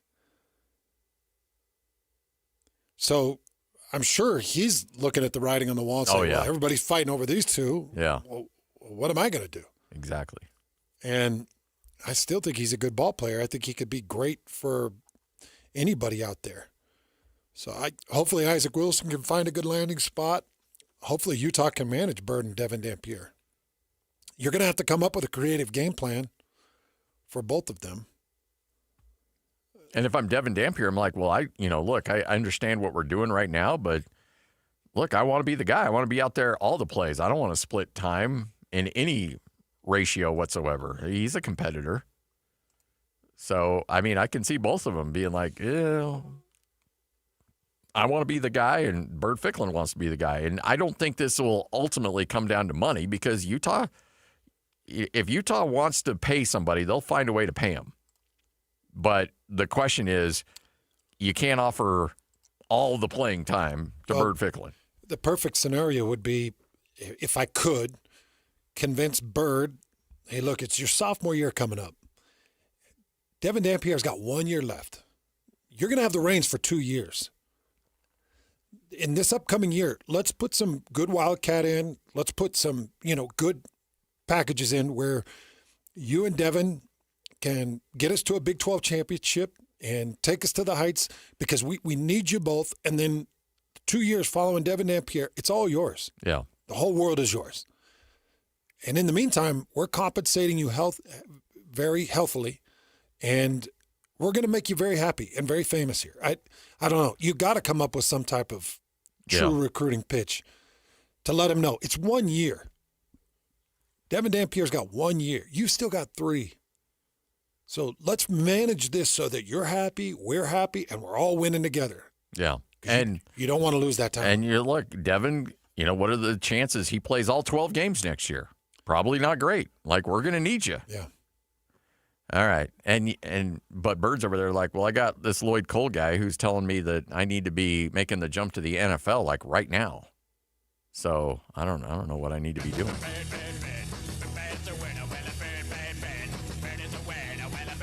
Lloyd's I like trying to figure out how to keep Bird in the state. Yeah. All right, Hans and Scotty. 97.5, the KSL Sports Zone. A little sports roulette coming up next right here on the Zone. It's game week for the Utes, and the KSL Sports Zone is getting you ready for kickoff. After a blowout victory on the road against Baylor, Kyle Whittingham and the Utes return to the Hill for a showdown against Kansas State in the final home game of the season. Listen all week long for the best coverage of Utah football. Then, catch College Football Saturday game day at 10 a.m. with the postgame show immediately following the game on KSLSports.com. Let's go then. Let's go, baby. Your home for the best coverage of Utah football is live on air, online, and on the KSL Sports app. This is 97.5, the KSL Sports Zone. When I asked Scott Lucky if his last name had anything to do with his success in the trucking industry, he laughed and said, "Well, Mike, I guess you could say I've always been lucky." But when I asked him how he and his family grew Lucky Distribution Services into the company it is today, he didn't talk about luck at all. "We work hard," he said. "We keep a close eye on the bottom line, and we treat our people the right way." In other words, Scott Lucky makes his own luck, which is precisely why he switched to Pure Talk Business. "Last month, I paid the big guys $740 for 12 lines," he told me. "This month, I paid Pure Talk $420 for the exact same service." Thousands of businesses all over the country are saving real money by switching to America's most dependable 5G network, and luck has nothing to do with it. Just dial pound 250 and say micro. That's pound 250 micro to switch to a wireless company that works as hard as you do. Pure Talk. Taqueria 27, where every taco tells a story. And sometimes it's a hilarious one. Check out Taqueria27.com. You'll thank us later. On the go? Don't worry. Locations in downtown SLC, Holiday, Fashion Place Mall, Lehigh, and Eagle Mountain. So if you miss one, there's another waiting to serve you tacos, sizzling fajitas, enchiladas, margaritas like a ninja. Taqueria 27's got Mexican cuisine, including gluten-free, that's so tasty, your mouth will thank you. Is your financial advisor offering you up to a 30% upfront bonus? Or are they promising you up to 10% growth per year, all for your retirement income? If not, then you need to come to Trajan Wealth. I'm Jeff Jr., founder of Trajan Wealth. If you have a plan to retire within the next 10 years, don't wait only to find out it's too late. I've seen hardworking folks like you retire only to be required to go back to work, all because their advisor told them guarantees like these were too good to be true. They're not. That's up to $30,000 upfront or up to $10,000 per year on $100,000, all guaranteed for retirement income. Don't keep working when you're supposed to be retired, and don't let any financial advisor tell you it's too good to be true. Call Trajan today, 801-210-6800. That's 801-210-6800. Annuities not advisory products. DBA Trajan Wealth Insurance Solutions. Additional disclosures at trajanwealth.com. This holiday season, give your home the gift of smart upgrades with Mountain Home Services. Electric vehicle? Meet your new best friend. A professional EV charger installed from Mountain Home Services. Fast, reliable, and done right the first time. Want to save energy to brighten your space? Ask about LED lighting upgrades, smart switches, and modern lighting controls. Perfect for cozy nights and year-round savings. Serving Utah since 1954. Mountain Home Services was the first to offer upfront pricing with no hidden fees, and every job comes with a 100% satisfaction guarantee. Protect your home and power up your lifestyle with expert electrical services you can trust. Plus, KSL listeners enjoy a discounted price on a fireplace tune-up for just $99. Visit mountainhomeutah.com or call 801-543-2222 to schedule your upgrade today. That's mountainhomeutah.com or 801-543-2222. Mountain Home Services, powering Utah homes since 1954. Ready for a home upgrade? Hercules has the rate for you. Open a home equity line of credit before November 30th and enjoy an introductory 4.99% APR for 6 months. Perfect for projects like a new deck, roof repair, or kitchen refresh. Don't wait. This limited time offer won't last. Apply today at HerculesCU.com. That's HerculesCU.com. Hercules First Federal Credit Union, growing stronger together. Hey, this is Chris with JCW's. Craving something sweet? We do ice cream right. Come in and try one of our shakes, freezes, or an ice cream cone, and you'll see why we say JCW's, quality, and a lot of it. This is your Cougars at 30 update. Presented by Kenny J's Barbecue on 97.5, the KSL Sports Zone.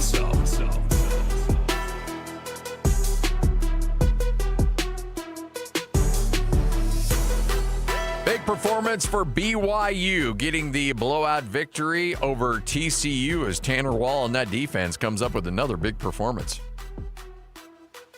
We had some good scheme in tonight as far as like a lot of bracket coverage. We knew that they love to throw the ball to the inside in-breaking windows. We were able to take that away, and we knew that if we could get Hoover to, pull the ball down off of his initial read, that on the run or, scrambling, he wasn't as accurate as he is just on time roping the ball. So I think we executed extremely well doing that. And the one thing with that is to play that, we pull a guy out of the box. So, a lot of the run looks for them were checking to a lot of runs when they saw us in a lot of our too high stuff, but our front seven, they played extremely well. That is your Cougars at 30 update, brought to you by Kenny J's Barbecue. Hey, you want to have the perfect Thanksgiving turkey, but you don't want to go through all the stress and worry to make it happen yourself? Well, go to KennyJBBQ.com, order your Thanksgiving turkey. It'll be ready for you on Thanksgiving morning. Pick it up. You'll have perfectly smoked turkey for your Thanksgiving dinner. KennyJBBQ.com.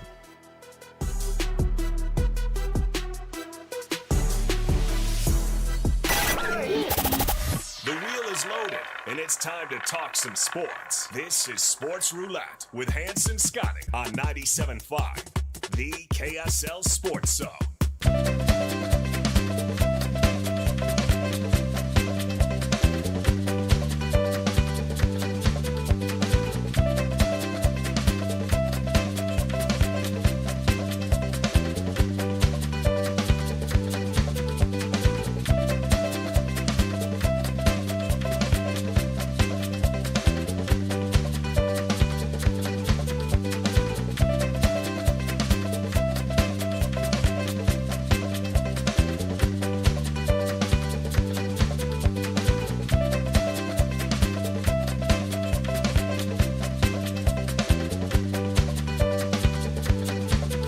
And Scotty, 97.5, the KSL Sports Zone. Time for another edition of Sports Roulette.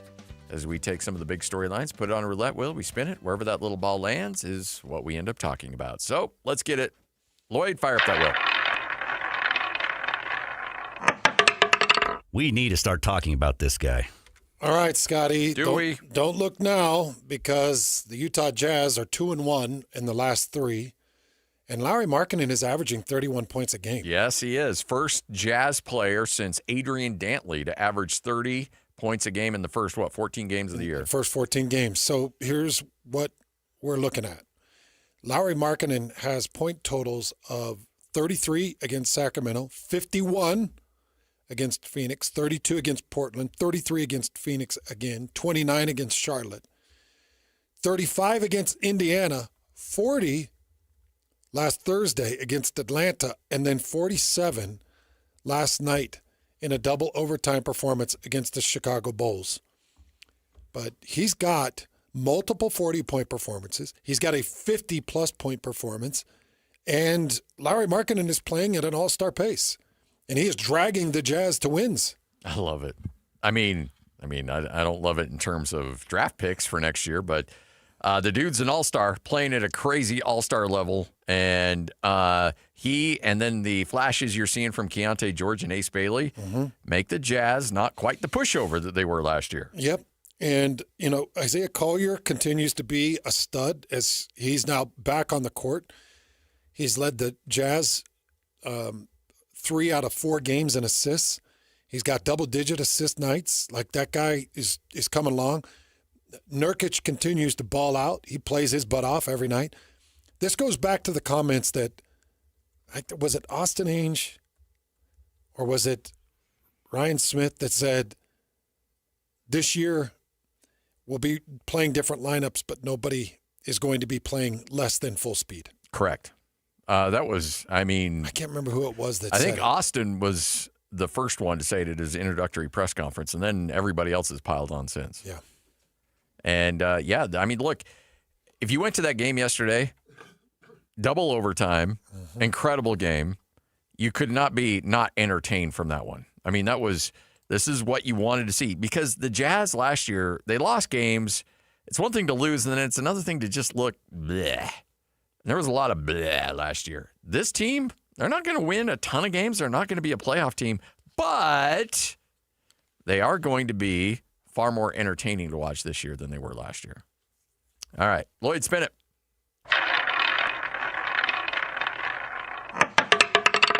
Nobody cares about safety anymore. No, especially the NBA officials. Hands yesterday, Jazz and Bulls going back and forth down the stretch of the game. Jazz down by 2, 114 to 112, and all of a sudden, whistle gets blown. And the officials award free throws to Chicago. Why? Because a towel boy went out to clean the floor of sweat without being told to do so by the officials. That's a delay of game penalty against the Jazz. Mark just turns and walks away.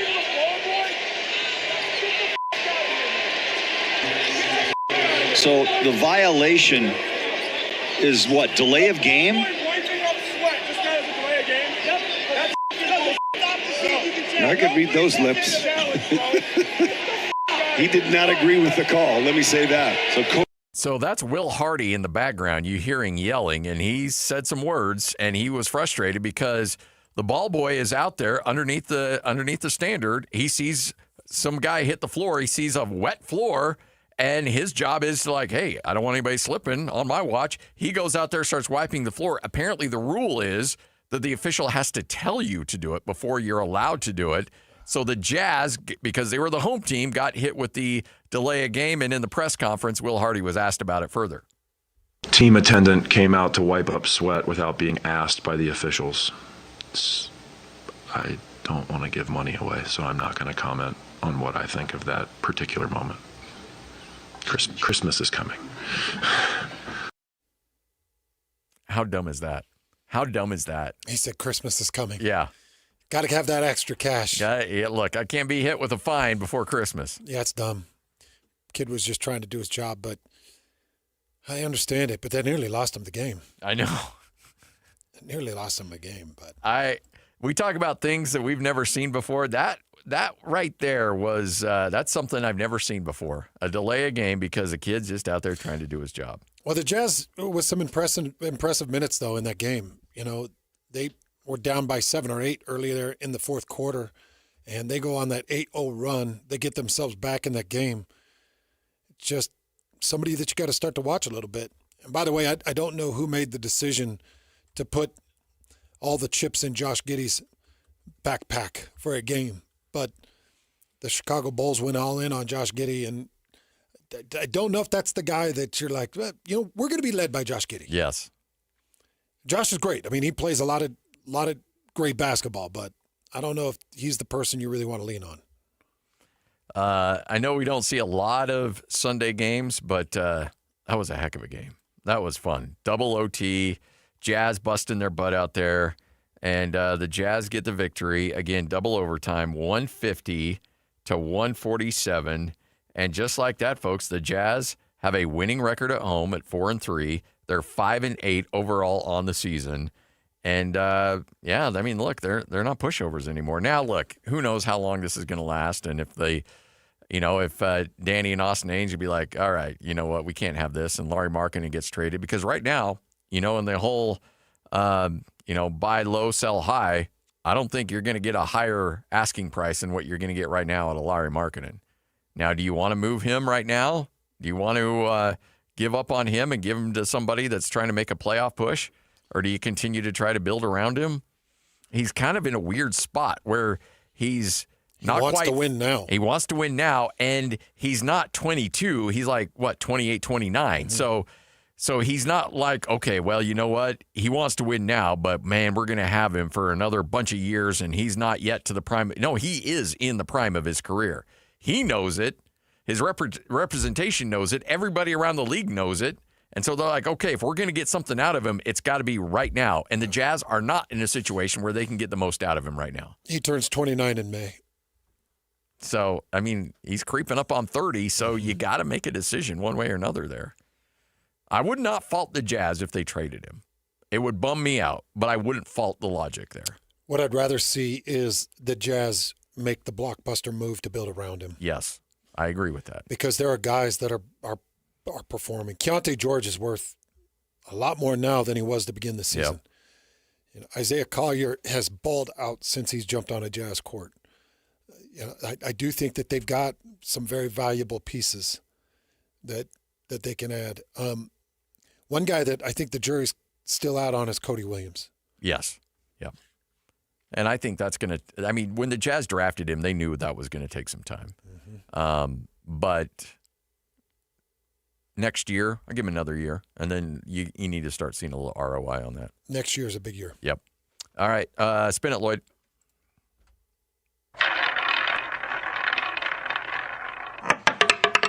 Not in the unemployment line long. No, he was not. James Franklin, heck of a coach, and did some good things at Penn State until this year where he lost a few games, and Penn State said, nope, go away.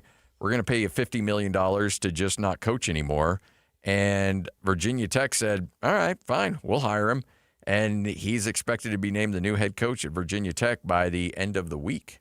So, no, this doesn't go into the offseason at all. This is he's taking over this program and trying to hit the ground running going into recruiting, which is why coaches are getting fired earlier, because they understand, hey, you got December to come in, evaluate, kick the guys off you don't want, keep the guys you want, and then hit the transfer portal in January. You can't be making your hire in December, in January. You need to be making your hire in late November so that these guys can be ready to go. That's why you're seeing these coaches get fired so early. But I don't know. Not that I really care that much about Virginia Tech or Penn State, but James Franklin, I think, is a good coach that did dirty at Penn State. So I think he'll have an opportunity to do some good things there. One more if you got time.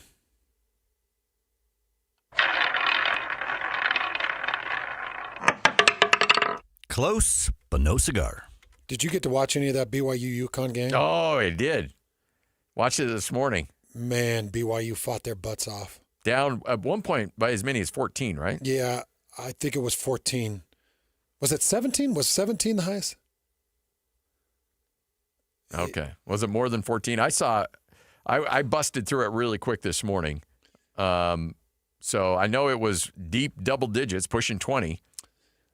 A couple things that happened that are kind of a bummer. And we'll wait to see how these things play out. But Keba Keita left the floor with about 9 minutes left in the first half. Took a shot to his head.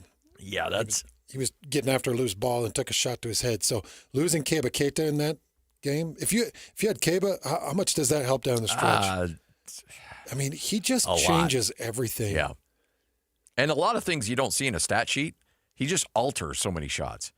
He's going to get block shots, but he alters shots, alters how teams attack the rim offensively.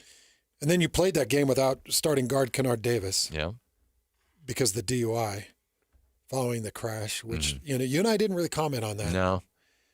I think there's still a lot to be learned from what happened there. You've seen, I'm sure you've seen everything I've seen. Oh, yeah.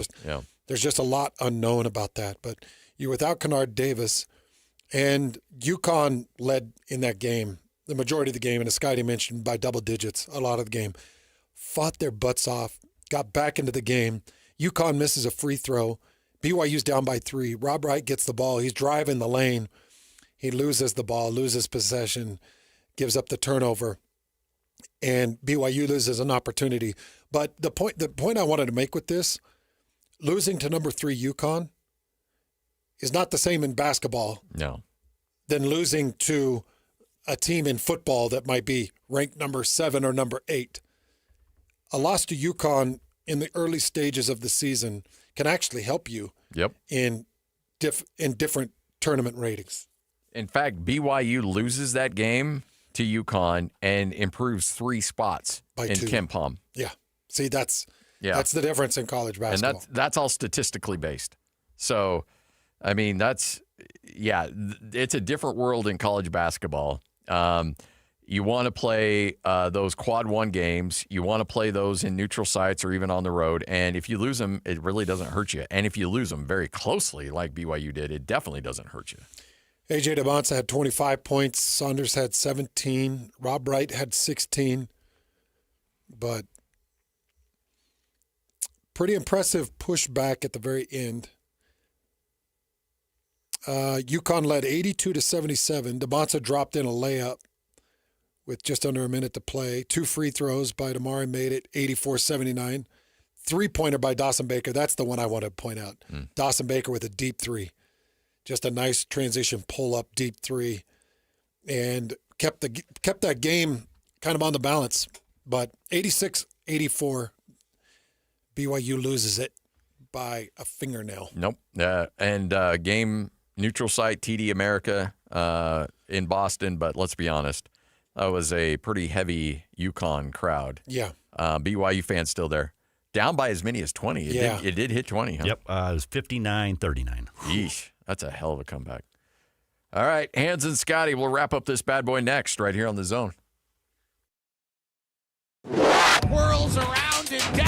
97.5, the KSL Sports Zone is your exclusive home of the Utah Jazz. And we want to send you to the Delta Center to see the Jazz in action. Listen every Tuesday for the Jazz Ticket Tuesday Sounder at 30 past the hour, every hour, all day long. And if you're caller number 12, you'll be on your way to an upcoming game. Buy one, you'll get one free. It's Jazz Ticket Tuesday, every Tuesday throughout the NBA season on your radio home for the Utah Jazz. 97.5, the KSL Sports Zone. Bucked Up can give you so much energy. It can give you so many things that you need in your day, including your creatines, your proteins, your energy drinks, your caffeines. It can help you. Go to buckedup.com. That's buckedup.com. And you can start by just getting some of their pre-workout. Delicious and highly effective. If you just need a little boost in the morning, try some of that Bucked Up pre-workout and it'll get you going. And then I suggest the 6-blend creatine. It's got all 6 of your complexes. It's great tasting and it's just fantastic clean creatine. Buckedup.com. You can also get your proteins. So if you're looking for a nice protein powder, a good protein mix, you got it. All your multivitamins, they've got it. And it's so many different blends and flavors. You find something that you love at buckedup.com. Don't forget promo code ZONE. Promo code The Zone is going to get you 20% off your total order. Buckedup.com, man. All the energy, all the workout, all the pre-workout, all the creatines you could possibly want. All great flavors and all local. Bucked Up started right here in the great state of Utah. Support them at buckedup.com. Hi, this is Derek Overstreet, president of the New Millennium Group and co-host of Stop Working, Start Living with KSL News Radio. Can you imagine what your life would be like if you could retire 3 to 5 years earlier than you thought possible? The things you could do, the loved ones you could spend time with, the memories that you could create. That's what our team at the New Millennium Group does. We'll walk you through the entire process every step of the way. If you'd like to get a copy of the 5-step proprietary plan that will help you retire 3 to 5 years sooner than you thought possible, give us a shout right now. 888-999-6370. That's 888-999-6370 or utahsfinancialplanner.com. Listen, most of our listeners right now have a tax problem, not a money problem. There's not enough money in Social Security Medicare as it is. Let us show you how you can significantly reduce your taxes. That's 888-999-6370, 888-999-6370 or utahsfinancialplanner.com. Calling all Jazz fans. If you can't wait another second to see stars like Ace Bailey and Lowry Markkanen tear up the court, you're in luck. Tickets are on sale now. Let's go! No matter what you're looking for, the Utah Jazz has your back. With season tickets, mini plans, and single game options available, there's something for everyone. Whatever your schedule or budget, there's a plan for every fan. Don't miss a moment of the action this season. Secure your tickets today at utahjazz.com. During the Mazda More to Move You sales event, Tim Daly Mazda Southtown is offering 0% for up to 63 months on 2025 Mazda CX-50 and Mazda CX-5 turbos. And to make it even easier for you to drive away in your new Mazda, you won't pay till next year. That's right, 0% and no payments till 2026. There's no better time than now to get your new Mazda. Come in today to Tim Daly Mazda Southtown in Sandy. Some restrictions apply. APR OAC. Not available with any other offers. See dealer for complete details. At SLC Fat Loss, we get it. You've tried everything. Diets, shots, shakes, even advice from so-called weight loss experts on Instagram with no real credentials or real clients. Don't risk your health or hard-earned money with advice from strangers online. Our doctor-developed program has helped thousands of real people with busy lives finally lose the weight and keep it off for good. Get expert guidance with a proven plan to lose 10 to 20% of your body weight in just 60 days. Lowest prices of the year now through December December 31st, only at slcfatloss.com. Alex here. JJ and I have been on this program for more than a year. I've dropped 65 pounds. JJ here. I lost 40 pounds in 60 days, and a year later, I'm keeping the weight off. Go to slcfatloss.com. Take advantage of the lowest prices of the entire year with this $400 off holiday sale. But hurry, limited spots available. Do the program from anywhere you live. Get your free consultation at slcfatloss.com. That's slcfatloss.com. Results may vary. 3, 2, 1. This is your Utes at 50 update. 58! Presented by Kenny J's Barbecue on 97.5. Nobody gets you ready for Utah football more than the KSL Sports Zone. Ready? Kyle Whittingham and the Utes return home for a battle against Kansas State. Your home for the best coverage of Utah football is right here on 97.5, the KSL Sports Zone. This is Hans Olsen and Scotty G. Presented by Mountain Land Supply on 97.5, the KSL Sports Zone. Standing here beside you, want so much to give you this love in my heart that I'm feeling for you. Let them say we're crazy, I don't care about that. Put your hand in my hand, baby, don't ever look back. Hey, remember, we're going to be at Bar Dub Grill coming up tomorrow. That's right. Tomorrow from noon to 3, driving to Nephi. We're going to make it worth your while tomorrow. Come on down, exit 222 in Nephi, Bar Dub Grill. And if you want to check out all the great meat opportunities, the beef, go to barwbeef.com. They'll ship anywhere in the state of Utah for free on orders over $150. Or if you come into Bar Dub at the Bar Dub Grill, just off exit 222 there in Nephi, they've got a big freezer full of steaks and burgers. And so you can get your burger or you can get your pot roast dinner. Oh, the pot roast dinner is a mainstay. I forgot about the pot roast. You're going to be knee deep in that tomorrow, aren't you? I'm going to hit that pot roast dinner tomorrow for sure. But you can pick up your steaks while you come out to Bar Dub too. So you come out, try the burgers, and then be like, okay, I want to try more of that. And then you just go over to the freezer and grab yourself some steaks, some ground beef, and head on home. Because whether it's a steak, a roast, or a ground beef, it's all dry aged for 14 days. All right, Raiders and Cowboys. Your Cowboys getting a big win tonight? Yeah, I think the boys are going to get it. You know, the Raiders have sure been on the struggle bus lately. Are you talking about like the last 20 years? No, they've made the playoffs more recently than that. It's been like 4 years. One trip to the playoffs. Hey, there's a trip. You know, it's just incredible to me that you're looking around for a quarterback to start this season, and you're like, you know, I think we feel pretty confident in going with a old washed-up nobody that's done nothing. That's where they lost me, Lloyd. Oh, so that's where they lost you. Hey, look, there was 20-odd years of fandom that got flushed down the toilet by the Raiders when they and you tried. I mean, you gave Geno a shot. At some point, sitting there. You really like, are one of those fans, and I'm not even going to call you a fan, actually. But you really do disgust me. Lloyd, don't say things that are going to hurt our relationship. That's really hurtful, man. I'm just going to say, because hey, we've talked to lots of fans. That's what we do. So you're okay with them saying, we're going to hire a 74-year-old head coach, and we're going to hire a 36-year-old quarterback, and we're going to see how this goes. I mean, I think as a fan, it's your job to be like, okay, you know what? I'm going to take an honest assessment. Don't believe that. I do too. Like yesterday, I gave an honest assessment that I felt like the Broncos weren't going to win that game yesterday. Now, I was happy I was wrong. They're going to lose. I was happy to be wrong, but you know what? I'm always going to be realistic on my thoughts on my team. You're not much better of a fan either. I'm a great fan. We are going to lose Max Crosby. We're going to lose Ashton Genty. We're going to lose Jack Besh. Stop saying we're. Stop saying it. I can say it because you can't. I've been a Raiders fan as long as you have. He's been emotionally invested. I don't even say we. Yeah, you do. All right. Coming up next, JJ and Alex straight ahead. Hans and Scotty. Again, tomorrow, Bar Dub Grill in Nephi. Come down, say hi. This is 97.5, the KSL Sports Zone.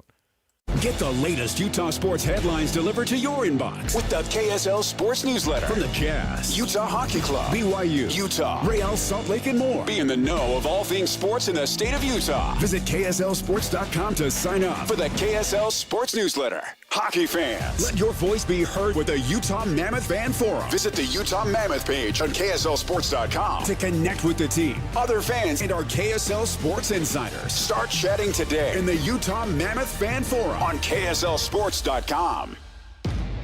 Hey, Utah.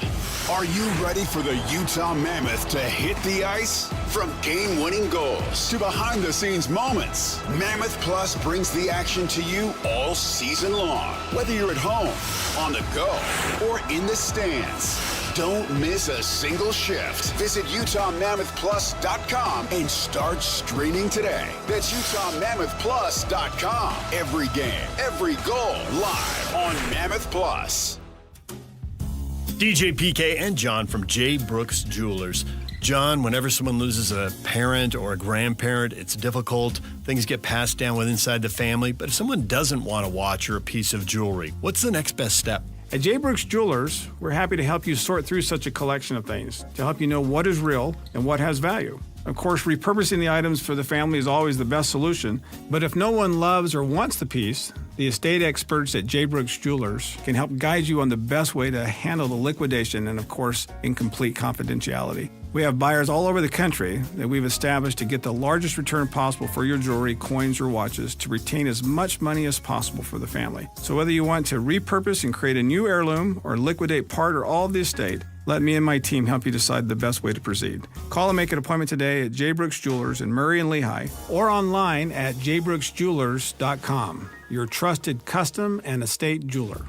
The holidays are coming. Is your home ready? Whether you're hosting a holiday party or reading a book, a brighter home makes your home more comfortable. Mountain Home Services can save you energy and brighten your space. Mountain Home Services can improve your home with LED lighting upgrades, smart switches, and modern lighting controls, perfect for cozy holiday nights and year-round savings. And KSL listeners can save with exclusive offers to brighten your holidays. Serving Utah since 1954, Mountain Home Services was the first to offer upfront pricing with no hidden fees and 100% satisfaction guarantee. Protect your home with an electrical inspection, surge protection, and keep your family warm this winter with a generator. And KSL listeners enjoy a discounted price on a fireplace tune-up for just $99. Visit MountainHomeUtah.com or call 801-543-2222. That's MountainHomeUtah.com or 801-543-2222. Mountain Home Services, keeping Utah homes safe and warm since 1954.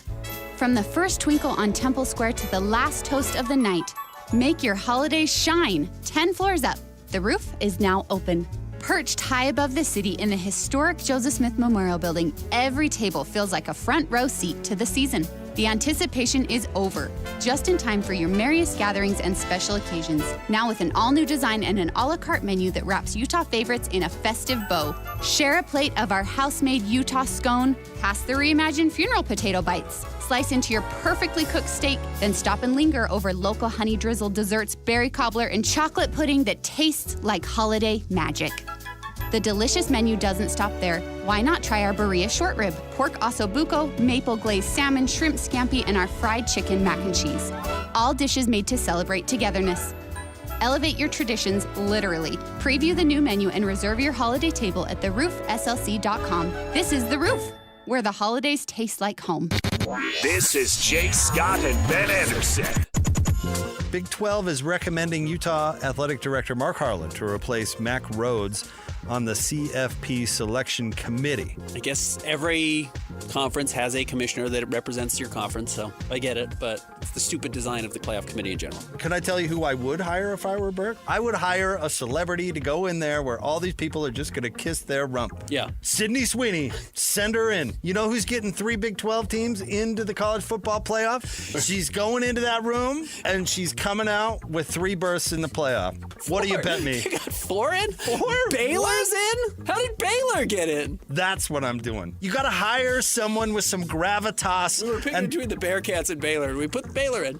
Send a celebrity. That's all I'm saying. Catch Jake and Ben weekdays from 10 to noon on 97.5, the KSL Sports Zone.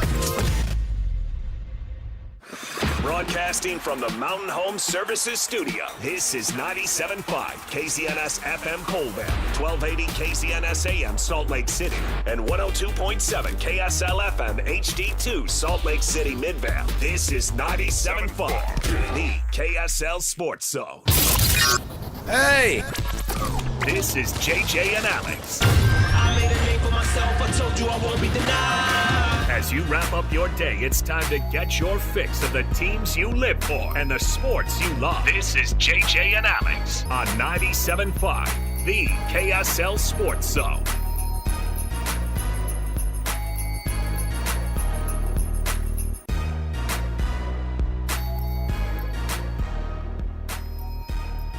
What's going on, everybody? Happy Monday to you. Thanks for being with us right here, 97.5, the KSL Sports Zone. Alex Curia, Jeremiah Jensen. We're back for another 3 to 7 march through the world of sports here. We're back. Nobody has it as cool as we do for our jobs right now. Goodness. Well, you listening right now, and I was just talking to the Culligan guys out in the foyer. Get to talk to the Water Boys later today, yes. It's awesome because they're as giddy as all of you listening right now about what's going on in this market when it comes to sports. You have 2 college football teams that are in the top 13 of the college football playoff rankings. Going to be in the top. November. Going to likely be in the top 12 tomorrow. You have a Utah Jazz team that just won a double overtime thriller with Keontae George hitting a game-winning shot, which should get you should be over the moon if you're a Jazz fan about what you have on that roster. They're a third of the way to what their wins were last year, basically. And now the Mammoth have been disappointing lately, but it's early in the season. Yes. We've seen them at their best, and I think there's hope and a belief that they're going to get back to being at their best. So you have the NBA, you have the NHL. You have Utah and BYU doing what they're doing in the college football playoffs scenarios and the season. Just thumping teams. What we saw from those teams this weekend was just so much fun, right? Yes. And you've got the NFL, which is incredible.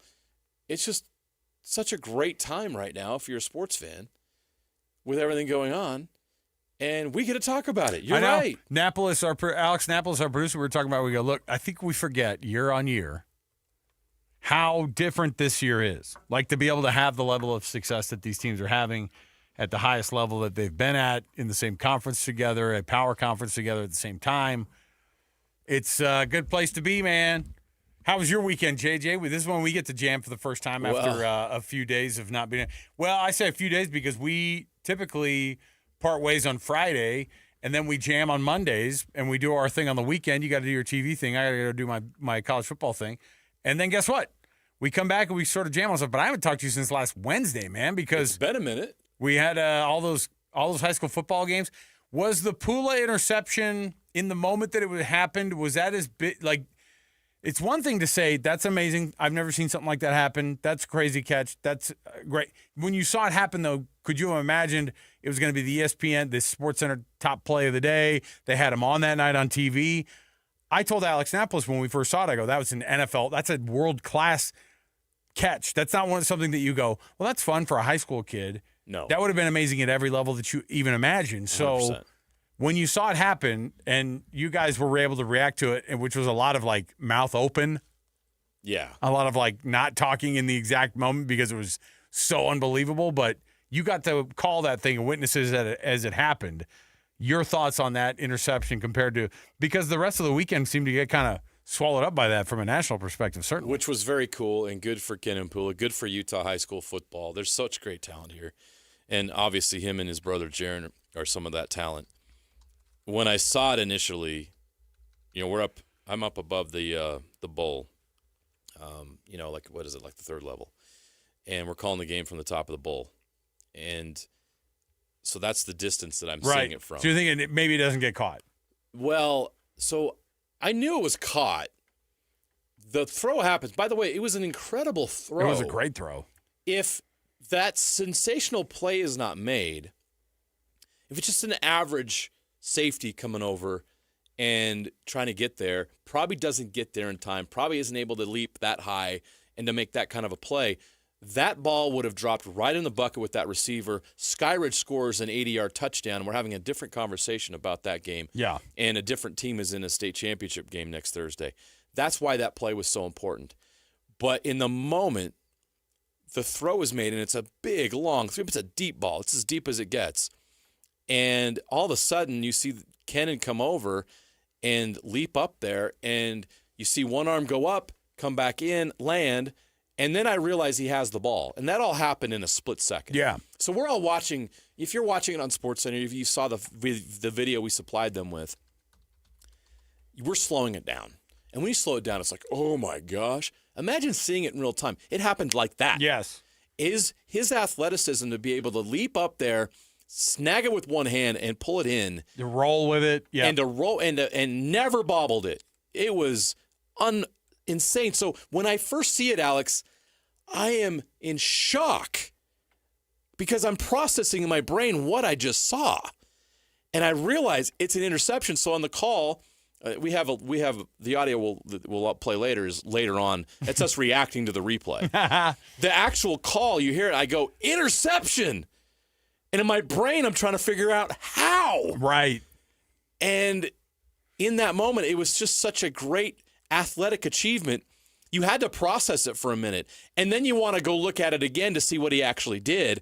And then you slow it down, you see what he actually did, and it's even more phenomenal. So crazy. To have that happen here in this state, on top of everything I just mentioned, we called 6 games in 2 days. It's so much fun. And I hated not being here on the air doing radio with you. But it's that one time a year where we get to go do that. Yeah. And it's so great to celebrate high school football in this state, and it's elite. There's really, really good high school football coaches, players, and programs in the state. Thursday, you and Sly will be back at it again up at Rice Eccles Stadium. Yep. So 11 a.m., 2:30 p.m., and 6. The 4A state championship game is the 11 a.m. game that will feature Ridgeline versus Green Canyon, 2 Cache Valley schools. Ridgeline's undefeated, and they might beat they would give Orem a great game in the 5A state championship game. Let me say that. The 5A state championship game will be at 6 o'clock. That'll be Orem versus Springville, 2 region rivals from Utah County. So an all-Utah County final. And then the 2:30 p.m. 6A championship game will be a rematch between Corner Canyon and Lone Peak. Corner Canyon is a machine. They were unbelievable. They put up 600 yards of total offense on one of the best defenses in the state. 59 points in the semifinal game. Insane. Not bad. Corner Canyon dynasty is still rolling. But the one team that beat them this year was Lone Peak. Yeah, but. So yeah, but. Now, I don't know if Corner Canyon's going to turn the ball over 4 times again. And that's going to have to happen, but we'll see. But I'm looking forward to it. It's going to be a fun day on Thursday. All right, let's kick the show off officially. Welcome to your Monday edition of JJ and Alex as we get you ready here. We got tons to get through. Let's start off with the University of Utah and the blowout, absolute drubbing of the Baylor Bears down in Waco. We knew it was going to be a mess of a place when they got down there, and it delivered. The Baylor Bears are an absolute mess. The only reason Dave Aranda's still got a job is because they still haven't fired the AD yet, I think. Let's kick things off here officially with the cut. Let's jump in right here. It's time for the biggest story of the day. This is what made the cut with JJ and Alex on 97.5, the KSL Sports Zone. Trajan Wealth brings you this portion of the show as well. Glad to have them on board. They can help you with all your retirement needs.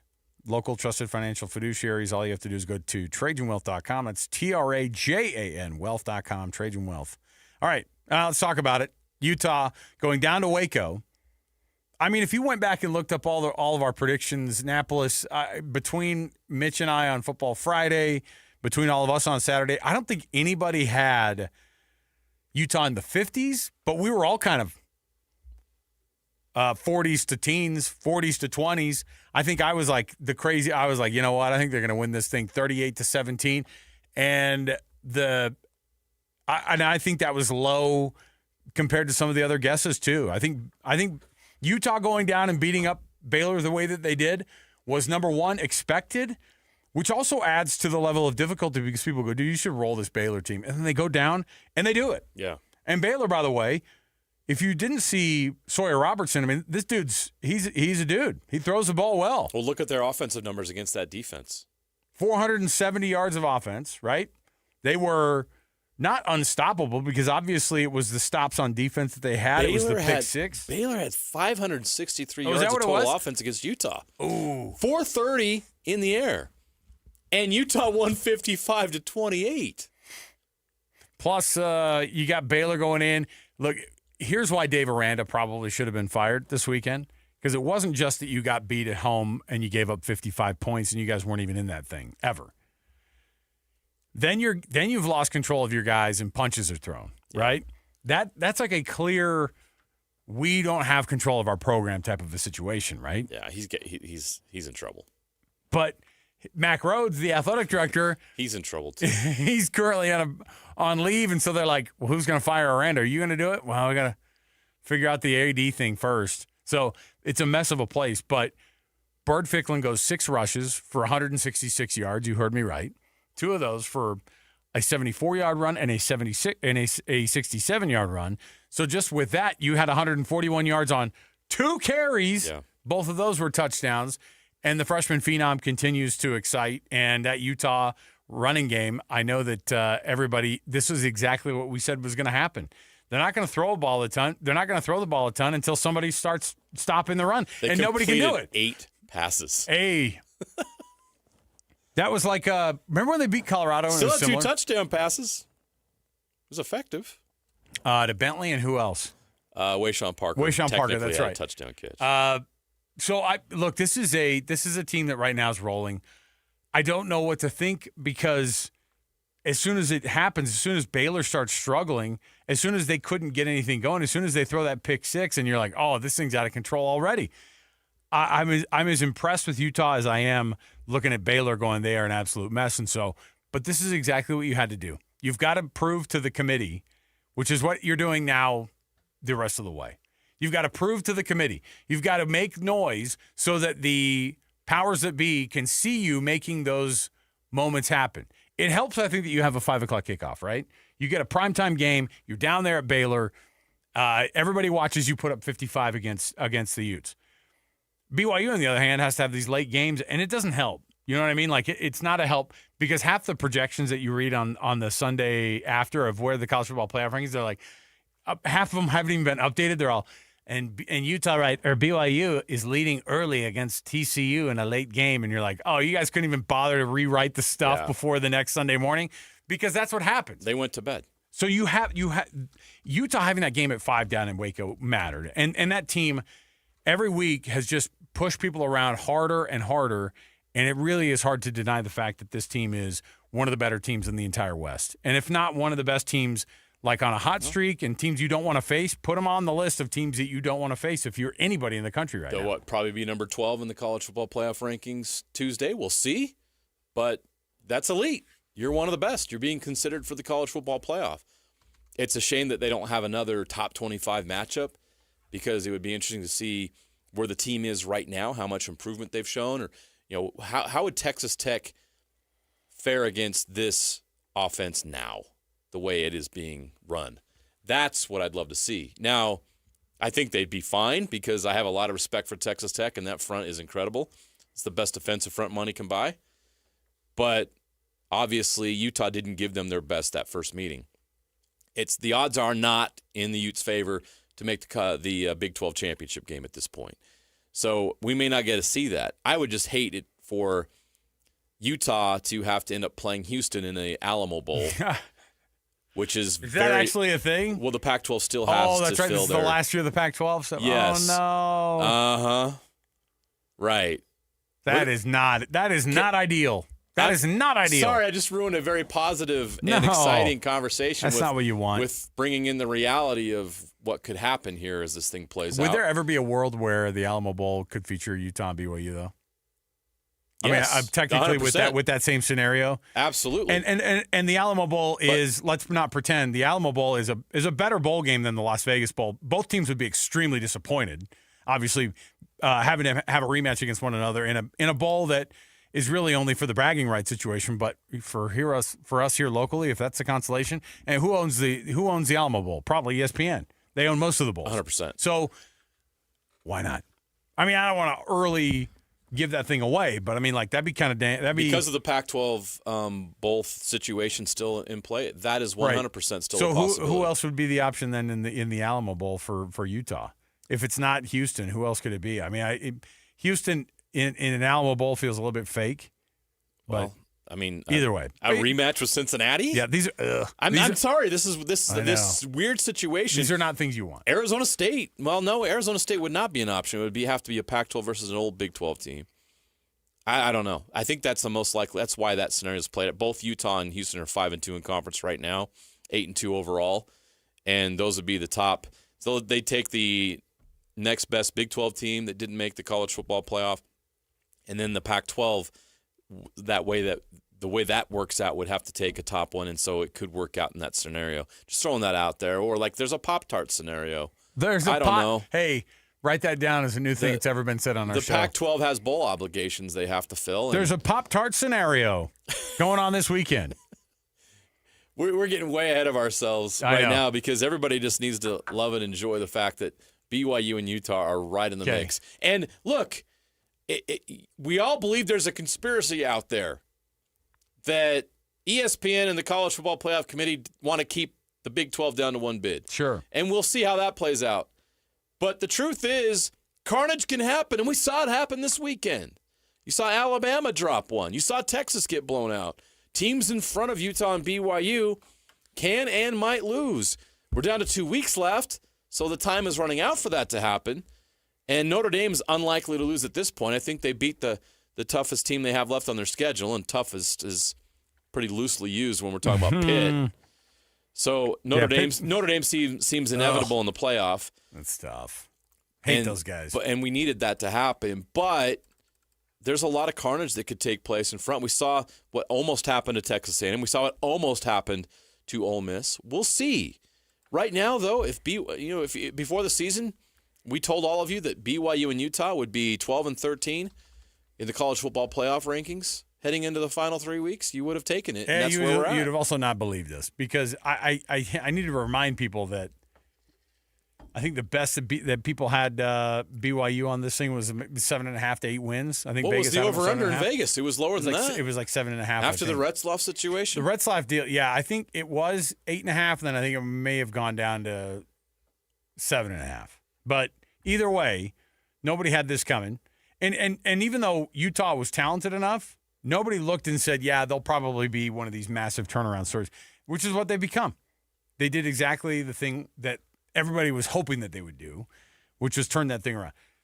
I want to listen to some sound from Kyle Whittingham and some of these Utes as well. Let's start first with Devin Dampier, he's become at this point like the backfield manager of like the chaos that goes back on. By the way, Utah is so inventive when it comes to getting guys the ball. It's all running the ball, but it's pretty dang creative. Jason Beck has done a phenomenal job of mixing it up. Devin Dampier, Bird Ficklin, all these guys, they start getting going. Here's what Devin Dampier said about that game against Baylor. And starting off a touch slow, but can you really call it slow when you end up with 55 points? A lot of that fell on me just earlier. Just got to convert third down, be smarter. But, my team got my back, so I love about my boys. We knew coming out of halftime, it's a whole new half. Let's step it up, and, man, when people are balling, keep giving them the ball. I think there's an assumption, too, that now we all see that Devin Dampier is like the first guy there when Bird Ficklin runs the ball into the end zone. Like, number 4 He's a great teammate. Is right there with number 15. And here's what he said. Here's what Bird Ficklin said about Devin Dampier, the on-field relationship they have and how big of a deal it's been for him. It can be nothing but fun. We talk about this, especially all the time in our hotel room. What we're going to do whenever we're both in and we score. Like, it's just something that we both love, we both have fun with, and it's a really loving relationship between me and my best friend. Boy, that got fun, didn't it? We better start playing You're My Best Friend now. Every time those guys get on here. I love having the back and forth with those two. Kyle Whittingham talked about the thing that everybody already knew, which is that Devin Dampier has not been 100% for, I think, a while. I don't know how long he goes back, but every game, I think some of the responsibilities get sort of shifted around to a lot of other bodies because Devin Dampier's not 100%, and it just is an easy thing to be able to say, hey, look, here's a way we can keep him healthy. We don't have him doing everything. Here's what he said about how banged up Devin Dampier's been. Devin's a little bit beat up. There's no secret about that, but he's a competitor. He's a warrior. He goes out, unless he absolutely can't function at all, he's going to want to play. And he wasn't his normal self tonight, but good enough to go out and do some good things. With Bird, it's great to have Bird, in the bullpen in the event that we need him. Banged up. Obviously, that's not a secret anymore. We tried to keep it a secret. By the way, according to all of you now, he's fine now, all right? You don't need to know what the update is on him. That's on. He's like, for him to have to say that, it's not very fun, but at the same time, it's almost like not only is he not feeling well, we're still kicking the crap out of guys, which is pretty crazy. Thank you, Coach, for admitting it, and because it's in the best interest of Devin, because then we can judge his performance accordingly. If we thought he was 100% healthy right now, we'd be having this, why is he starting, blah, blah, blah, all this discussion, right? Why aren't they throwing the football, blah, blah, blah. Well, he's not 100%, so now we get it. I understand why they're doing what they're doing offensively with this and taking a lot of pressure off of him. Makes more sense. The way we judge a player's performance can be more accurate when we have more information. If somebody is watching this Utah team right now, they should be the idea that they could sneak in as a 2-loss team into the college football playoff, it's such a hard thing to try to convince, because now getting into the Big 12 championship game is an outside shot. They still have the shot, but they have an outside shot. They need some help along the way. I don't know what the help is actually, though. Did you have the flow chart up, Napolis? Where's your flow chart? It's not just BYU losing. What else do they have to have happen? They got to have a couple other things happen. There's a couple teams like Arizona State in that tiebreaker. They also have to have them win out because it helps their strength of schedule. Okay. So just situations like that at this point. But really, it comes down to BYU Cincinnati. Is Houston in the conversation still, some weird way? They're still in the conversation, right? Yes. Yeah, they're 5-2. So they're a 2-loss team in the conference, and those two teams don't play each other. So I don't know what the head-to-head kind of comparison is with them. I don't know what the tiebreaker scenario would be if BYU takes another L and everything stays the same. And they can't. It can't, because Cincinnati and BYU play.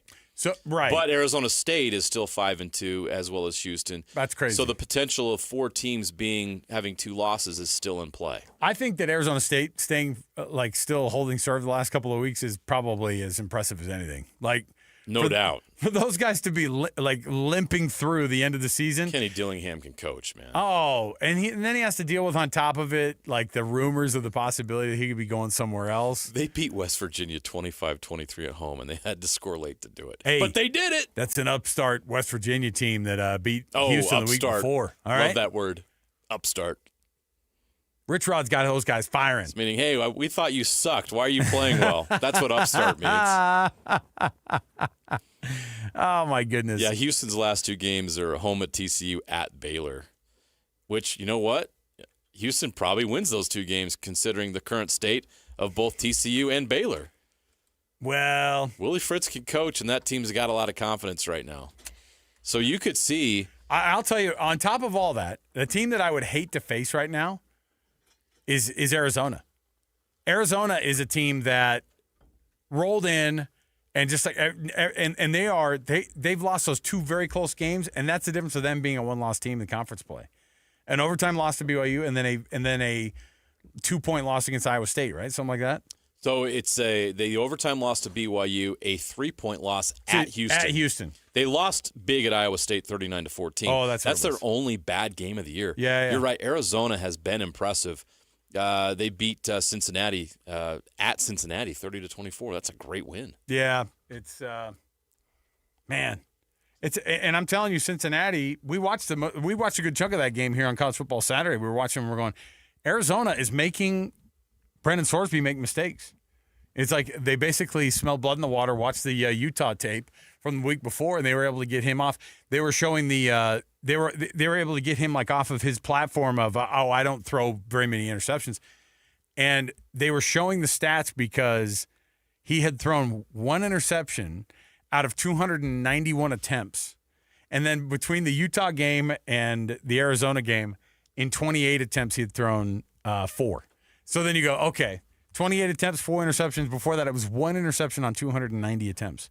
So Sorsby's in a weird spot right now. Yeah. But BYU has no room for going down there and thinking that they're going to roll against this Cincinnati team, who right now is fighting for their college football playoff lives, sure, but really a berth into the conference championship game is still in line. It's still just a 2-loss team in conference play. If Cincinnati beats BYU, like I mentioned, you're going to have A those mess. An five, absolute 1, 2, mess. 3, 4, 5 teams with 2 losses. It feels a lot like last year.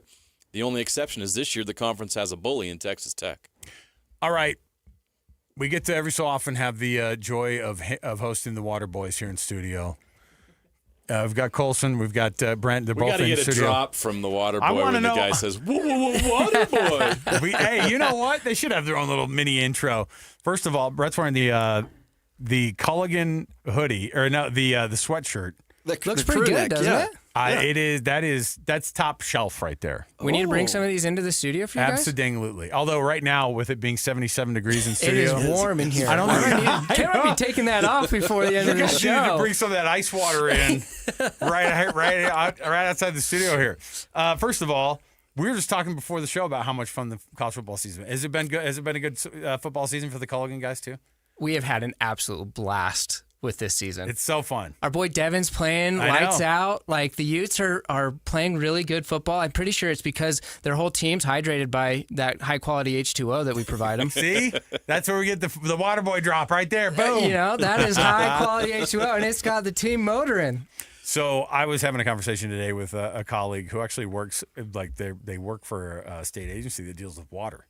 Oh. And it was like anytime that there's like a mishap, right? Yep. Anytime I'm tasting like a massive amount of chlorine in my house, and it's like, hey, why am I tasting all this chlorine? They're like, you're safe. Your water is safe. And then that's all we're hearing about it. All I could think of was, you know what? This is probably a good reason to be able, file it under reason number 510 for me to be able to go, just go with the purest water that you can. And there's no price. You know, you look at it and you go, oh, well, isn't that going to cost you? Yeah, absolutely. It'll cost you to be able to have pure, clean drinking water instead of like somebody rolling in and going, we had to do some crazy stuff to your water to make it drinkable at your house, which is how it works. The reason you start to take, you guys taught me, the reason you're tasting that chlorine is because they're trying to mitigate something in your water. Oh yeah, absolutely. But you talk about the cost. Of course, that's always a concern. We're hearing that a lot in the economy right now. People they're conscious about what things cost, right?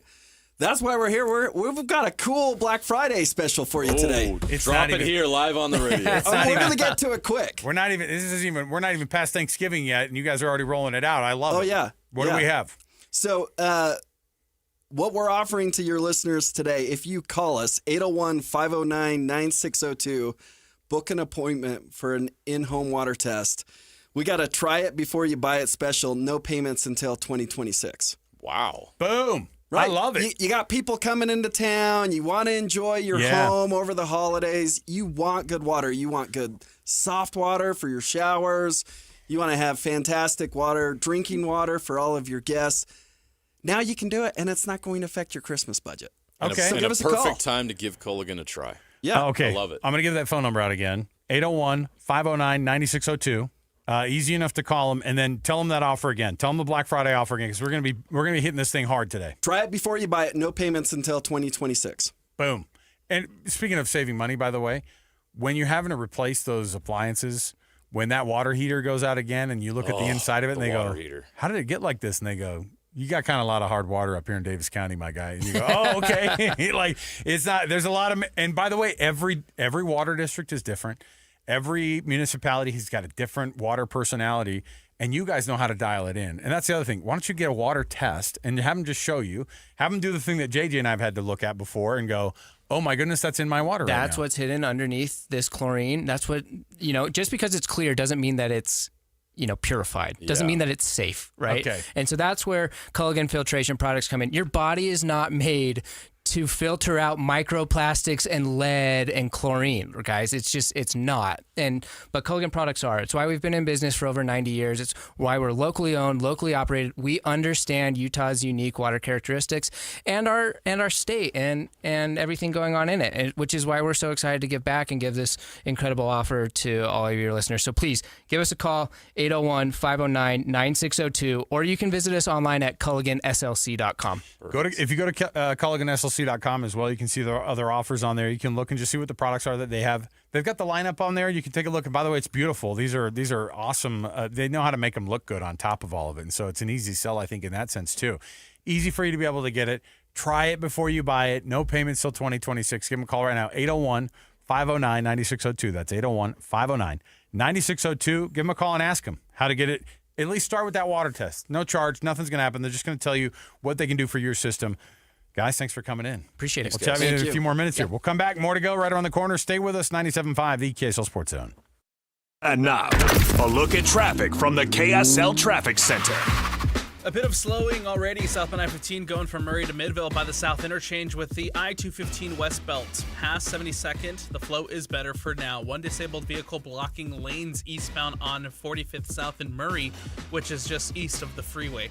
UTA is road therapy. Give your car a break and get more U-time. Plan your trip at rideuta.com or on the Transit app. With your traffic update, I'm Alex Napoles here on 97.5, the KSL Sports Zone. It's game week for the Utes, and the KSL Sports Zone is getting you ready for kickoff. After a blowout victory on the road against Baylor, Kyle Whittingham and the Utes return to the Hill for a showdown against Kansas State in the final home game of the season. Listen all week long for the best coverage of Utah football. Then, catch College Football Saturday game day at 10 a.m. with the postgame show immediately following the game on KSLSports.com. Let's go then. Let's go, baby. Your home for the best coverage of Utah football is live on air, online, and on the KSL Sports app. This is 97.5, the KSL Sports Zone. Taqueria 27, where every taco tells a story. And sometimes it's a hilarious one. Check out Taqueria27.com. You'll thank us later. On the go? Don't worry. Locations in downtown SLC, Holiday, Fashion Place Mall, Lehigh, and Eagle Mountain. So if you miss one, there's another waiting to serve you tacos, sizzling fajitas, enchiladas, margaritas, like a ninja. Taqueria 27's got Mexican cuisine, including gluten-free, that's so tasty, your mouth will thank you. While most jewelry stores outsource their custom work to international manufacturers, Belliston Jewelry is your custom, in-house, full-service jeweler.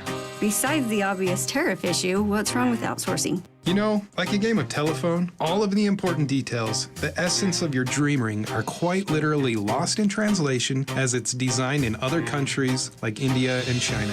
Belliston's in-store designers can customize and modify your design right in front of you, cutting any confusion to bring your true design to life. Yeah, absolutely. I plan to wear my ring every day for the rest of my life. I want it right. Let me ask you this. If you choose one of those other guys, but you hate the finished ring, do you think they would remake it to get it just right?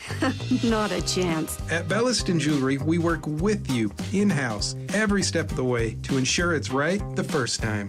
BellistonJewelry.com, across from Weber State in Ogden. Locally made, just for you. And cherished for generations. Ready for unbeatable deals?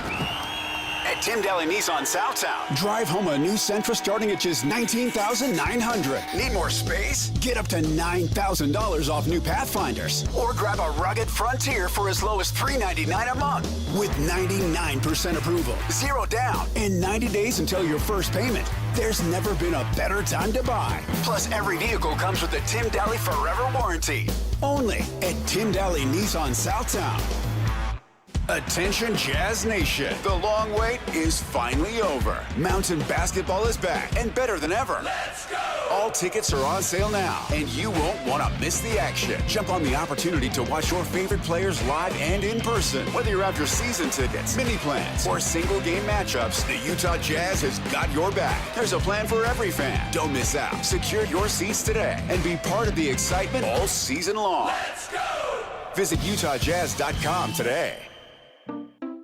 At Fisher Investments, we may seem like other money managers, but we're different. Are you really that different than the rest of us? We are. As a fiduciary, we always focus on what's best for our clients. What services do you offer besides investing? We have a team of specialists in financial planning, estate planning, and more. Your clients rely on you for all that? Yes, we ensure clients receive unparalleled service at every step of the relationship. Okay, but you still sell commission-based products, right? No, because we believe that's a conflict of interest. We prioritize service over sales goals. So then how do your fees work? We have a simple and transparent fee that's a percentage of our clients' portfolios. So we do better when our clients do better. Wow, we're more different than I thought. At Fisher Investments, we're clearly different. Learn more at fisherinvestments.com. Investing in securities involves the risk of loss.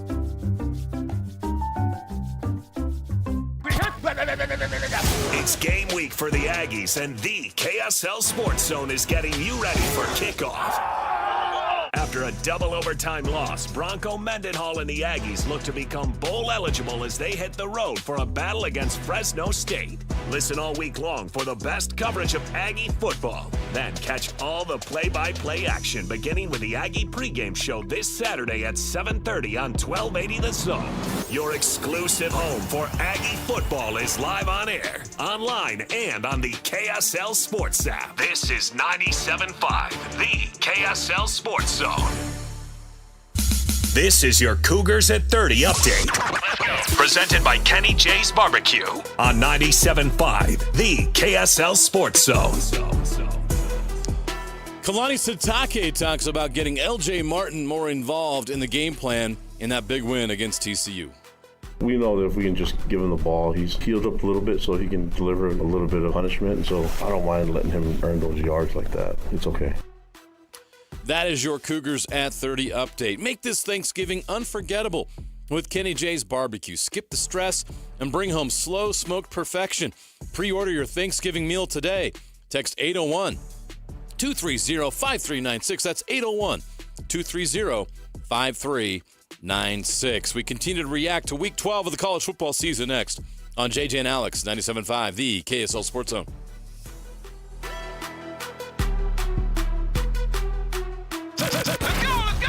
Complete game coverage of the Cougars is right here on the KSL Sports Zone. It's a huge Big 12 battle for the Cougars as they head to Cincinnati for a showdown against the Bearcats. Your home for the best coverage of Cougar football is right here on 97.5, the KSL Sports Zone. You're locked on to JJ and Alex on 97.5, the KSL Sports Zone.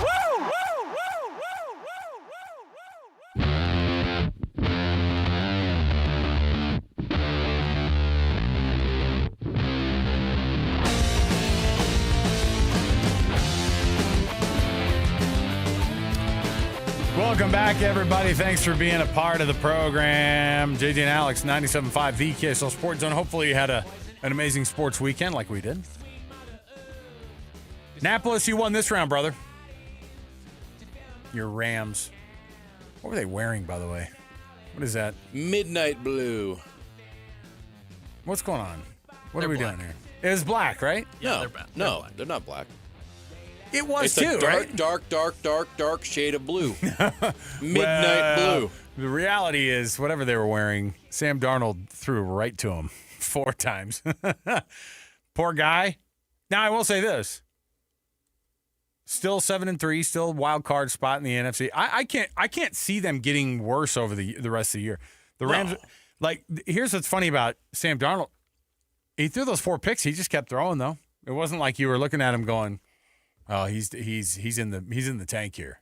So we'll get to that with our NFL Blitz later. We can talk some trash on that at some point. But yeah, that was our. I was really appreciative that I didn't get some BS poop talking text from you yesterday. So I appreciate that. Did you think about it? You were like this. You pick up the phone and then you went, "I'll let him have his Sunday." I did for a little bit. I was like this. If that thing buzzes. Phone's next to me, and I'm like, if that thing buzzes and I have to see some bull crap from Alex Annapolis, this is going to be a bad Sunday. Annapolis, in honor of him saying poop talking on the radio, just send a poop emoji every time the Seahawks lose. Oh. I'm going to do the same. Gosh darn it. For the rest of the season, and maybe forever. I gave poop talking? It could be an alternative. I could have gone a different direction with this. We could have been bleeping stuff out already on a. Well, he does have a dump button. I know. Well, I don't want him to have to use it. Come on. Poop talking. Look, any way I can get through it. You knew what I was talking about, all right? Hey, but an awesome weekend of sports. Either way, and I even did the lesser of two evils thing and cheered for your Broncos there at the end of that game. Oh, how great was that? What was funny is Saturday, Rusty Keys was walking around the office. Of course, we can't even get I haven't seen him in months. We can't even have a nice Saturday. But he's wearing his full Chief stuff, and he comes in and he goes, blah, blah, blah. You're talking about Chiefs? And I was like, yeah. And then we start going, and then I was almost late to the start of the show, which is hard to do when you're already into the studio. Like I was here ready to roll. These guys are in here. I walk in, and Alex Napolis and Christian Esparza were like, man, we were wondering, nice of you to show up. And it was like, and I think Christian goes, I saw you out there. I saw you got rustied out there, or you got rusty keyed, or something out there. I was like, I know. I was not wanting Chiefs talk right now on my college football Saturday. Thank you very much. Yeah, gross. We never want Chiefs talk. So the only Chiefs talk we're going to get today is a little bit later in the Blitz when I remind you what happened as they moved to a paltry 500 record. There's no way they've only been 500 at this time of year in the last 20 years, right? 20 years. It feels like it. Yeah. They've won 9 consecutive AFC West titles, and now that's in jeopardy. He just walked by the studio. Oh, did he? He just walked by the studio. You guys, avert your eyes. His ears are burning. He definitely, there might have been some. You know what? If I see him walk back by here, I'm going to make him rusty key you guys. We're going to rusty key a segment here? Is that what we're going to do? Hey, you guys got rusty. Well, no, because he's not going to want to talk about it. You guys just got keyed. That should be some new segment. You got keyed. Oh, my goodness. College football week 12 is in the books. Why could nobody finish off an upset this weekend? Why could nobody finish off a freaking upset this weekend? Because it's hard to win in college football, I guess. Pitt was nowhere close, so that was gone. You knew the Notre Dame, as soon as Jeremiah Love had that first touchdown that he hit that spin move on, and everybody was like, whoa, they were in the books. But we walked out of here doing College Football Saturday going, well, see you guys on Monday. We'll see what these college football playoff rankings look like with a blowout for Texas A&M, and they come back, of course, win that football game in wild fashion to come back from that. After a Texas State trooper gets involved, like with a couple of South Carolina players in the tunnel, we were like, what is going on right now? It was bonkers. Alabama can't get it done against Oklahoma. I was telling, and that's probably the thing that hurt the Big 12 the most over the weekend was you were waiting for Texas to lose that game against Georgia, which they did. You were waiting for Oklahoma to just go and do the thing, which was lose to an Alabama team at their place in Tuscaloosa, who'd been playing really good football after a slowish start, obviously losing to Florida State at the beginning of the year. But now you've got a team that's lost to Florida State. They lose at home to Oklahoma. But in every world and in every metric, a 2-loss Alabama team is always going to be above a 1-loss Big 12 team. Am I wrong? No, you're not. We know we've seen this movie before, right? They were almost there. They were almost there as a 3-loss team last year. Exactly. And we've had people come on air saying they should have been in as a 3-loss team last year. I disagree with that, but that case is made because of how difficult of a schedule they play. They lost at home to Oklahoma, and they're not going to be punished the way that BYU was punished for losing on the road. They got blown out by a bad Florida Texas State Tech. team. BYU lost on the road at 10 a.m. in Texas Tech. Alabama lost at home to an Oklahoma team that is okay. I mean, they're good. Their losses are wait a minute, are they? They lost 23-6 to Texas. Yep. Wherever the Red River rivalries played this year. Dallas. And they lost to Ole Miss. Okay. It's hard to judge these resumes nowadays, Alex, because these conferences are so big. They don't play every team in their conference. No, they don't. And Indiana's resume had that hole last year where they thought they had a tough schedule, but it turned out that Michigan and Washington and these other teams that were in the playoff the year before had great seasons had an off year because they lost a lot of players. Yep. You never know, but there's not enough of us because the schedules are so spread out with the teams that play in the conference not playing the best teams every year because the conferences are so vast. It's hard to get a feel for what their strength of schedule really is. So what metric do you look at? Well, I think you look at how big of a win you're getting as far as the point spread, right? Texas A&M having to come back at home against South Carolina, trailing 30-3 at home to South Carolina, they should be punished for that. You're going to hear about, oh, what an incredible comeback. What an incredible team. You were down 30-3 at home to a team that's now 3-7. Yeah, but I was kind of in that camp where I went, I can't believe they came back and won that game. Yeah, but they did it against a team that's 3-7. Dude. There's a reason why South Carolina's 3-7. Kind of impressive. Yeah. I'm telling you. They should never have been in that place, in that situation in the first place. But they're not going to be punished for it. What if BYU trailed 30-3 to TCU on Saturday and rallied to win by 1 point? Well, what would the national people say? Let me just tell you right now what Heather Dinich said about this team on ESPN, because their argument about, so she does her whole thing where she goes through and starts doing the here's why teams should be in, here's why teams should be out, and she's got BYU sitting at 11 behind Notre Dame, behind Alabama, behind basically those two lost teams that you look at and you go, hold on a minute. And obviously Oklahoma moved up in the rankings because they beat Alabama this weekend. It helps not just to not lose the games in November. It helps to also not lose the games in or to make sure that you win those games in November, because then we watch Oklahoma do its thing and then you go, wow, can you believe they beat Alabama at their place? And to do it on November 15th, just impressive. We never say that. Why does the date matter? It doesn't, but here we are because it does. You know what I'm saying? Like, the Alabama loss at Florida State, no one cares about anymore because they're like, yeah, but that was – listen, when you lost that game, when was that? Must have been a couple decades ago, back in September, when we lose by 2.5 touchdowns to an extremely bad Florida State team who rattled off 4 losses in a row after that. That's what you get. Man, but they won that game, and you know what's more impressive? They won it on November 20th. That is legitimately how people think on this committee, and it's so stupid. Heather Dinich rolls out and goes, yeah, that blowout loss to Texas Tech, though, has really stuck in the craw of the committee members who watched BYU just looked absolutely terrible against Texas Tech, and you're like, one of the best teams in the country at their place. Number 7 versus number 8, and they lose that game. If 7 loses against 8 this weekend in the SEC, we saw what it does. All you do is stay in the top 10 in a different order. That's all you do. Yeah. But if you're BYU, you lose your first game of the year, and it's like, yeah, it might as well be over. And then she goes, and a blowout win over a 4-loss TCU team. And I was like, they're at 4 losses because one of them was to BYU. You can't call them a 4-loss team when that loss happened this weekend. Yeah, the 4-loss team you beat.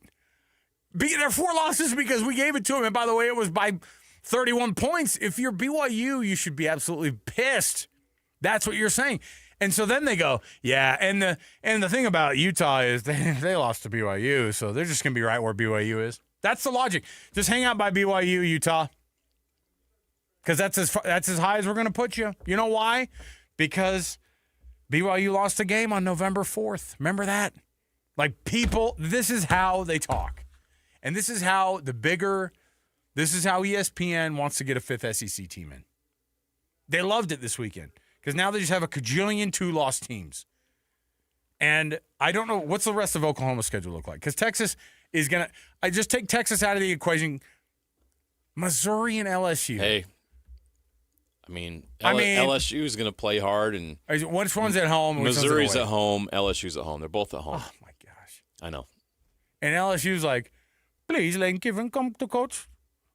Please, Lane Kiffin, you coach LSU. Florida wants him. LSU wants him. So when you're having that kind of talk, no one cares about the freaking game itself. And if you're hanging your hats on Missouri, gosh dang it, that's tough. But Texas has to play Texas A&M. Texas has to play Texas A&M last game.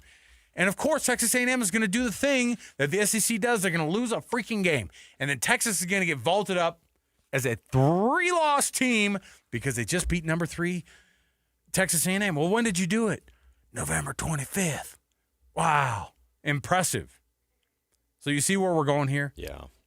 We're watching the car wreck happen in slow motion, and we have no ability to stop it. It's one of those terrible dreams where you're like reaching as slow as you can to try to stop something. Can't do it.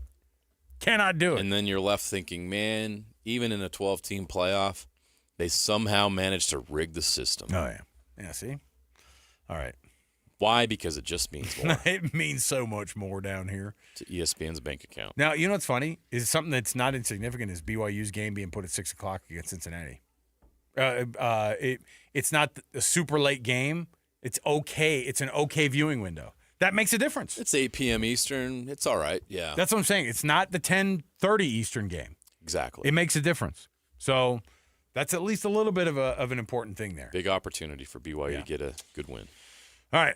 We'll take a break. We'll come back. By the way, Hans and Scotty are going to be down in Nephi.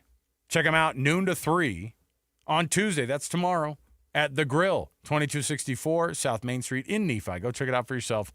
Go check out some of these awesome beef, of course. Bar W hooking them up, and then you can reap the rewards at The Grill, the restaurant right there in Nephi. Join Hans and Scotty then. We'll come back. More to go right around the corner, 97.5 the KSL Sports Zone. It's game week for the Cougars, and the KSL Sports Zone is getting you ready for kickoff. There was no Texas Tech hangover for the Cougars as they took their frustrations out on TCU. Now the Cougars hit the road for a huge Big 12 battle against Cincinnati. Listen all week long for the best coverage of Cougar football. Then catch College Football Saturday game day at 10 a.m. with a postgame show immediately following the game on KSLSports.com. Your home for the best coverage of BYU football is live on air, online, and on the KSL Sports app. This is 97.5, the KSL Sports Zone.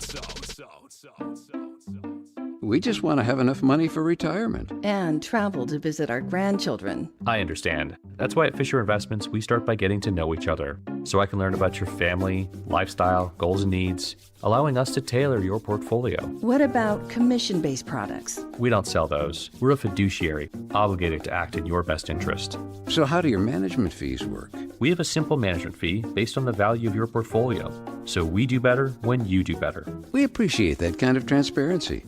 We also check in with you regularly to keep you up to date on the markets and your portfolio. Well, what other services do you offer? As a client, you have access to resources on investing, financial planning, estate planning, Social Security, Medicare, and more. Wow, sounds like Fisher Investments has everything we need. At Fisher Investments, we're clearly different. Learn more at FisherInvestments.com. Investing in securities involves the risk of loss.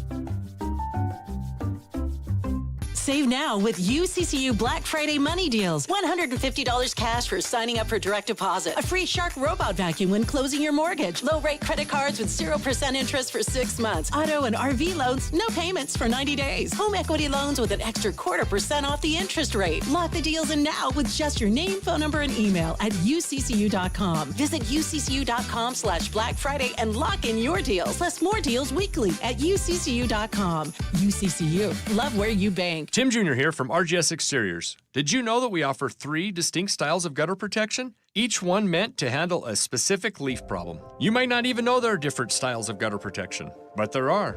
And if you pick the wrong one, it could be a huge waste of money. Now, the big gutter guard companies won't tell you this. They try to sell you a one-size-fits-all gutter guard.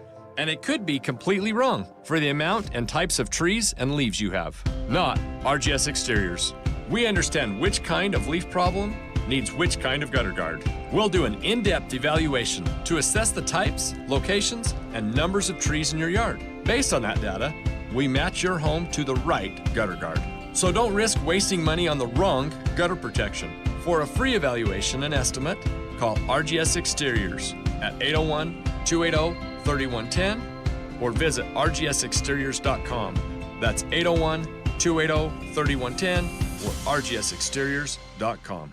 This holiday season, give your home the gift of smart upgrades with Mountain Home Services. Electric vehicle? Meet your new best friend. A professional EV charger installed from Mountain Home Services. Fast, reliable, and done right the first time. Want to save energy to brighten your space? Ask about LED lighting upgrades, smart switches, and modern lighting controls. perfect for cozy nights and year-round savings. Serving Utah since 1954, Mountain Home Services was the first to offer upfront pricing with no hidden fees, and every job comes with a 100% satisfaction guarantee. Protect your home and power up your lifestyle with expert electrical services you can trust. Plus, KSL listeners enjoy a discounted price on a fireplace tune-up for just $99. Visit mountainhomeutah.com or call 801-543-2222 to schedule your upgrade today. That's mountainhomeutah.com or 801-543-2222. Mountain Home Services, powering Utah homes since 1954. Make game day yours with the Utah Mammoth app. Get your tickets, order food and drinks without leaving your seat, track live stats, and stream every game with Mammoth Plus, all in one place. It's the ultimate game day essential, designed for Mammoth fans. Stay connected to your hometown team and never miss a moment. Download the Utah Mammoth app today on iPhone and Android. Turn on push notifications and make every day game day. Tusks up. Celebrate the season 10 floors up at The Roof in the historic Joseph Smith Memorial Building. The Roof is now open with a sparkling new design and an a la carte menu full of Utah classics dressed for the holidays. Reserve your holiday table now at theroofslc.com. 3, 2, 1. This is your Utes at 50 update. 58! Presented by Kenny J's Barbecue on 97.5, the KSL Sports Zone. Utah star offensive lineman Spencer Fano talks about blocking for the big runs for this Utah offense. You do your job and then you see these guys just running down the field. It's so much fun, man. Yeah, it was crazy. I feel like usually we have like a bunch of those short yards and those chip yards and we take a lot of time with the clock. But today it was just these guys were just getting out there making plays like untouchable when they were in the open field. So yeah, it was a lot of fun. That's your Utes at 50 update. Make this Thanksgiving unforgettable with Kenny J's Barbecue. Skip the stress and bring home slow smoked perfection. Pre-order your Thanksgiving meal today. Text 801-230-5396. That's 801-230-5396. Weekend Warriors next on JJ and Alex, 97.5, the KSL Sports Zone.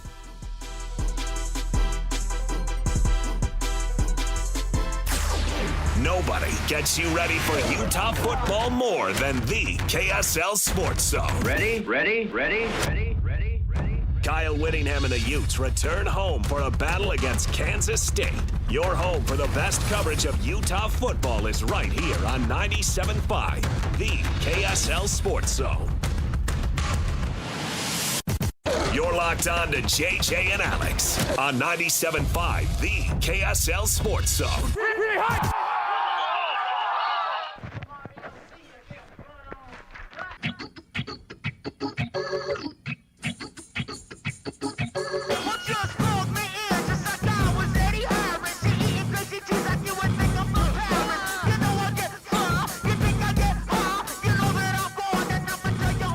Welcome back, everybody. JJ and Alex, 97.5 the KSL Sports Zone. Alex, Curie, Jeremiah Jensen, thanks for being with us on the program. Weekend Warriors brought to you by the good folks at Gillette Heating and Air. Right now, get that seasonal maintenance done on that furnace. You're going to be firing it up a lot more in the next few weeks here and the next few months. So get it looked at. $59 for an expert at Gillette HVAC to come out and take a look. GilletteHVAC.com to make an appointment. Let me see here. Weekend Warriors, people who won the weekend here for us. How about the one that you guys had the call on, JJ? The Ken Pula interception heard around the world and seen by everybody. Take a listen to what it sounded like up at Rice-Eccles Stadium last weekend. Oh, my goodness. Wow! A one-handed interception. Oh. That's a Utah Ute right there. You won't see anything more spectacular than that in a high school football game. Matt, Sam, send that into ESPN ASAP. Wow. They did, and it was heard, and it was the number one play on SportsCenter that night. In fact, they interviewed the kid that night, and I'm watching it, and my son comes home, and we're watching, and I go, look at this. Look at what's going on SportsCenter right now. And all they're doing is showing it on a loop while they're talking to him. He's still got the eye black on, and, you know, his phone is blowing up. He's having the biggest 15 minutes of fame that any kid in high school's ever had, you know, but it says right there at the bottom of the screen, Lone Peak High School, Highland, Utah, Ken Impula, Utah commit. And I'm like, these are all things you want when you're talking about a local kid and the type of impact you can have on a weekend. And guess what? A couple other plays from other states and their other state championships that are going on, not even close to what was put on that show on last Friday. Was it Friday? Yeah, it was Friday. Yeah, Friday afternoon. Great exposure for the state. Great exposure for Kennan. He deserved it. That was incredible. Still can't believe I saw that. Audio courtesy of Jeremiah Jensen and Sly. I love how Sly just goes, wow. And then he goes, Utah Ute right there. Number one thing he's got to yell out. That's Utah Ute right there. Not for long if everybody takes a look at that. Yeah, I'm sure he got some recruiting opens up a little bit. some people reached out to him, I'm sure, over the weekend. Hey, this is Coach Nick Saban. Just really love what you're doing down there. Have you talked to some of my friends over here in Tuscaloosa? Got a bag sitting right here. There's something in this bag. If you want it, feel free to take it. That might be literally $1 million catch is what's crazy. You know what's wild is that could be $1 million catch for a kid. Well, it could be, and it should be. That's awesome. I've never seen anything like that. You know what? Great poll. I loved it.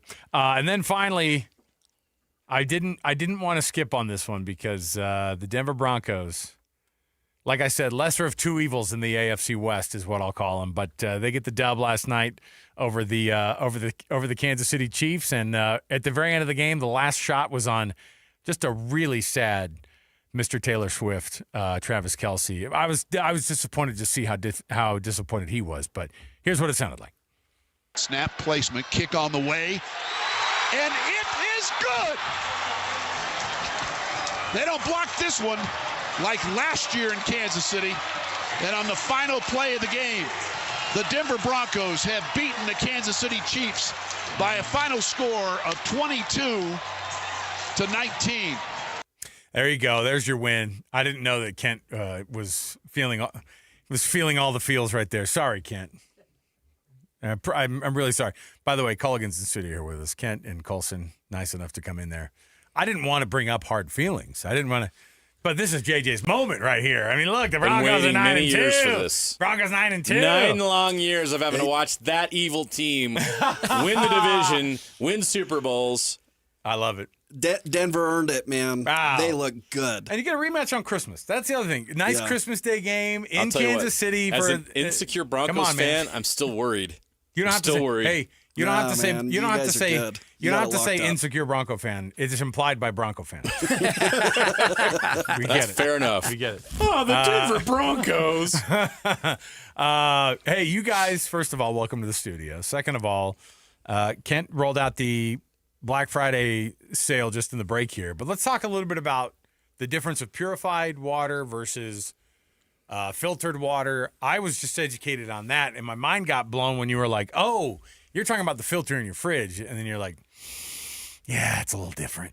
Not all water is created equal, guys. It's just the truth. And, with Culligan products and solutions, like you said, we can purify it, we can filter it, we can soften it better than anybody. There's a reason that we've been around for over 80 years. There's a reason that we're the leading provider of water filtration products in the nation. And it's because Culligan products really work. And it's because we have the expertise and the knowledge to go in and educate you, like we did with you guys. It was like, there are these light bulb moments that you just have to explain to somebody before they can really, truly understand what they're investing in and why they're investing in it. So for us to come out and do a water test and really educate you on the difference between purified water versus softened water versus filtered water versus dechlorinated water, right? All of those things factor into a healthy life and they factor into a healthy home. So we want to come out, we want to do an evaluation, we want to get a baseline, and then we want to offer you the best products and services that are on the market today. Not only do you want to invest in your home for today, but you want to invest in it for the future.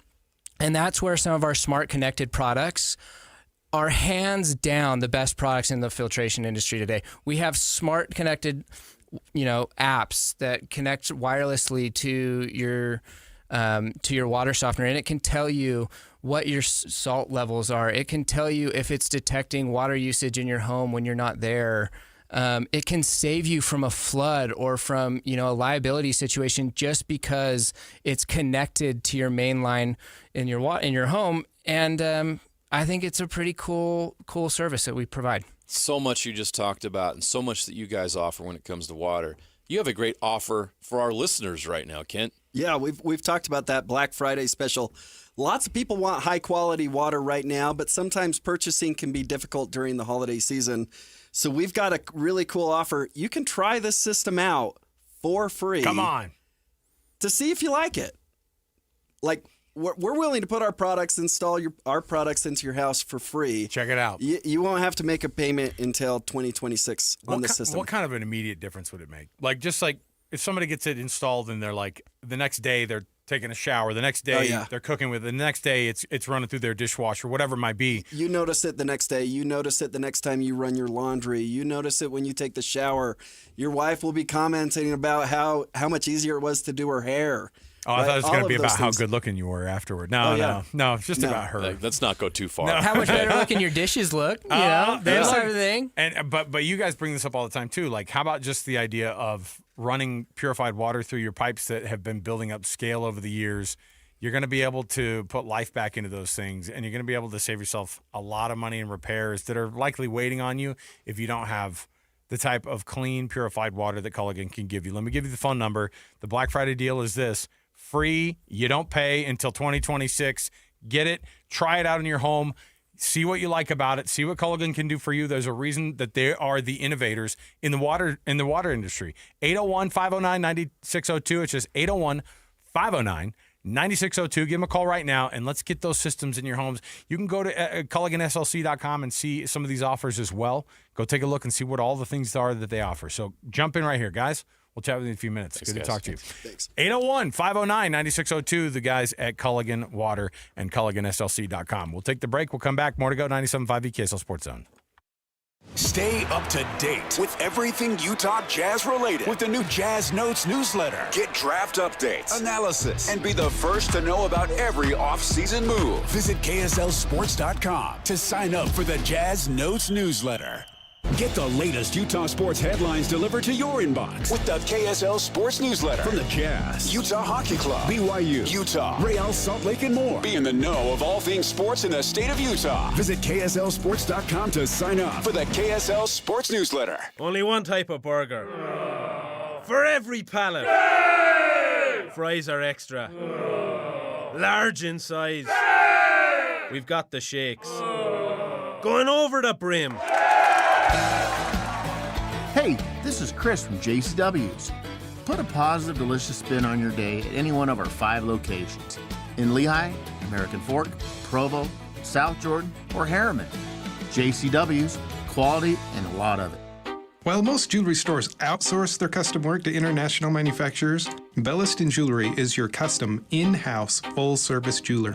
Besides the obvious tariff issue, what's wrong with outsourcing? You know, like a game of telephone, all of the important details, the essence of your dream ring, are quite literally lost in translation as it's designed in other countries like India and China. Belliston's in-store designers can customize and modify your design right in front of you, cutting any confusion to bring your true design to life. Yeah, absolutely. I plan to wear my ring every day for the rest of my life. I want it right. Let me ask you this. If you choose one of those other guys, but you hate the finished ring, do you think they would remake it to get it just right? Not a chance. At Belliston Jewelry, we work with you in-house every step of the way to ensure it's right the first time. BellistonJewelry.com, across from Weber State in Ogden. Locally made, just for you. And cherished for generations. You gave years, maybe decades to your job. You showed up, worked hard, and planned for retirement. But now, the company's changed. Or maybe you've taken a buyout or been forced into early retirement. So, what happens next? I'm Jeff Jr., founder of Trajan Wealth. And if you've built up a 401k or thrift savings plan, now is the time to ask, is that money really working for you? Many workplace retirement plans offer limited options and even less guidance. At Trajan Wealth, we help people just like you roll over their accounts into IRAs with more flexibility and personalized investment strategies built around your goals. For households with $500,000 or more, let us build you a personalized plan. We operate on veteran values, service, trust, and doing what's right. Your next chapter starts now. Call Trajan today, 801-210-6800. That's 801-210-6800. Advisory services offered through Trajan Wealth, LLC, an SEC-registered investment advisor. See website for details. Taqueria 27, where every taco tells a story. And sometimes it's a hilarious one. Check out taqueria27.com. You'll thank us later. On the go? Don't worry. Locations in downtown SLC, Holiday, Fashion Place Mall, Lehigh, and Eagle Mountain. So if you miss one, there's another waiting to serve you tacos, sizzling fajitas, enchiladas, margaritas like a ninja. Taqueria 27's got Mexican cuisine, including gluten-free, that's so tasty, your mouth will thank you. Broadcasting from the Mountain Home Services Studio, this is 97.5 KZNS FM Colville, 1280 KZNS AM Salt Lake City, and 102.7 KSL FM HD2 Salt Lake City Midvale. This is 97.5, the KSL Sports Zone. It's another battle for the Aggies, and the KSL Sports Zone has it covered. The Aggies head to California for a chance to get bowl eligible against Fresno State. Your home for all the play-by-play coverage of Aggie football is right here on 97.5, the KSL Sports Zone. You're locked on to JJ and Alex on 97.5, the KSL Sports Zone.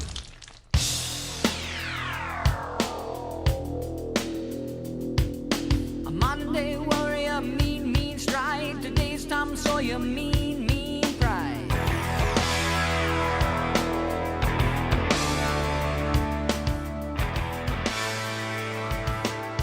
Oh, I know we got Sucks to Be You coming up a little bit later. But Antonio Brown's face just popped up on the screen. Be facing 30 years in the clink. Oh, boy.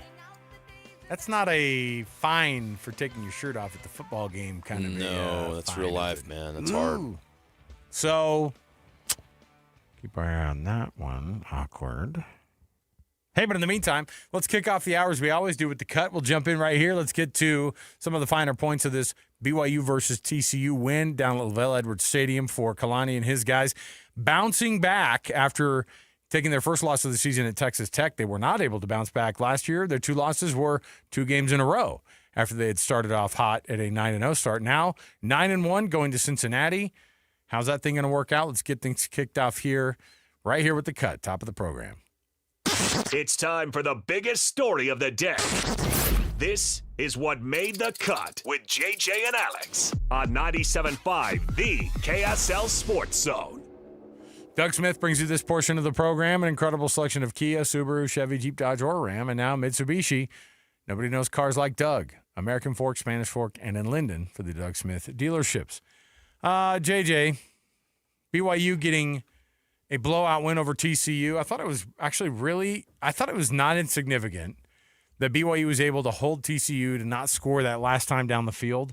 With all these youngsters on the field whose names are not being called that often, but for your backups who are going to be the future of this defense, that was one of the big things that Kalani talked about in his postgame was just how awesome it was to see these guys be able to – he's like, you don't hear their names very often because they're further down the depth chart, but I thought that was just as big of a deal to be able to develop guys in that moment. BYU wins 44-13. You had a pick six. You had another interception by Faletau Satuala. That guy is having a freaking year. Yeah. And Tanner Wall's having a freaking year. That defense had a great game, and they stopped one of the better passing offenses in the country. On top of that, they were able to put up 44 points, and Bear was able to get himself to Big 12 Player of the Week honors. It was a great way to bounce back if you're a BYU fan, because now people go back to, hey, maybe they weren't fooling people.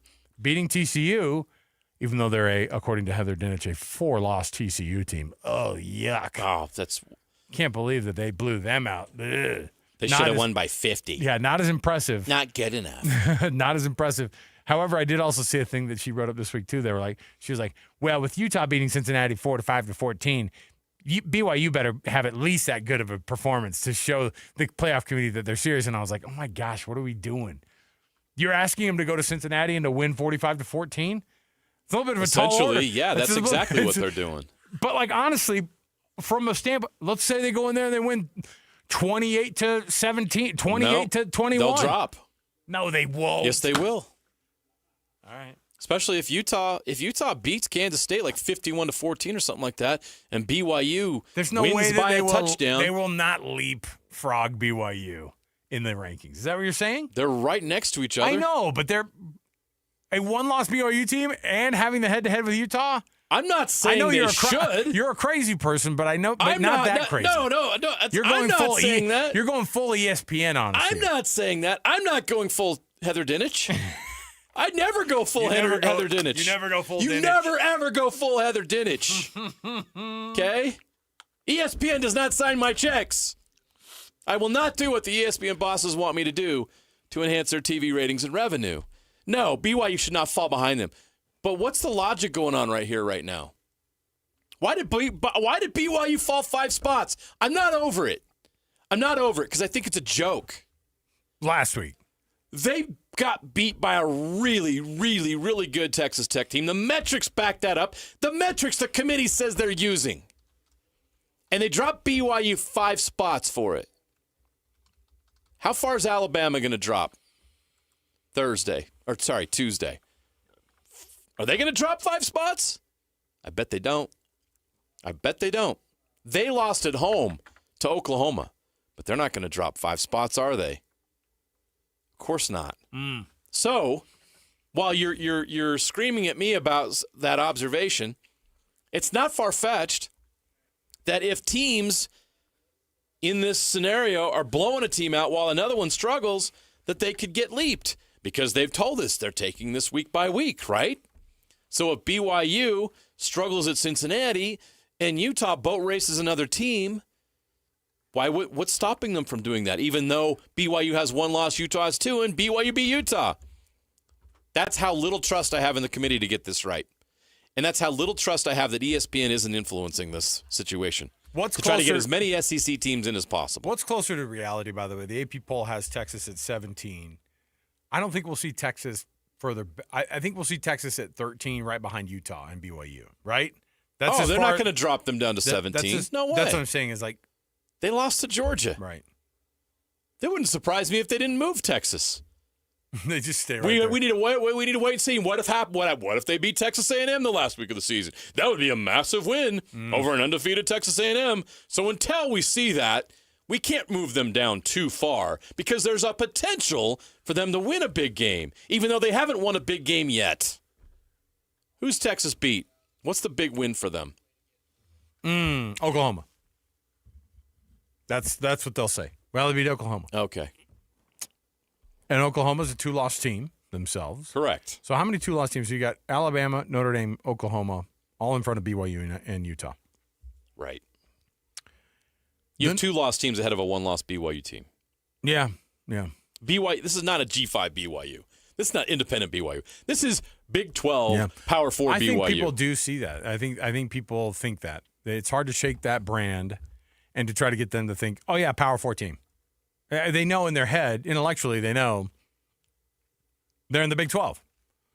But it's hard to turn that corner on the perception of what this team is, which is, they're kind of like Boise State. That is definitely a conversation we've had with people over the years. Oh, yeah, they're kind of like Boise. They're like Boise State. They recruit better than everybody else kind of in that area. And they're doing great for where they're at, which is like the ultimate kick in the teeth. You guys are like really hot, but like for where you live. Like Canada hot. You're like, what? Excuse you? All right. I've got some sound for you. How about Kalani Sitake talking about the offensive focus that they had going into this to this week, taking on TCU, about getting not just that identity back, but getting the freshman quarterback Bear Bachmeier to feel a lot more comfortable. It felt like it was just good to let Bear throw the ball, and you don't always have to max pro for him. I think let the tackles block. We threw the ball in a lot of different ways, play action, but also we're able to just do some drop back pass. Just open the playbook, just let us do our thing and mix in the run too. But I felt like we were just trying to do whatever to get points on the board. First downs, that's a lot of first downs, and so good to put it all together and then taking care of the football. I was really pleased with how our offense did that, but felt like that's what we're capable of doing. We just got to keep the momentum going and get into next week. JJ, one of the things that I think was interesting in that game was BYU, the defense showing up the way that it did. TCU, who's been putting up numbers on offense, they get held to 1 touchdown, a couple field goals, Here's what Kalani said about that. And by the way, I'm sitting in the room while he's making these comments. He does get a little bit of a smile on his face when he talks about this defense. Here's what he said. I thought defensively at J Hill, the defense staff did an amazing job prepping for this game, and then the players just executed everything that we asked them to. And they were able to get some chunk yardage. I think in the run game, they were kind of forced to run, but it got to the point where they were too far behind to catch up. So we knew that we could make it hard on them, at least limit the big plays. I thought overall defensively, great game plan. I was fired up about the Fadley's interception because Tausili got some pressure. It's what we brought him here to do, to get some pressure, and he had a really good game, and we just got to get him on the field. And Newsy and all those guys done a great job. So we used a bunch of guys. It's just nice to see them coming along and giving them opportunities to make plays. I was fired up for the entire defense on that. I think one of the bigger storylines too, JJ, was the fact that LJ Martin looked healthy, but he also looked not scared. Does that mean to think that he kind of ran scared against Texas Tech? Well, and it may have been. There's obvious reasons for that with the injury. Right. It may have been that he was still kind of. He looked himself. Trepidatious, kind of going into that Texas Tech game on top of the fact. Himself. He even said in the postgame, he's like, yeah, I mean, it didn't help that they were such a good team on defense. Like, you get a little bit of intimidation going on, and you're not 100% confident when you're not feeling great. But what's great is that I think he's healthy now. And by the way, big chunk yards, running the guy, the running game, the Bear Bachmeier run game came back again. They picked and chose great times to be able to bust it out, not just in times of desperation and trying to figure some things out. But he found some of his big targets. I think and we talked about this in the post game too, Napolis, you and Christian and I. It was such a big deal to bring Carson Ryan back into the conversation as well. That 43-yard touchdown was huge. They used him in a different way they've been using him, and that was big time too, because that's another wrinkle that I think a lot of offenses go, oh gosh, and we got to account for number 20 too. Yeah, and he talked about the defense and what they did. I have some numbers here that really back up just how good BYU was on Saturday on defense, because I thought that was the most important thing. It's going to poke a lot of holes in the narrative about, BYU's competition and what they're doing right now. TCU's 12th in the country in passing yards. Yeah. 291 per game. Yep. They held TCU below 200 yards passing, which is insane. Yeah. 183. Couple picks, too. 183, 2 interceptions, and 0 touchdown passes. Josh Hoover's numbers, 10 of 23 for 183, no touchdowns, 2 interceptions. They held him below 50% passing. He averages, his completion percentage this season is 62.4 in conference play. In conference play, that's not just so that takes out some of the cupcakes that they played. Yep. This is conference play, 62%. He was in the 40 percentile in passing your completion percentage. They averaged 30 points per game, does TCU. 30. They scored 13. Mm-hmm. That BYU defense was elite on Saturday and shut down an otherwise explosive team with a very good quarterback. One of the top, I'd say, 20 quarterbacks in the country. Right. He doesn't look like it now, and no one's talking about him right now because BYU just made him look like he wasn't very good. It's not the case. BYU's defense is that good, and they proved it on Saturday night. BYU in total defense right now, after that performance, is ranked 25th in the country. Their scoring defense is 13th. They're tied for 13th with Alabama on the scoring defensive side of things. So Utah's number 10 overall in scoring defense, BYU 13th. And then BYU in total defense is 25th, and Utah's 35th. That's basically the yardage per game. And yeah, the 500. Utah took a big hit this weekend. Yeah, on the yardage. 580 or whatever it was. They gave up against Baylor. And it's kind of crazy because you're like, look how many yards you gave up, and you won by 30 points. Who cares? Exactly. It's like whatever. So, all right. Let me see here. Yeah, I did want to get to this one too. Speaking of Carson Ryan, this is somebody who after the game was talking a little bit about kind of what they wanted to do, what they wanted to focus on, and they wanted to make him a big part of that game, and they did. Sam punted last week. He was banged up. He was hurt. Sam punted last week. He was banged up. He was hurt. Yeah, they want it like every week. It's like next game's the most important game. So no matter who we're playing, we're going out just to dominate. They emphasize that, especially for this game. Like just go on physically dominate your man every play. Like we don't want to go in next week and watch the film and see us getting dominated. Like every play we want to be dominating. That sounds like the Carson Ryan remix. He's all check out my mixtape. Check out my mixtape. That was him also talking about the punting situation, which was weird. But whatever, it's fine. worked out. He can talk about whatever he wants. He doesn't have to answer your stupid questions. I know. How dare you? Hey, we've got Kent and Colson here with us here in studio. The Culligan guys. Culligan, Kent, Colson, boom. Here they are. Both in studio.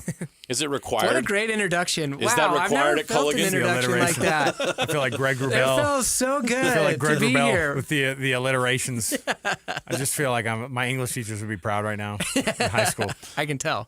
Okay, so we've been talking about deals today. We've been talking about the difference that purified water makes. Now, the bottled water delivery, we could talk about that. We could talk about the RO systems you can put under just in your home, underneath the sink, that kind of stuff.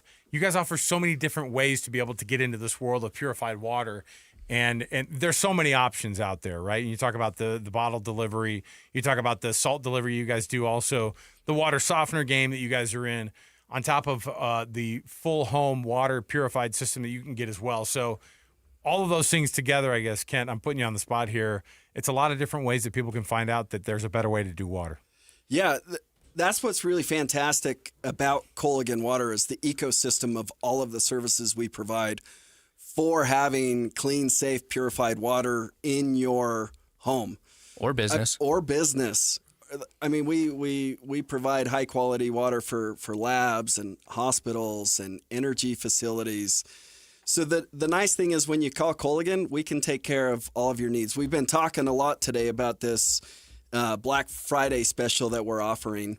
One of the things that lots of customers have been interested in is this whole home system. It's a 3-part system where we soften your water.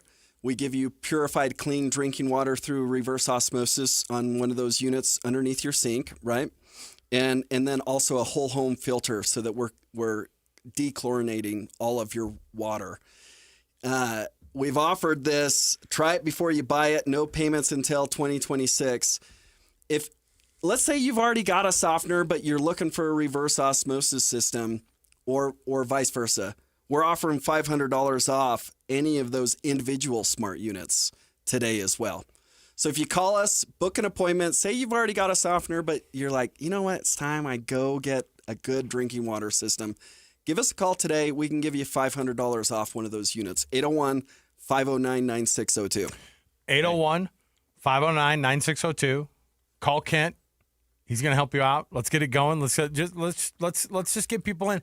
And to be able to try it in your home, like that's not insignificant. To be able to see the difference, that's the ultimate test, right? I mean, that's what you want to do. And to your point, whether it be, you want to try bottled water delivery service, or maybe you're unhappy with your bottled water delivery service and you know that there's a better company, Culligan, that's out there, we can provide those systems for you as well. No obligation. Try it before you buy it. We're offering free trials for everybody across the board, no matter what the product, no matter what the service. Let us show you the difference that Culligan can make. We have the 5-gallon water jugs that you talked about. We have a new, really cool inline filter that a lot of offices are taking advantage of that have the pebble ice. Everybody loves this pellet pebble ice stuff. I told you the Coca-Cola guy calls it hospital ice. Yeah. That's the industry term for it. The old Sonic chewy ice. Yeah, it's Sonic ice. It's I love Sonic it. ice. People love this stuff. Yep, pebble ice is the and best. you can try that for free. So let us come in. Let us put a system in where you can try purified water with this pebble Sonic hospital, Chick-fil-A ice, whatever you want to call it, Let us do it, and then you don't have to take the time out of your day to go to Chick-fil-A and buy it, right? Can I give you a little thing, too? Yeah. I ruined an ice maker with yeah. bad water. Yeah, absolutely. Like we ruined that it. happens all the time. It was one of these ones we got. It's a countertop. They're expensive. You pour the water into it, and maybe it's because it wasn't the most expensive. Like I don't know. It was an Opal, wasn't it? It was one of it was like a KitchenAid or something, but it was on the counter ones. You added water, so I just got it straight out of the sink there, and I was like, oh, let's do it. And you know what? And then they have all these things like, hey, make sure you clean it out with this, make sure you do this. And I remember thinking, oh boy, I started off putting bad water into this thing, and now your chemistry teacher's upset with you too. I know. You started with your English teacher liked it. They liked the alliteration. But then the chemistry teacher's mad. They're like, "Why would you do that? Why would you do that to your ice maker?" And you know what stinks? It was a Mother's Day gift a year ago, and then we just haven't had. It just stares at me in the face and goes, "Clean me. You broke me with hard water." Yeah. That's what it says. Can we get Alex a free trial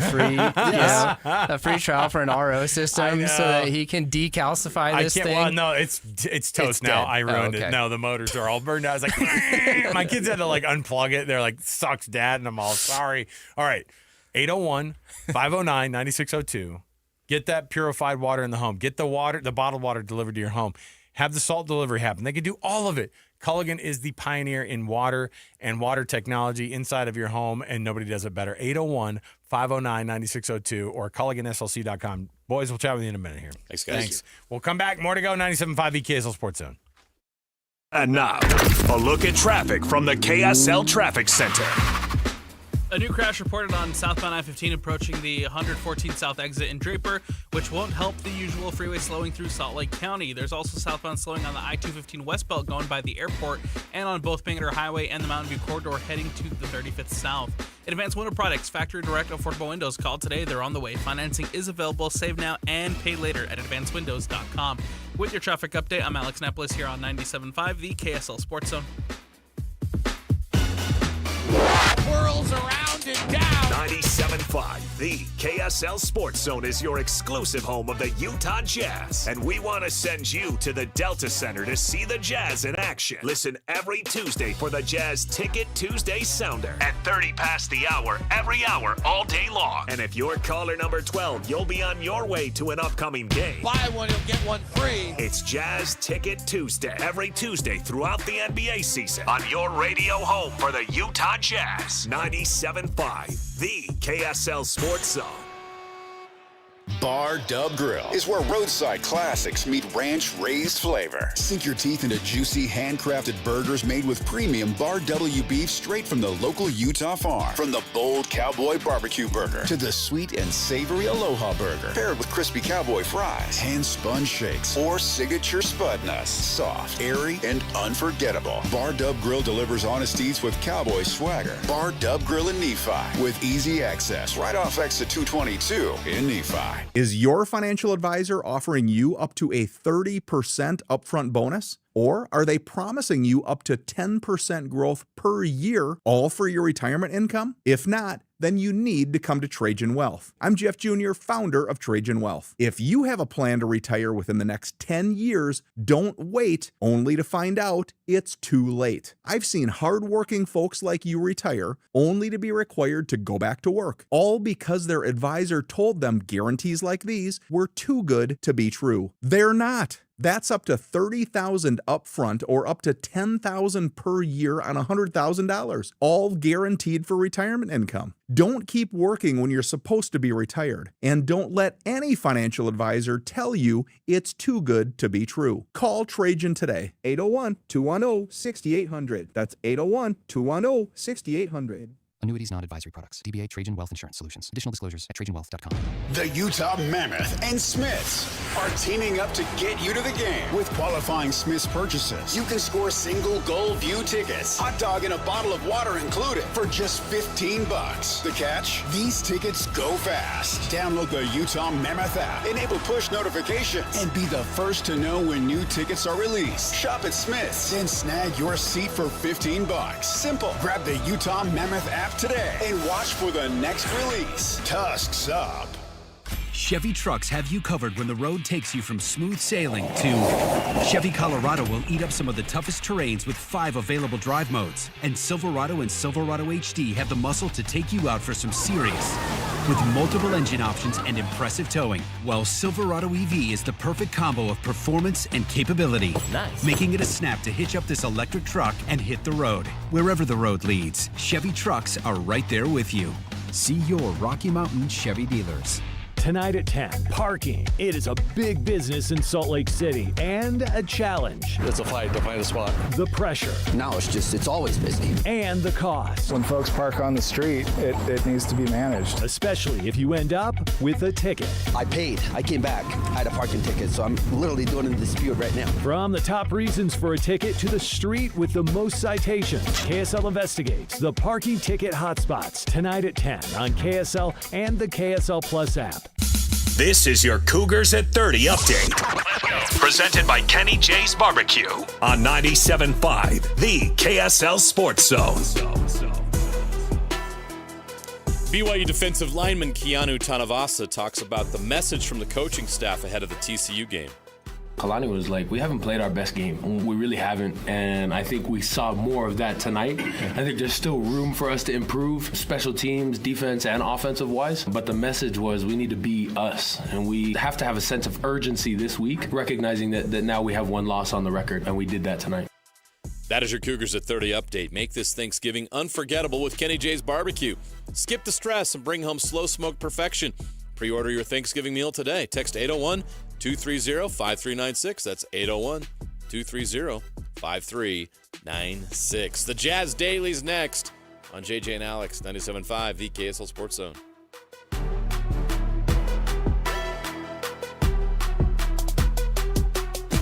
You know what's coming.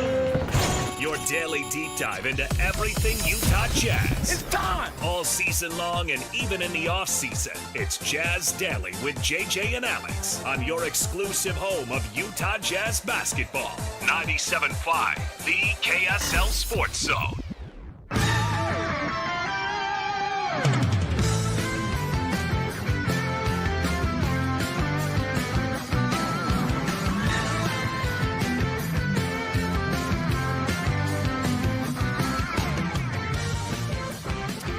Welcome back, everybody. JJ and Alex, 97.5, the KSL Sports Zone. Alex Keary, Jeremiah Jensen, thanks for being with us on a Monday. Mondays are so much fun. We get to get together and jam over a weekend of sports that were, and there were a lot this weekend to be able to get together on today with JJ and myself. Nominate the Youth Sports Volunteer that you know for the Hercules Hero of the Week. Submit that nomination at kslsports.com/contest. Listen every Thursday afternoon to our program, and we'll give you a winner every week. Help us celebrate the efforts of those volunteers who do a great job with the youth sports in their area with the Hercules Hero of the Week program, sponsored by the folks at Hercules First Federal Credit Union and Beehive Meals, both from whom they will win a prize. So there you go. Jazz Daily, you heard the music on the way in here. JJ, great job, Jazz. Keep winning? Wait. What are we doing here? I'm really excited. Wait. What are we doing here? Why is Lowry having all these 30-plus point games? Listen, how come I look at the standings? How come Keontae's like having the best year of his career? When did Keontae George decide to be a top-level NBA point guard? Where do you think? Okay. So, like, in terms What's of going jump, on here? This is not how this year is supposed to go. This looks too good. 47 last night. This team's winning games. 47 last night for Lowry, right? 47 points, 33 for Keontae, including that game winner in overtime. What was cool was it's right over here across the street at Delta Center on a Sunday that's not, Sundays aren't the most popular games to get to, obviously, here in the state of Utah, but they pack out this place now. I mean, and there's no option. There's no, it used to be the NBA's like, sure, we won't have as many home games for you guys. The now fact it's that like people won't show up to Sunday events here in Utah is a myth. It's a myth, but also now that the hockey team is also in the same building, there's no like, you get what you get, right? That's the schedule's going to have to be what it is. 150 for the second time in 6 days, right? In 5 days. Two of the highest scoring games in franchise history have happened in the last week. And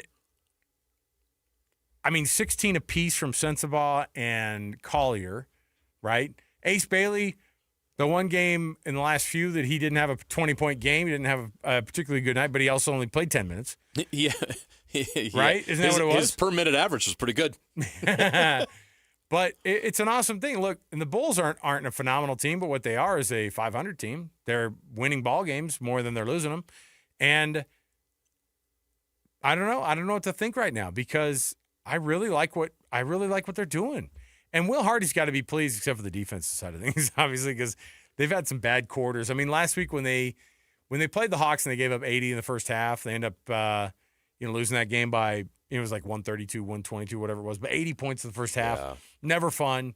But we knew that because Walker Kessler's out. Yeah, Walker Kessler is out. There's no way this team is currently constituted. It's going to be a great defensive team with Walker Kessler out. What I think Will Hardy does want to see is effort on the part of the guys that are actually there to at least try. And that happens sometimes. Yeah, I just wondered. But if you can score 150 a game, you can get away with it. Yeah, not bad.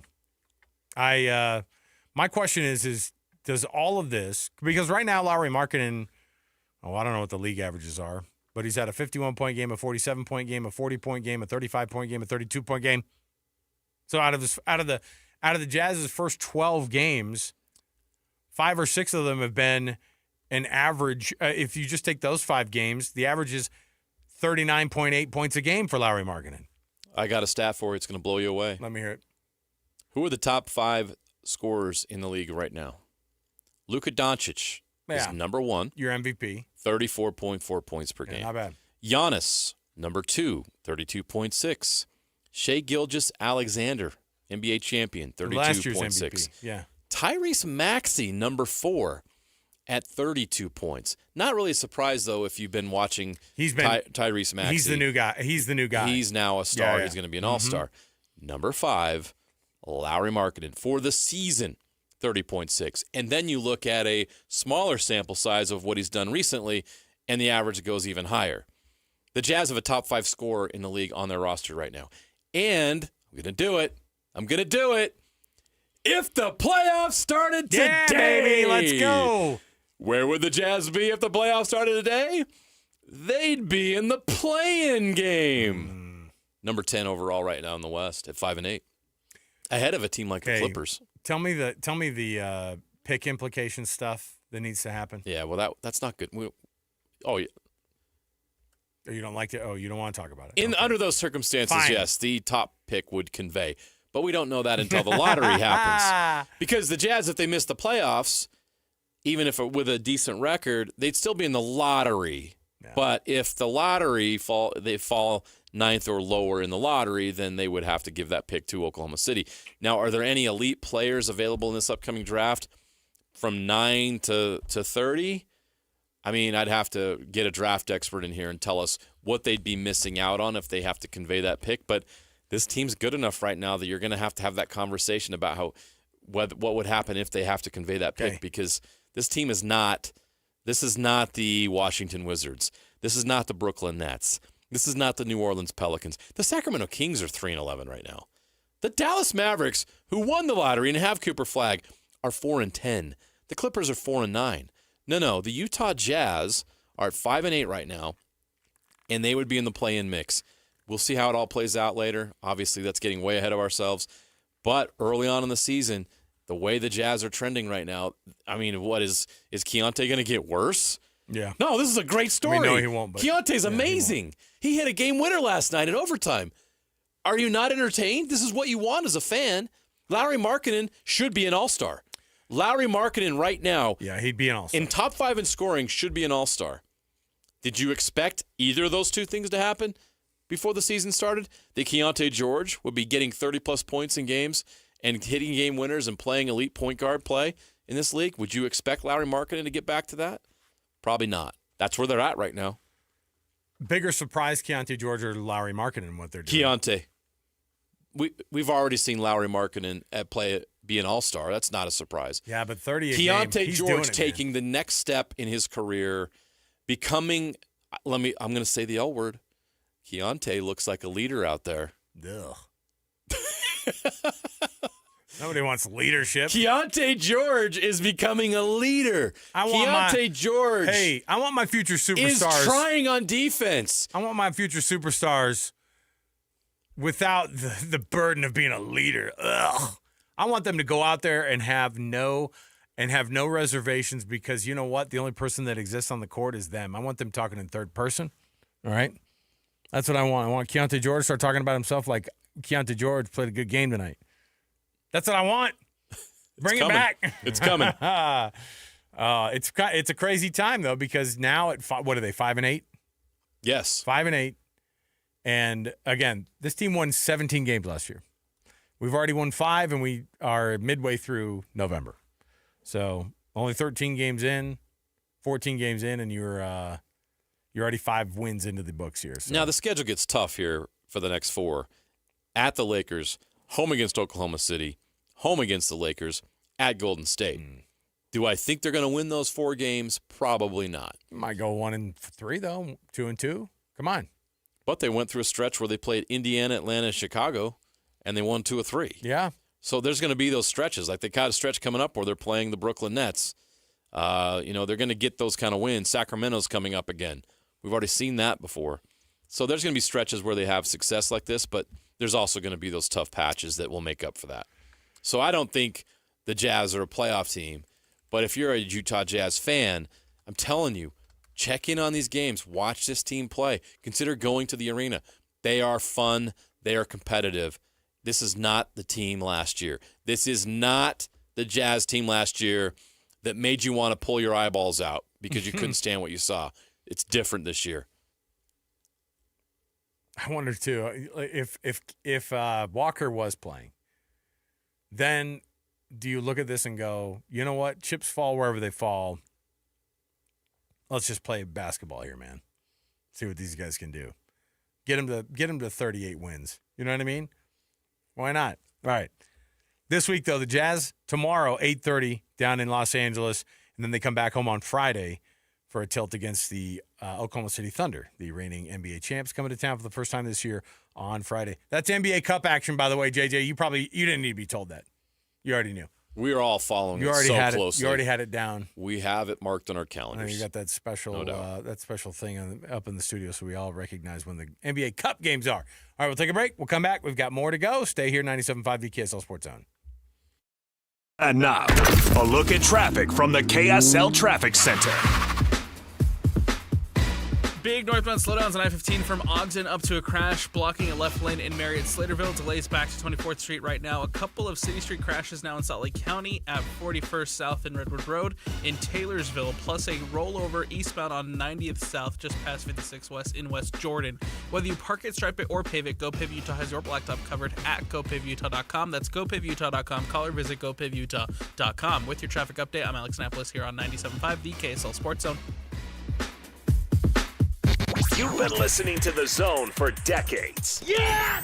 But now you can watch the guys break down your favorite teams. Some viewers may find the following video disturbing. Viewer discretion is advised. Catch the video stream of DJ and PK, Jake and Ben, Hanson, Scotty, and JJ and Alex right now at KSLSports.com or by searching KSL Sports on YouTube. Utah's best sports radio is on air, online, and on the KSL Sports app. This is 97.5, the KSL Sports Zone. I got a compliment today, JJ. Yes, you did. I was there when you got it. On my figure. You look good. Doesn't happen a lot. But you know what? I'm cutting a nice silhouette these days. SaltLakeCityFatLoss.com, baby. I know we talk about it a lot. It's a lot of fun for us to be able to go, oh, yeah, still in the program. But I'll tell you, what works is doing the program. And if you follow what they have, you can go see, by the way, go to SLCFatLoss.com and see for yourself what the program entails. It says right there on the website, get with an expert, and you can actually get going on this thing. And for the holidays, they've got a deal going all the way up to December 31st. Sign up for it, and you can start at the beginning of the new year. How about $400 off a program that, JJ, we've been talking about being awesome because it was $200 off before. Now it's $400. You got to take advantage right now. This is the perfect time to do it. And another reason why it's great to do it is instead of putting on that 8 to 10 pounds over the holidays, why don't you lose a bunch of weight and get all the compliments when you go to the Christmas parties and all that? You would be amazed at how much weight you can lose in just a short period of time on this program. I lost 40 pounds in 60 days. And more than a year later, I'm able to keep that weight off too because of the strategies that I learned in this program. These are strategies and lessons that are going to last a lifetime. This will make a huge difference in your weight loss journey. You will reach your weight loss goals on this program. And so what better time to do this than right now when you can take advantage of this $400 off offer? If you don't want to do it during the holidays, I get it, okay? Start January 1st. Sign up now. Get the $400 off right now. Start on January 1st. Go to slcfatloss.com to learn more about how you can do that and about the program. And if you want to join us, you're going to get that $400 off right now at slcfatloss.com. That's slcfatloss.com.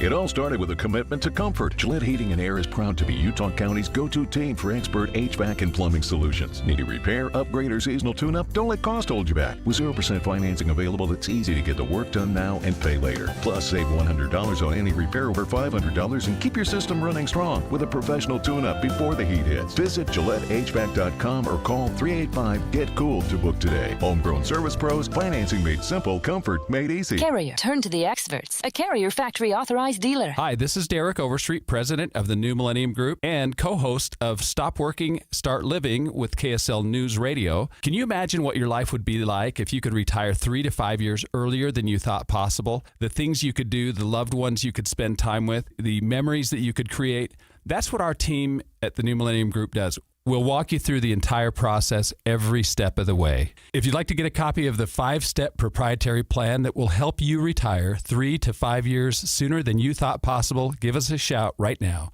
888-999-6370. That's 888-999-6370 or utahsfinancialplanner.com. Listen, most of our listeners right now have a tax problem, not a money problem.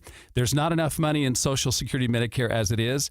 Let us show you how you can significantly reduce your taxes. That's 888-999-6370, 888-999-6370 or utahsfinancialplanner.com. At University of Utah Health, we're mapping DNA to find the cause and the cure. Because 1 in a million is really just one. One person facing one incredibly difficult diagnosis. Looking for one thing: hope. Learn more at uofuhealth.org. During the Mazda More to Move You sales event, Tim Daly Mazda Southtown is offering 0% for up to 63 months on 2025 Mazda CX-50 and Mazda CX-5 turbos. And to make it even easier for you to drive away in your new Mazda, you won't pay till next year. That's right, 0% and no payments till 2026. There's no better time than now to get your new Mazda. Come in today to Tim Daly Mazda Southtown in Sandy. Some restrictions apply. APR OAC. Not available with any other offers. See dealer for complete details. You don't show up to Lavelle Edwards Stadium halfway. Neither should your energy drink. Bucked Up Energy gives you smooth, long-lasting power. No jitters, no crash. Just focus, flavor, and pure Cougar drive. Grab a can of Sour Bucks or Rocket Pop on your way to the game and taste why athletes and fans everywhere get bucked up. Visit your local Bucked Up retail store today or go to buckedup.com and use code ZONE to claim 20%. Bucked Up Energy, built for game day, made for every day. 3, 2, 1. This is your Utes at 50 update. 58! Presented by Kenny J's Barbecue on 97.5, the KSL Sports Zone. Kyle Whittingham says that there's no moment too big for freshman quarterback Bird Ficklin. He's maturing and becoming more seasoned every single week, and he has not had a game that he was inserted where the stage was too big. He's responded well every single time he's been in the game, and so, like I said, the moment is not too big for Bird, and he's going to be a really good one. That is your Utes at 50 update. Make this Thanksgiving unforgettable with Kenny J's Barbecue. Skip the stress and bring home slow smoked perfection. Pre-order your Thanksgiving meal today. Text 801-230-5396. That's 801-230-5396. Sucks to be you next on JJ and Alex 97.5, the KSL Sports Zone.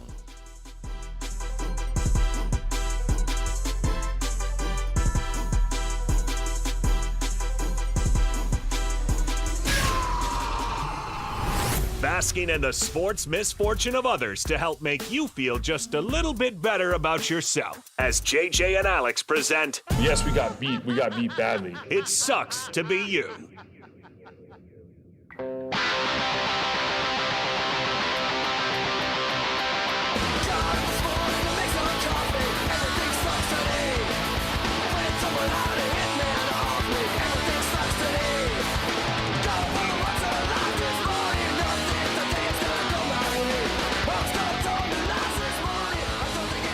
Oh, we always love to talk about the people who it sucks to be on a Monday.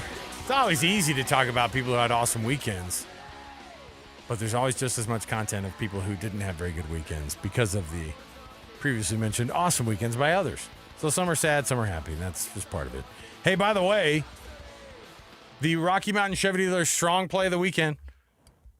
We give out money to Amazon. Amazon gift cards this time of year are amazing. These are what you want. You know why? Because you're already ordering a bunch of stuff off of there anyway. Might as well help yourself out. If you were listening to DJ and PK this morning, they, of course, gave out the Rocky Mountain Chevy Dealer Play of the Weekend.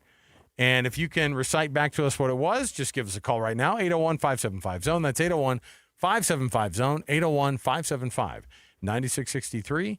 And get yourself that Amazon gift card. Any clues there, Annapolis? Anything you want to give us? Everybody's heard about the bird. Oh, wow, that's aggressive. You gave it away. But you know what, though? I don't hate the effort on the Maybe he didn't give it away because you should have done there the are multiple. Oh, yeah, you know what? Clever. Okay. You gotta. He didn't give it away after all. Gotta turn on your psychic skills through the phone. Let's see what producer Alex is gonna tell you is the winner. You know what? You should have done the Peter Griffin version of that song, by the way, the Family Guy version. That one's way more recognizable. It's much better. Hey, by the way, at Bellis and Jewelry tomorrow is going to be Jake and Ben, their weekly conversation with the coach of Weber State football. On top of bringing you awesome deals on some jewelry locally made just for you, cherished for generations. It's Bellis and Jewelry in Ogden, 1155 36th Street. That's where Jake and Ben are going to be tomorrow. So there you go.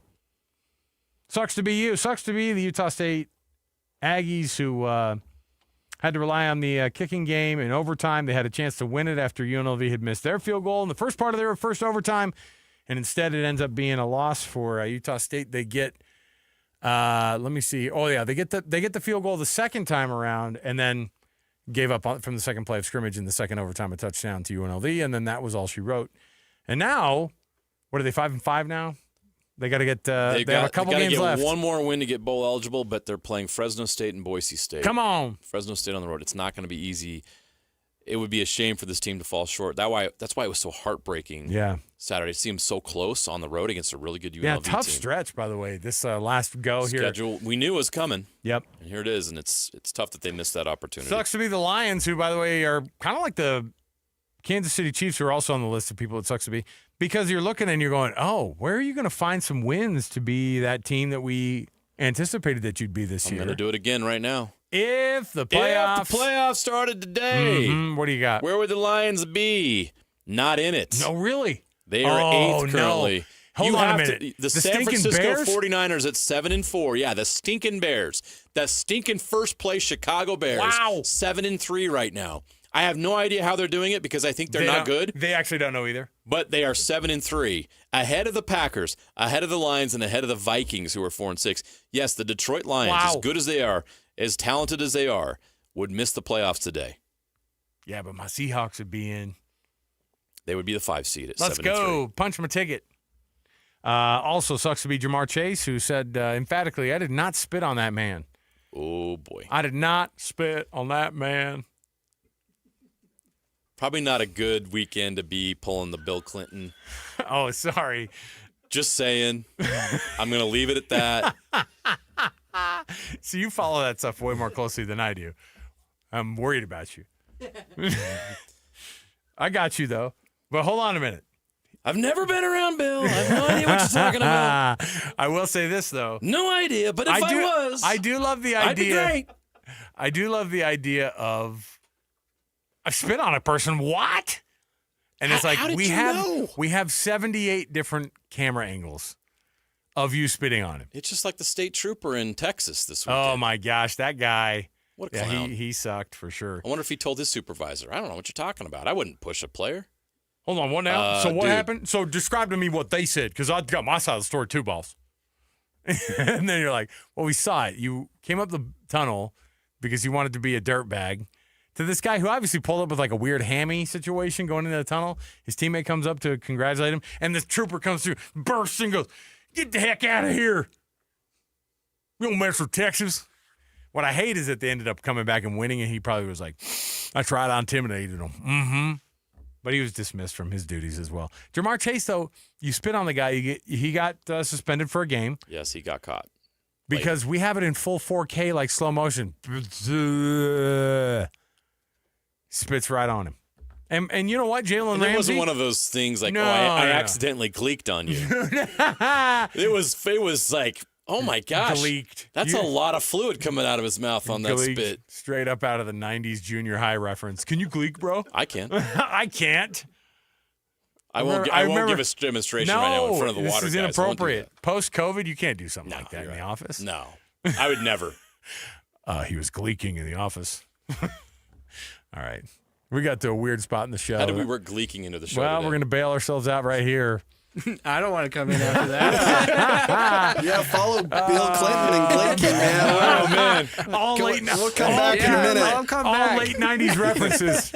Back to you. Only on JJ and Alex, 97.5, the KSL Sports Zone. Perfect. All right, look, let's talk purified water. Let's talk about now. Again, we were talking about how some people, they go, yeah, look, if you're going to improve your system, and there's a great way to do it right now because you guys are offering a try it free and try it before you buy it, no cost until 2026, all right, on these systems.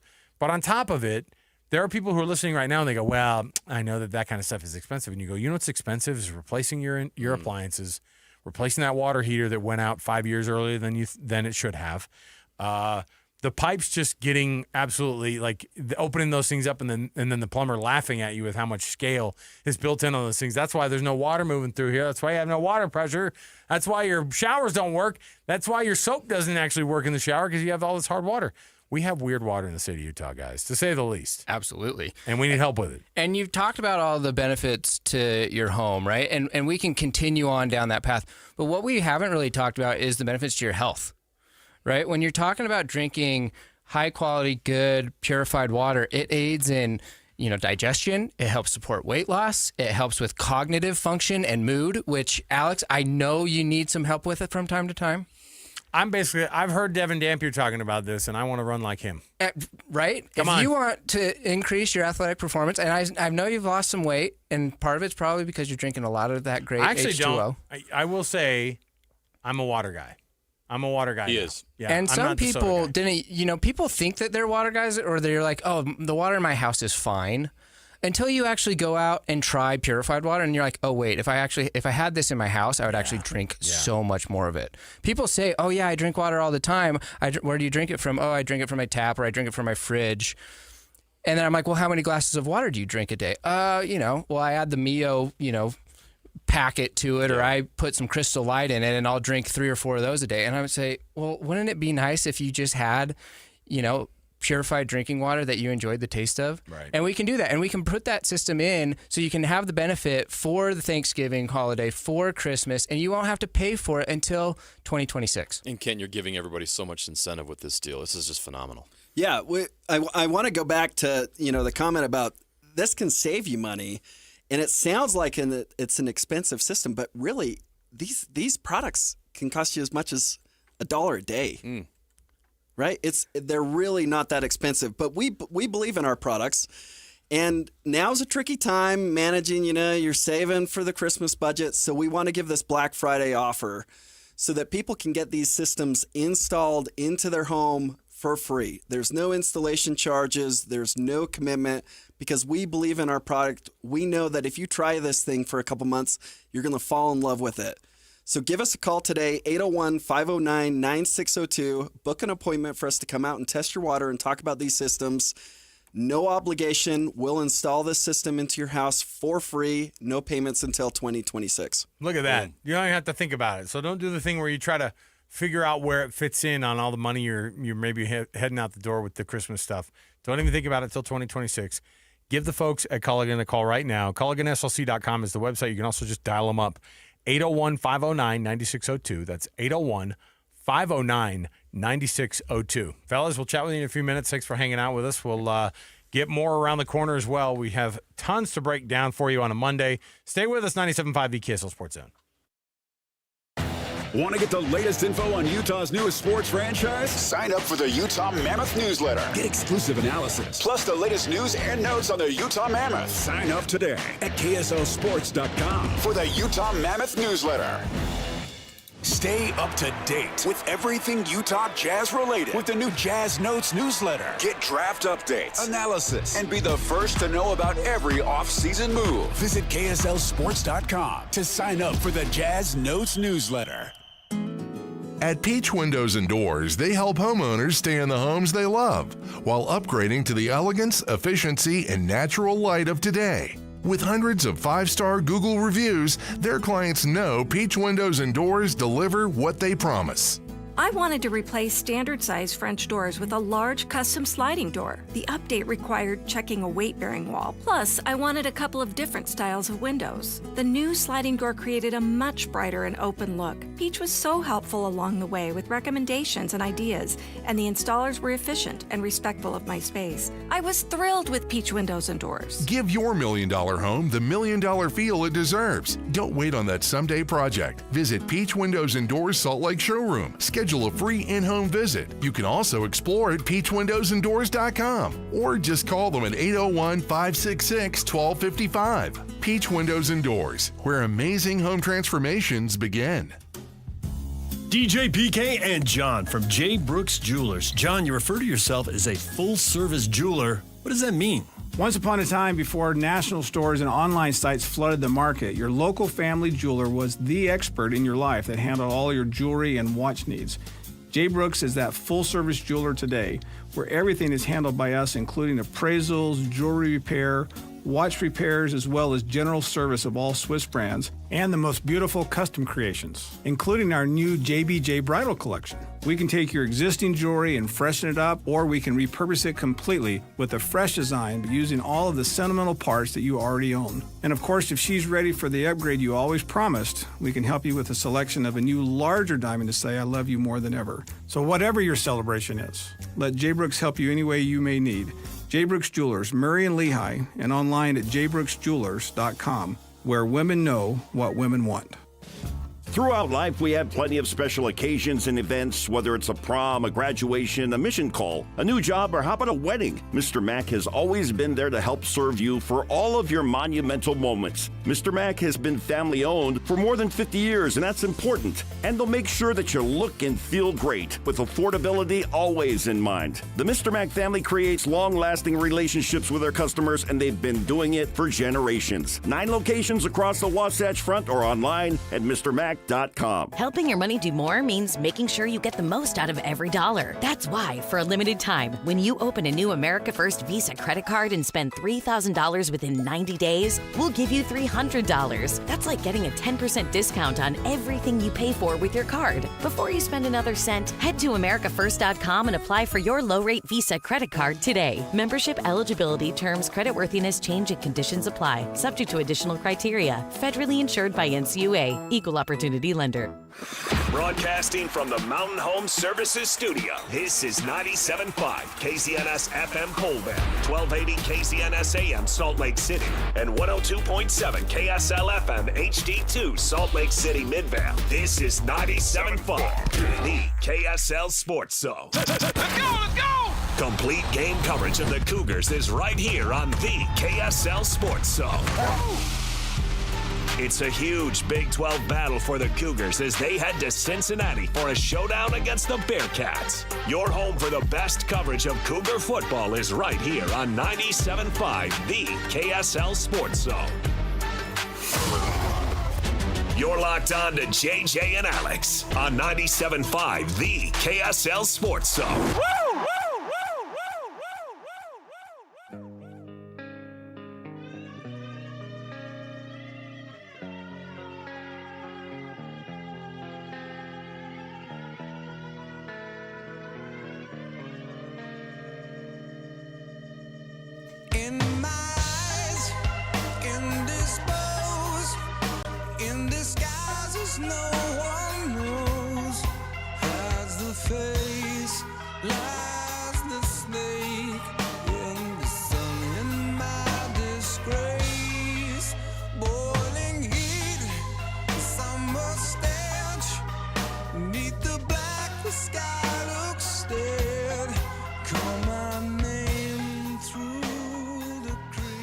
Welcome back, everybody. JJ and Alex, 97.5, the KSL Sports Zone. Worried about my co-host. See if we can find JJ here. No? Oh, okay. Oof. I was a little bit nervous there. You know what happened? I think I know what happened. Did you get rusty keyed? I just got keyed. Oh! Yeah. Oh, no. We talked about it earlier in the show. It was a matter of time. I wondered. And he would not stop talking about how the refs screwed the Chiefs on Sunday. He wasn't serious. Oh, he was too. I love fans. I love sports fans. We are the most delusional people on the planet, right? You thought that candy was going to be free you got over there, didn't you? Oh, it came with a cost. I got keyed. Oh! It's like getting shivved in the joint. Not sure it's that extreme. At KSL, you can get keyed. Ow! Nobody shivved me. I'm not bleeding. I got rusty keyed. I'm gonna have to get that. I have to get that tetanus shot. It's got rusty keyed. He is rusty. He wasn't really complaining of the refs, though, was he? Like he was. He's a Chiefs fan. Of course he was. Okay. All right. Everyone wants to spin this narrative that the Chiefs get all the calls, but trust me, I got examples. Well, so here's my question though, because in the end though, because one of the stats they threw up though, the Chiefs last year were 12-0 in one-score games. Like that's phenomenal. That's why they were great. This year, there he is, right there. This year, 0-5 in one-score games. So you win some, you lose 5. That's what the deal is. But yeah, 12-0 in one-score games last year, and then 0-5 this year. Your Broncos, on the flip side, were 1-6 last year in one-score games, and they are this still year made the playoffs. And this year they are 7-2 in one-score games. That would explain the winning streak. Yeah. So not bad. Not a bad way to get things going. They're 9-2 then. Yeah. I mean, they're all but wrapped up in that division. They've won 8 straight games. That's awesome. Good for you guys. I will say, like, it's not like they whoops, I can't believe we won 9 games. Like, Bo Nix looks like he's comfortable as an NFL quarterback now, right? Like, he looks like he's... there's still issues. I mean, for sure, the 3 and outs are an issue. But what he has... The inconsistency of the offense is an issue, but that defense is one of the best in the league. Defense is really good, but it just... Honestly, Bo Nix is back there, and he doesn't look like... He doesn't look totally flustered, which is what you need, you know? And by the way, he can scoot if he needs to. When he runs, he can bust off 13 yards, no problem. And he's got some interesting weapons. It's all coming together, man. They can score quick. They can get it going. All right, let me see here.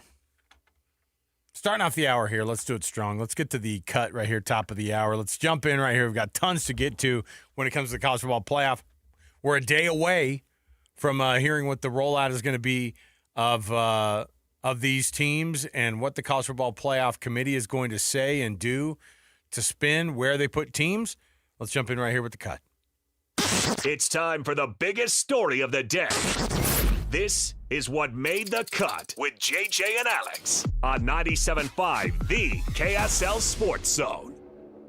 Trajan Wealth brings you this portion of the program. TRAJAN Wealth.com. That's TrajanWealth.com for all your trusted local needs in retirement. So we've been going at Heather Dinich's breakdown a little bit, and I'm still fine too. But I did want to read the actual chunk here. Now she actually did move up Texas Tech to 5. Some people have Texas Tech like not moving up at all. Have you seen that? Yeah. Where what ends up happening is because Alabama lost, they'll basically just put Oklahoma ahead and then just kind of keep the teams that were where they were at. And I think that they'll end up doing that if USC beats Oregon. Yeah. Oh, boy. Please don't. It's coming. These nightmare scenarios are going to keep us up at night. Now, Heather Dinich from ESPN has Texas Tech at 5, Ole Miss at 6. Now, her 1, 2, 3, 4 pretty straightforward, right? You go Ohio State, Indiana, Texas A&M, and then Georgia. I have no problem with that, actually. I think those are all where they probably should be. Yeah. Okay, so if you're going to ding Texas A&M at all for not showing up in that game, you just keep up. They're still a 10-0 team. They're undefeated. Okay? They're 10-0. The Hoosiers are 11-0. Can you believe 2 11-year wins in a row for the Indiana Never Hoosiers? in my lifetime did I think that would happen. It's crazy. And then Ohio State, of course, going 10-0. So then Georgia to 9-1, Texas Tech to 10-1, Ole Miss to 10-1, Oregon at 7 at 9-1. The Oklahoma Sooners jump into the top 10 at number 8. Alabama for Heather Dinich goes to number 9. Now, in a lot of these, you're seeing Alabama go to 10, 11, 12 in some cases, right? Because that's their second loss. And their first one was definitely not good. And they lost at home this weekend. Right. They should be punished for that. And 8-2 and going down to 8 or 9 is not really a punishment. However, let's soldier on here because a two-loss Oklahoma at number 8, a two-loss Alabama at number 9, and a two-loss Notre Dame team at number 10, who beat Pitt over the weekend. Now, BYU is sitting at number 11 at 9-1, and Utah at 12 at 8-2. Okay. Here's what she writes up: BYU's 24-21 win against Utah is the highlight of its resume, and its lone loss was on the road to one of the committee's top teams, Texas Tech. Still, BYU's poor play against the Red Raiders factored into the committee's decisions, and a decisive win against a 4-loss TCU team will not do much to close the gap between BYU and the Big 12's best team. So, do you see what the problem is here? She's not comparing other programs ahead of them in the college football playoff. Did you see what she did there? She's only comparing them to the one team that she feels like needs to get in with from the the assumption Big 12. that only one team is going to get Do you in. hear? From the Big Do you 12. hear the logic that she's saying? That a decisive win against a 4-loss TCU team. Again, one of the 4 losses was to BYU. They don't. It's not like they go, well, you guys beat a 4-loss TCU, or you beat a 4-loss TCU team, and you go, no, we beat a 3-loss TCU team. If you're trying to make that argument, I just loved it. I would love to hear the conversation, right? And I know that the new commissioner, the AD from Arkansas, is going to have to get in there and do the new kind of tap dancing around why they did what they did. And I'm really interested to see what they're going to argue this week. The thing is that I knew that if Oklahoma didn't win, or if Texas didn't win, if one of them did win, you would have what you have now, which is, oh, shoot, looks like we're going to have an Alabama team with 2 losses and another SEC team with 2 losses. In this case, it's Oklahoma, who has the best schedule the rest of the way to be able to survive. Texas still has to play Texas A&M. And a 4th loss, it would be really funny to watch them try to spin that, but I could see them doing it. Yeah, but those 4 losses, look at who they lost to, just the cream of the crop. And by the way, would they refer to Texas as a 4-loss Texas team once that happened? A 4-loss Texas team? Ugh. No. But they talk about TCU having 4 losses now, one of which came to BYU at 44-13. It was a blowout. Here's what one of these sections says, too. Why they could be lower. Utah is the safety net for BYU because of the head-to-head. So if the Cougars were any lower, it would be because the committee kept 3-loss Texas in the mix, which is already hard to hear. Which some people nationally would argue for. You're going to see some folks doing that tomorrow. They're going to Cincinnati. Considering Utah already defeated Cincy 45-14, BYU will be expected to win in similar fashion. But the Bearcats will be looking to bounce back from back-to-back losses. Again, what did I talk about earlier in the show? Is a BYU fan heard me say, how in the world would the committee ever justify putting a 1-loss BYU behind Utah at this point in time? Well, if BYU struggles at Cincinnati, still comes away with a win, what did Utah do to Cincinnati? They'll find a way to put them behind Utah. But see, that's the thing. Going to Cincinnati and playing there. Oh, they're not looking that deep. But that's way different than going to Rice Eccles. It is, but they're not looking that deep. Yeah. All right. Utah at number 12 on this list. Here's what it says. The committee has a lot of respect for what they've seen from Utah, but the Utes lose the head-to-head tiebreaker with BYU. So, again, the comparison is only between Big 12 teams. Exactly. It's not about, hey, man, a 3-loss Texas team has no business being ahead of those guys. They're not comparing the resume of BYU and Utah against the SEC and the Big 10 teams in front of them. And can't help herself. Because Texas has 3 losses, though, it would be difficult for some committee members to rank the Longhorns above Utah or BYU. For some, how about for all of them? It needs to be tough for all of them. None of them should have Texas ahead of Utah or BYU after the 3 losses that they've taken to a 3-win Florida team. That's one of their losses, by the way. And that one by itself should put them far enough down that you don't talk about them. But Texas is a fraud. We saw it this weekend. 35-10 against Georgia was like not even that close, to be honest. Right. It was a bad game. And Sarkisian had no real response. So I think watching the college football playoff play out right now, it's still How many weeks left do we have of this thing? So you've got tomorrow, right? 2 games left for most teams. 2 games left plus conference weekend. So you're going to have on the 7th this thing roll out. So tomorrow, 1, 2, 3, and then a 4th final ranking. You've still got 4 full rankings that we're going to have to go to. And on that 4th one, we find out what the actual college football playoff rankings are. So there's still a lot of room for improvement, for teams that are being told you're going to have to just accept the fact that they're going to be in. A lot of those are not actually to a spot where they can be. I mean, there are just so many teams that are not good enough to be in this conversation. Now, here's a question that I had from somebody over the weekend. They said, "Yeah, but let's say a 1-loss BYU or let's say a 2-loss BYU team gets into the college football playoff. How would they have done against an 8-2 or a 10-2 Alabama team?" And that's hard to say. Well, they'd be right there with them. It's hard to say that. Don't know. Have no idea. I don't. That's why we play the games, right? Yeah. That's why you try to figure it out. Let's find the teams that are good enough to play and put them together and find out. That's the whole damn point of what we're doing right now. So instead of having these hypothetical conversations of that's not how you do this. This conference isn't that good. They shouldn't be here. What you do is you take the metrics and put them all together and figure out which team has the more impressive resume. You take the name of the team away, and then you compare the metrics, just the numbers. No team, no players, no coaches, just the metrics, just the numbers of what they've accomplished. That's how it should be done. That's how the committee should be doing it, not using the brand attached to it, because the brand skews your perception of those numbers.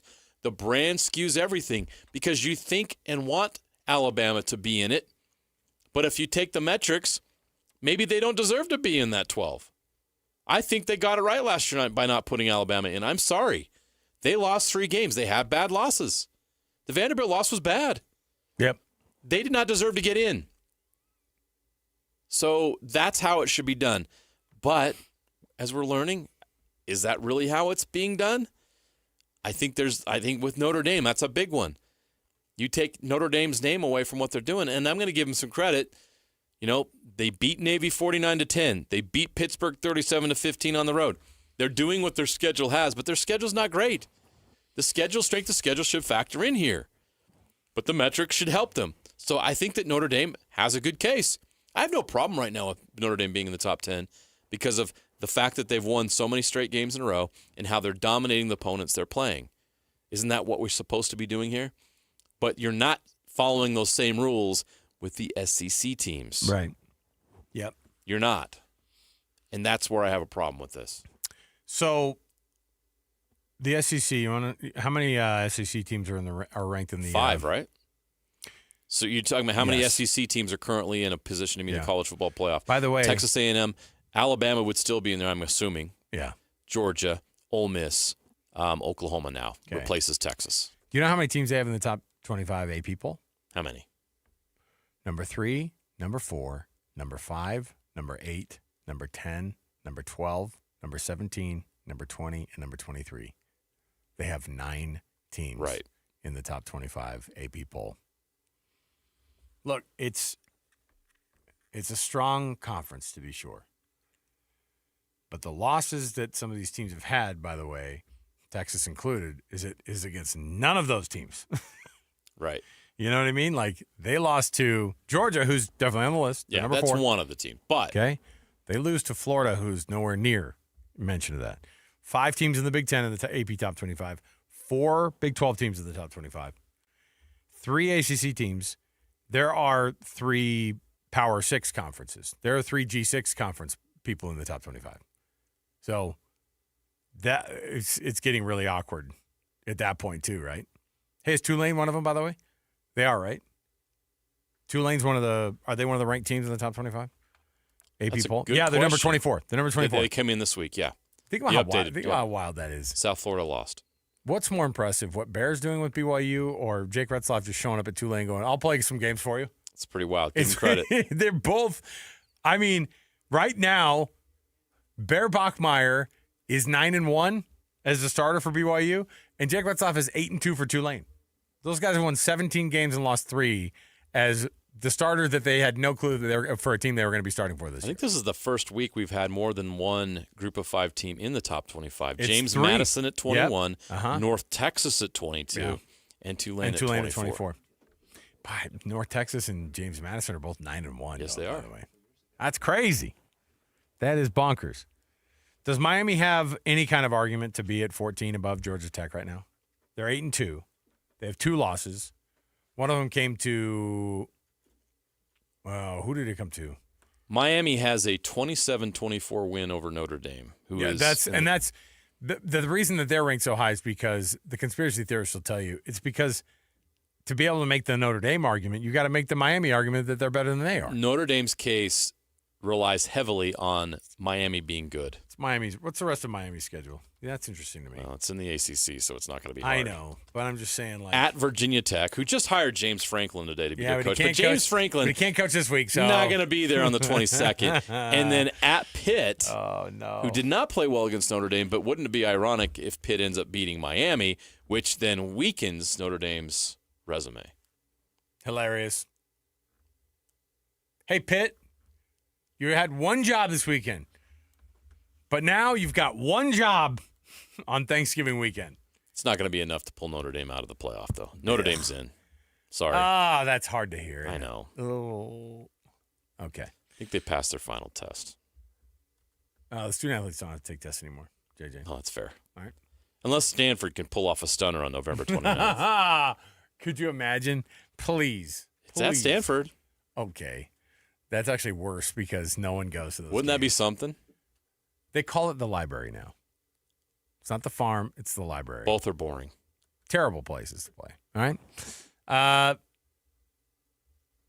Hey, Colson and Kent are in the studio with us. I was going to make a Gleek joke. I feel like we need to get away from that.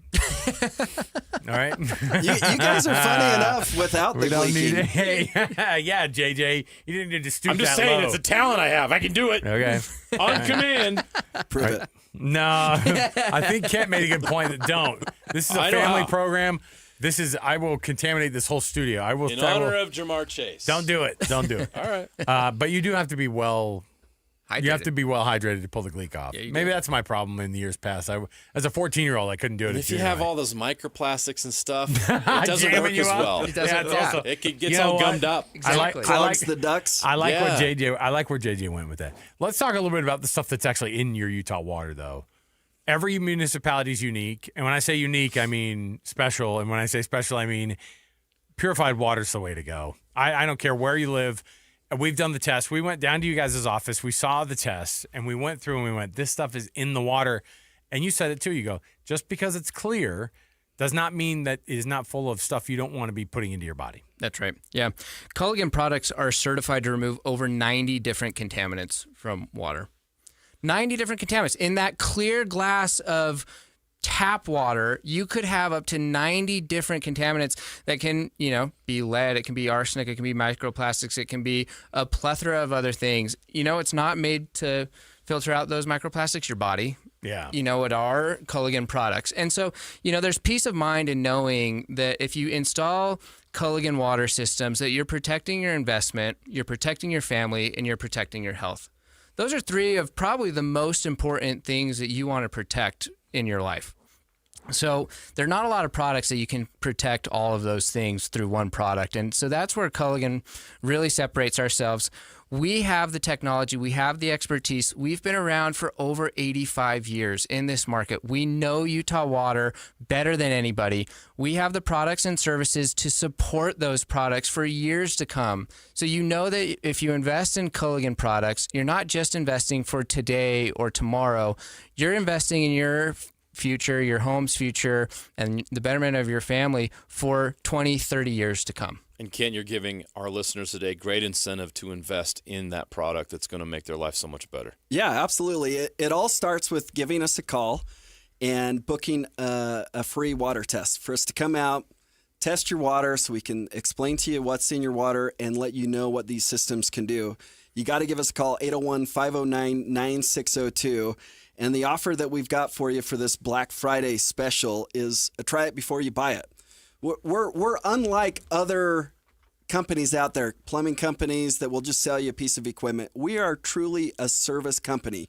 We are water treatment experts. We know how to treat your water, and so we want to prove it to you. Let us come out. We'll install a system for free. You can try it for free, no obligation, no payments. They won't start until 2026. But you got to give us a call. You got to give them a call. Let me give the phone number out again. It's 801-509-9602. That's 801-509-9602. Ask about the Culligan difference. Ask about the free water test. Just get the free water test. I'm always like, just get it and just see what's in your water in your neighborhood. And I would imagine too, you guys get calls from everywhere, and there are certain parts of the valley that are affected more by different sediments in their water systems versus some of the people in other places. But it all makes a difference in contributing to your appliances going out quicker. That hard water is not fun to bathe with. If you've got kids with eczema like myself, it's not fun to have to keep putting the creams on and all the different lotions to try to battle this thing. How about you start with a great product, the purified water? Culligan is the difference. 801-509-9602. All right, guys. We'll talk to you in a few minutes. Thanks, guys. We'll take a break. We'll come back. We've got more around the corner. Stay with us. 97.5, the KSL Sports Zone. And now, a look at traffic from the KSL Traffic Center.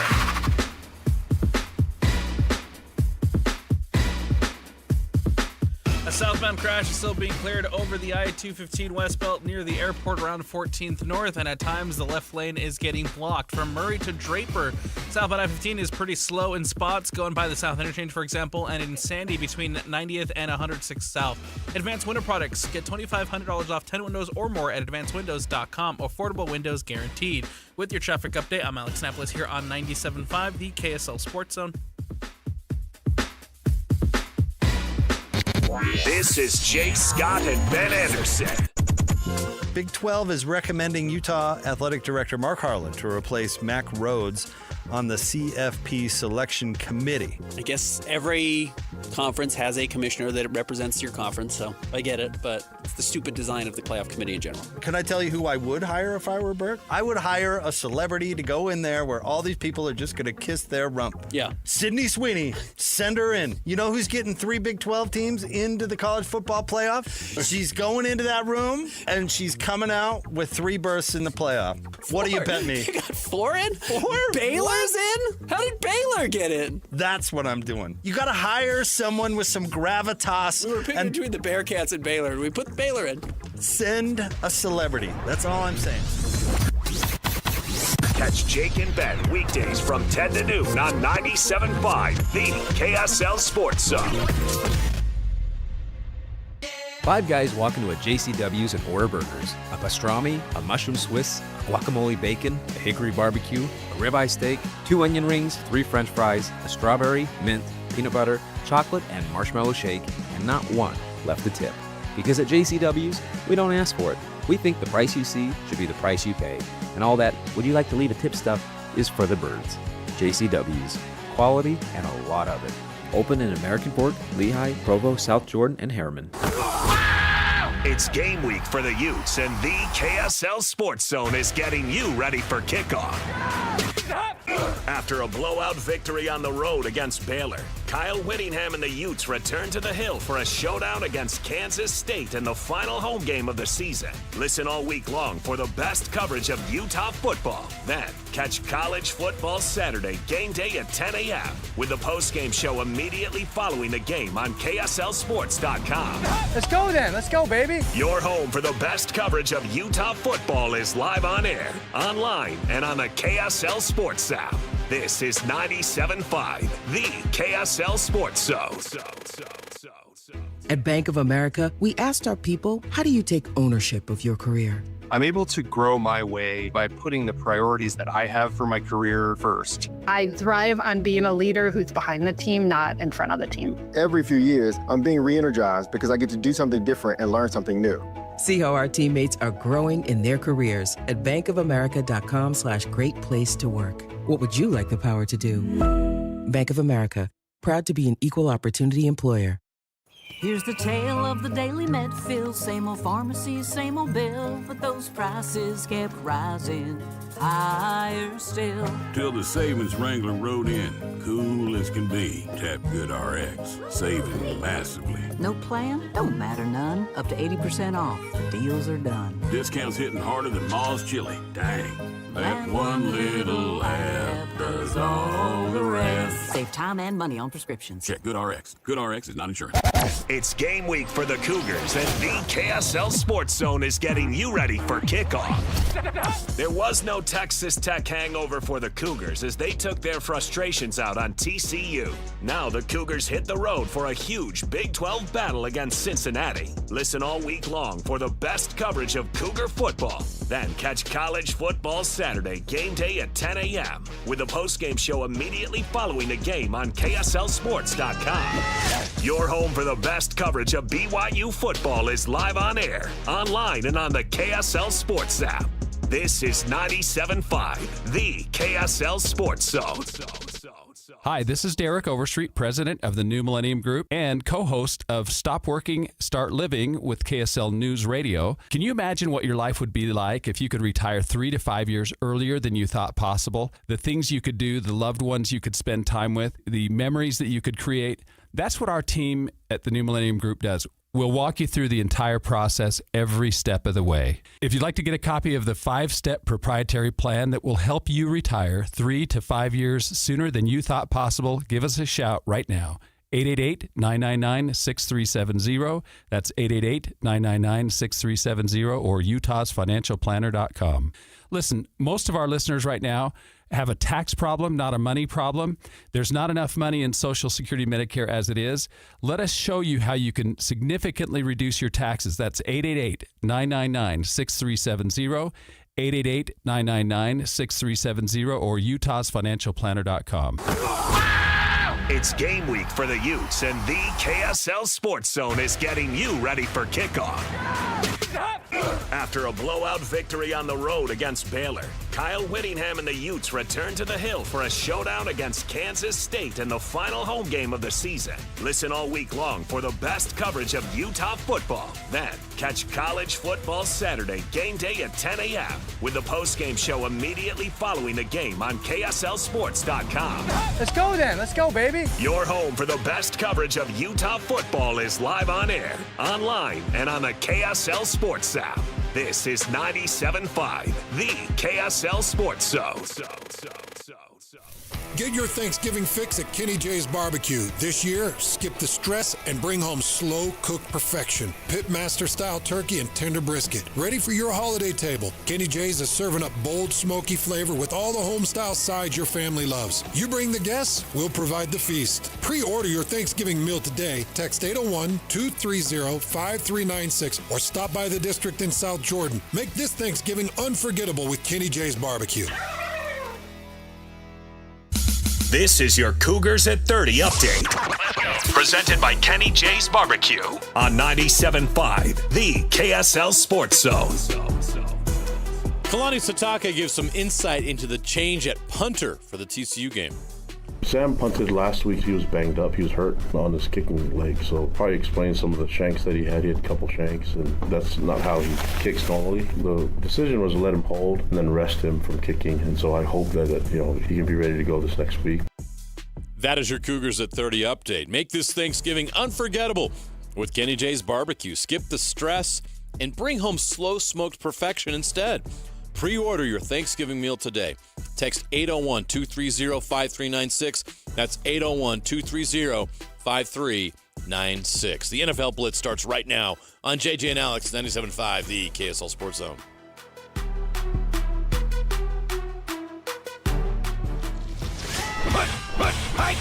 All the latest news and notes from the league and the locals in the NFL. JJ and Alex bring you the NFL Blitz on 97.5, the KSL Sports Zone.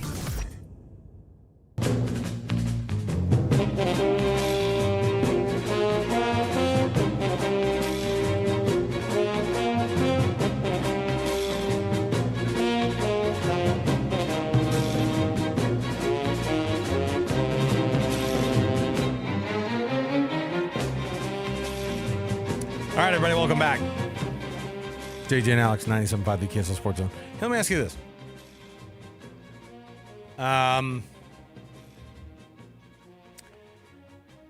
So obviously, jobs to be filled in the NFL.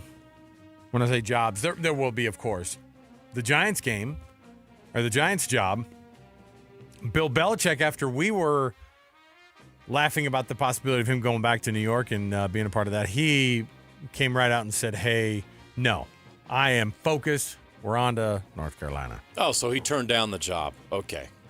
He turned down the job because That's a great point. He's committed to turning around the North Carolina That's program. a great point because I don't think that he's been offered the Oh, gig. no, but that's not what he's okay. going to say.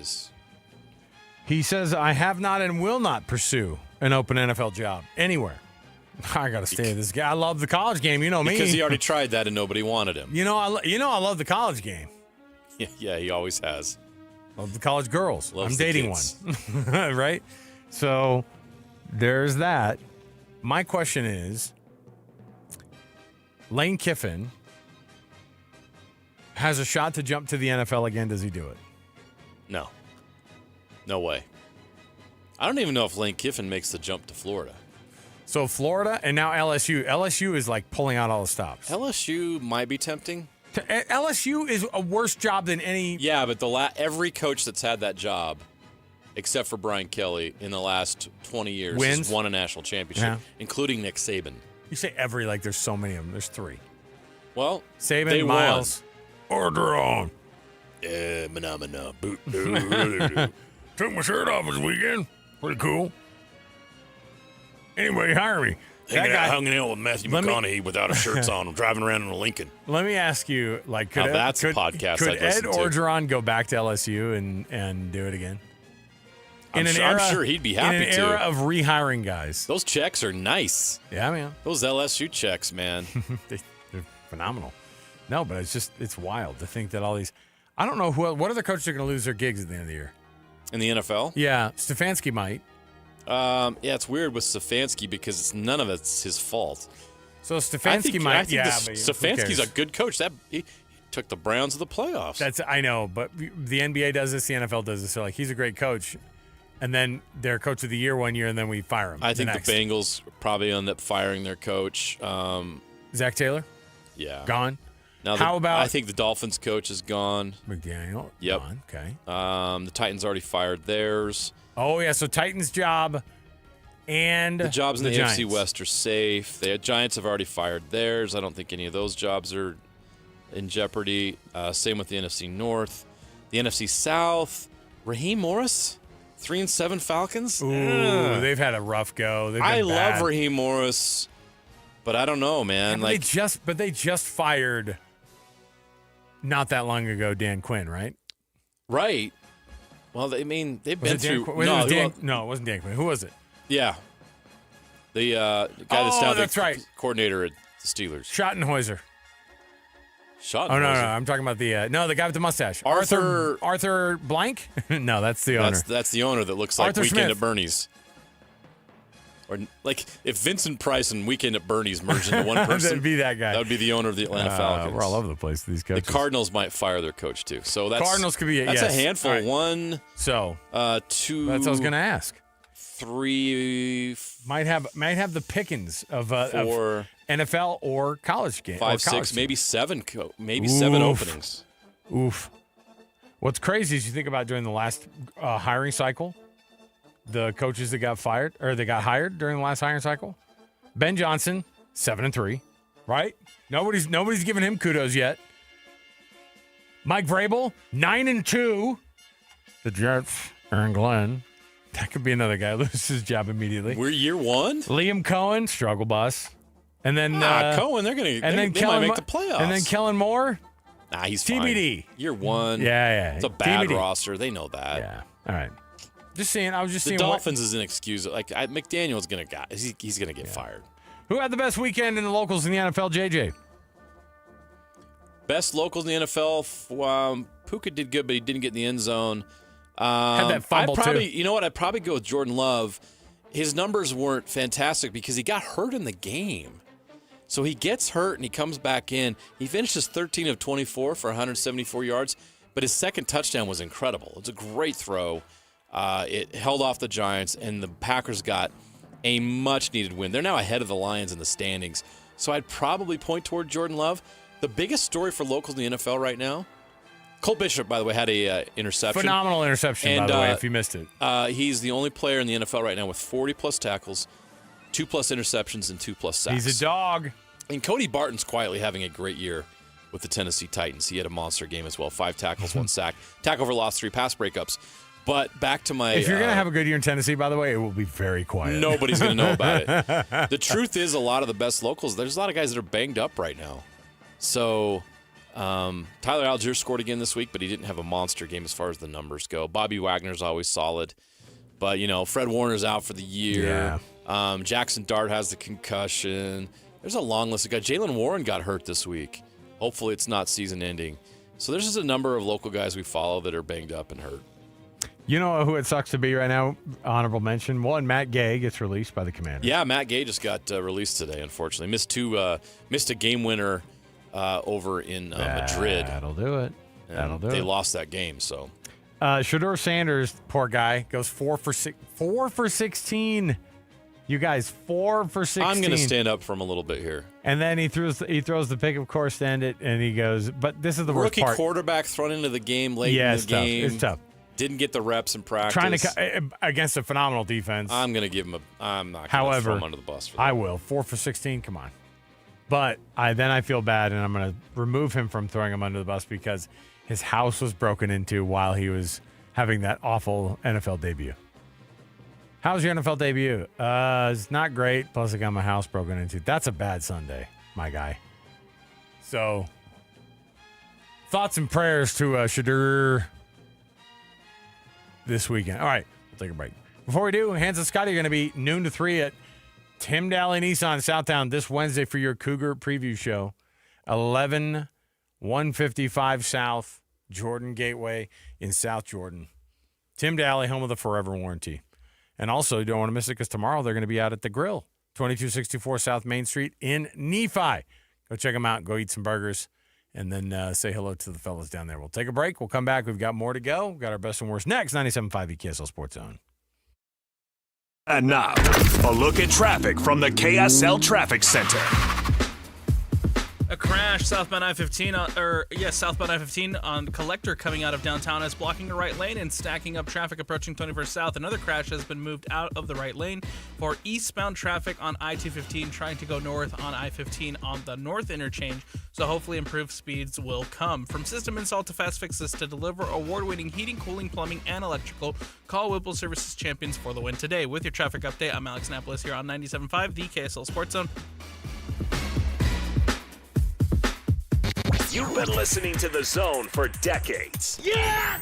But now you can watch the guys break down your favorite teams. Some viewers may find the following video disturbing. Viewer discretion is advised. Catch the video stream of DJ and PK, Jake and Ben, Hanson, Scotty, and JJ and Alex right now at KSLSports.com or by searching KSL Sports on YouTube. Utah's best sports radio is on air, online, and on the KSL Sports app. This is 97.5, the KSL Sports Zone. Salt Lake City Fat Loss, SaltLakeCityFatLoss.com. How about $400 off of the program that JJ and I have used to not just drop weight, but to keep it off? Yeah, that $400 is awesome. It's going to go a long way because usually we've been offering these. This is the most I've ever seen, JJ. We usually do a $200 off. $400 off their holiday special. You know why? Because they believe in the product that's going to be able to get you. When I say the product, it's a program. It's not an injection. It's not pills. It's not a supplement. It is a doctor-led program that if you follow it, the average person drops between 15 and 20% of their body weight in the first 60 days. But more importantly, JJ, you keep it off with Salt Lake City Fat Loss. Yeah, they know the secret to losing up to 1 pound of fat every day with no exercising, no injections, or surgery. You can start the program before, during, or after the holidays. No more losing weight and gaining it all back. Help reset your metabolism and keep the weight off for good. Take advantage of this $400 holiday sale right now. Go to slcfatloss.com and save big now through December 31st only. That's slcfatloss.com, slcfatloss.com. A 15-year-old girl who chewed through a rope to escape a serial killer. I used my front teeth to saw on the rope in my mouth. The killer prowled the Pacific Northwest in the early 70s. He's been convicted of murdering 2 young women, but suspected of many more. Maybe there's another one in that area. Follow and binge all episodes of Stolen Voices of Dole Valley. Available now, wherever you listen. It all started with a commitment to comfort. Gillette Heating and Air is proud to be Utah County's go-to team for expert HVAC and plumbing solutions. Need a repair, upgrade, or seasonal tune-up? Don't let cost hold you back. With 0% financing available, it's easy to get the work done now and pay later. Plus, save $100 on any repair over $500 and keep your system running strong with a professional tune-up before the heat hits. Visit GilletteHVAC.com or call 385-GET-COOL to book today. Homegrown service pros, financing made simple, comfort made easy. Carrier, turn to the experts. A Carrier factory authorized dealer. While most jewelry stores outsource their custom work to international manufacturers, Belliston Jewelry is your custom, in-house, full-service jeweler. Besides the obvious tariff issue, what's wrong with outsourcing? You know, like a game of telephone, all of the important details, the essence of your dream ring, are quite literally lost in translation as it's designed in other countries like India and China. Belliston's in-store designers can customize and modify your design right in front of you, cutting any confusion to bring your true design to life. Yeah, absolutely. I plan to wear my ring every day for the rest of my life. I want it right. Let me ask you this. If you choose one of those other guys, but you hate the finished ring, do you think they would remake it to get it just right? Not a chance. At Belliston Jewelry, we work with you in-house every step of the way to ensure it's right the first time. BellistonJewelry.com, across from Weber State in Ogden. Locally made, just for you. And cherished for generations. Hey, Benjamin, we've got a surprise for you. What? You have a brother. $100 bill just like you. Hey, I'm Ben. What? We just got him for joining America First Credit Union and opening a new checking account. And you're going to live together at America First. What? This is nice. For a limited time, new members get a $100 cash bonus when they open a checking account or $50 when they open a youth checking account. So head to AmericaFirst.com and get your money working today. Membership eligibility, terms, and conditions apply. Federally insured by NCUA. Attention, Jazz Nation. We know you've been waiting on the edge of your seat, and the time has finally arrived. All tickets are available now. Let's go! Your favorite players will be back on the court, bringing the energy all season long. Whether you're looking for season tickets, mini plans, or single game matchups, there's a perfect option for every kind of fan. Show up loud and proud at Delta Center this season. Don't miss your chance to be part of the action. Buy your tickets today at UtahJazz.com.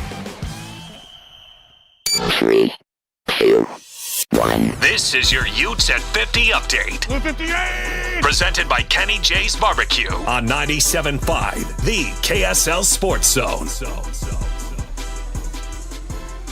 It's another 100-plus yard performance from Wayshawn Parker, and Utah head coach Cal Whittingham gives praise to his sophomore running back. Wayshawn Parker did a nice job there, went over 100 yards again, and he's really motivated to do that because whenever he does it, he gets to wear those pink cleats again the next week. And so I've made a deal with him, and so he gets to see him in pink cleats next week. That is your Utes at 50 update. Make this Thanksgiving unforgettable with Kenny J's Barbecue. Skip the stress and bring home slow smoke perfection. Pre-order your Thanksgiving meal today. Text 801-230-5396. That's 801-230-5396. Best and worst is next on JJ and Alex, 97.5, the KSL Sports Zone.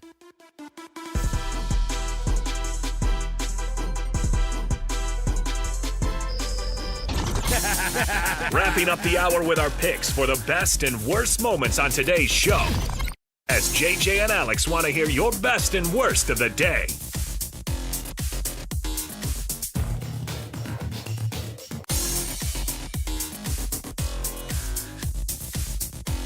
Best and worst brought to you by the Doug Smith family of dealerships in American Fork, Spanish Fork, and in Linden.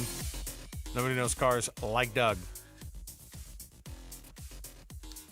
All right, the best is LeBron going to make his is he going to make his return against Utah Jazz tomorrow night? He's back practicing. What did he have? He had something it's kind of an older person. Was it osteo? Now, you can get away with this because you have sciatica. Yes. He has sciatica. Oh. It is the most old player injury in the NBA. Maybe gastric distress. Osteoporosis, like I said. Osteoporosis. Can you imagine that? Remember when, was it Coach Pop showed the injury report or something, and he said Tim Duncan was out with being old? Oh, wow. When was that? Yeah. That was funny. Well, at least he didn't. Old age or something. Yeah, this is one of those. But does he come back to play versus the Jazz? It's in Los Angeles though. Perfect time to do it. I think if you're going to come back and have a game, it's usually against the Jazz. That'd be fun. Lakers guys coming back having games that they want to like have a banner night on. Utah Jazz. Remember Kobe dropping 60 on the Jazz, his final game? Oh, wow. How did he do it? LeBron comes back, takes the back brace off, comes in, scores 32. LeBron James has overcome sciatica. Just the latest accomplishment in his Hall of Fame career. I do want to see what the newest version of his hairline is going to be this year, like what that spray paint situation looks like. Have you seen Jaylen Brown's hair getting wiped off on everybody's jersey, by the way? It's so sad. That poor guy. Yeah. They're all, you're a pro. Carlos Boozer as a guy. They need to go call his guy. I know. They're like, you're a pro. Why don't you use just shoe polish? It'd be great. Shoe polish. Again, I'm bald, so I can comment on these things. You guys aren't allowed. I think we need to talk Kent to Just for Men about sponsoring a segment. And then all the worst the players is, in pro sports that need Just for Men. And then the worst, of course, is BYU coming up short against UConn in that game in Boston. But by the way, I mean, they were down, 15 most of the game. Oh, yeah. It felt like they were down 20. The last 4.5 minutes, AJ DeBonta hits a couple big threes. Richie hits a three. I think Dawson Baker – no, Richie came in and missed all the threes. Sorry. Dawson Baker comes in, hits a three, and they get that thing within a point or two, and then they got it down to 2. They got it down to 2 and lost by 2. So that game was going on right before. Outscored them 52-43 in the second half. Yeah. It was right before the BYU football game. And so I sit down on my media seat, and they had the basketball game up on the TV. And I'll tell you, that place was – you can say what you will about that team. By the way, they went down 2 spots in the AP poll. I thought they'd stick around just kind of right where they're at. You lose to number 3 UConn in Boston. Seems kind of like a harsh punishment there. They lost by 2. I was like, they're not gonna move very much in that AP poll because the AP poll is not like the basketball or the football AP poll. Right. It's like, man, they played the number 3 team in the country across the country, and those things like count for a lot. Like they go, dude, that's an awesome game. But anyway, the whole booth up there was going bonkers watching AJ DeBonta do his thing, man. That guy is legit. 25 points. Yeah, he is. Fun to watch. Joining us in studio, Colson, Kent. First of all, welcome. Welcome, Culligan. Thank you. It's nice to be here. Let's talk a little bit about some of these deals we've been talking about today. Black Friday event. I feel like you guys cooked this up just for this because it's really been fun to be able to go, hey, man, look, don't worry about it getting in the way of the holiday parties and in the way of that Christmas budget because you're not paying for anything till after Christmas until 2026, and that's if you like the system. How does it work? Yeah, absolutely. Lots of people have people coming in town for the holidays, right? You want to be able to enjoy your home. You want to be able to show it off. That's what I was going to say, dude. If brother-in-law comes in, you go, oh, you don't have the new RO system from Colligan? That's kind of weird. Yeah, show off to mother-in-law. Yeah, man. You don't want mother-in-law complaining that her skin's itchy after showering. So this is a great opportunity. We've got an incredible offer. We've never done this before. A Black Friday special. It's a try it before you buy it. Let's go. Give us a call. Let us test your water. Let us find the right equipment to be able to service your friends and family in your home. We'll install it for free, and there's no commitment. You don't have any payments until after the new year. And try Colligan. Yeah. Give us a shot. Let us prove it to you. We're bringing holiday cheer. Can't you feel it? Yeah, I feel it. Does it feel? I feel it. Does it feel like holiday cheer? Yeah, it does. And I'll tell you You're what. bringing hydration to all the great listeners. Yeah, exactly. We talked about what a how gift. It is the time of year though when the winter starts to hit. Like we're getting our first legit cold snap. That's actually when my kid's eczema starts to pop up even worse. And this helps in that area so much because if you've got hard water and you've got kids who have the itchy skin and they have more sensitive skin in the first place, you're not helping them at all if you've got all that hard water going through your system and going into the pipes and then getting onto them for the shower. It's just not doing anything. Yeah, I mean, you're scraping kind of the bottom of these aquifers at this time of year. You know, you haven't had a lot of snow melt. We've gone through a really hot summer and a really nice fall. So people have been using a lot of water. People have been watering their lawns. So these aquifers, are a little bit lower than they have been historically. And because of that, you're starting to feel the difference, right? You can feel it in your skin. You can feel it in your hair, and you can notice it on your appliances, on your glassware.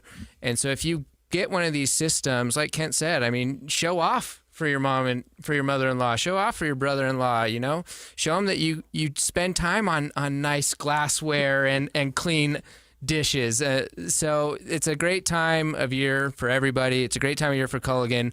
Please give us a call. Let us come out. Let us explain to you. Let us show you what the Culligan difference is. And it starts with the free water test like we've talked about. Let me give you the phone number. Yep. Let me give you the phone number. Ask them about the free water test. Ask them about getting the try before you buy deal. Get it all in. And have them come out, and they love to be able to do this. This is what they do best. This is what the science doesn't lie either. They'll show you exactly why it works.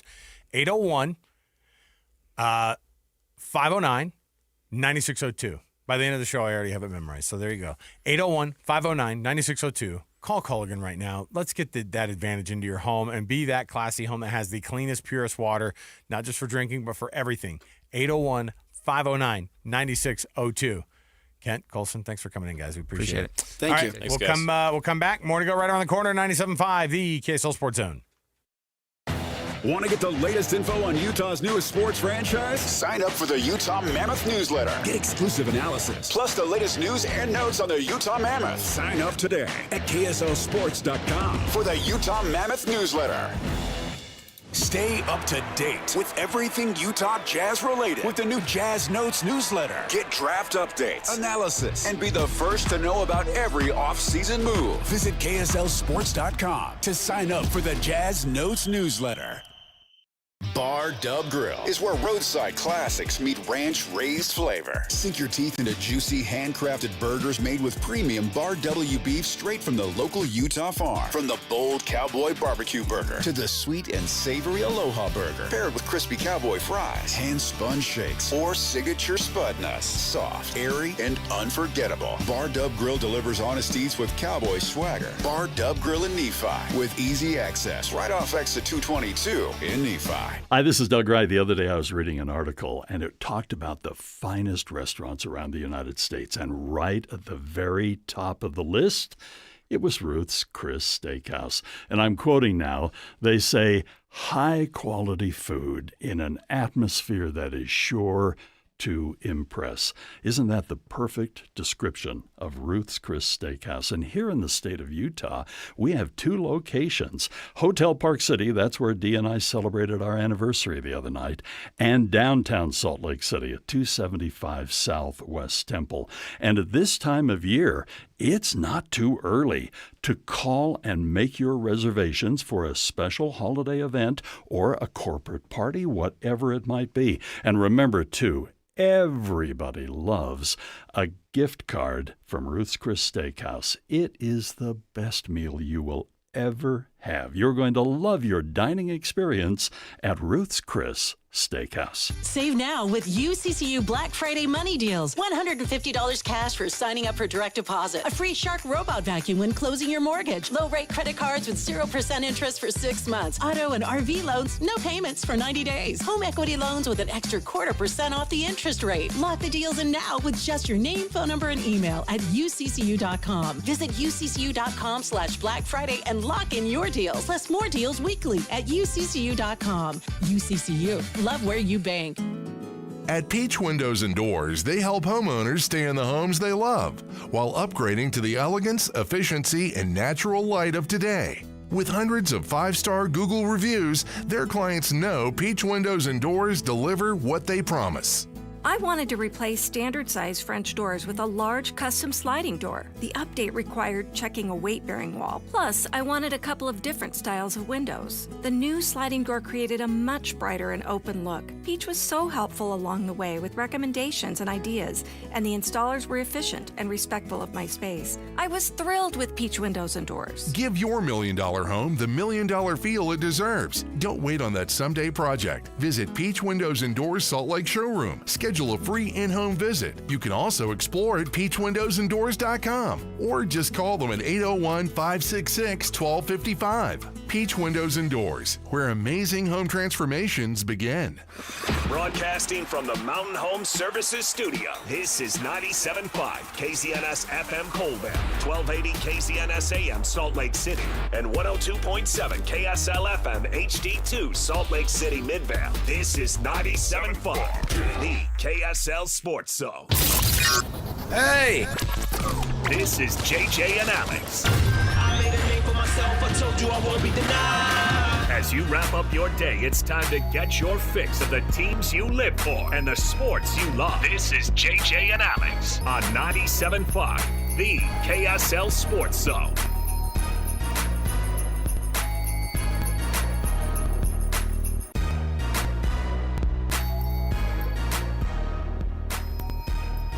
What's going on, everybody? Happy Monday to you. Thanks for being with us right here at 97.5, the KSL Sports Zone. Alex Curia, Jeremiah Jensen. We're back for another 3 to 7 march through the world of sports here. We're back. Nobody has it as cool as we do for our jobs right now. Goodness. Well, you listening right now. And I was just talking to the Culligan guys out in the foyer. Get to talk to the Water Boys later today, yes. It's awesome because they're as giddy as all of you listening right now about what's going on in this market when it comes to sports. You have 2 college football teams that are in the top 13 of the college football playoff rankings Going to be in November. Going to likely be in the top 12 tomorrow. You have a Utah Jazz team that just won a double overtime thriller with Keontae George hitting a game-winning shot, which you should be over the moon if you're a Jazz fan about what you have on that roster. They're a third of the way to what their wins were last year, basically. And now the Mammoth have been disappointing lately, but it's early in the season. Yes. We've seen them at their best. And I think there's hope and a belief that they're going to get back to being at their best. So you have the NBA, you have the NHL. You have Utah and BYU doing what they're doing in the college football playoffs scenarios and the season. Just thumping teams. What we saw from those teams this weekend was just so much fun, right? Yes. And you've got the NFL, which is incredible. It's just such a great time right now if you're a sports fan with everything going on. And we get to talk about it. You're right. Alex Napolis, our producer, we were talking about, we go, look, I think we forget year on year how different this year is. Like to be able to have the level of success that these teams are having at the highest level that they've been at in the same conference together, a power conference together at the same time. It's a good place to be, man. How was your weekend, JJ? This is when we get to jam for the first time after a few days of not being. Well, I say a few days because we typically part ways on Friday, and then we jam on Mondays, and we do our thing on the weekend. You got to do your TV thing. I got to go do my college football thing. And then guess what? We come back and we sort of jam on stuff. But I haven't talked to you since last Wednesday, man, because it's been a minute. We had all those high school football games.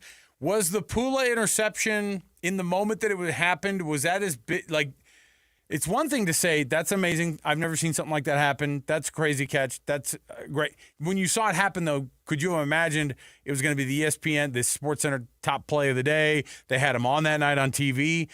I told Alex Napolis when we first saw it, I go, that was an NFL. That's a world-class catch. That's not something that you go, well, that's fun for a high school kid. No. That would have been amazing at every level that you even imagined. So 100%. When you saw it happen and you guys were able to react to it, and which was a lot of like mouth open. Yeah. A lot of like not talking in the exact moment because it was so unbelievable, but you got to call that thing and witnesses as it happened. Your thoughts on that interception compared to, because the rest of the weekend seemed to get kind of swallowed up by that from a national perspective, certainly. Which was very cool and good for Ken Pula, good for Utah high school football. There's such great talent here. And obviously him and his brother Jaron are some of that talent. When I saw it initially, I'm up above the bowl. Like what is it, like the third level.